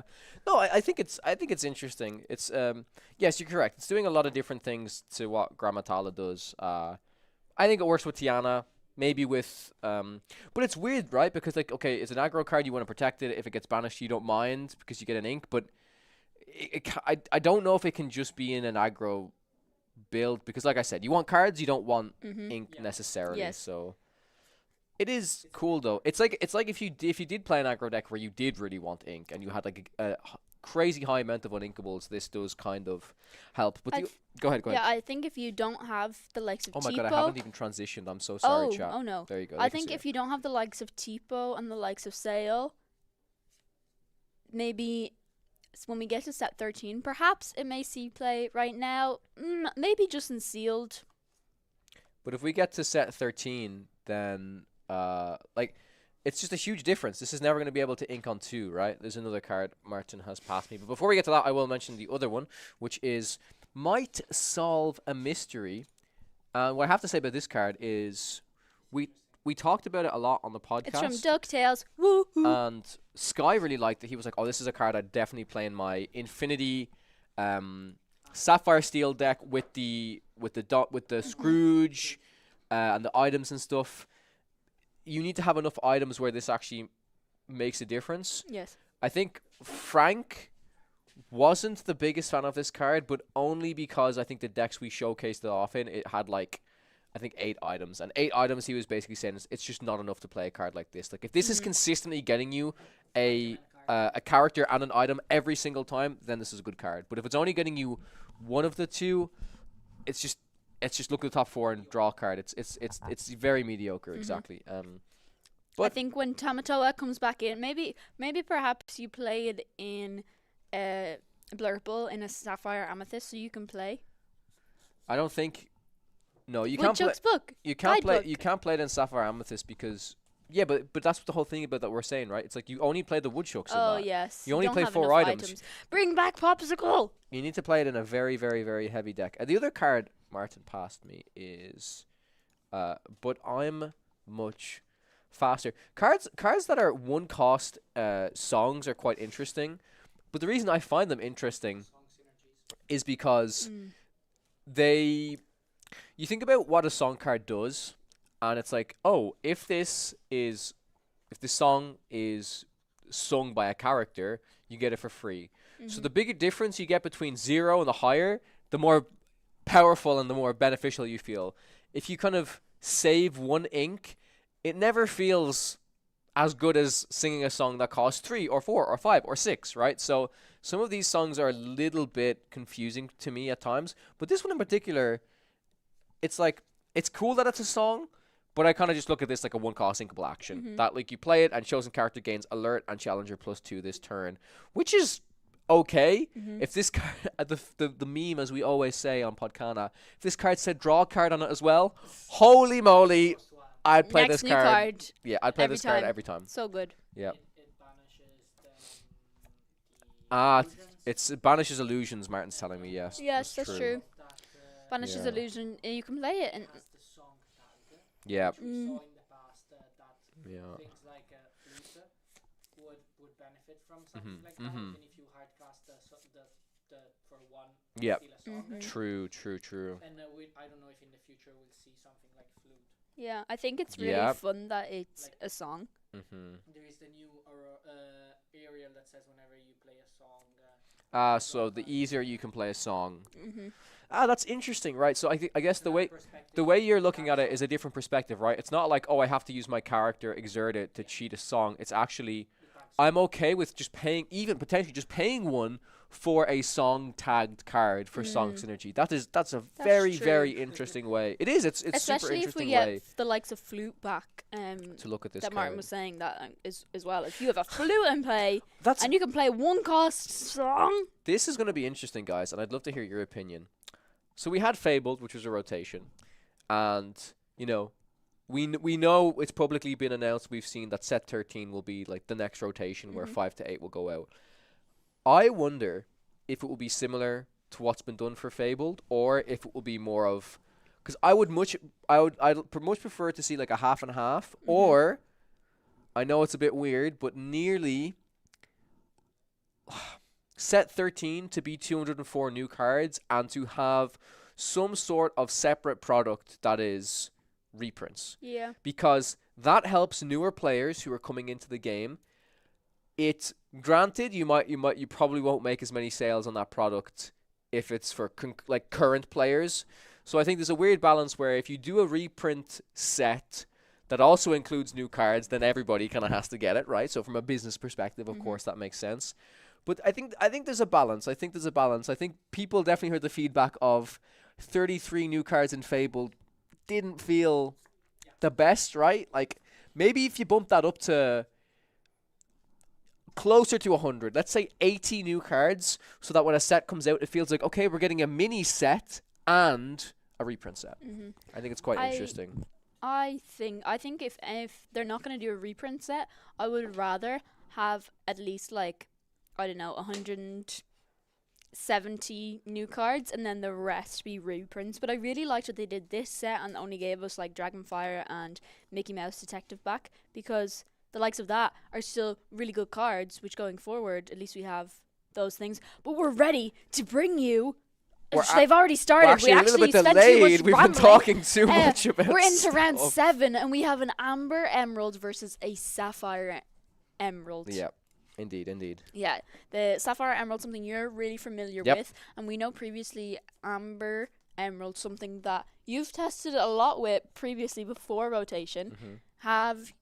I don't think you've gotten to play much Amber. I Emerald haven't this played set. it that much this set, but I'm already very intrigued by Food Zaro's build because I can see that a Bobby was played and a Surfer Stitch was discarded. So I'm not sure if this is going to be your traditional, Sea Dogs deck. I think this is going to be more of a Circle of Life build potentially. Yeah, I think it's going to be pretty good. All right, let's get into this. Yeah, I'm excited. I think if the Amber Emerald deck can go really fast and just hit key components. But this one's not going to be going fast necessarily, Not right? It's going to be really. comboing instead. Especially if there's a Surfer Stitch. I'm intrigued to Well, see. maybe it is. It's what's also gonna, got daisies. But they also have, Yeah. because they have the singer Ursula. Mhm. So I feel like, oh, it's fitting. I'm singer Ursula. There's a singer Ursula on the board. Okay, I'm invested. This is great. Mhm. But the Ursula can sing the likes of, perhaps if they have a Mother Knows Best or You're Welcome, to be able to get rid of this Clarabelle light on her hooves already, which can really help him here. Yep. So Callum did shift the Clarabelle, it looks like.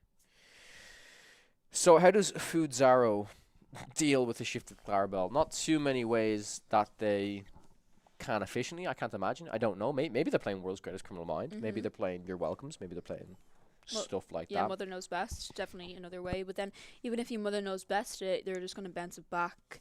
But the likes of You're Welcome, if he has... Oh, here we go. Oh, Here we oh go. my god, he's comboing!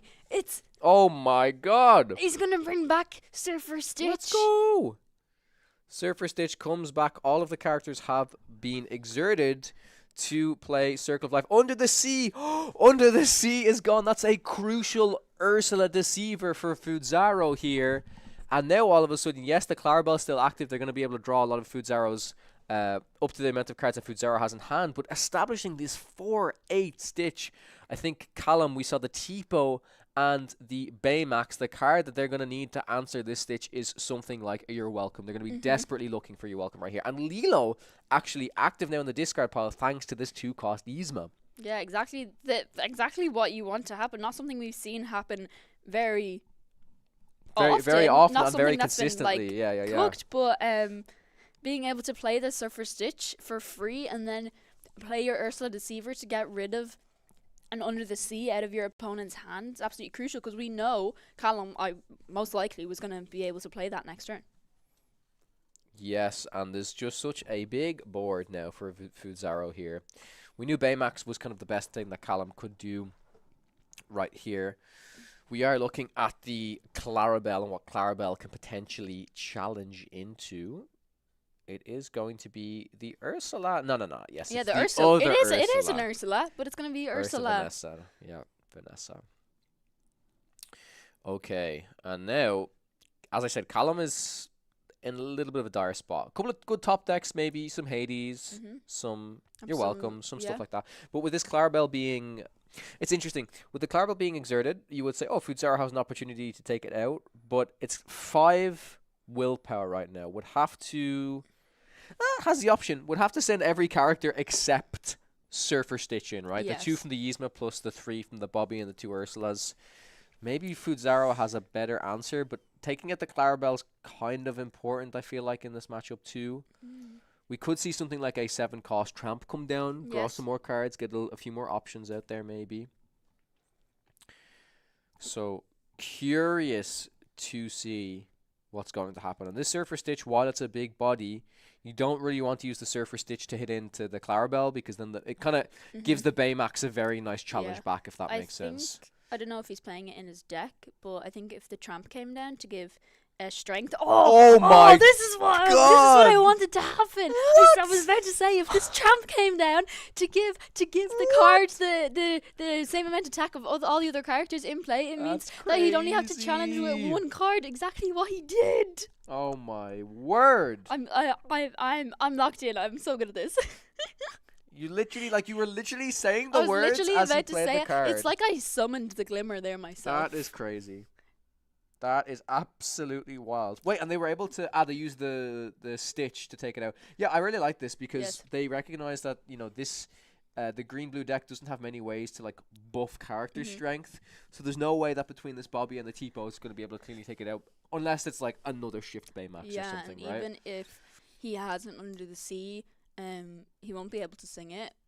will just have to hard castle your welcome, or a mother knows best if he does have them in hand. I can see a Oh, I see Donald, a a Basil. Basil, and I think it's a Vision, but it looks like it's Basil.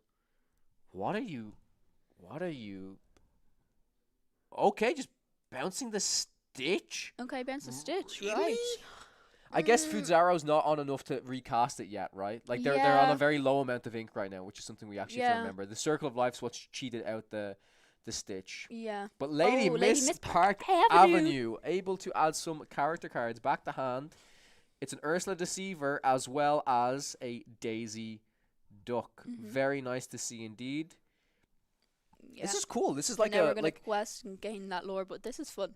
this is like a dog's deck with Stitches and Circle of Life. Yeah. I kind of like this. I like the Circle of Life. It's not something we've seen being utilized, but I feel like now, well, it's the last chance to test in this set 9 meta. I feel like now is the perfect opportunity.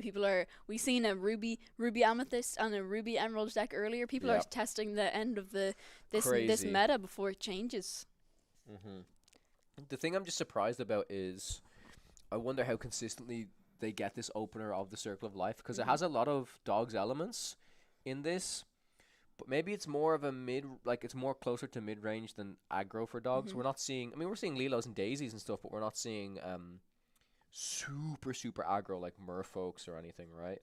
So Vision of the Future coming down is actually very important for Callum here. They need to try and find some efficient answers, and honestly, the most efficient answer right now, what can you imagine it is, Kim? Of course, it would be an Under the Sea. One has been discarded already, but Under the Sea would definitely be able to sweep the board a little bit. It's going to be a Shift Baymax. That's also pretty good. Yeah, we previously did see Fudzaro play that Lady Miss Park Avenue, and he took back an Ursula Deceiver. But this Basil being able to quest and discard a card could definitely get rid of this Ursula Deceiver. What is And he going on? Did it? Oh, What's happening? and You're- because Basil's a random card as well, meaning that like that doesn't just happen. Like it was random. That was wild. yeah. I called it. Yeah, Callum still, honestly, there's better things I think they could have found. The Shift Baymax helps. It deals with the board a little bit. Maybe even a Hades would have been better to take out the Lady Miss Park Avenue.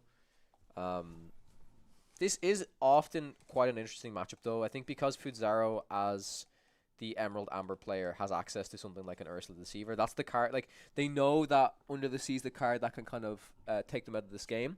Mhm. And having access to something like Ursula Deceiver is really key. But on Callum's side, having access to what we just saw, like Vision of the Future, is a card that can kind of come off the top and can then be used to try and find the Under the Sea. But Fuzzaro's in an okay position. I wouldn't say they're in the best position. Like No. Callum's actually on a decent amount of lore themselves and representing it quite a strong board as well. And I think they're on 6 ink. I don't know if they can play the Surfer Stitch yet. Very curious. Oh, Oh, a my Daisy god. Duck into another Daisy Duck. Okay, now we're putting on the pressure. Yeah, they're hoping Yeah. they don't see an Under the Sea very Mhm. soon here. Couple more characters as well, maybe even. Yeah. Even if we had a Bobby Zimmerowski, we know the Surfer Stitch is in hand. Could we see him re-discard the Surfer Stitch to sing another Circle of Life? And no, we're just gonna quest. It's a total of 5, I believe, up to Yeah, just 12. probably hoping here Callum doesn't have the Under the Sea, because that would kind of Yeah, be this is detrimental to 11 lore. Oh no, this is what Futsaro does not want to see. 5 coming down. Oh, he looks kind of happy, or maybe he looks kind of unhappy if it's not found. I don't think it's found. no. I think if Under the Sea's found here, Callum is instantly. Yep, this is the card. Yeah. Callum's taking his time to think, what should I pick? Could even be looking, okay, I need to like maybe he has to recognize, yeah, maybe I have to pick like a Sail the Azurite Sea to Yeah. really try and find my Under the Unless Sea. he does have like a likes of You're Welcome, does he ever risk doing a You're Welcome on perhaps the Clarabelle I think so. to find it? it's but like- then you risk, if you're using that You're Welcome and you don't draw it into the Under the Sea, you risk your opponent being able to just Win the quest for game. Yeah, but the thing is, it's like if they're able to use the Basil and the Tipo and the Clarabelle and the Baymax to take out, let's say, double Daisy. Well, you can't take out the Daisies is the issue. Like, let's say take out the Lady, the Lilo, and some other stuff. Double Daisy is here no matter what. right? So no matter what, Fuzaro is going up to a total of 16. So this is the turn you need the Under the Sea, and if you can't find the Under the Sea this turn, you might just lose the game. So it's Yeah. kind of recognizing, is this the turn that I need to find my out? If you're able to just deal with the few characters that are exerted, like I said, it's at least 16 lore, and then what fuel do you have after that to try and find? So yeah, we could potentially see something like You're Welcome. No, it's gonna be a challenge. Obviously, Okay, didn't challenge, have yeah. the Under the Sea needed. Gonna have to do something to get rid of Fudzaro's board. Quest. Gonna challenge into that Lady Miss Park Avenue. Yep. Oh yeah, and It's then we're gonna exactly what you a said. hard cast to You're Welcome. And is going to be Yeah. desperate to find that Under the Sea. It's exactly what we talked Mhm. about. This is actually a sign of a very good player, Yes. like we just said, recognizing their out, saying, I can't give them the extra turn here. If I Nope. give them the extra turn, they're just going to simply win the game. So Yeah, and I like that play of using getting rid of the Miss Park Avenue first. It's not going to be able to be targeted by the Under the Sea, but gets rid of that. It also quests for 2. We're going to get rid of that first, but then leaving the Basil and the Clarabelle on board. So if he does draw into the Under the Sea, he can still sing it. yeah, let's see what it is. Callum's hoping to see it. He got it. I think he might have got it. Or it's either a yes or no. No, it's a scoop. He didn't get it. No, he didn't get He it. It's didn't going to be get game it. 1 going to Amber Emerald, because that would have Wow. been his like out to His out, just to yes. get clear the board and win that game. That if he had been able to draw it off the You're Welcome, leaving the Basil and the Clarabelle open to that, because he hard cast the You're Welcome, can just sing the Under the Sea with Yeah. with I really feel for Callum. As a player who plays this deck, and I've had situations of like, you know, I know they've got this Ursula Deceivers and stuff, and I go, you know what, I am going to, if I am in desperate need of an Under the Sea, if I'm in desperate need of Under the Sea and I top deck a Vision, I'm feeling great. But then this happiness slowly starts to fade as you go play it, and you draw 1, 2, 3, you're like, please 4, please 5, and then you miss it. Yeah. I really understand the Yeah. pain and the struggle. It wasn't. It was You're Welcome. Unfortunately, didn't have like the vision of the future to be able to dig a little deeper. What you mean, Vision into another? I mean, we if already had, saw like, a two vi- Vision Yeah, there. we saw though, 2 visions. So But if you had another vision there to be able to find it, but what you said was perfect, though. It's like Yeah. it's literally recognizing the out. I don't think they could have won the game if they let the Mhm. turn go on one. Like they could have. Actually, I don't even know if they did all of their challenges if they could have prevented the win. Maybe they get to 19 and then the game's basically over. So yeah, super interesting stuff there. We're gonna be moving into game 2 of round 7. Everybody, it is 5:40 p.m. at the moment. We're gonna have another 2 rounds. rounds after this, and then we'll be finishing up for the night, moving Yeah. into day 2 for a top 32 cut. So if you guys are interested in watching that stream, be sure to tune into Podcana again or over on the Kawa Twitch channel, and yeah, we will be sure to share everything that's happening with this amazing tournament. We're going to be able to crown another qualified player to the European Championship, which is awesome. Yeah, which is super exciting after such like 9 rounds. It's like it's already like a mini DLC. The atmosphere outside is so crazy. There's so much going on. There's a great luminary out there. I took pictures beside it. It's beautiful. But also, at the end of this, one player is going to be qualified to the EU Continentals, like Championship. They are, Yeah, which is absolutely crazy. But like so many other prizes, so many beautiful prizes here up for grabs, even if players don't make it. There's wall, a right? beautiful prize wall, which if you don't want any play mats or stuff that's on the prize wall, there's an enchanted prize wall, so you can actually also spend your tickets on some enchanteds. It's very cool. It is very cool. Very cool indeed. Yeah. So now we're gonna see Callum on the play. I'm not sure if he was on the play first round. I'm not sure who went Yeah, first. we that kind game. of joined. We the joined game a bit late. little bit late. But yes. I would say maybe because the shifted Clarabelle came out pretty Yes. efficiently. So I'd assume so. Perhaps But you yes, can look. regardless, Callum Regardless, is going this- to be this on the play game- now. He's going to be on the play. I'm intrigued to see if Foodzaro will have the Circle of Life combo again. Yep.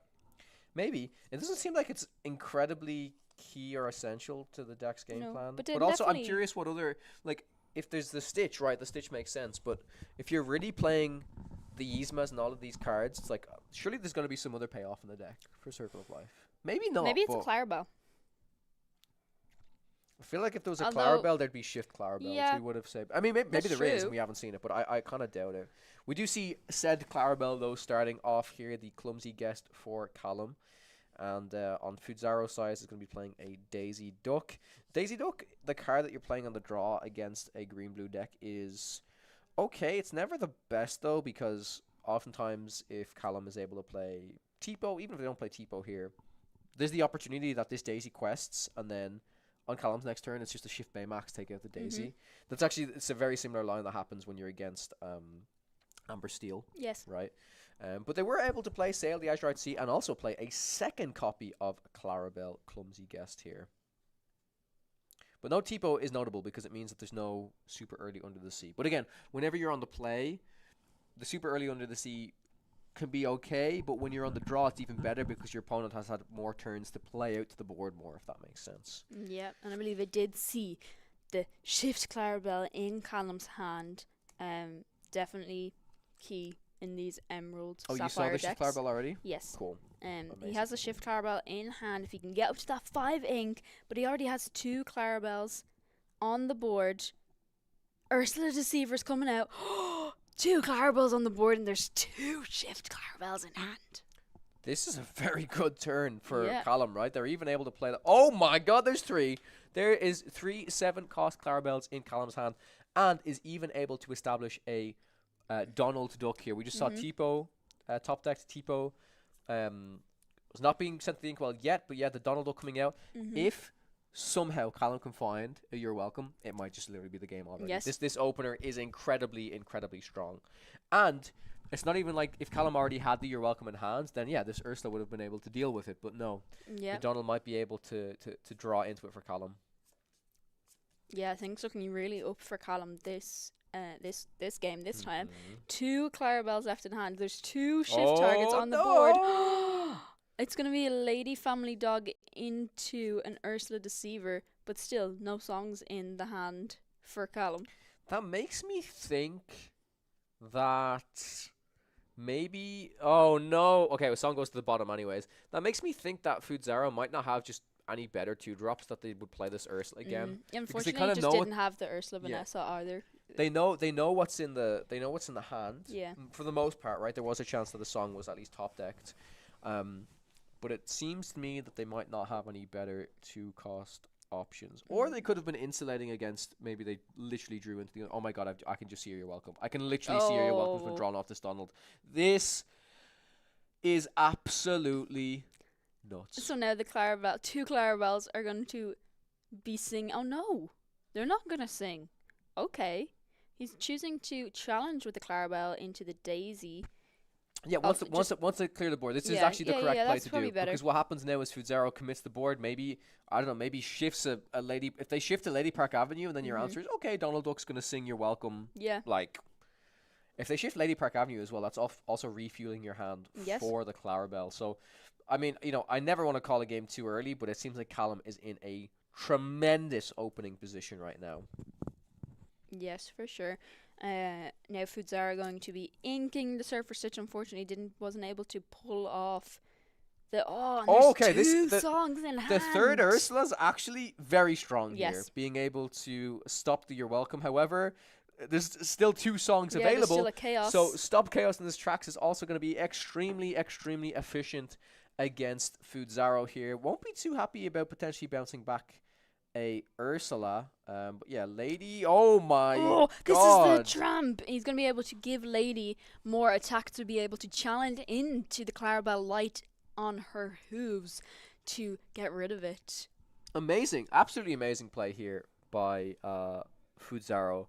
Completely actually shifting the game. Getting rid of the shift. Yes. I mean, we do know that there's some more shift. Wait, are all of the shift Clarabelles gone from Callum's hand now? I'm actually not too sure if they've all been inked. There might be one left in the hand still. 1-cost Clarabelle makes me think that there is another one. Could be one left. Yeah. There's definitely one inked, one was used. There was 3 in the hand. Yeah, so maybe one is left remaining in the hand potentially. Okay. Let's see what Fudzaro has here. Only 4 ink, potentially 5 now available. Now we could see a Lady Miss Park Avenue Yes. come down and recover some of those cards. Yes, it's Yes, just here exactly it what we're is. going to do. Maybe we're taking back another Ursula Deceiver. Are we taking back 2? Or we do the lady into the Ursula Deceiver? He's The debating lady, it. the lady- the Daisy Daisy, is yes. probably what you need because you need to also just keep applying the pressure and stuff. Yeah. I'm very impressed by how Foodzaro was able to navigate Mhm. that situation. It was looking really bleak. Yeah. I guess I just saw 2 Ursula Deceivers come down and say, yeah, there's songs in the hand now. But the third one hitting the board Mhm. was absolutely huge for sure. Okay. So on Callum's side, this is the turn we got to see. I did see a Stop Chaos Ink. I think there was another Stop Chaos too. So we could Yes. see Shift Clarabelle Stop Chaos. But do we want to bounce these 2 cards? Like, maybe not, but also maybe we just need cards. So maybe it's alright. Yes. Especially if you can shift Clarabelle and then sing Stop Chaos, you're going to refuel your opponent's hand, but also just refuel your own hand. But he also has a lot of cards in hand, it seems like, to play with. So maybe he doesn't need to make that play, right? Might not need to do that quite yet. Has 1 ink over to the side, is considering just playing a Develop Your Brain first. Seeing if that can potentially help him out here. Yeah, we are going to see that develop. He's searching. He's trying to get those smarticle particles. Developing his brain, trying to find some more options right now. It's going to be Shift Clarabelle, I believe. Yeah. Which makes sense. And maybe it is just a Stop Chaos. It does not feel great at all. I don't think it can be a Stop Chaos. Do you know why? No. Because you give You back. give back the Ursula. and Not then- the Ursula, it's the Tramp. Yes. You give back the Tramp, your Clarabelle's exerted, you just replay to the board, play the Tramp on your lady. Yeah, Yeah. I think this is a play by Callum that just shows it's a little bit of a desperate play because all Foodzaro has to do here is say, okay, I'm going to refuel my board. I need to at least buff my lady by 2 strength. I'll just take out your Clarabelle. Yes. Unfortunately, didn't have the likes of You're Welcome to be able to get rid of them. But just sending them back to your opponent's hand, yes, okay, it's great for Clarabelle lighting her hooves, but you're just going to give your opponent the cards to replay. Any songs? There is a out of their bend hand. now. There is a bend. Some big bombs indeed available for Callum. They will start to help him out. Basils are pretty good. Yeah. Bend is something Foodzero really needs to keep in mind, honestly. Mhm. Bend can be extremely punishing. I think, again, as I said, I've done this before in some games. If you ever get the opportunity to sing the Stop Chaos and then hard cast a Bend, Yeah. it is absolutely huge. But Callum didn't have he had to pay the 5 ink to shift the Clarabelle and wasn't able to just pay 7 and do the Stop Chaos.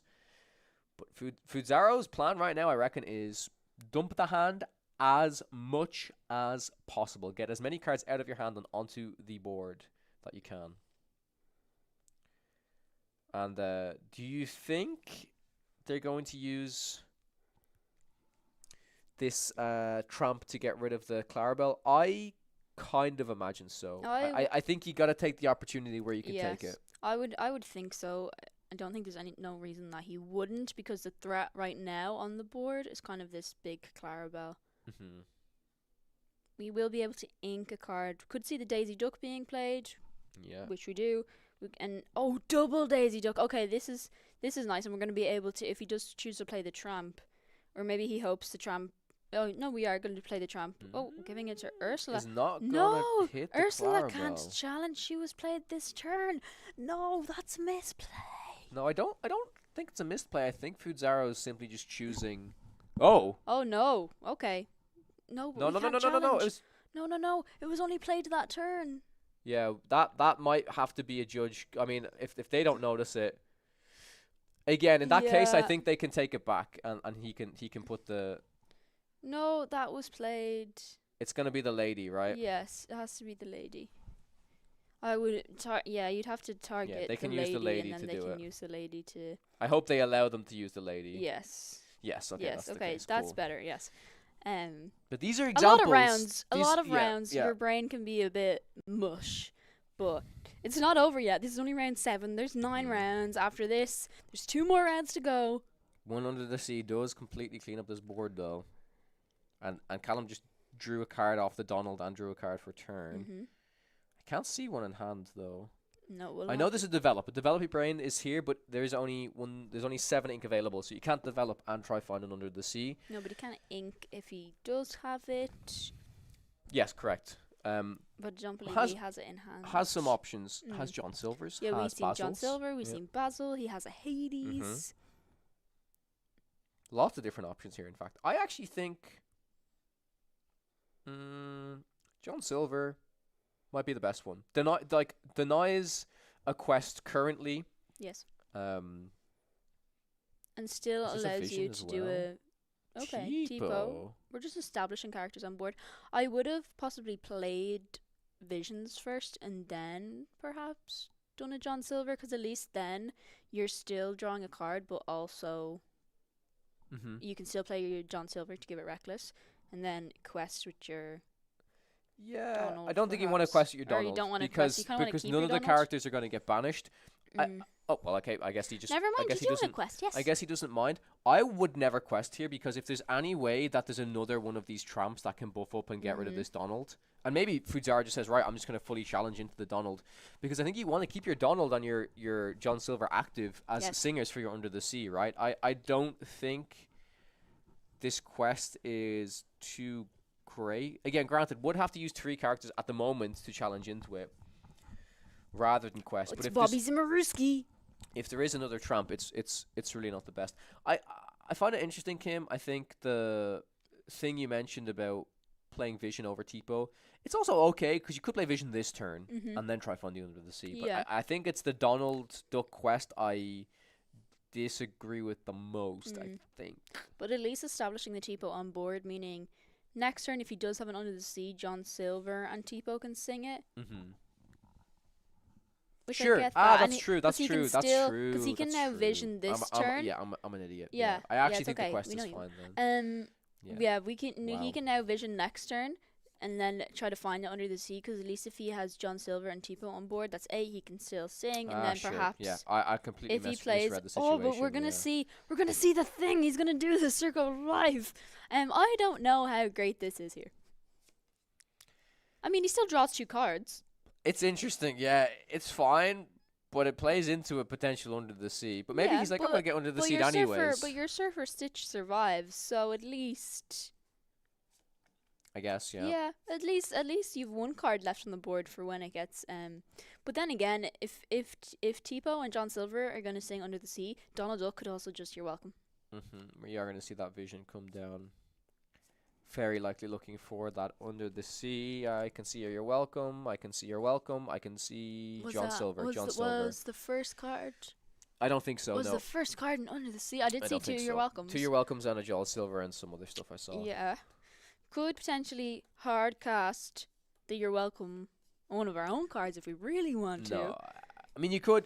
I think just get a few more John Silvers here and you're fine. Yeah, I think you still just play the other John Silver you have in hand, because at least then that John Silver, when you play it, you're going to give it Reckless, and then your other John Silver can quest, give another character Reckless. You also stop your opponent being able to quest, so ideally probably giving it to the 2 Daisies maybe. Mm-hmm. So then they're only going to be able to gain 6 lore. It will mean that the Stitch will probably be able to challenge into one of the John Silvers then. Wonder if Callum... Oh wait, I think I just saw an Under the Sea. Yeah, there's an Under the Sea. Yes. Somehow an Under the Sea came I out think here it was and the is first also going to card. use... This will be a full board clear coming Yeah. down for Callum, utilizing the Donald Duck to sing You're Welcome, get rid of the Surfer Stitch, and then Callum is free to Does- sing Under the Sea. And does he have enough to ink a card? He hasn't inked a card yet. Could he ink a card here and do a bend too? Oh my god. Because that would be Oh my kind of god, you're insane. right. Oh my... Oh, I'm so good at this game. That's a scoop. Oh, Yep. yeah, it's That's gonna a be scoop. going to game 3. Well, actually, oh no, it's not a scoop. It's They're just no, they're just he's not a scooping to the scoop. bottom He's of the just going deck. to the bottom of the deck. Yeah.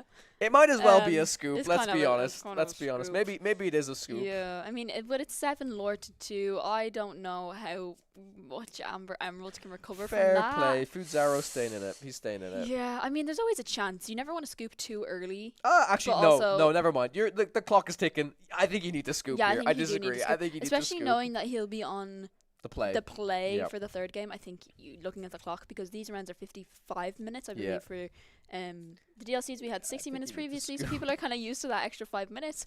But You know how long, if you actually let this game play out, how long, like this will take another 3 to 4 turns Yes. for Callum to actually end up winning the game, but they will win the game. Yeah, I would go to game 3 here. Yeah, I would just say, okay, let's go. yeah, it's Yes. I mean, it might have just been an extra turn, but if Fuzaro's somehow staying in this, I don't know why. Lady. Oh, another lady. Okay, Clara. Clara. No, I don't think it's. I don't think it's gonna help too much. Yeah, usually I'd respect staying in the game, but in this situation, the clock is truly against you, so I would probably be scooping myself currently. But that is just me, of course. Yeah, especially with 20 minutes on it. Well, hopefully. I don't know. Can he take it back? Like, maybe he's run out of Under the Seas, but. I don't know. Doesn't matter if you run Callum over the seas. What's he still gonna do? Another, Yeah, it's game. Yeah, it's game. it has to be. It has to be. Even if he didn't have that Under the Sea, he had a John Silver Alien Pirate. He's just gonna play another battle for fun. The John Silver. He had another John Silver in hand. I believe he still hasn't played, or perhaps he might have inked it previously. And this other battle is gonna quest. Gonna be able to discard a card. One card left in hand. Yeah. I think I would go to game 3. I would too, indeed. Okay, Lady Miss Park Avenue. Okay, we're gonna bring back 2 cards We're from gonna the bring back the discard. game. Let's go. What are we gonna do? A go Tamago. For an next turn to be able to gain 2. I don't. There's yeah. 19 minutes left from this timer. Like, even from the Amber Emerald player's side, they need every minute like they can get for this game 3. Yeah, especially when there is. It's like there's game on board. Like, Callum has enough characters with enough lore on board. He's gonna be able to quest up to 20 something anyway, 21 at least minimum, and then it's game. But 2 game 3, and Fusara is gonna be on the play. So I respected those as well. Like, I think to an extent, some people are like, I want to let you play this out of respect, and Yes. I genuinely get that. But there's such like you're against the clock. I mean, I think a draw at this stage is never the worst, but you would only if a draw happens, it happens. You never want to take a draw yes, at this stage. You would rather keep winning your games. So it's something we talk about on the podcast a lot is like keep an eye on the clock. Not only keep Yes. an eye on the clock, but just recognize I'm probably out of this game. Like there's no I couldn't envision any scenarios. Like, I know people always say there's no reason to scoop if it's the game 3, and if there's a 2% chance you can win the game, you stay in. So if this is game 3, I agree with everything that happened. You just keep playing, you just stay in. Who knows? Yep. Maybe your opponent starts playing, I don't know, really badly, or something changes or whatever. But I think for the game 2, you gotta recognize when it's time. Because having a quick look at the clock before we change back to the main scene, there's 17 minutes and 45 seconds left. Like, yes, that is enough time for a game of Lorcana. Yes. There is. But if for some reason it goes really, gets really swingy and it goes back and forth, you know, it could at least go to time. So hopefully that does not happen. Yeah. But Fuzara here being on the play, we know for this Amber Emerald deck, can have a quick lore, can get that quick lore advantage if Callum doesn't hit his turn 1 into his turn 2 ramp, into his perhaps a Baymax shift, and then into a Clarabelle shift. But I don't know. We've seen it before. Will we see it again? We may see it again. Who knows? Or perhaps we'll even see another Circle of Life combo once again. But it feels like, I think, like, so far we've only seen it work with the Surfer Stitch. So I wonder if... I think it is just the Surfer Stitch. Yeah, I don't know if that's enough. I don't know if Yeah. I don't know if it's good enough to just play the Circle of Life combo for the Surfer Stitch. I mean, like, you're playing the Ursula Vanessa and everything to be able to boost up, to be able to sing together the Circle of Life. I don't...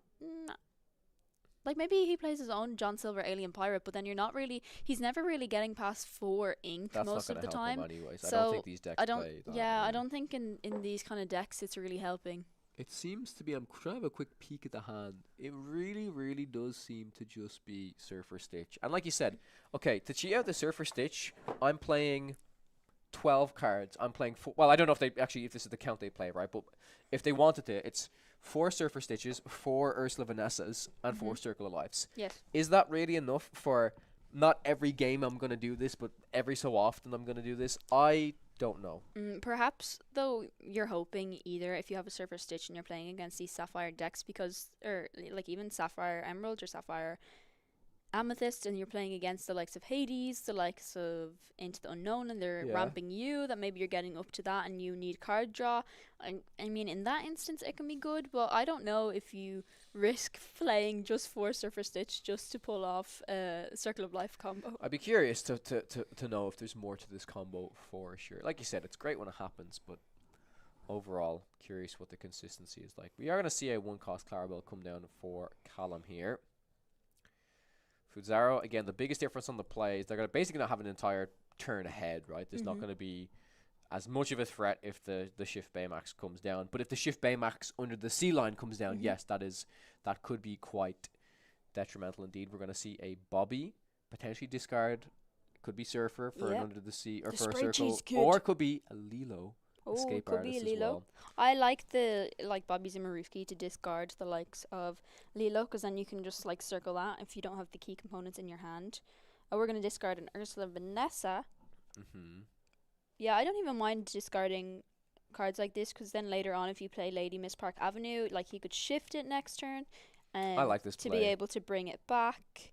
Could always challenge if there's something there to challenge to perhaps get rid of the Bobby and then bring back 2 cards from the discard with Lady, but even just bringing back 1 card with a shift a Lady Miss Park Avenue can help. But yes, Callum does have his turn 2 ramp. Tipo, the growing son. Mom, look, I'm still growing. He's going to be able to ink an additional card from his hand into his inkwell face down and exert If it. I'm Futzaro here, I'm definitely worried. I'm worried if they have the Shift Baymax under the sea, Yeah. I'm in big trouble. So if I'm Futzaro, if I can, I'm trying to play an Ursula the Deceiver if I have it. Yeah. There is 2. Oh, There is the just- Ursula. Is the under the sea there? Is it there? It's not there, It's okay. not But the there. knowledge, I mean, this is the turn. Yeah. I really respect that you had to do it here. This, I mean, I'm not going to lie, this hand is, yeah, I'm definitely shifting Clarabelle. Yep. I'm definitely shifting Clarabelle. So Yeah. that's the next layer of, okay, they didn't have to shift Baymax under the sea. Will they have potentially shift Clarabelle under Yeah. the sea? Because ideally now Callum is going to be able to... Stop Chaos, was it? I think it was Stop Chaos. Yeah. Yep. Ideally now if Callum does have a shift Baymax, maybe he top decked it, or even just playing the Donald Duck, like a 4-cost, and then next turn being able to shift Clarabelle, also giving your opponent a card, but giving yourself a card. It's great. It's amazing. The Donald here finds you multiple options. Could find you the you're welcome, but if it helps to find you I think I saw it. I think the Under the Sea is available in Callum's hand now. I think it's a Oh. shift Clara, I think it's a develop, and I think it's the Under the Sea. And that already could just be the decider if somehow Futzaro doesn't have another Ursula Deceiver. Which is quite unlikely, I'd say, unless they just happen to have it in the hand. I think that's what was picked up. And the tricky thing is, it's like, again, even if they had the second one, imagine they play it now, it's not there, and then it's drawn off one of the Donald, like the Donald draw or off the draw for turn. Those are the things that are really out of your control a lot of the time. It's going to be 3. Oh, it's gonna be the The shift. shift. Lady Miss Park Avenue going to be able to bring back that Ursula Vanessa. Oh, we're gonna no, are they going to commit to the board? No, they're just Does gonna he have a ink it. 1-drop to play? No. No, because then I also don't really want to do the 1-drop here because you're like, oh, it's under the seeable most of the time. It's going to be a Bobby or a Daisy Duck, and that's all under the seeable. But at least this Lady Miss Park Avenue has 4 strength, 4 willpower, not going to be able to be taken out by an Under the Sea. So at least he'll have 1 card remaining, unless Callum here also has the likes of a You're Welcome to be able to be sung by the Donald Duck, also helping draw more cards once again off that Clarabelle. I will say, I'm pretty sure there was Under the Sea, but I could have misseen it because, again, Callum's taking his time. I feel like you just do it. And I could be imagining things. It's kind of hard to see with the camera Yeah. angle, but You would like immediately I just feel like you shift would. Clarabelle, sing Under the Sea. I think I might have misseen it, honestly. I think I did. I think I Yeah. did. I So I don't think think there's Callum has there's it a in hand, which completely Basil. changes the game. Yeah, he definitely did have a Clarabelle. So ideally just going to do the Clarabelle shift here. Yeah, and Foodzara knew the Clarabelle shift was there, which Yeah. is the reason why the lady hasn't quested here, which I Mhm. actually really like. Yeah. Really, really like this. Callum really taking their time. He's trying to say, okay, what can I leave on the board? What do I need to take out here? And maybe in a sense, the lady Miss Park Avenue should have quested. The only reason I'm thinking is if Callum doesn't have you under the sea, doesn't that give Callum the choice of like, okay, you either have to take out my Daisy or you've got to take out my Lady Miss Park Yeah. Avenue. So maybe there's an argument to say you could have Yeah, it's gonna be the quested. It's gonna be the Daisy, Daisy. of course, and the Ursula. Yeah, Yep. which makes sense. And simply passing the turn. But could we see another shift Lady Miss Park Avenue on top of a lady to bring back these two cards I in the think you discard? would just ink and hard cast it if that's the case. Yeah, but at least if he shifts and then inks an additional card, we'll also be able to play the Ursula Deceiver again. Sure. I think at that stage it's not a bad play. I actually think if you can just hard cast another Lady Miss Park Avenue here, it's really not the Mhm. worst. It's not I great think against th- Clarabelle, yeah. but okay. Callum's really going to be looking for an under the sea, as he is Yeah. throughout this entire matchup, honestly.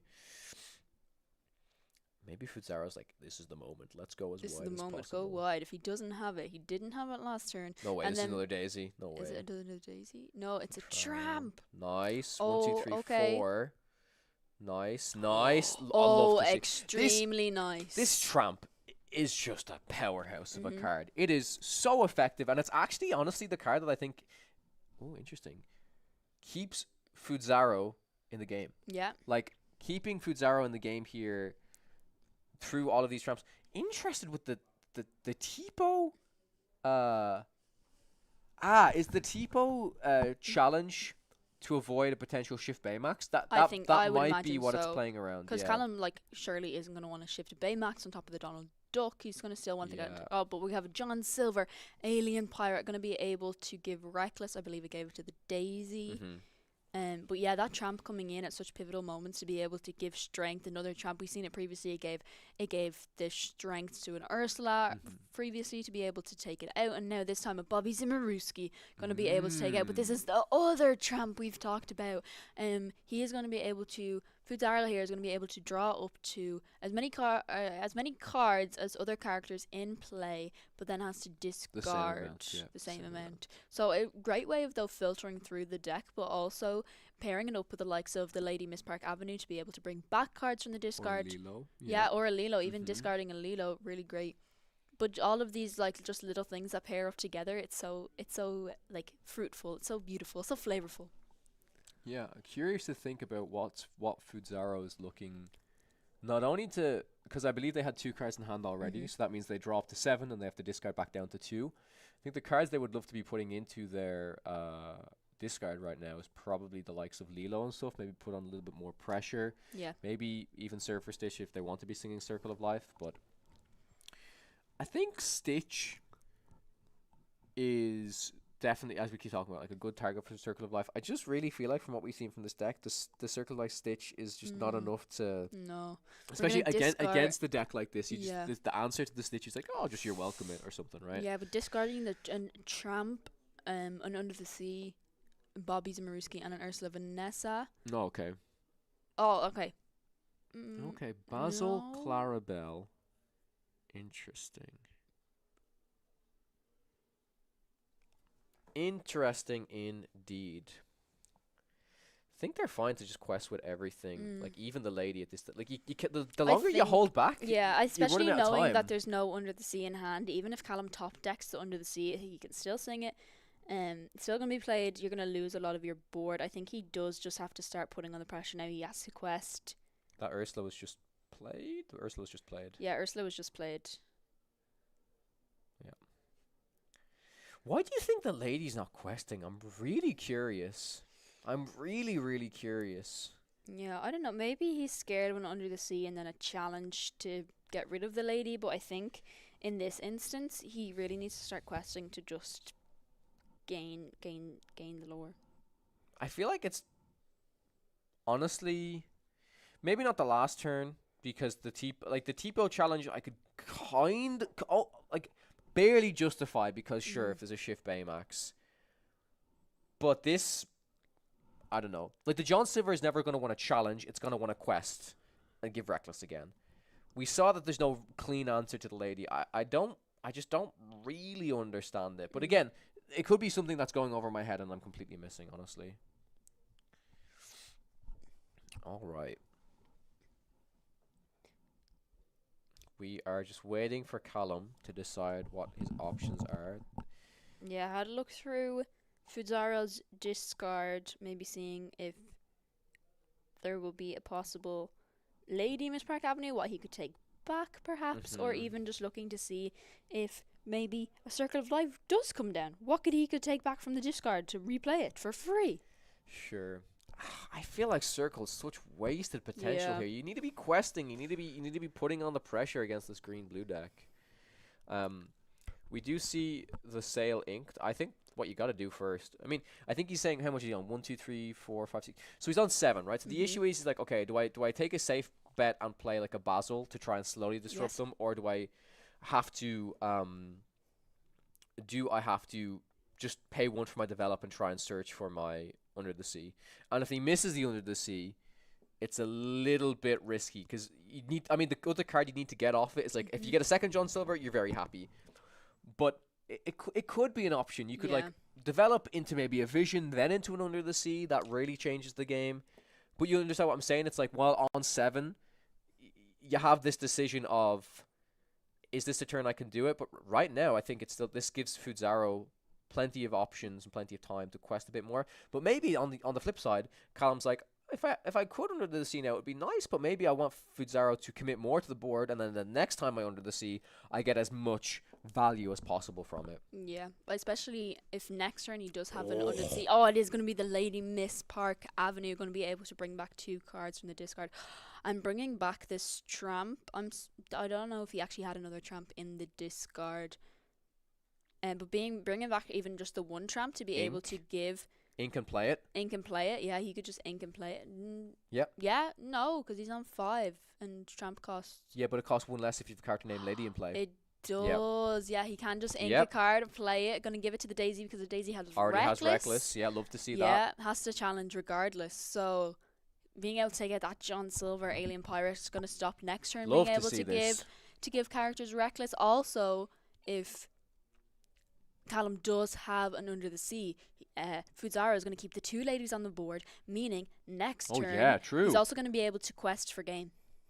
So Fudzaro would have to, oh my god, even a hard cast Under the Sea and with the 2 characters wouldn't be enough No, to... you can't even double challenge because our Donald does only have 2 Well, strength. it stops him from at least winning the game, right? Yes. Because you can He hard never cast won. the Under the Sea, use the Clarabelle to take out the lady, but then the 5 cost lady is left on the board. But I Okay. think regardless, you still need to find your Under the Sea now. Yes. Like you know, Callum's in a desperate spot right now. Is this into the Vision? That would make sense. Yep. Yeah, into the Vision. But even if he finds the Under the Sea here, he's going to have to sing it with both characters, still leaving both ladies on the board.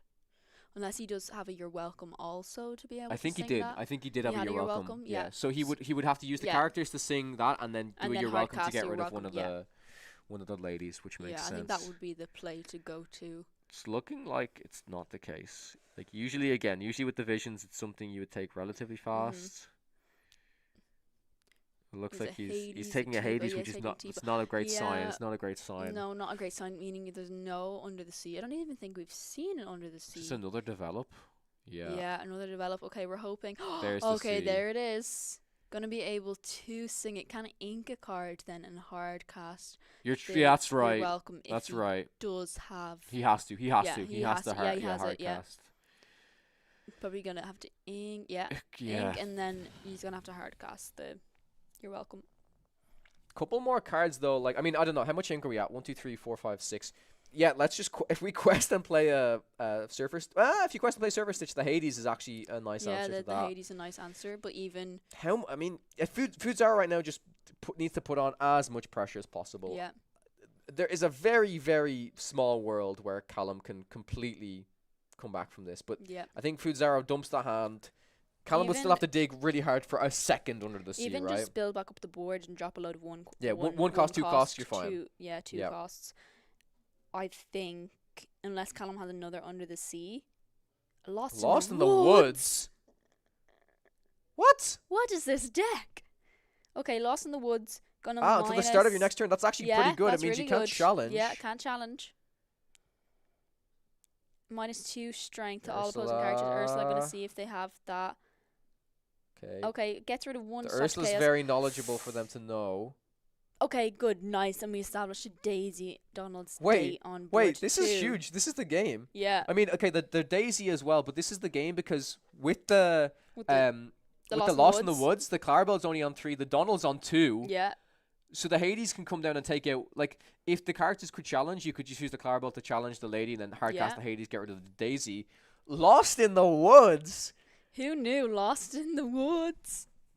is, Okay, but could Chaos. be coming out here. Yeah, Chaos Okay, is something Chaos is that going to helps. be able to be sung, and the Hades comes down. Ah, Okay, yeah, never this mind, yeah. never mind is not game. You're still at 18. It's like He's still it's at like 18. and he's given a Daisy back, right? Mhm. So Callum needs to draw into like another Under the Sea kind of Yeah. keep it. I still think that play That from play was Fudzaro insane. was very, very well Yeah, done. really I have good. to say. And like we do see a Basil in hand, whatever Fudzaro can play next, it can be bounced back to the hand. But also, if he just establishes a load of characters on board this turn, if Callum doesn't have an Under the Sea to cleanly deal with them, all Fudzaro needs to do is quest for 2.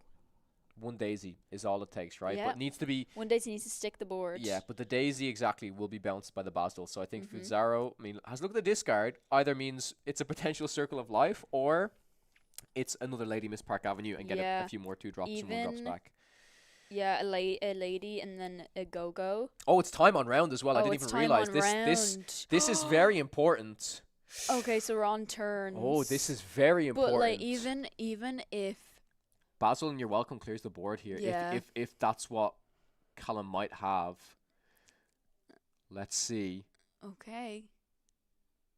We know there's a Basil needs to have at least You're Welcome's the only thing I can imagine. I mean, You're Welcome or another Under the Sea, which would be bounce that and just Under the Sea to get rid of the Daisy, right? Okay, yeah.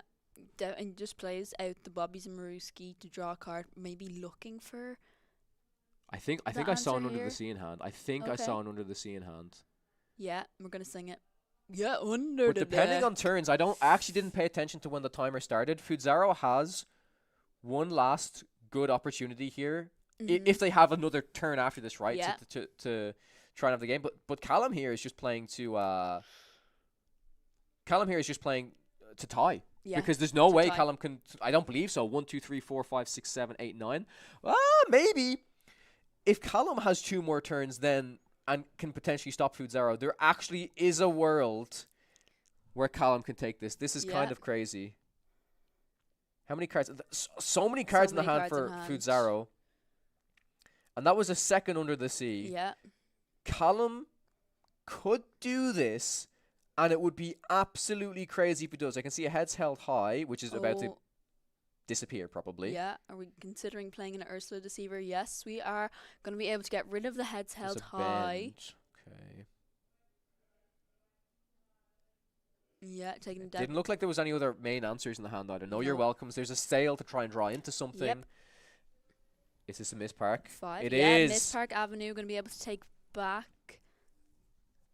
Daisy, right? Yeah. Yeah, oh yeah, Daisy you do comes because back. then you can just play your Daisy. And Bobby. You can ink and play Ink. Bobby and Daisy Yep. potentially here. So many cards available.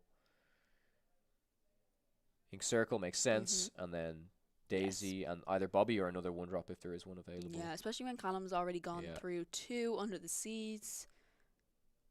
Discard Lilo makes yeah, sense. draw Lilo, discard Lilo. Right. It needs to be okay. exactly third Under the Sea And and if like you're welcome. a Basil or Or a Hades or something. Yeah. Yes. Even a John Silver to help, like, stall. John a Silver little also bit. stalls, yeah. So Under the But Sea and also, John how Silver. long do you have to stall? Because Well, I mean, Callum needs a tie. This is- He again, well, I think it's actually going to be a tie because if you have to sing Under the Sea again, you're not questing. So I Mhm. think no matter what, Callum seems to be playing for a tie here. Yeah. 2, to me, indicates Sail the Azurite Sea. We saw it in the hand. Yeah, Is we did looking see for it. some more Yeah. options. hoping maybe to draw into the Under the Sea. Did we find it? Is it you're welcome? It's It's your gotta be you're welcome, Oh, right? it's your welcome. It's your welcome. Yeah. Yeah. No way it's under the sea. There's no way he has No under way the he has sea. a third under the sea.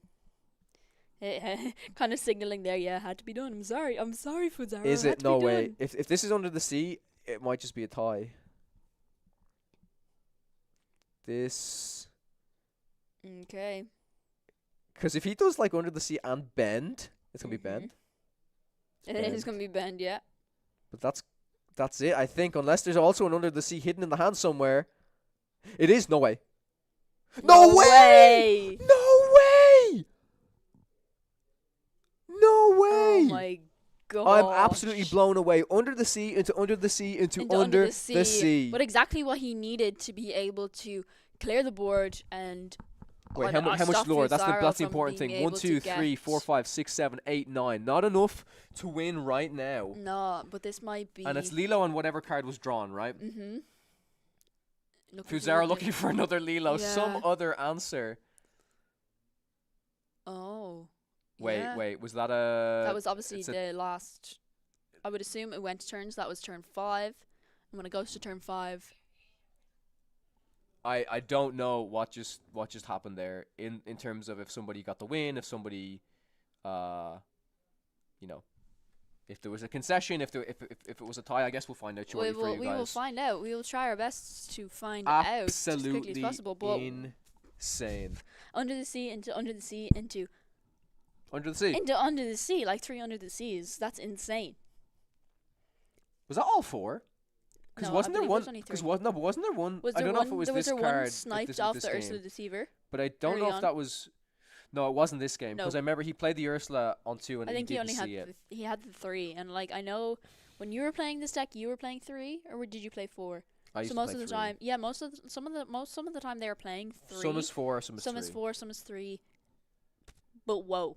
I'm gonna try find out an answer. Do you mind if you stay here and just talk to chat for a second? Yes. Thank you. I will try to find out the answer. Absolutely crazy. I am intrigued to find out. I would assume it went 1-1, a tie, because I think in this instant, unless it's like, because it's only round 7, I don't know if it's more higher lower gets more, but we are waiting to find out. But what a game. Not your typical dogs deck either. Not something. It was a draw. It was indeed a draw. Not your typical Amber Emeralds that we're used to seeing normally. Normally, yeah, it's either the Chromacon version or the Scrum version. A lot more like heavy dog space. A Circle of Life build, not something we're used to seeing. It's okay. Yeah, we're gonna do some other stuff. Yeah. Thank you. Okay, amazing. And so, Emerald. So, and like, I don't know. I don't know if I would be brave enough to play Circle of Life, the Circle of Life combo, if it's not. If you're only hitting a Surfer Stitch, but I mean he's made it to round 7. He's obviously 6-0. It was still really going impressive. like that was Yeah. still really impressive. And obviously it has a lot of potential maybe further down if we get more Discard synergy. discard synergy, maybe more. There's already a bit of discard synergy like we've seen previously with the Chernobog. Maybe if Chernobog can get reprinted, it'll be crazy. Potentially.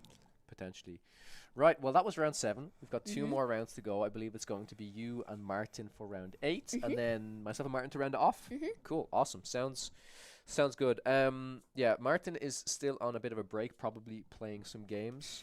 So that was a bit of a long cast. I think we're gonna go to a BRB screen very, very briefly, but we'll be right back with Kim and Martin for round 8 of LorcaQuest. Don't go anywhere. See you soon.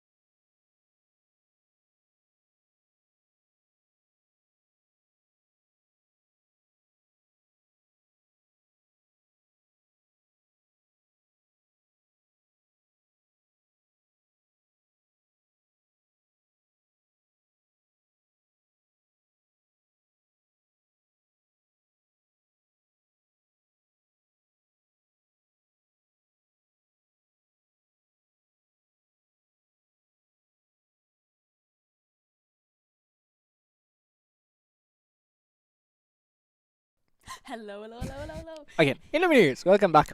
Illumineers, welcome back. And we're ready. We're bringing you round 8. And we've got some spicy decks to So bring you. exciting. Not the one, the only, the underdog deck versus none other than Sapphire Steel. So exciting. It's Let's a go. pretty cool matchup.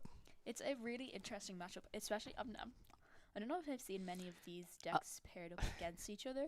I know her Super very fun. well, actually. She's so nice.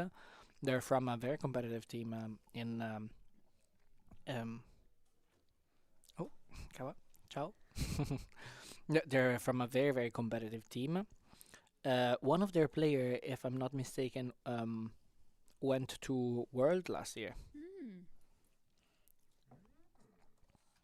Ideally, most of the time, we're talking about this Sapphire Steel deck versus Amber Emerald.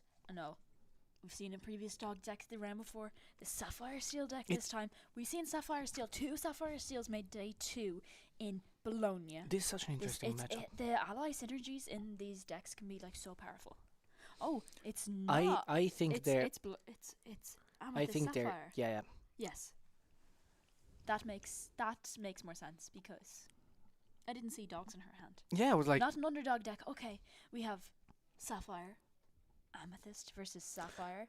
I love the amount of Lorcana female player on top tables. Yes, I it's am- been great to see. I am so happy and proud. Yeah, the amount of females we've gotten to have in our feature matches today alone has been phenomenal. Oh, okay, we're gonna ink a Pleakley. Makes me think, oh, exactly that. He already has. He has another way to ramp. It's Sail. Exactly. The Azrael gonna be able to draw a card, can also ink an additional card, but also utilize that ink if he wants to play perhaps another 1-drop. If he has a Jasmine, set up for that Jasmine shift. Bleakley is going to be very, No. very, Not even a Jasmine. It's just another Captain Hook Forceful Duelist. very strong, Yes. putting pressure on the board. Consider that in the next set, Bleakley could be very, very strong. Given the fact that we have the new boost mechanic that put character under your character. With Bleakley, Yes. you can ink twice You can put ink both twice. the Yeah, if you have characters a boosted character, because it works the same as if a character was into shifted the on another character. unknown. They're gonna go into the Banished. inkwell Yep. together. Goodbye. Mega ramp, especially if you boost more. If Yeah, your boost character wise. has like 3 cards underneath it, So you're good. gonna send it to the inkwell, but also have like 4 extra ink to play with. Yep. Oh, So and we see good. that Elsa Glimmer foil, Elsa 5th Spirit Glimmer foil Beautiful. from the gift set, absolutely stunning. Going into the inkwell though, and just a Sail the Azurite Sea, no 1-drop to play, but did hit that turn 2 ramp, the all important turn 2 ramp. Both players playing Sapphire, both players needed to hit, but now getting into this next turn, we're going to be inking a Pleakley. Oh, to play a Kita with Ooh, Ward. with Ward. So I strong. love this Kita because, and I know a lot of French players in particular are playing it in a lot of Blurple decks. I don't believe I've seen it before in a Sapphire Steel deck because it doesn't have an ally tag. It isn't able to team up with the ally synergies. Exactly. But however, it having Ramps. Ward, yeah, it ramping, being able to filter through your deck, perhaps looking for the key cards you need, and also it having Ward isn't being able to be targeted by the likes of, I don't know, Strength and Raging Fire, into the unknown, all those like removal tools. I love how Talos Mhm. quested with both his Captain Hook to go a bit in advantage, but at the same time to force the trade of that Rafiki into the other hook, so he can challenge. Oh, another Kita onto the board to be able to sing Beautiful. Strength of the Raging Fire. Captain Hook's gonna challenge, and the Rafiki having no strength, meaning the Captain Hook isn't gonna gain any damage back, but also just like really like taking the early control of this board. I love the fact that this Kida could allow you to filter the top of the deck. So you plan ahead what you want to play and what you want in your inkwell. Yeah, especially with 2 Kitas now on the board. Talos can hear double ramp, and it's gonna be that is so unfortunate. At least if there was another character on board, could have challenged into even the, an Elsa. the Captain Omega. Even an Elsa could have been better exert here that. to be able to. Oh, but it's look gonna at that! It's gonna be a sing together beyond the horizon. I would say like EVKR Banana. Weird name. I would say it benefit her so much, because in hand she had an Elsa, Yeah. 8 cost Elsa and Inkball. I would have thought like twice from a Talos standpoint to give her a new 3 card in hand if she had already 3 card, and she had to play a Bell on a turn 5 without moving any damages. Yes. Like I would have thought, like, okay, if she's not playing anything and she's playing Bell, it means that she's probably stacked with an Inkable in hand. Yeah. Interesting to see this Jasmine being played. Yeah, I like 5 mana, this. 3/7. I like this though, getting this card established on board, because at least if our Blurple player here establishes a Genie or an Elsa or anything on board, Yep. this Jasmine easily choose and discard a card and then gain Challenger +3, meaning it can easily get rid of the likes of all of these evasive cards like Dumbo, Genie, that have been like such like menacing glimmers to deal with. Absolutely. Those 3 damages on that Bell. Yeah, we could potentially see we did see Finders Keepers come in, and they drew 3 cards. Could potentially see another Bell come in, move this 3 damage. Could be used to get rid of the Ooh. Captain Hook and this Robin Hood, and a card which has been seen. I've seen it a lot in Set these. 1. I didn't even see it a lot in set 1. in these Sapphire Steel decks, but it's been like inked majority of the time. But also the only kind of one of the big body-ish cards to be played in Sapphire that can easily deal with the likes of Genie and Elsa. But also, if your opponent has more cards in their hand, you draw a card. That's beautiful. The only thing is, like, from a stat line perspective, moving into the Whispers in the Well, we have a 3 mana 4/4. Yes, we do. We have a Yes, 3 we mana do. 4/4 with Alert. And this was a Yes, we 6 do. mana 4/4. That quest for 2. Yeah. And maybe draw a card. But still, from a stat line perspective, it's a bit understated. Yeah, it's looking like a VKR Banana is going to be taking the Hades of the Vision of the Future, putting it into their hand. Is on 3, 4, 5, 6 ink, meaning next turn can ink an additional card to play the Hades, but ideally going to be wanting to establish a body on board here now this turn. Oh, another bell, no trigger. that kind of hurts my soul. Yeah. I hate to see it happen. I love to see it happen when you're the Sapphire Steel player, sure, but I hate to see the way that's going. Even if it was an Elsa, just establishing an Elsa on board could have exerted the Robin Hood. Okay, wasn't going to be able to clear anything. Oh, But talking about Hades. the Infernal Schemer. Infernal Schemer coming in. Gonna send that bell into the inkwell. Ooh. Infernal Schemer. Infernal Schemer. We know AVKR Banana has, it's a bit of a mouthful, has Banana. Hades Infernal Schemer in hand. 80s on 80s. Can do a Hades of their own. Yes, will do a Hades on their own, but what will they Hades? I don't know, because probably Hades on. yeah, Yeah, probably exactly. Jasmine. Yes, because that's the only From way a stat line Talos. perspective. Yeah, because also how else are you gonna get rid of it? It has Yeah. 7 willpower. So strong. Yeah. Preparing for the next set. We're getting ready. All these big bodies are gonna come in. Exactly. They're about to do their thing. Oh, but another Hades Infernal Schemer coming in. 80s this is- into 80s. It's looking bleak for Yeah. AVKR Banana here. Unfortunately, she had to play twice a Bell with an empty board. Yeah, so unfortunate. So unfortunate. Like 2 bells, no trigger. A bell into another bell, no trigger. Did manage to find the Hades to get a body on the board. Oh, but But a Monstro. Okay, a Monstro here Ooh. is huge, especially when Amethyst does the thing that Amethyst does so well. Draws cards. Is she's going Can to easily discard a card? discard. Yeah. Freddy, we're gonna be able to easily clear. We can clear the Kita Ooh. next. We're gonna be able to discard another card and then also clear this Robin Hood if she wishes. Oh, Yeah. beautiful. Beautiful. Very Seeing nice. this monster taking He's a monster. 3 pieces. Yeah. Unfortunately, with the drawback of leaving Banana with only 1 card in hand, if I'm not mistaken. Yeah. Hades playing Hades.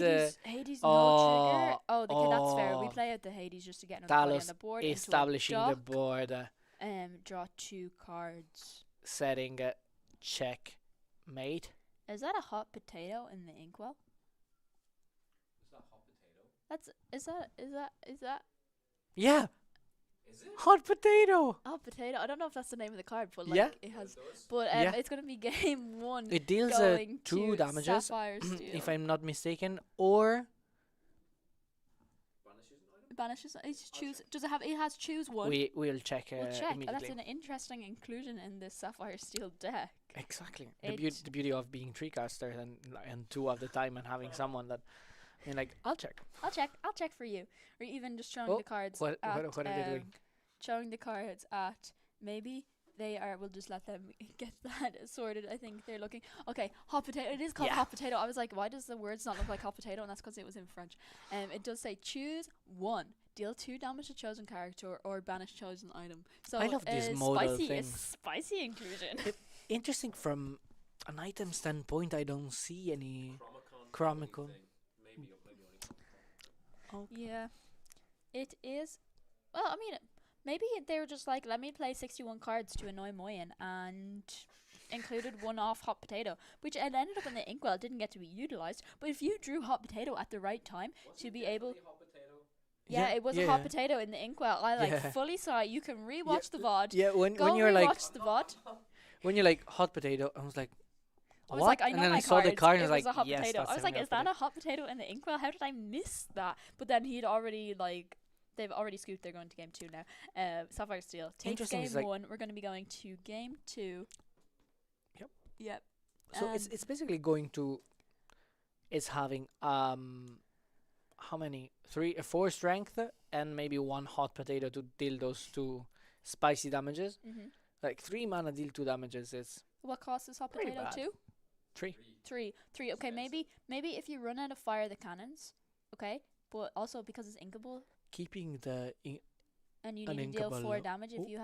if you have perhaps because Sapphire does the thing that Sapphire does so Yeah. well, and you gain so many ink in your inkwell, you can just play many hot potatoes. Why not? You don't just play Smash instead. Would Yeah. you play Smash? No, you don't, because what if you want to banish?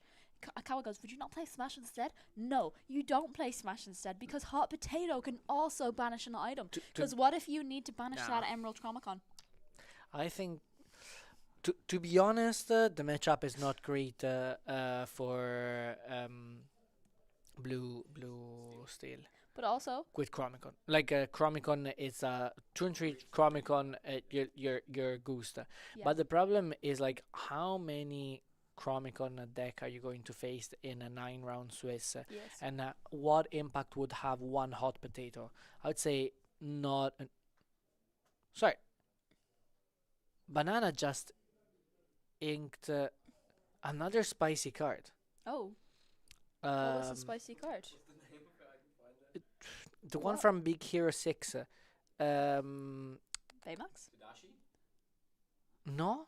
Baymax? Tadashi? Wasabi. Wasabi. Wasabi? Yeah. In Blurple? Yes, it Blurple. Show you, I know what one it is. Wasabi? Interesting Wasabi Okay. in Blurple. It's 4 cost Wasabi. 4 mana, 3. Yeah, Talos going to have 4. to ink 3, a strength. Oh no, we inked the strength, played the Mulan and discarded the Namari. Wasabi. What does So, Wasabi do, Martin? Can Going you back tell to us? Wasabi, 4 mana, 3/3. When you play this character, you may banish chosen item. Its player gains 1 lore. During your turn, this character gain evasive. Did our 4 mana, 3/3. Banish an item. During your turn, this character gain evasive. It's fine, but I don't like hate him hate. I Yeah. don't. I don't know why you'd play it in. Cause there's so many spots in Blurple that's already taken up by such good cards. I don't know why you'd cut for this. I don't know why you'd.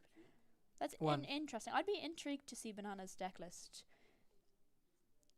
But for if sure. they're at high We're- tables we're- at round we're- 8, yeah. But it's Dumbo, like it's 1 for 1.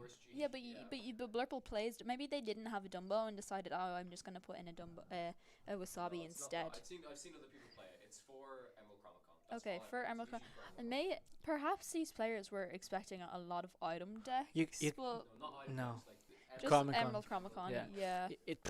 It's very specific. very specific. Mm. Like you keep it in the opening hand when you know the opponent's deck. Yeah. Against dogs and mainly dogs. If dogs plays the Emerald Chromicon, it's like the only. Like how Yeah. many dogs play Emerald Chromicon? Not Like as many it's like now. 50-50. Not as many Now, but a lot did.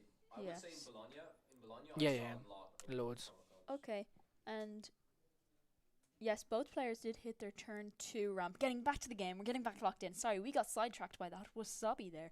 But Both it's players interesting did to hit. It is very interesting. analyze like new cards that Yes. you normally don't see and why a These player, spicy inclusions. especially while we're rotating to a new set, Mhm. seeing like something that deals 3 damage and costs 3, especially with the like we were discussing before the gargoyle that deal 2 damages Yes. that can't find a spot. I feel like that's a similar kind of In Xanatos, yeah. Yes. Yeah, being able here to play sale, we're gonna ink an extra card and then did hypnotic strength on a Tipo to just draw a card, and then we're gonna quest with Tipo. Just 2 Mulans on the board for Thalos. Does have a sale of his own in hand. Could potentially use it to ink an additional card, and then perhaps if he had a Pleakley, if he really wanted to, Mega Ramp. Bleakly is strong because it put pressure on board. Having a 3/4 at turn 3, Yeah. it's still pretty solid. Having a 3/4 turn 3 that gives you an additional ink on the next turn, especially if you ramped on turn 2. Yes.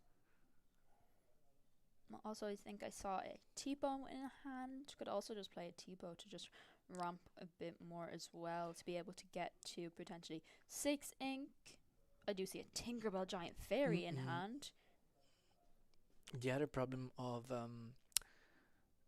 the Talos deck is the fact that the only draw engine at the moment is Doc. The third Mulan. Exactly, third Mulan.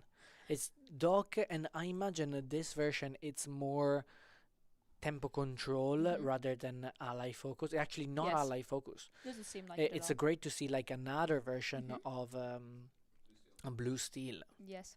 Maybe Beyond the Horizon. Yeah, it is Beyond the the Beyond the Horizon. Horizon Between Doc version. and Beyond the Horizon. Exactly. Not your typical ally synergy version, more of the Beyond the Horizon, but has uses the tools like Mulan, Doc to draw Mm-mm. cards, isn't playing the ally version, so doesn't have the Scar to be able to use its ability to draw cards.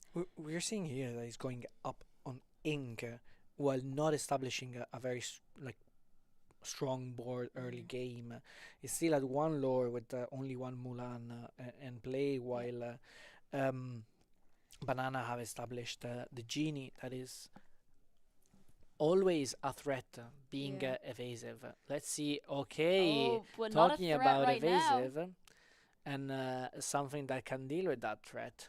Here we go. Yeah. Robin Hood. Robin Hood reprinted in set 9 Fabled. We previously saw it in set 1, but not only is it evasive on your turn, but if your opponent has more cards in their hand, which ideally I assume Banana will have because it's Amethyst and Amethyst is going to draw a lot of cards, also meaning Talos is going to be able to draw an additional card.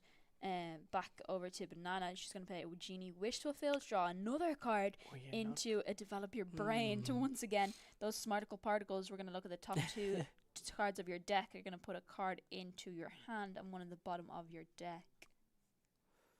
Let's see. She is doing some quick math. Yeah, could definitely choose to Mm. quest here with the genie. However, this Robin Hood on the other side of the board can easily deal with one of these genies in a challenge. This, being a 6 cost 4/4 can just cleanly deal with one of these genies. Exactly. Like looking at the two cards and being like, what is my best out for that Robin Hood? Like, she could even risk to take a um um an 80s to clear that Robin Hood and have the chance next turn to go at +4 Yeah. with double genie in play. Double genie, it's scary. Yeah, but Talos also being able to ink this turn can get up to 7, meaning he could have played an Ooh, never Hades mind. Infernal Schema, but doesn't need it. Never mind.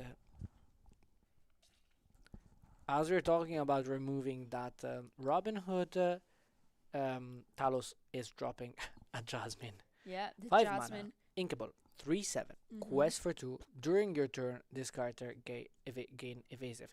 It's interesting to see how in Fable they didn't introduce the mechanic alert that we Yes. see only with the new set. Yes. This Jasmine can still activate Dumbo's Yes, ability, ability. while alert won't. Mhm. Oh, triple genie! Oh, triple genie. Wish fulfilled on the board. I Uh, love this card. Okay, I love this card. I love this card. However, if Banana chooses to quest with the 2 other genies on the board, which Ah. she could do, this Jasmine, if we choose a discarded card, is going to be able to cleanly Mm-mm. deal with one, and the And Robin the other Hood Robin Hood. and can cleanly deal with another. But also, Thalos Is will the be, weight if he gain. has a Hades Infernal Schemer, can just ink a card, Exactly. play that, and send the other one into the inkwell, which would be, well, that which would be nice for him because he would clear the board. This Sapphire game sometimes is like, when is the right moment to play Genie? To play Hades. At the right, like if you play Hades at the wrong time and the opponent Hades your Hades, you're such in a disadvantaged position. So we see a lot in those mirror matches that who plays Hades first, sometime it's not in the best spot ever. It reminds me when we had the Ruby Amethyst mirror matches that we were looking at each other, and the first one who was playing and not singing, for example, Be Prepared was so back. Yeah, and Banana here could have potentially, if they had a Hades, could have played it this turn as they were on 7 to get rid of one of these threats to their genies.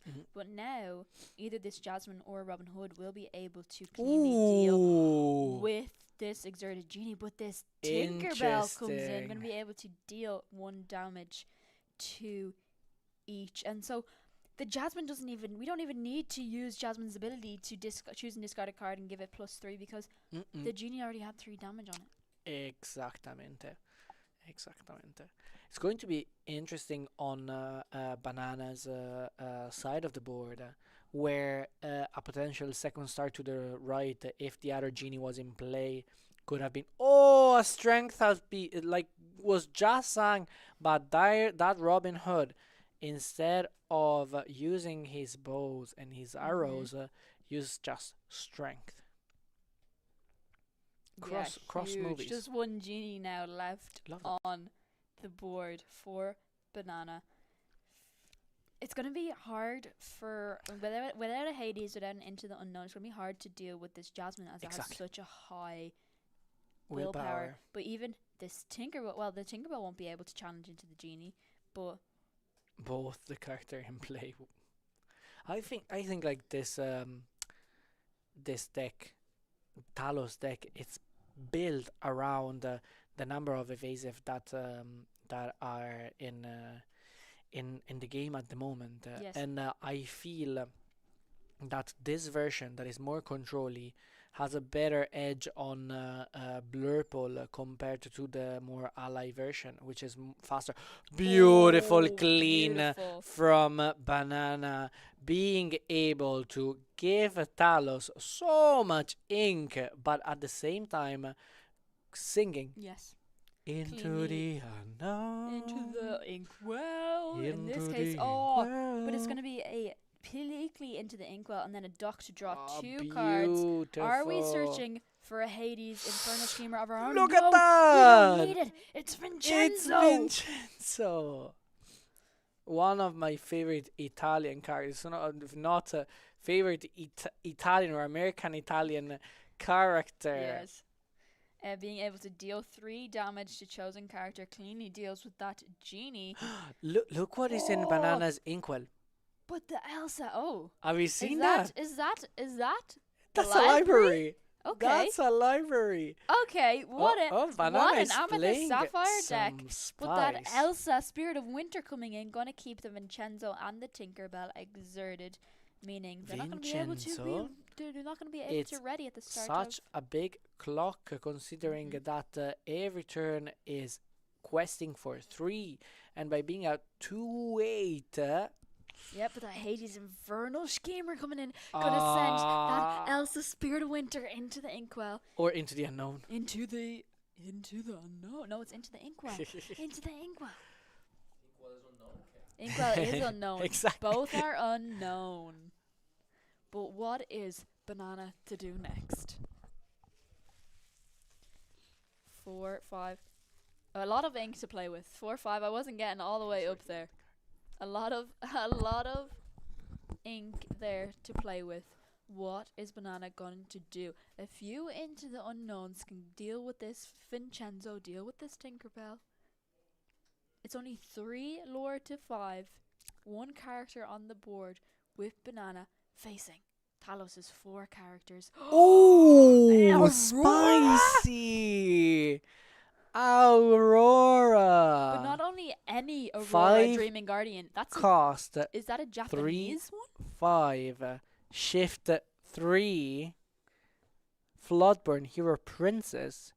Your other characters gain ward. Yeah, so this Hades can be Hades into targeted. Hades? No, not this time. Hades can't be. No, none of these characters. Well, the Aurora can be targeted, and then the Hades can be targeted. Because in order for Talos to be able to target the Hades with anything, he'll have to get rid of this Aurora Exactly. first. And I just have to say, how beautiful is the enchanted version? Oh, stunning. Yeah, but not only an English enchanted kawa, it is the. I don't know if it's a Japanese or Chinese, but it is stunning nonetheless. But to be honest, we saw that Banana is playing a more spicy version of this Blurple Yes. deck, and being around 8 with those like Tech Yes. having an edge on the Blurple matchup. So we were saying before that Hades into Hades is most of the time the big Yep. problem. Here, I'm avoiding Hades into Hades with this Aurora. Oh, beauty! It's our monster of a monster. The beauty! And Amethyst having so beauty. many cards in hand. The only problem is that Vincenzo Yes, the only being problem is that 8. Vincenzo. 8 willpower. It means Yes. that I have to trade with Monstro twice, or I will need to do Monstro plus I don't know, Aurora or Monstro plus Hades, Yes. considering the fact that I need to get rid of Yeah, we're gonna challenge Aurora. with the Aurora. We could have also Monster. seen if there was a possibility if Banana had enough cards in their hand, if they could ink a card, play the like She has of a only one card. a hypnotic strength. Oh, yeah, even exactly. though to be able to give the monster. Is she discarding the card? But yeah, Oh she's gonna yeah, discard the card. ready. Yeah, gonna get rid of that Tinkerbell. Goodbye. We're not going It's- to let that Tinkerbell challenge into our Aurora to be able to deal the damage So- to get rid of our monster. So no, thank interesting here, because that Ursula that she discarded, it's so useful in this matchup because it exerts a character. you. First of all, so if I don't have a song, no matter what, I'm exerting a character. It means that if the clock is ticking on Banana's side, being Vincenzo coming down and targeting. And it was No hot way! potato! Hot potato! Hot potato. Hot potato coming in. French fries. It's coming here. Hot potato, you can choose one, deal 2 damage, or banish an item, but in this instant, we're going to deal 2 damage to our Monstro, which had 6 damage, meaning there's 8 damage on our Monstro. It's gonna be banished. No Both players are laughing. way. They love it. But it is going to be game 2 going to our hot potato player. Hot it is potato Talos, our bringing Sapphire home. Steel player, is going to be taking the I win. can't believe Kim. I Hot can't believe potato. what we have just We're witnessed. round 8. This hot potato deck is 8-0. Hot This hot potato. potato. We will quite possibly see this hot potato deck make it into top 32 tomorrow. I don't know if they're 7-0. They might not be. But they might not be 7-0. However, if they are 7-0, I would love to see this hot potato deck make it into top 32. Still, we saw how that extra removal without having the pieces on board make such an impact. Yes. Being able to get rid of that monster with the 2 remaining damages, avoiding that monster to do 3 for 1.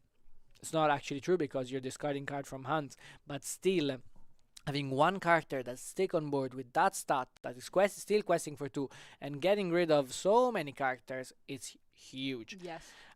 We saw how both the player played so well, but how the Sapphire Steel player was able to set the pressure since the start, being the clock is ticking. I'm questing, Yes. get rid of my pieces, or I'm going to close fast at this game.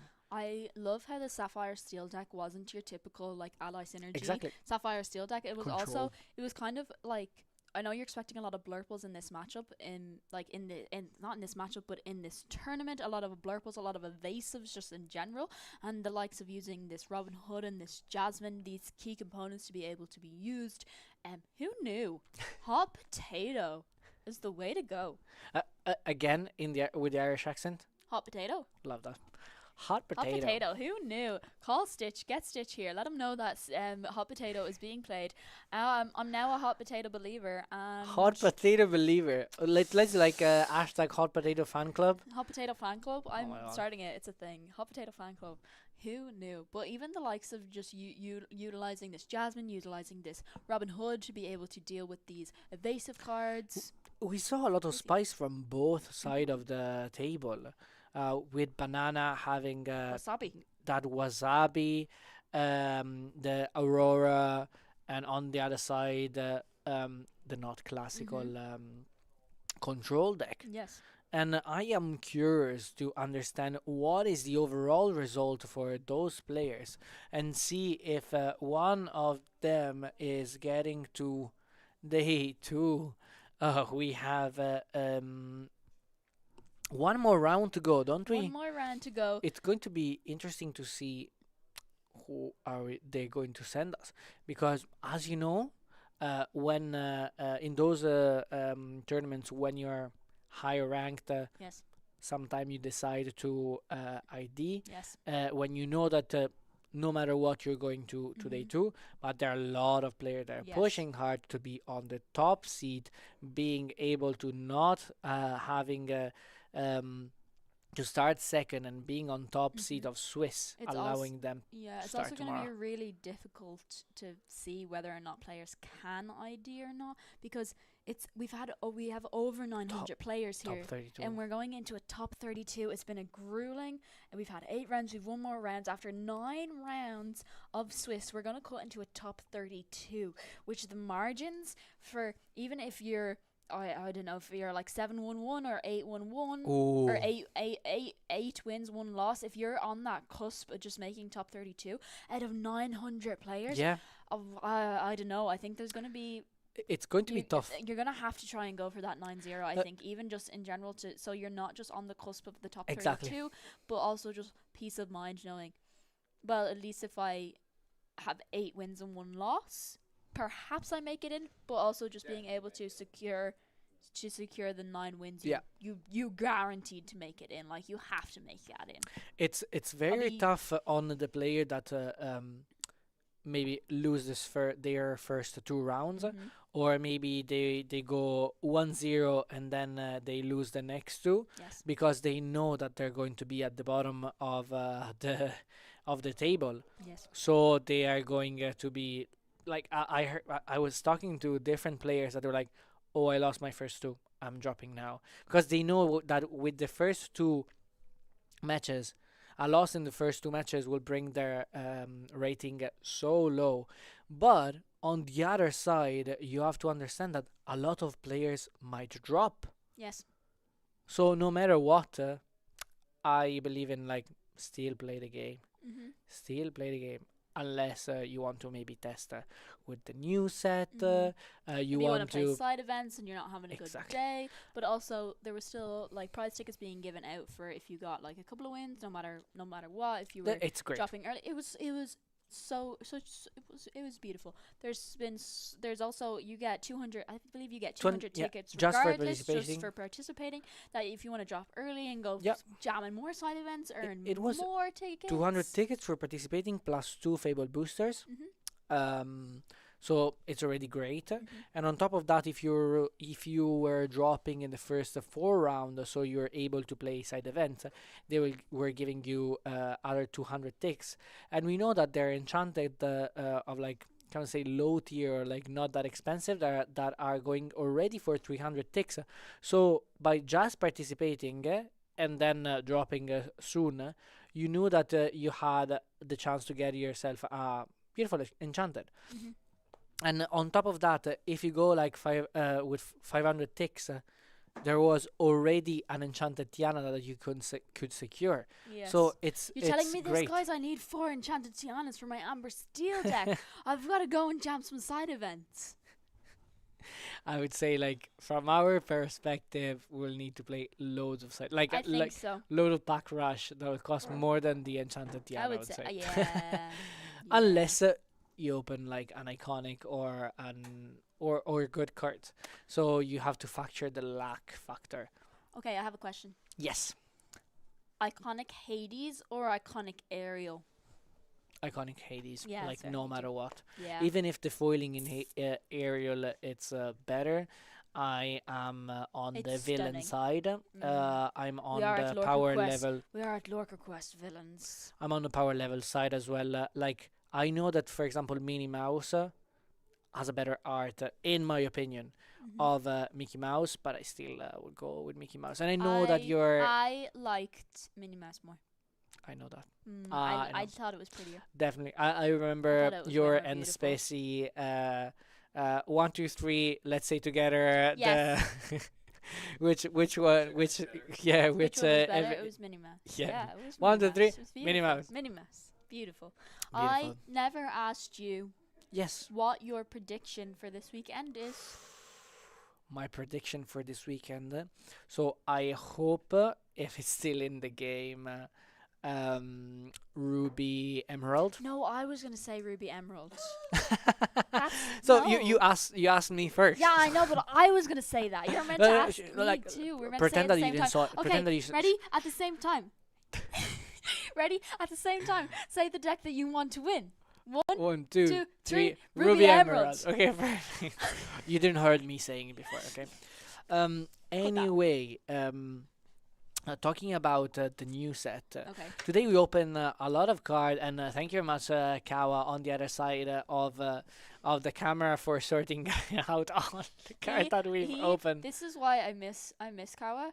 He's in Berlin at the minute because I have to do Obsessive all and the. I sorting. know I have to do all the card organizing myself, and it's so bad. I finished opening and building decks yesterday morning before I left for the airport to come here, and they're just sitting in piles. I haven't sorted them. Yeah, they're actually on my floor, and so I have to go home now and organize them. I'm gonna just drag Kawa back to Ireland with me because I don't really want to do it. Like this match was quite quick. Yes, it was Like quite quick. if Was it? Yes, it was actually. Blue Blue Steel. Blue Steel with a hot potato. With a hot potato. Hot potato onto the Monstro. Because when the Monstro came down, I was like, oh, that's it. GG's. Monstro is taking this win. We're going to go to game 3. No. Incredible. No. Because there was 6 damage on the Monstro. We're going to hot potato it. Well, Vincenzo, your Aurora, so that we can hot potato, so that your monstro no longer has ward because of that Aurora, which I really liked that I Aurora like that inclusion Aurora in this. It being feel- like, okay, all my character have ward. I'd love to know if it's just Deal a with one, that. I'd Deal love with to- me first. Yeah, I'd love to know if it's a one-of as well because she's playing the shiny enchanted version. But Probably yes. what a card to come in at the right moment, Yeah. because had the Vincenzo not come in to be able to deal 3 damage to get rid of the Aurora Aurora, it's a 3/5. and then hot potato. Yeah, and it had 2 damage already. Oh, And so the beautiful. Vincenzo came down 3 damage, and then 2 the- damages then, on. Then the monstro no longer had ward, so hot potato. Who knew? I'm a hot potato believer. Like Kawa's shaking his head, going, we've "No," and I said, "Hot potato is gonna win this weekend, and you're gonna have to talk about it on Lorcana next week." I can't wait till Tiago hears about the hot potato. Sky and Tiago hear about a hot potato Sapphire Steel deck. like it'll be thumbnail hot potato. Put hot potato on the thumbnail for next week's podcast. Too hot to handle. Too hot to handle. Said by Stitch. Said by Stitch. Too hot to handle. Too hot to handle.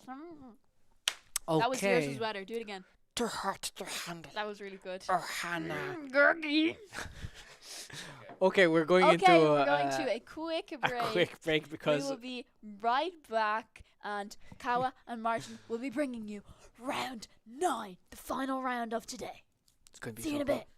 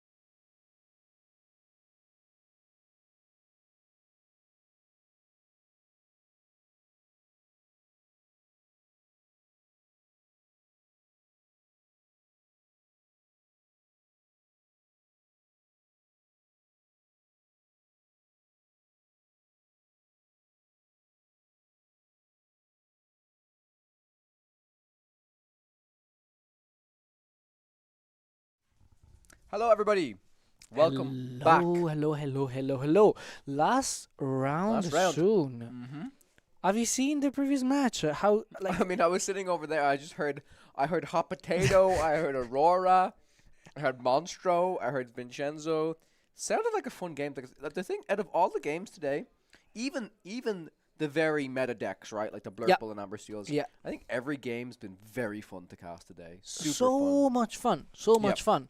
Like, and I expected more dogs, to be honest. Mhm. And we haven't cast any. I haven't We cast cast any. some. You cast We cast one at least, I think. at least one. Definitely one.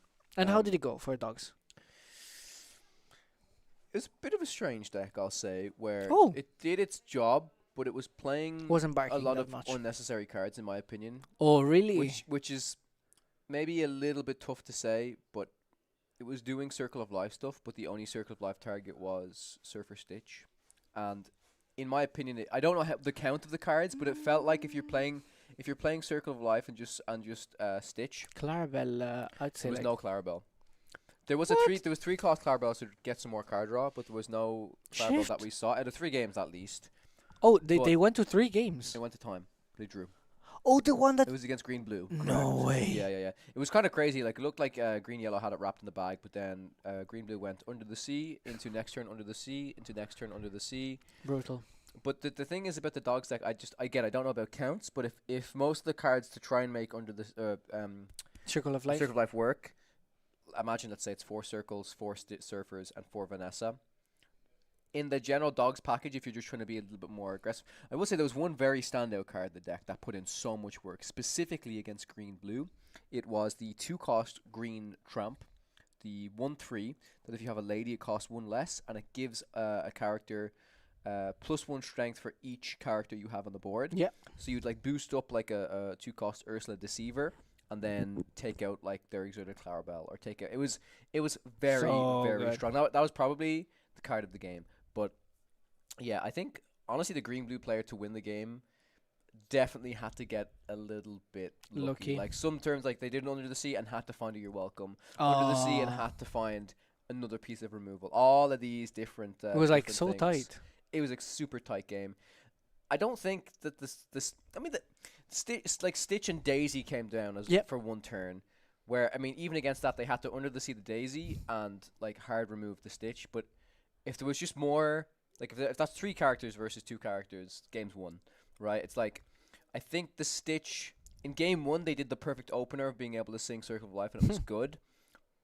But the thing is, it's like how often is that happening? Yeah. Am I including all of these cards in my deck for this to happen once in every 10 games, 15 games, right? You know, so I just feel like maybe there could have been some other cards in there to just keep the whole package consistent, if that makes sense. We're just talking about a potential emerald, amber emerald with like Control. based, more yeah. control based or combo Mhm. that could be having a very high power character in play sooner than later, Mhm. and being able to establish the board, and with Circle of Life or the Stitch of the situation, or any other character that could present a threat where I'm not questing. Mhm. I played a game earlier on with the new deck, the one that you built. The Oh yeah, the Amethyst Steel, right? Amethyst Steel, and the 4/4 cost 3 gargoyle. Was it good? Oh my gosh, so good. But like most of it was for stat line. Mm-hmm. Like the 4/4 stat line puts so much pressure, and Oh, it's yeah. always a 2/1, or I need to get rid of that with a Strength of the Raging Fire. And if you're getting rid of that, you're not getting rid of a genie. Yes. If you're getting rid of that, my Dumbo will stay in play. Mhm. If you're not getting rid of that, I have the chance to quest, Yes. quest, and it's always a 2/1. So Did you notice the downside of the gargoyle in that at all? Of like if I have more than No. 3, very rarely. I was on the top deck most of the time, but with a big board, Okay, cool. and the That's okay. We Okay. can chill. Yeah. We can talk. I've got a deck to talk about. I've got a deck to talk about. Let me open this. That's very, very interesting.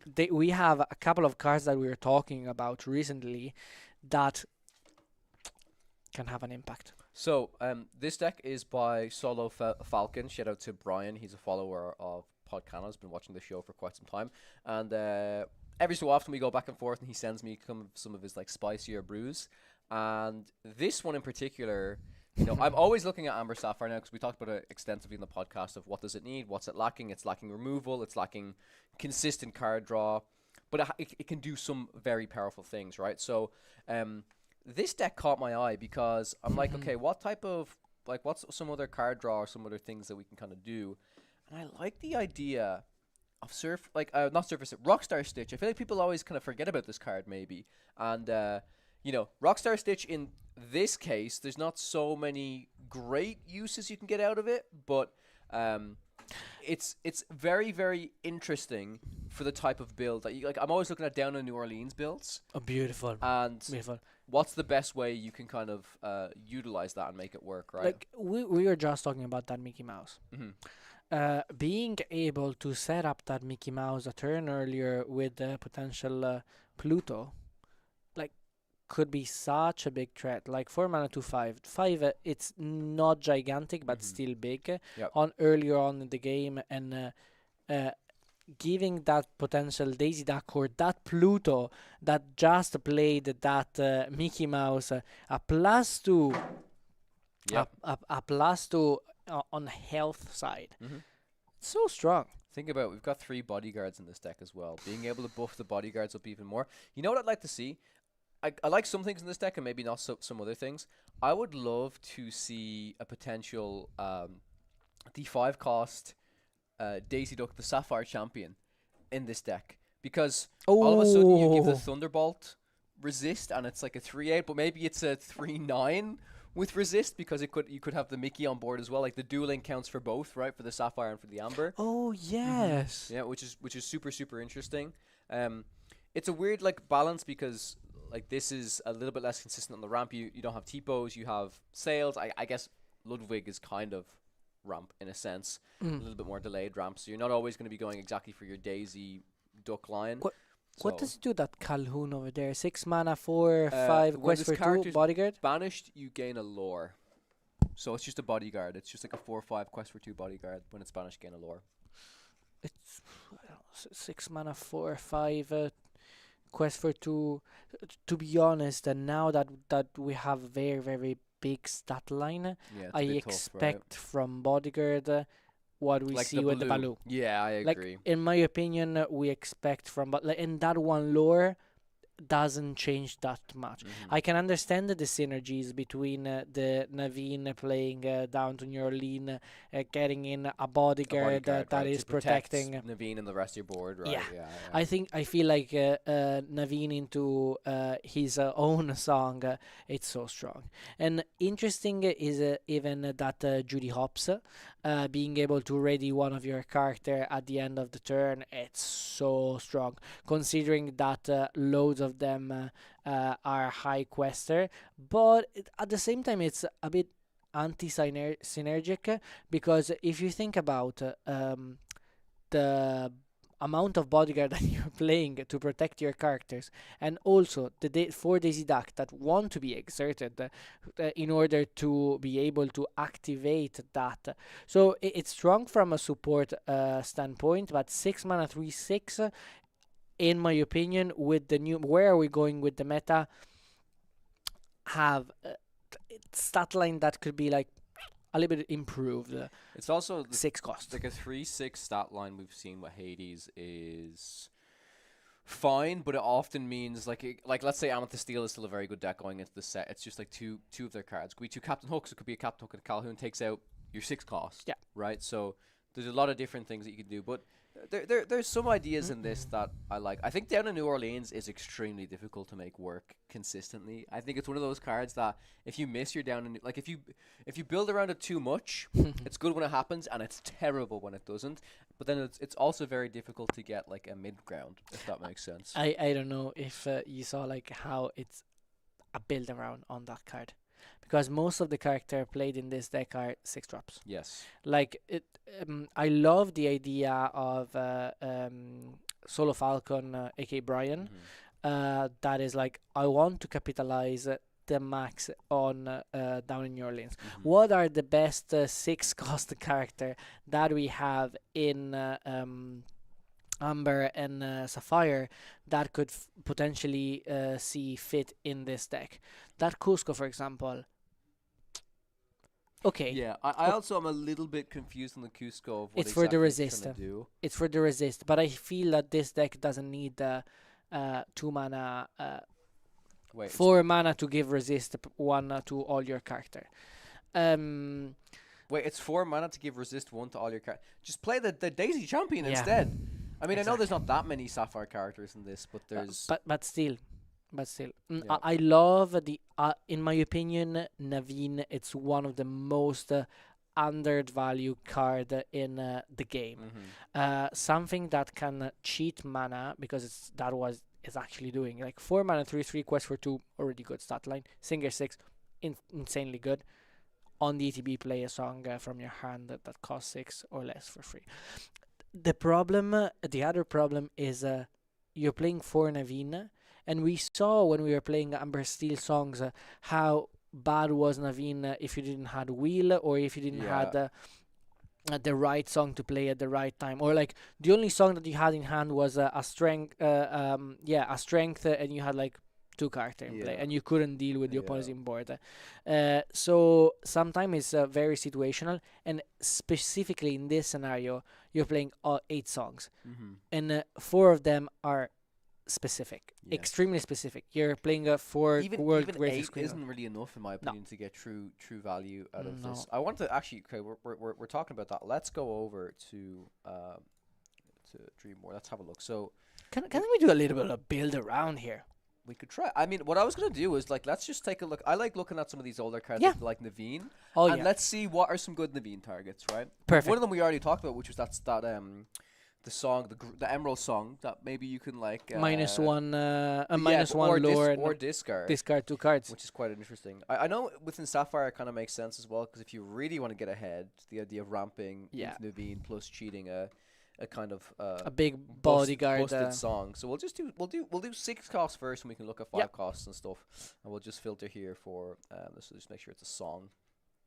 And there's not many, let's say, right? This is First- all of our options. First things that come to mind is Circle of Life. Sorry, I'm just checking if like it's a 6 cost legal in Core constructed. core constructed. Yes.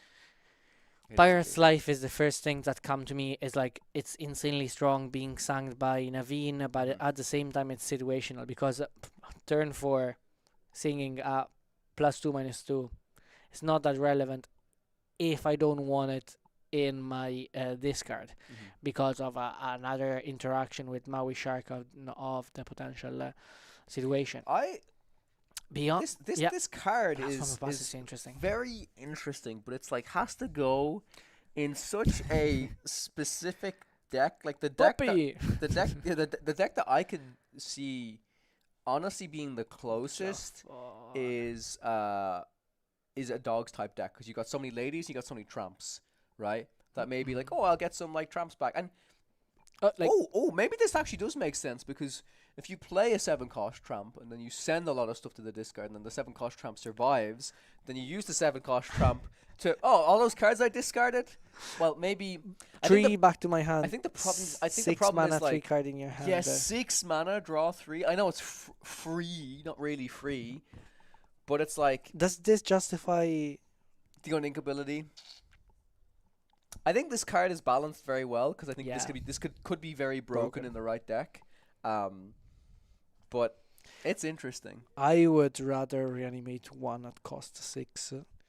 Yeah, then just gain 3 cards. Like, consider that Circle of Life is inkable. Mhm. If this card was bring back something for free for 7 non-inkable, Yeah. very strong. Very still very strong strong. card. Yeah. 6 broken because you can cast it with Naveen. Like the thing that the game designer are very good at doing after understanding probably with Ursula from set 3 that was singing 2 times Two songs. insane Yeah. insane songs. It's like, Yeah. okay, now when we produce a song, we have to understand that first of all, power level. Friends on their side, insanely strong. It was like a 4 copy in every Amethyst deck. And on top of that, they're like, okay, if Blurple is becoming the thing, if we have something else that is able to sing more and drawing for free, it's very It's dangerous. very dangerous. Yeah. So I think it's a balanced way of design cards. There's nothing else here that Nah. really stands out. I mean, Let's we, see a we can go to 5. 5 and see. I think we have to put the filter Yeah, because it just so happened that all those cards are just is that all the 6 Infinity. cost cards in the all the 6 cost songs in the game? That might be all the 6 cost songs in the game. I think so. It makes sense. Yeah. Yeah, I'll make sure that we do interesting. that legality. It's so So low. little. Yeah. I guess they think about Naveen. Naveen. They do think about Naveen. And whenever they will print something broken for Naveen, Naveen will do like, pew. Yeah. I think now that we've especially selected core constructed, it really also shows you the limited card pool and limited song pool. They that we know have. how strong it is doing things for free. Yes, for So sure, strong. for sure. The Madrigal's family. Look at the top 5 cards of your deck. You may reveal up to 1 Madrigal character card And whoop the song, and whoop 1 the up to 1 song. I mean, this is also the same thing of Yeah. okay.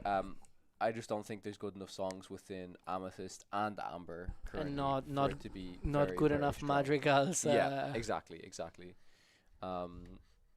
Okay, I guess we'll do 4, but then after that, I mean, there's not even much point. Oh, there was actually a really cool play. This reminds me. Lost in the Woods was played in the Amber Emerald deck that the Dogs player played today against Green Blue, I think it's so strong. and it's just basically all your characters they basically can't challenge for anything next turn. They just played it to basically insulate their board against them being able to challenge, which actually is strong. pretty good. People are like, oh yeah, it's for under the sea. Nah. It's to avoid my opponent to attack next turn into my character in an efficient way. And we see how like Rhino that give -1 for a turn has such an impact. Imagine giving -T until the start of the turn. Yeah, exactly. Super To- super strong. To all. To all, exactly. All of them, yeah. Cool. The only problem is that it doesn't draw cards. I mean, the more I keep saying that, and it's true, if every card also said draw a card, then all the cards would be very good. But then you bump it up to, well, this draws 2 cards, and this only draws, like, Exactly, then you're like, oh, this this always one- draws one Yeah. more card. Yeah. So, I will be getting to round 9 as soon as possible. This will be the final round of the day. I guess this is like maybe a bit. Okay, it is too risky. I was gonna show the viewers my Dreamborn, my decks section, but then it's like I don't want to show anything that is probably being cooked by me or being cooked by anybody else that doesn't want to be shared. I know people would probably be interested in that. So We should wh- do. what do we should, do? We, We should can look at the cook. trend. We can cook if you want. Let's cook something. We Let's cook can something. we can cook something. What do you want to cook? Something like that. Let's cook green yellow. Green, yellow. Let's do it. Let's do it. Let's we do we have it. been talking about this Yes. deck. So let's start from the staples. Mhm. What are Tramp. exactly? Tramp, yeah. Tramp. Instantly, I'm putting 4 copies of this. in. Yeah, like a no-brainer. And if we're putting that tramp, I do personally also like this Tramp, Yeah. but it depends on. We're trying to build more of a control deck, right? Yeah. And that's the thing to remember. And that's why even if we're trying to build more of a control deck, how much of this are we playing? No. I think you don't want to play any. Okay, if you don't want to play any, that's fine. We can cook still. no. I think that card it's essential, especially if we want to build a late game and we want build like this card. Dig into our deck to find the solutions. So it's good against aggro. It's great in aggro because it's discounted. It can sing under the sea with just one other character. Yep. You can play it in early game. You can play it in late game. You can use it to fuel your discard pile to play Circle of Life. Yep. True. So it depends on which direction you want to take. So which other, by you being an emerald I think aficionado. people also okay, Emerald aficionado, sure. I think people also think like, oh, Kawa's played yellow green before. Deck's changed a No, lot. completely It's different. completely Completely different. different. And it's not even comparable to Sapphire Emerald. No. It's very different. Okay, for me at least, if I'm playing more control-y thing, I think I want to have Clarabelle's in the deck Yeah. for some card Yeah, draw. yeah. Oh, yeah. Like definitely. So I think I'm definitely playing these, and I And, would definitely play these at least. I don't know yeah. how many of these, but this is if we have some space Like, and we want to work with some stuff, we can play these. Emerald doesn't draw too much. Mhm. Amber doesn't draw too much. Mhm. So I will go 4/4 and then we go down. Okay, you want to go for everything? We go for the full package. We Yep. go down from there. I usually build like this, being Yep. like put a full on, Makes sense. check and then we can numbers, check and then ratios and stuff. and then go down. So what's synergize with Clarabelle? All of the songs, of course, right? So we need some "You're Welcomes" in there, Exactly. if I can spell it. So correctly. it's interesting for the one following now, like seeing the mental process that we're going through of building from scratch. We're not taking a list that has been created yet, or not. We're not taking inspiration from anything. So we're like, let's build from scratch.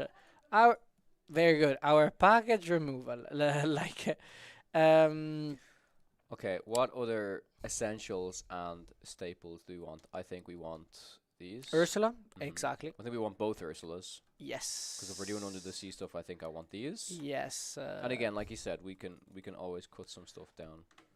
And when you build like this, you'll be very surprised how quickly you get to a very this deck's really starting to come together already, right? Exactly. Other things that Before we can- get spicy, because I already know some of the like, spicy stuff. I'll I like go wanna throw Circle in. of Life, but it's not. It's Circle of Life. It's Okay, then we let's- go. So if we go Circle of Life, we go in Let's do it. a direction. I want to do Chippendale. Oh yeah, Chippendale. Like if we're doing Circle of Life, and then we need to think about which chip. This Chippendale is the one that synergizes the best because it's not this one. Sorry. Where is it? When you play. it's Wait, there's it's one. it's not a Chippendale. It's the action from Chippendale. No. There is a. There's definitely a Chippendale. Maybe it's if I typed in Chip, Dale. it needs to be Dale. That's exactly it. I need to type in Dale. It's this one. It's Dale. So when you play this, you may put the top three cards of your deck into your discard to give chosen character a -3 until the start of your next turn. Beautiful. This will start to fuel the discard as well. Beautiful. So at this point, let's put in Circle of Life That's exactly what we're doing. and the shift line Yep. of Dale. And then And by putting in Circle of Life, we want things that cheat mana. yes, We want something that allow us to play like the shift character sooner than later. So, for example, the Pluto. wanna put Pluto. Pluto, it's very strong if Circle of Life singers our champion. I want to play Lady as a Oh, yeah. card that can play our 2 costs out, and this is in the early game as a card that can still synergize that we can play the 7 cost tramp out. It works So, and well. then all like we need to think about what are some of the 2 costs we want to get out here. I want to build some spice. With this Yes, like definitely. Like this will allow us to ramp so fast. So if we're not going with the Circle of Life, we're going with. Sorry, what is the card that draw a card and discard a card in Emerald? Our boy. Bobby. But do we play our boy? Is that a lot of 1-drops we're playing in this? How many one drop? I mean, again, we should put it in, and then we can cut down. Like Yeah. maybe we don't need all of. Maybe we don't need the like 8 Clarabelle, Maybe. but still Clarabelle. Like the thing is like with this package that we can cheat in Mhm. Clarabelle. Okay. Oh. I think I also want. We need some kind of payoffs for the chip. Not crazy payoffs, right? Like Whenever I you think ink something. this and this is good. Sorry, another potential option could be the new 2 cost shift or 1 cost. What is her name? Van der Quack. Webby. That's really gonna help us out, I think. Rafaelo, we're cooking here. Yeah. We're You're online? yeah, we're making a Amber Emerald Spicy Set 10 deck. Control Amber Control. Emerald. Very No, cool. I give you a special guest. Special guest. Yes. He's not very likely. Okay. He's not very lovely. I don't know the. He's not very lovely. No, not lovely. It's. in French. Do you know the ballet? Comment on dit ballet? Dance. No, ballet. You know for the shark and the broom. The broom. You know the broom case, the broom gate. Oh, I Oh, know yeah! I know what Yeah, we're this talking one. about. And so you have to because he's here and he's in Winanin. And Oh, I we're think casting? So maybe you have to.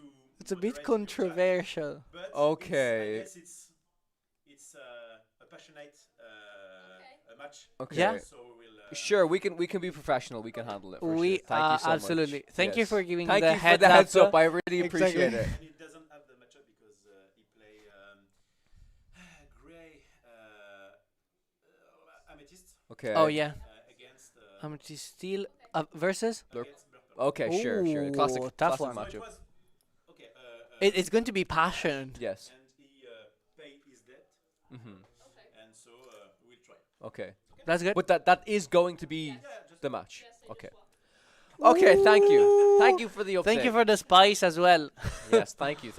Okay. I'm gonna finish by adding the webbies. I wanted And we can come back after spicy this. match for the Sure. Thank you. Thank you. Okay. Okay. We had This will be interesting. Yeah. I'm very glad for the heads up. yes. Before yes. people are.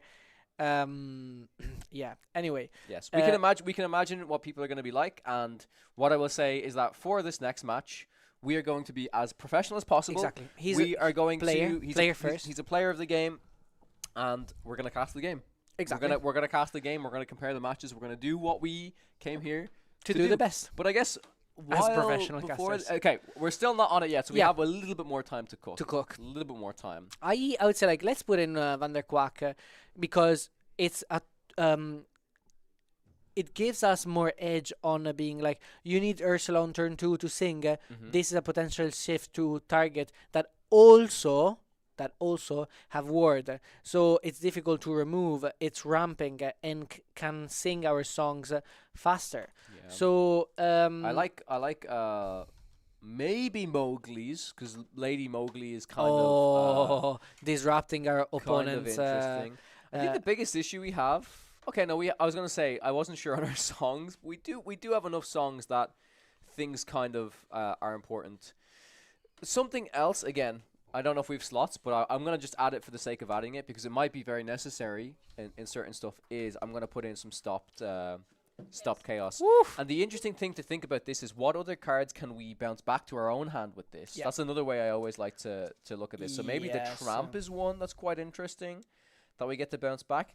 The thing here is, yeah, there's a lot of we're very much relying on kind of shifting stuff for the curve here, right? The curve is Yeah. kind of webby, and then for the 5s and 6s, it's a little bit. But the thing is, for the 5s and 6s, if we establish a few of these characters that are helping us, essentially ramp, but character ramp, then Yeah. we can get around character like to be honest, the next set I am envisioning a lot of steel there. Mhm. that have access to a lot of removal. Mhm. So the Like webby Thunderbolt and stuff, right? Yeah, exactly.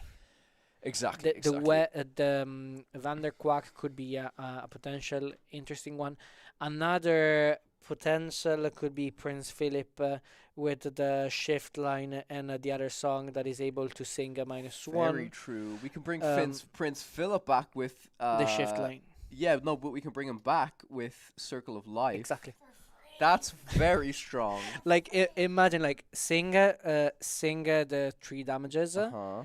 and then bring back with Circle of Life our Prince Philip being able to deal with the opposing board. Okay. Like I like it. I we're like the cooking. sound of it. Okay. So we'll do cooking. malicious. Can't wait until we land on the I think I did this the other day with like a red I had to build like a red blue deck which was I'll type in I can't type malicious. Oh wait, that's because I got characteristic Prince and Amber for some reason. Here we go. The enchanted of this, by the way, Beautiful. is stunning. Stunning. Really, really nice. Stunning. I love Yeah. like the pentagram and the notes. You know, there, this like- apparently was it you that was telling me that these notes, if you actually check them, is the actual notes of the song? How cool is that? They talked about this on the Lorcast. That's so cool. The Lorcast, that the music notes, if you're into music, it actually is. Oh, I love it this. actually is the song Love this. for I Have a Dream. Okay, we'll put some of the shift line in there as well because I actually think it is Sorry. the shift line makes a lot of sense. We're talking about shift line. What about Fred and? We're No, playing no. better. Honestly, we're playing better Floodborns now. How many Yes. Floodborn characters are we playing? Oh, Okay, we've got the game. We've got the game. Ladies and gentlemen, Yes, we haven't actually Be- announced who it is, have we? No. I would say The audience will probably be know. cautious, be kind. Yes, be kind. Be kind. Be indeed. kind. We are going to be very professional. I will mod. Yes. I think there might be an issue as well. So we're going to be getting into the game. We have THM Lords Draco versus Clement Fusade, aka Reclem, I believe is their name. But I'm not sure if this is the final. This is in a colours. this is the win and Win and in end, correct. for So it's a both, big game, very very big very game. big game. Yeah, this will determine which one of these players will be advancing to day 2. But I guess we'll go back to our main cams. I was very Yeah, confident the they're- game they're was starting still- already, but they're They're just still waiting. waiting. Oh, Yep. Okay, we just missed it. They did. Handshake. They shook hands. Lots of respect there. They're gonna roll the dice. Let's actually see. This is Yeah. very important. Who is on the play? I saw a 2, and I didn't see what the other one was. But I guess maybe the other dice was no, it's probably odds or even, right? Yeah, If it's yeah, a single good, yeah. dice, it's odds or even. To be usually honest. it's odds. We're giving you or the full even. analysis on this game, even the analysis of the dice roll, right?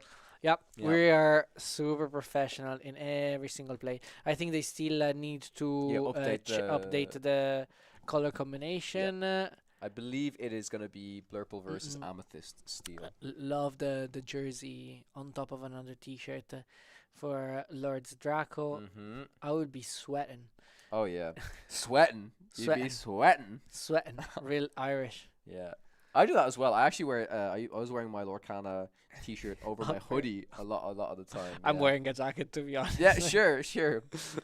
All right, yeah. So players are just drawing their opening hands. They'll be going through the altar phase at the moment, and Exactly. yeah, it will be very very interesting to see. I mean, let's talk about this matchup in general. I feel like this is the matchup I see at almost every major tournament, of course, and it's also the matchup that I cast alongside Spessy for the final in Bologna. Also the exact same final we saw in Milwaukee, right? So it seems to be, of course, these are the Deck of choice. the two big decks, and What are the edges? what are the edges? Okay, recognizing that, of course, being on all of the different situations that happen when you're on the play and when you're on the draw, how aggressive you can get when you're on the play if you're an Amethyst Steel player is so incredibly important, because the biggest thing, the biggest and also simplest thing to keep in mind is the longer this game goes on, the bigger the advantage the Blurple player will have. They want Exactly. to drag out the game. They want to basically Be in control. be in control and basically starve the Amethyst Steel player out of resources. And the biggest thing that's going to help you close out this game quickly is playing cards like we see inked here, the White Rose, the Mm-mm. Cobra, and No one drop on no one drop available. Reclaim side. Wow, very very interesting. That's tough. That's really tough to see, especially being on the draw here. Damn, yeah, this Basil gonna be able to get a free quest, and there's a lot of great one drops to have. There's like Palace Guards. There's Captain Hooks, right? You know, there's Diablos as well. Even a Diablo as any sort of one drop is something you would really like to see over nothing. Exactly. So the hand's looking a Bit, little bit rough right now. clunky. I think there's a Calhoun at least. Yeah. As an Amethyst player, Mhm.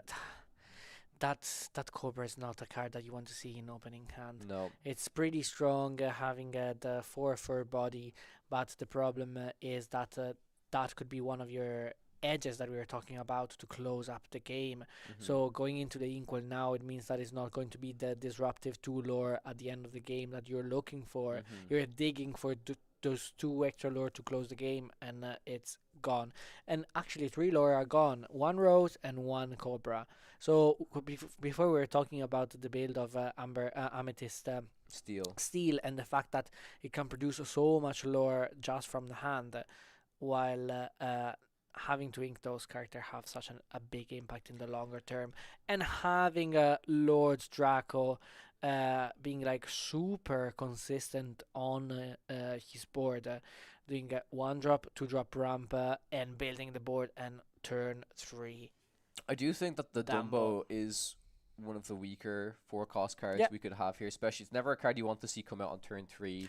You'd much rather see a genie or an elephant or something, and especially because now Reclaim's able to establish the Mr. Smee, which is going to be a very easy Exactly. challenge for Lord Draco to make. Unless, of Oh. course, we see Elsa, the 5th spirit, come in and easily take out that Monsieur Mouche. Monsieur Mouche. Yes. And those 3 damages on that Elsa. Is huge as well. Explain to us why that is also so important. That's a Arthur. chef kiss. Yes. As we were saying before, establishing that Elsa on turn 5 that get rid of the character that has 3 strength and 2 willpower, allow you Ho-ho! to play a bell and being able to move those damages, and that Dumbo is Might not calling, be around for too yeah, much longer but- if the bell is available. exactly. So even from Clement, playing that Dumbo. It's a Risky move. bit of a desperate play. It's like the- this is kind of yeah, the best thing I have to Desperate do. plan. Now, to be fair, Lord Draco only has 2 cards available in the hand, Yep. but there's an option to at least decides to do it with the Dumbo first. I would maybe do it with the Elsa first, and then you could ink and then play a bell. You could also if you got another Elsa, you could have Yep. inked, played Elsa, and then just use Elsa and Elsa to take out the Dumbo. Then you're left in the exact same situation. Right? Yeah. Because like I was counting how much from Sing Together we had them play, and it's only 9 with the Elsa plus Tipo plus Basil, so it's not going to be able to sing a second star to the right. So there, Elsa would have been like the right choice to exert. So It's super rough. That was a very yeah, poor turn for Yeah. the Blurple player, not really doing too much, and this will give Reclaim the opportunity to play the Elsa 5th Spirit and simply take out the the other Basil. Elsa, And the Basil as well. oh, sorry, yes, take out the Elsa, of course, like of it's course, yep. like and see the Basil. Yep. how one card can swing completely in The your whole board favor. is completely Yeah, gone now. yeah. Yeah.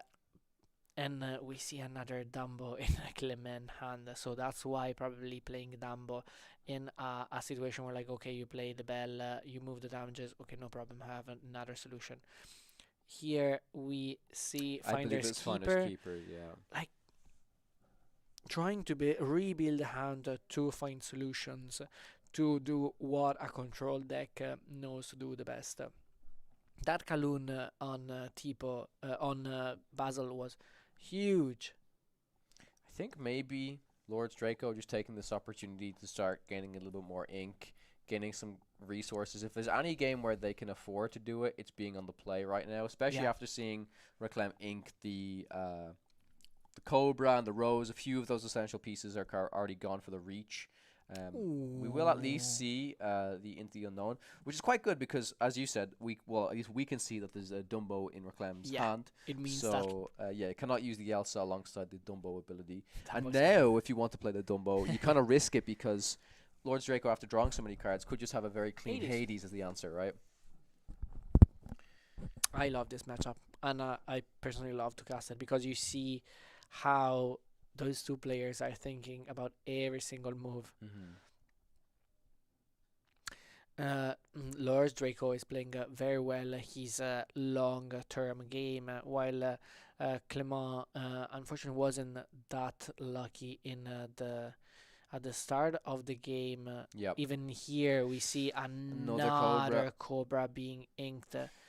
And the other interesting thing is the choices, the choice of the extra lore instead of the extra stats, but that Cobra has vanished. So with all those cards in hand, could be a potential target for hypnotic strength.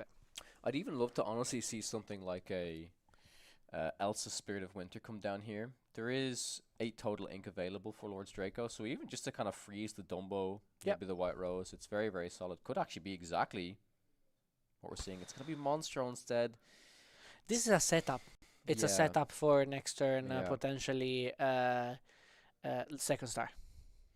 Potentially second star will give Raklen the opportunity to maybe, I mean, again, I'm not sure if every option that's available in the hand, right? But at least if there's something like a Strength of a Raging Fire, or honestly, even potentially something like a, I don't think many Amethyst Steel players play this card, but like even a single copy of Fire the Cannons Ooh, could take out the Monstro, but the beautiful dock, here. the Tinkerbell, actually, especially, is a card that we saw Frank Carson really be able to utilize against Blurple when you're on the play. When you're on the play, it is So strong. this powerhouse of a card. A lot of the Blurple evasive cards, they don't have 3 strength. They all have 2. The Genies, the Elsas, stuff like this, right? Yes, the Dumbo, but Yeah. it's a card that's pretty effective against Blurple in general, in my opinion. It takes at least 2 hits to get rid of it, right? Until Whisper in the Wells Yes. That's true. comes in. But here we saw how Clem is able to stabilize the board, put pressure, and refuel his hand with Dock.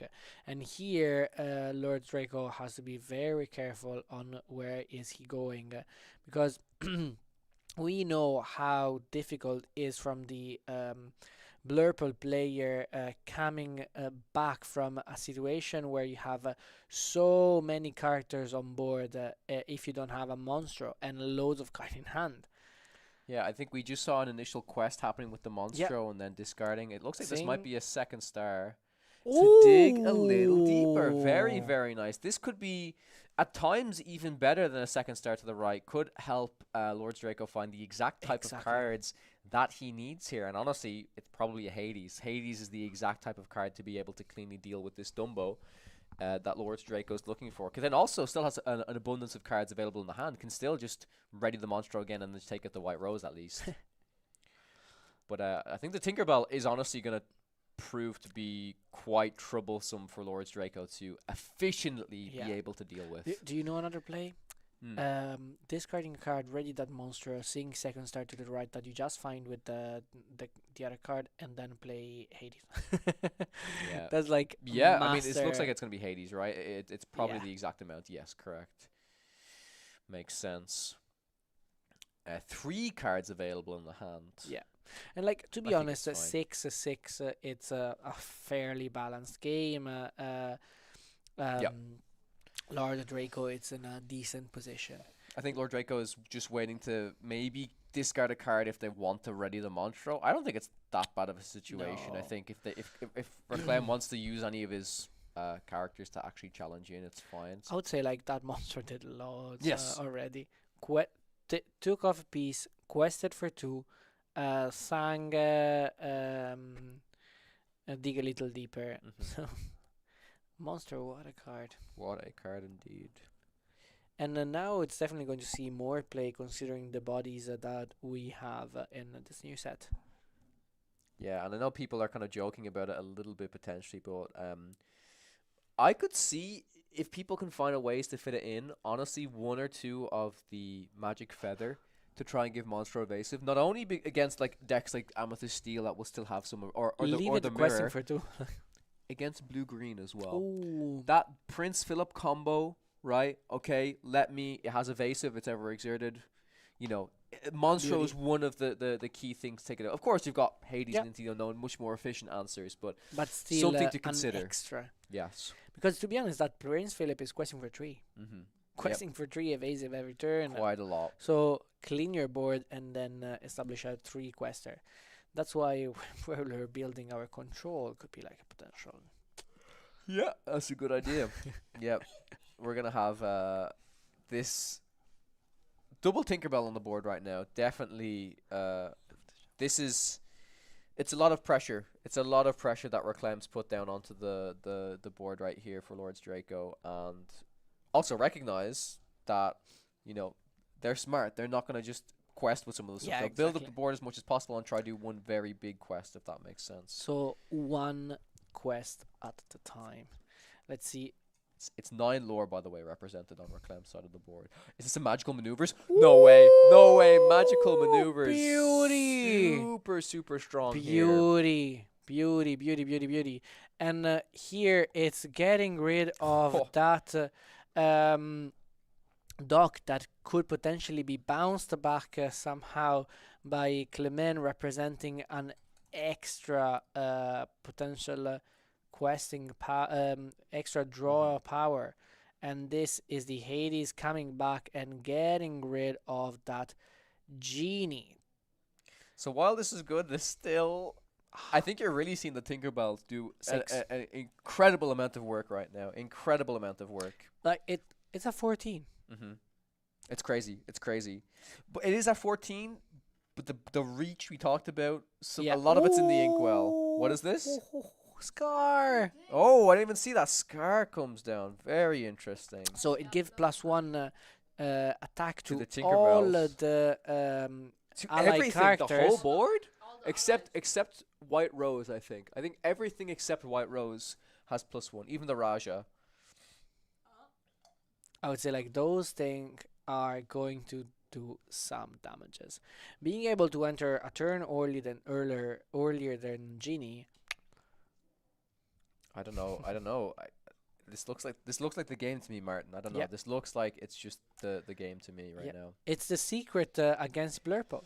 Like this is the tech against Mhm. Blurple, and we saw with Frank Carson how strong they are. Indeed. Could this be Frank's list with some extra spice? With some slight changes potentially. Yeah, I think so. And that's funny that we mentioned the Tinkerbells now, and if you expect a big room of Blurple, they're so effective. If you expect to be playing a lot of mirrors, at least in this current Yeah. meta, they're not very good because their Genie Satisfied Dragon is going to be easy to take it out. Is here moving the damages with Bella, Yeah, Belle's going to have to be the savior here if possible. but the problem is that Scar, it's a gigantic threat. Oh, it's trying to dig more deeper than a little. Mm-hmm. I mean, we could have got to 10 ink. It's obviously not possible now. You know what I would have loved to see? Bounce back the monstro. Yeah. Yeah, what we literally needed was we would have needed double bell to get rid of both of the Tinkerbells. Look at this beauty. Tipo getting a damage because of It's the game. Scar Yeah. and his game. Yeah, being able to quest all the way up to 20. Like Yep, that's the game. Lord Draco has to try it. I mean, Mhm. like Maybe he doesn't see it. Maybe he doesn't see it. Right, yeah. So that's game 1 going to Reclaim. It was a pretty decent start for Lords Draco up until I wanted to say their 6 ink turn. Everything from the ramp to Genie to Elsa was perfect, and then their 6 ink turn was like I think it was just like Finders Keepers, or it was just like do you remember when he did like use Dumbo ability on Dumbo and then that on was that turn. Elsa It was actually that turn. Yeah, it pass. wasn't Genie. It was Dumbo, Elsa. That was it. Yeah. and then pass Yep. with like 4 ink Mhm. spare. Yeah. That was Draw 2 card, pass. Yeah. Yeah, that's not what you want to be doing on your 6 ink turn. Which is really unfortunate because if you use 2 draws, it should be well, not pretty likely, but like I guess the hope was you draw into one of your other 4 cost cards and then you just put down another Yep. Genie or put down another Dumbo or something like that, right? So yeah, it looks like the cards just didn't really fall in place for Lords Draco. And it's a shame because I think even on Reclaim's like I think for Lords Draco they had one of the best starts, not only just being on the play and had a good opener. On Reclaim, initially it looked like it was pretty poor as well. Like no one drop, this Calhoun, and then the Mr. Smee gets taken Exactly. out. You And know, we saw all of those lore generator from hand that have been inked earlier on in the game, and Mhm. you're like, ooh, yeah, yeah, that's heavy. One, Indeed. 2, 3, 4 cards changed by Okay. Clement. Lord Draco will be on the play again, of course. But we really saw the power of those Tinkerbells. I'm very impressed. We saw at least 2 so far, I think, right? I don't know if there could be more. There could be Tinkerbell more. are so strong, Yeah. but in like It's this in the deck, context of the matchup as well, isn't it? yeah. It's crazy the difference of Yeah. this card feels so strong in this specific matchup. But we heard before from one of the player. Remember the game that we casted where we had Amber Steel versus Blurple, Mhm. and the 8 years old girl versus that Yeah, Ying. they're yeah, Ying. Yeah. such a great player. Mhm. And there we saw how some of the card that he was playing made an edge on that Amber Steel deck. So all Yes. it like it's so tough. And he was saying that you have to touch for the most expected Yep. deck. And he Deck. was like, I touched my deck for Blurple, Yeah, mirrors. yeah, exactly. And I would say same Clement being like a Expects a competitive lot of Blurple, competitive right? player. He touched the deck being like, I'm going to expect a lot of Blurple, Yeah, sure. so I'm going to win the Blurple match, and then I know how to play mirror match. Mhm. And I know that those Tinkerbell are not that strong, so I can ink them and play something else. Because to be honest, that Mr. Smee 3/2 evasive with those Tinkerbell is like, okay, quest. Of course, yeah. All right. I love that Diablo. Diablo, it's still such a good card.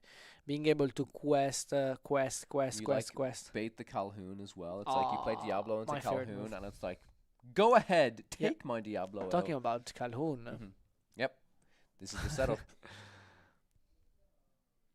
But this time we don't see the quest on the Diablo here, which I'm gonna say It's could pretty be this. surprised about. Could be but even the setup for a strength. yes, that's true as well. That's very true. Could be okay. I don't want to quest here. Ooh. Yeah, the elephant. This is gonna be for the Elephant. exact same reason we spoke about how good elephant is against Amber Steel. It's a very similar thing against against Purple Steel for sure. Against Purple Steel, avoiding the Amethyst Steel player, questing for those lore that he needs at the beginning of the game to take the edge on the more control player. Oh, and what a beauty Wow.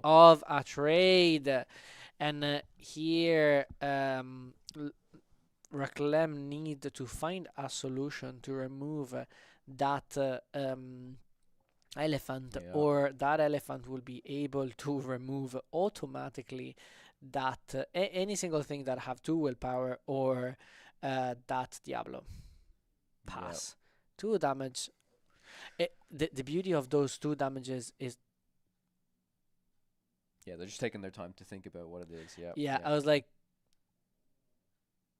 Onto the genie. Very interesting. Ah, yes. yeah. I think that makes sense. That makes Elsa. sense. Yeah. Yeah, another Elsa would be perfect here. Would be so good. Yeah. It also shows the power that again some little breakpoints there. If you have a 1 or 2 of Madame M Tiny Adversary, that would have completely changed Reclaim's plan there. Could have actually potentially used the genie satisfied dragon to then take out the Madame Elephant. So I really think the Tiny Adversary, as a 1 or 2 of at the perfect moment, can literally swing things like crazy. So curious to see again if there's 1 or 2 copies of that within Reclaim's deck. We see a genie come out. What a strong card.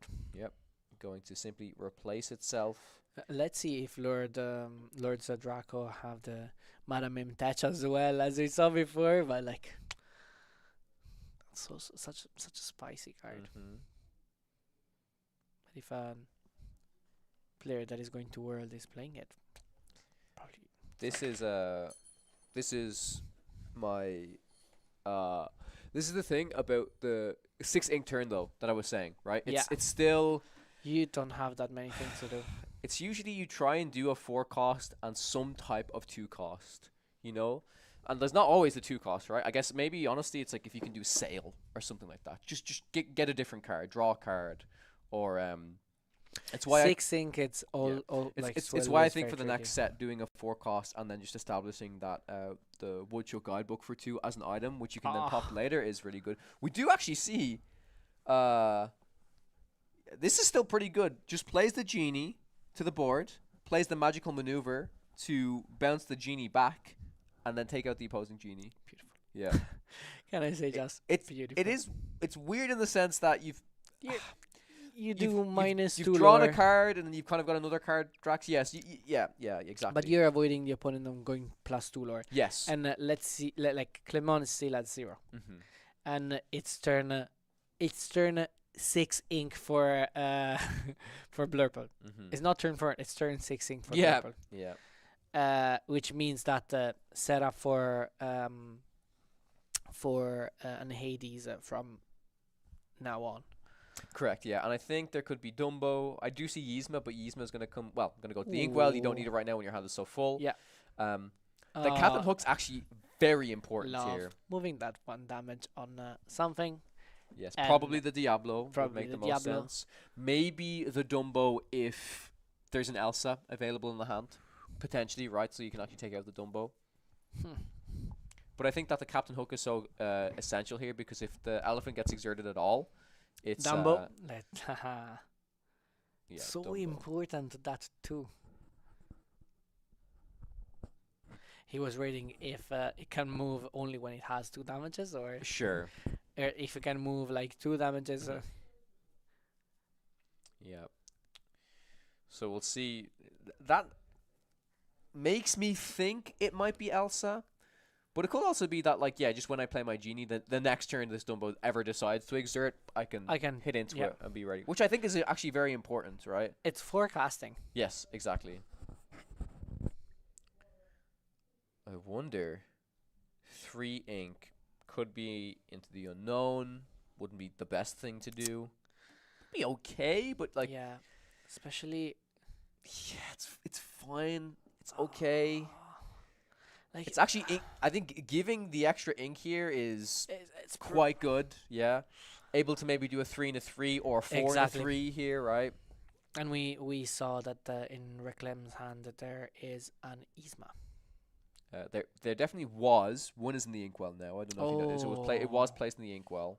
So there was an Yzma, but Yes. there are 2 dogs, if I'm not mistaken. 2 He's like dogs. moving quite so fast. I'm like, There's definitely Elsa as well. Oh, Which he's here we go. considering doing. He's considering the Elsa, which maybe he just says, "Yeah, just give up." Like I think giving I up the think- Dumbo. I think To you can trade maybe into maybe the- you need to sometimes view Dumbo like that. Like sometimes I'll just use it as a body and I'll just use it to get rid of And something. that is the beauty of the moving 1 damage to that. Yes. Oh, yeah, that, yeah. The Dumbo. Dumbo being like, okay. If he didn't, if he took out the Diablo, I think you're seeing Elsa every time. Yeah. You're seeing Elsa Dumbo take out Genie every single time. And leaving 2 damages on Dumbo that some, like most of the time, have an. Oh, here we go. Here we go. It's the So good. perfect thing. Perfect. So perfect good. thing. But like a lot of time you get too bogged down on Mhm. like, oh, Dumbo has to do the Dumbo thing. Yeah, Dumbo has to do the Dumbo thing. It's a yeah. It's a 3/3 evasive. Mm-hmm. Like it's a 3/3 evasive. Then it has abilities. See what Lord's Draco can get here. It's another Genie. That's very good. It's very, very good indeed. Solid. Ink play another Genie? That would be very strong. So solid. But now you're seeing the game be... This is actually exactly what Amethyst Steel doesn't want. The game is going quite slow now, getting quite drawn out. Oh, we even see a rider in Lord's Draco's deck. Interesting. Very interesting. I feel this card it's so strong from a stat line standpoint Yes. in this scenario. Yes. In this game state where there are a lot of blurple, it can give you an edge on the Dumbo. It can give you a favorable trade into Dumbo, into Elsa plus that one to trade off another Elsa, Yes, and if leaving it even like 3 damages on that character, being able to remove the Belle. entire 3 damages with Belle. I like it the most that if they ever need to Elsa Genie in like Yeah. if you do that opener of Yeah, if they have to if you're on the draw and they do Genie and then you do Ride and they do Elsa and they take it out, then your Elsa can take out there Elsa. yeah exactly their It's Elsa, which beautiful. is huge. It's the Elsa Genie game. Yeah. Ooh. Oh, Doc no trigger. Doc no trigger. beautiful. Yeah. Because have to establish the board to sing that, and we know that there is another dock in hand. Yes, there's another Doc which is actually very big here for a Clem. Being able to stabilize the board, putting a little bit more pressure, but still no 2 questers. Do The you have- Genie. Do you have a feeling we might be? I'm thinking this is dig. I'm thinking we're on a little bit of okay, it's Hades. That's good. That's fine. That's fine. I had a feeling that maybe 1 or 2 of these cards in Lord Draco's hand is either like it could be dig a little deeper, Yeah. it could be second star. I don't know, right? It could feel a little bit bricky. Hades. I mean, granted, it's the best target that it could Here be the played on option right is now. like, do I quest it or do I keep it for second star or do I keep it for any song?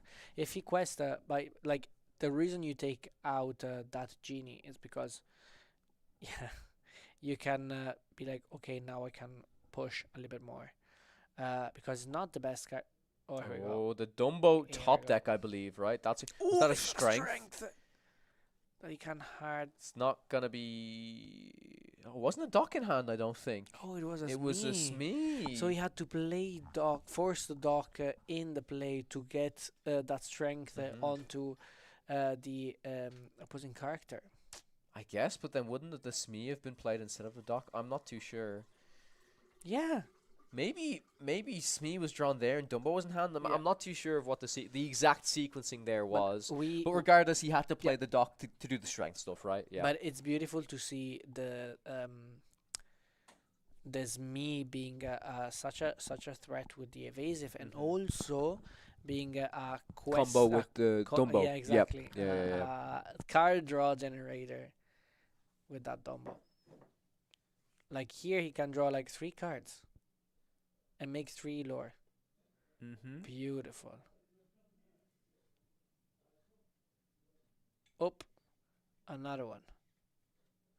Have 5 ink to be able to do a potential Elsa into removing that. I'm actually also just looking at the timer of this game. If we go to a game 3, things are going to be Tight. very tight here, I think. And Whew. Crazy. no die rolls in or no like intentional Nothing. anything, Yep. like Everything is going to be by Clean. the book and clean. Yep. as it should be. Mm-hmm. All right. Still not a single non-evasive character exerted for this Madam Mim to be able to deal with, for this Hades to be able to deal with. Dumbo, kind of the bane of Lord Draco's existence here.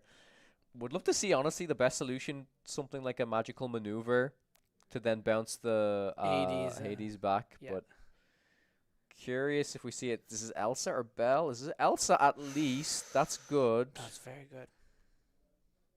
Double Elsa's Ooh. very strong. Okay, this is huge. Take out Dumbo and double hit into these, right? Yeah. It has to be, I think. Hit Dumbo, and then you are set for Yep. the game. 1, Yes. 2, that's double. And then Dumbo goes bye-bye. Whew! What a swing turn. What a swing turn. Absolutely insane. Exactly what he needed. To see a game 3. Yeah. But now with the 2 damage on these Elsas, the Elsas can just take out the Elsas and the Elsas are alive. That's crazy. Absolutely crazy. I love how the Elsa Genie game. Yeah, is, the breakpoints are yeah. just but it needed to happen. It Yeah. like the Dumbo needed to be gone. But now with these on 1 each, they're just gonna stick around. Well, at least 1 damage counter. Never mind. Yeah. This is very important. Ciao, ciao. Yeah.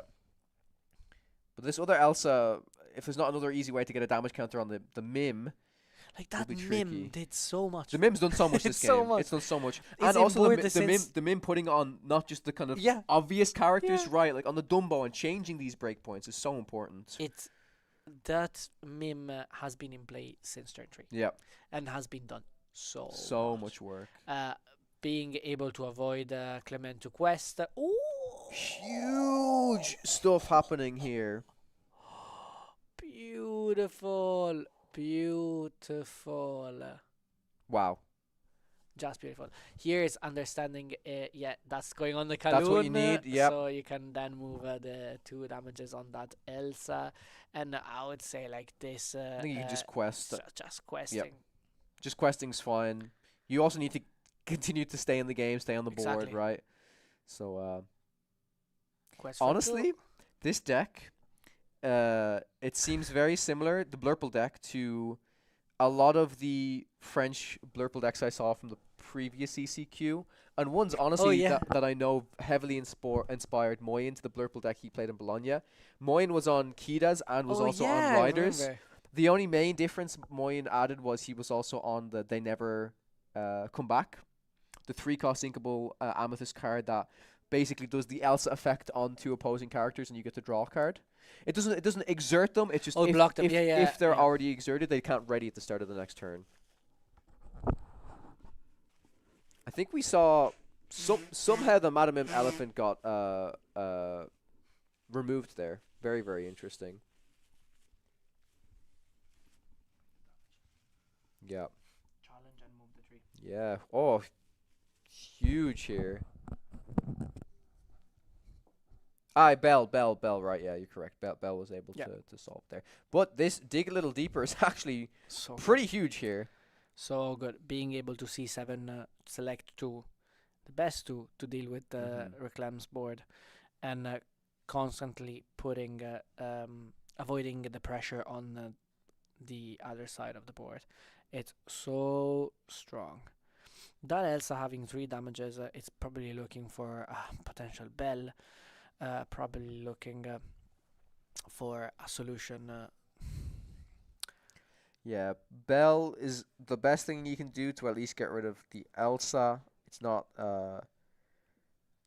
that amazing-ish, if that makes sense. What you could actually end up doing is, like, if you don't want to take the 3 off the Elsa, you could use the Hades and take the 3 off the Hades. But taking the 3 Another off the Elsa Hades. is actually probably quite important, so the Bell can't swing in and take out the Elsa here.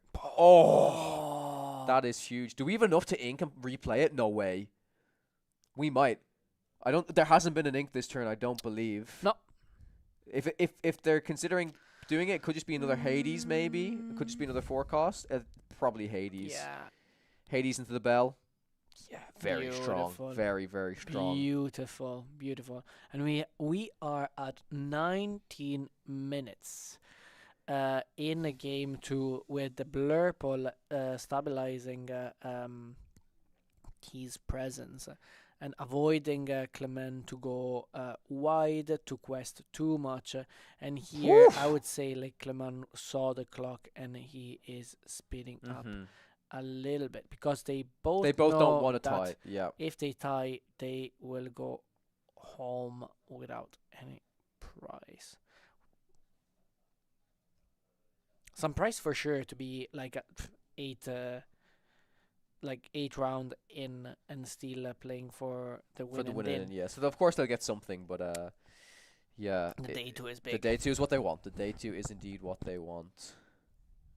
I was a little afraid of the Hades quest there in case there was a second Bell. The Yep. genie hits in second, but you kind of just have to say, I gotta just quest right now. Ooh. Here we have Hypnotic strength. another hypnotic strength and the Elsa probably. Yeah, it's probably Elsa. Yep, Elsa comes down. Yeah, just do these 2. That makes the most sense. Yeah, not blocking the Dumbo. I think you want to just kind of. Oh, he. Oh yeah, no, Can- blocking the Dumbo is probably okay, but maybe just wants to get rid of the characters there at least. Blocking the Dumbo is interesting too. So you It kind of avoid the plus one yeah, card. yeah. That's not true. not even for the lore. It's like the Yeah, edge of the- I could see instead of the dock, it could have been the Dumbo for sure. Definitely. because Clement still few cards in hand, Mm-hmm. and yep, very good. Other evasive threat that Lord Draco has to deal with, but on Lord Draco's side we have 3, 5, 6, 7, 8, 9 quests. Yeah, Questing all the way power. up to 17 potentially Exactly. here. So we have the other edge of the sword being okay, who is questing now? Mm-hmm. So here Clement has to think about how is he going to Yeah, it's going to drawing use with the that Dumbo Dumbo. effect. and also that elephant being able to get rid of that Elsa in case is not going to be resolved. Correct. The elephant will be able to easily take out the Elsa. So maybe if they can make a challenge with it, get some value while they can, it's like maybe okay. Ooh, look at this. It's a bell though. Bell is Moving pretty huge. move it to elephant, trade into elephant. Yep. 6 and 1 It's 7. the best thing to do, I think. Yes, we know a little bit. Yeah. About the game to avoid that 1 damage to Mhm. be placed and putting pressure with the 2 quester. And but on the other side, we're not going at 17, but we're still going at 16. Being okay, who is putting pressure now on board? I think as much as you can, if you can just. It's quite likely that a lot of questing is going to be done with Yeah. these characters on the board. Bell! Oh, beautiful. Huge move there Beautiful. from Lord Draco. Cleanly taking out the Elsa. Now maybe just play another 4-cost card. Another Dumbo. Yeah. Turn on the Questing and gas. Let's go. And they're going to need to go with 15 minutes left on this round Here 9. Clem draw a card, and then I'll say like if he Scoop. can't, he'll scoop everything Scoop. and go to game 3 because 15 minutes on the clock. He can still win in 15 minutes in the next round. He's while, got to go. it's gotta go. It's gotta go. The boy's gotta go. Oh, is he Yeah, thinking that he can make it? Yeah, He's he's just counting. It's 15. There's just no way. It's like, oh, if I have strength, I can remove X or Y. But that Elsa being like a 4/6, it's like, Yeah, gee, you need to draw a card. It's not enough. I'm surprised we're still seeing play happening. Like, Honestly, So if we are still play, it means that there could be potential on edge. No. no. It exerted a character that can challenge, a character that can sing. And we have 2 Hades that are completely Yeah. clean. And the crab move is... I kind of get it. Like, yeah, I think maybe that like Reclaim could be thinking if I get like strength, like there is a very small percentage chance, but between those small percentage chance happening you in this need the game, singers as well. yes, exactly. And you also need to think about, okay, it's such a slim chance that if you do it, just draw, like if you somehow draw and then get a strength and then do something else to draw more, and I happen to be getting these strengths, it's Still at 15, 16 Yeah. was... yeah, I don't know. And all of this time, you can see how fast the players are acting now. This is going to be extremely fast, and with Reclaim on the play here, it should Yeah. be Was he it should be in a better position. Was the timer started A little bit later. a little bit later, or the timer has been started with the actual timer on the main stage? Good question. Because Could be a little bit longer. Could be a little bit longer. if it's a little bit longer, because we know that with the stream Mhm. you'll have the setup and everything, we could see a little bit longer. But Maybe 13 minutes. It's even if it's even if this is 15 minutes, it's gonna be Speedy tight. Gonzalez. It is indeed speed play time right now. 3, 4 4. as the previous turn. Mm-hmm. Here, what would be the perfect opening with the Blur Pearl matchup?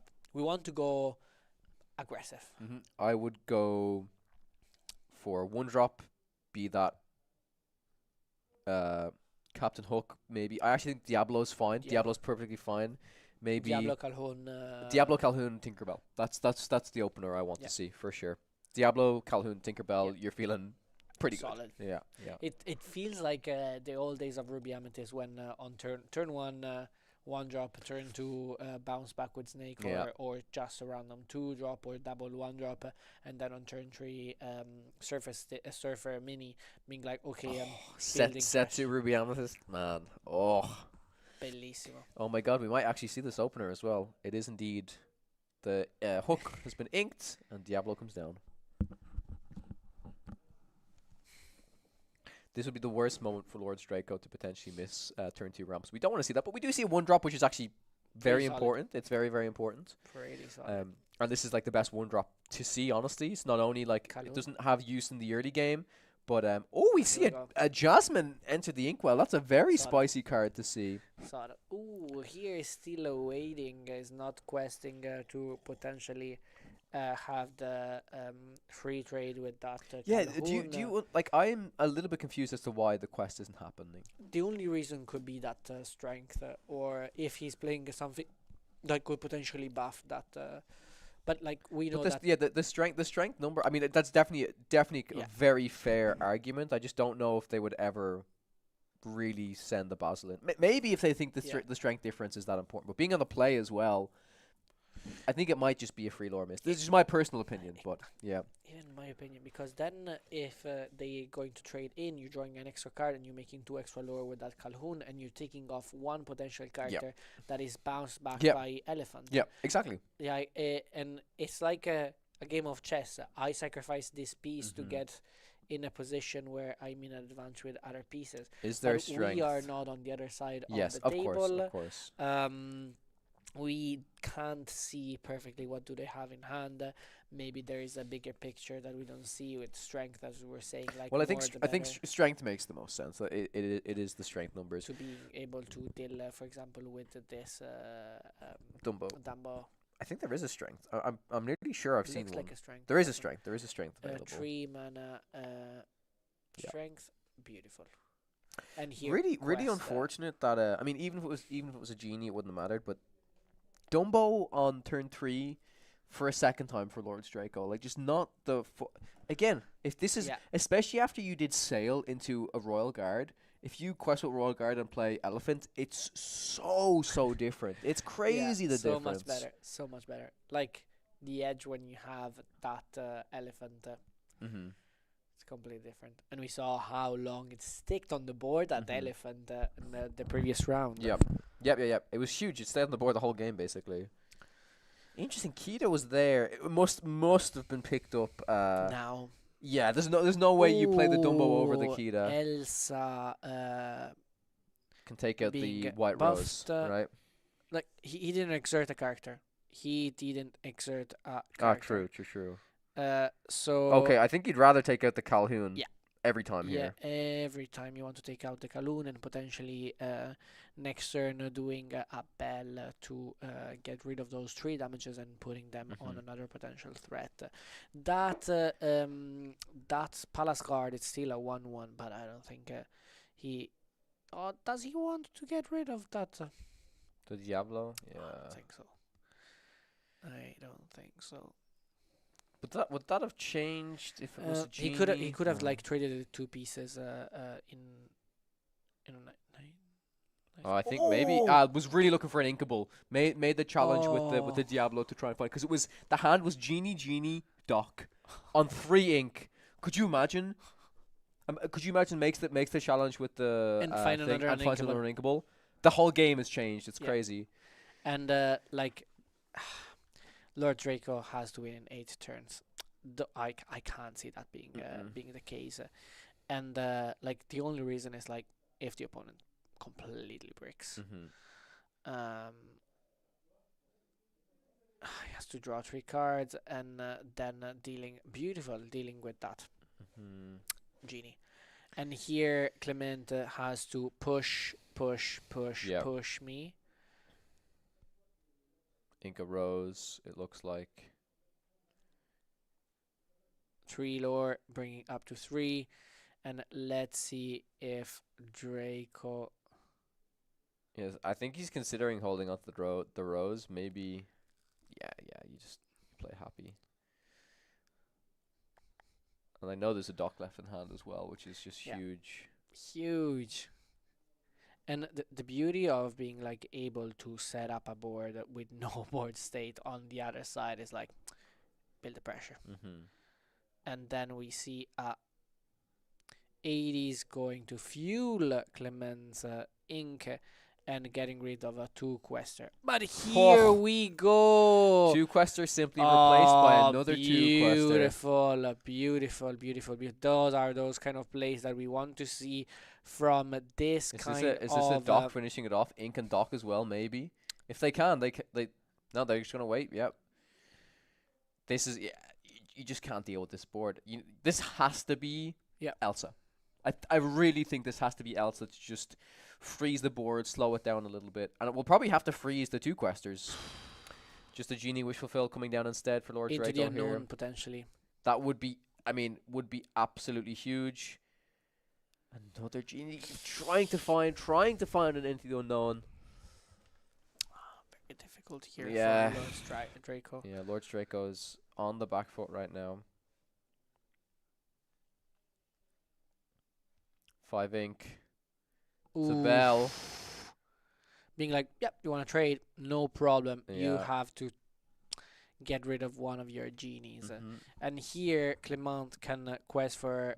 1, 2, 3, 4, There 5, is a 6, 7. strength in that hand. Oh my god, that's the game. There's That's just, a and the game dock, and a dock. That's That's a GG. GG's. That's a Well GG's. played. That's a GG's. That is. How much is just- that? I think this 2, is 3, 4, 7. 5. No. It was 5. It was Because 5. he It was sang 5. It was 5, with yeah, Rose. correct. The strength. Let's see here. That And then happy. considering questing with the happy maybe. Happy, it's kind of it's very good for the Dumbo situation, but also putting that 2 damage threat on those genies. Mhm. It's so big. Let's see, 4 minute 50, 13 lore, on the Clement side. Game's done, man. Game's Game's done. There's no done. way. There's no way. Like between 3 damages, moving the 3 damages on something on one of the Tinkerbells. Can't take out the genie Nah. as well though. How much ink available? 8. You can do 5 plus you can 3, do bell 4. and then shift another bell on top of the bell for 8. That's like That still is not enough. yeah, it's still not enough.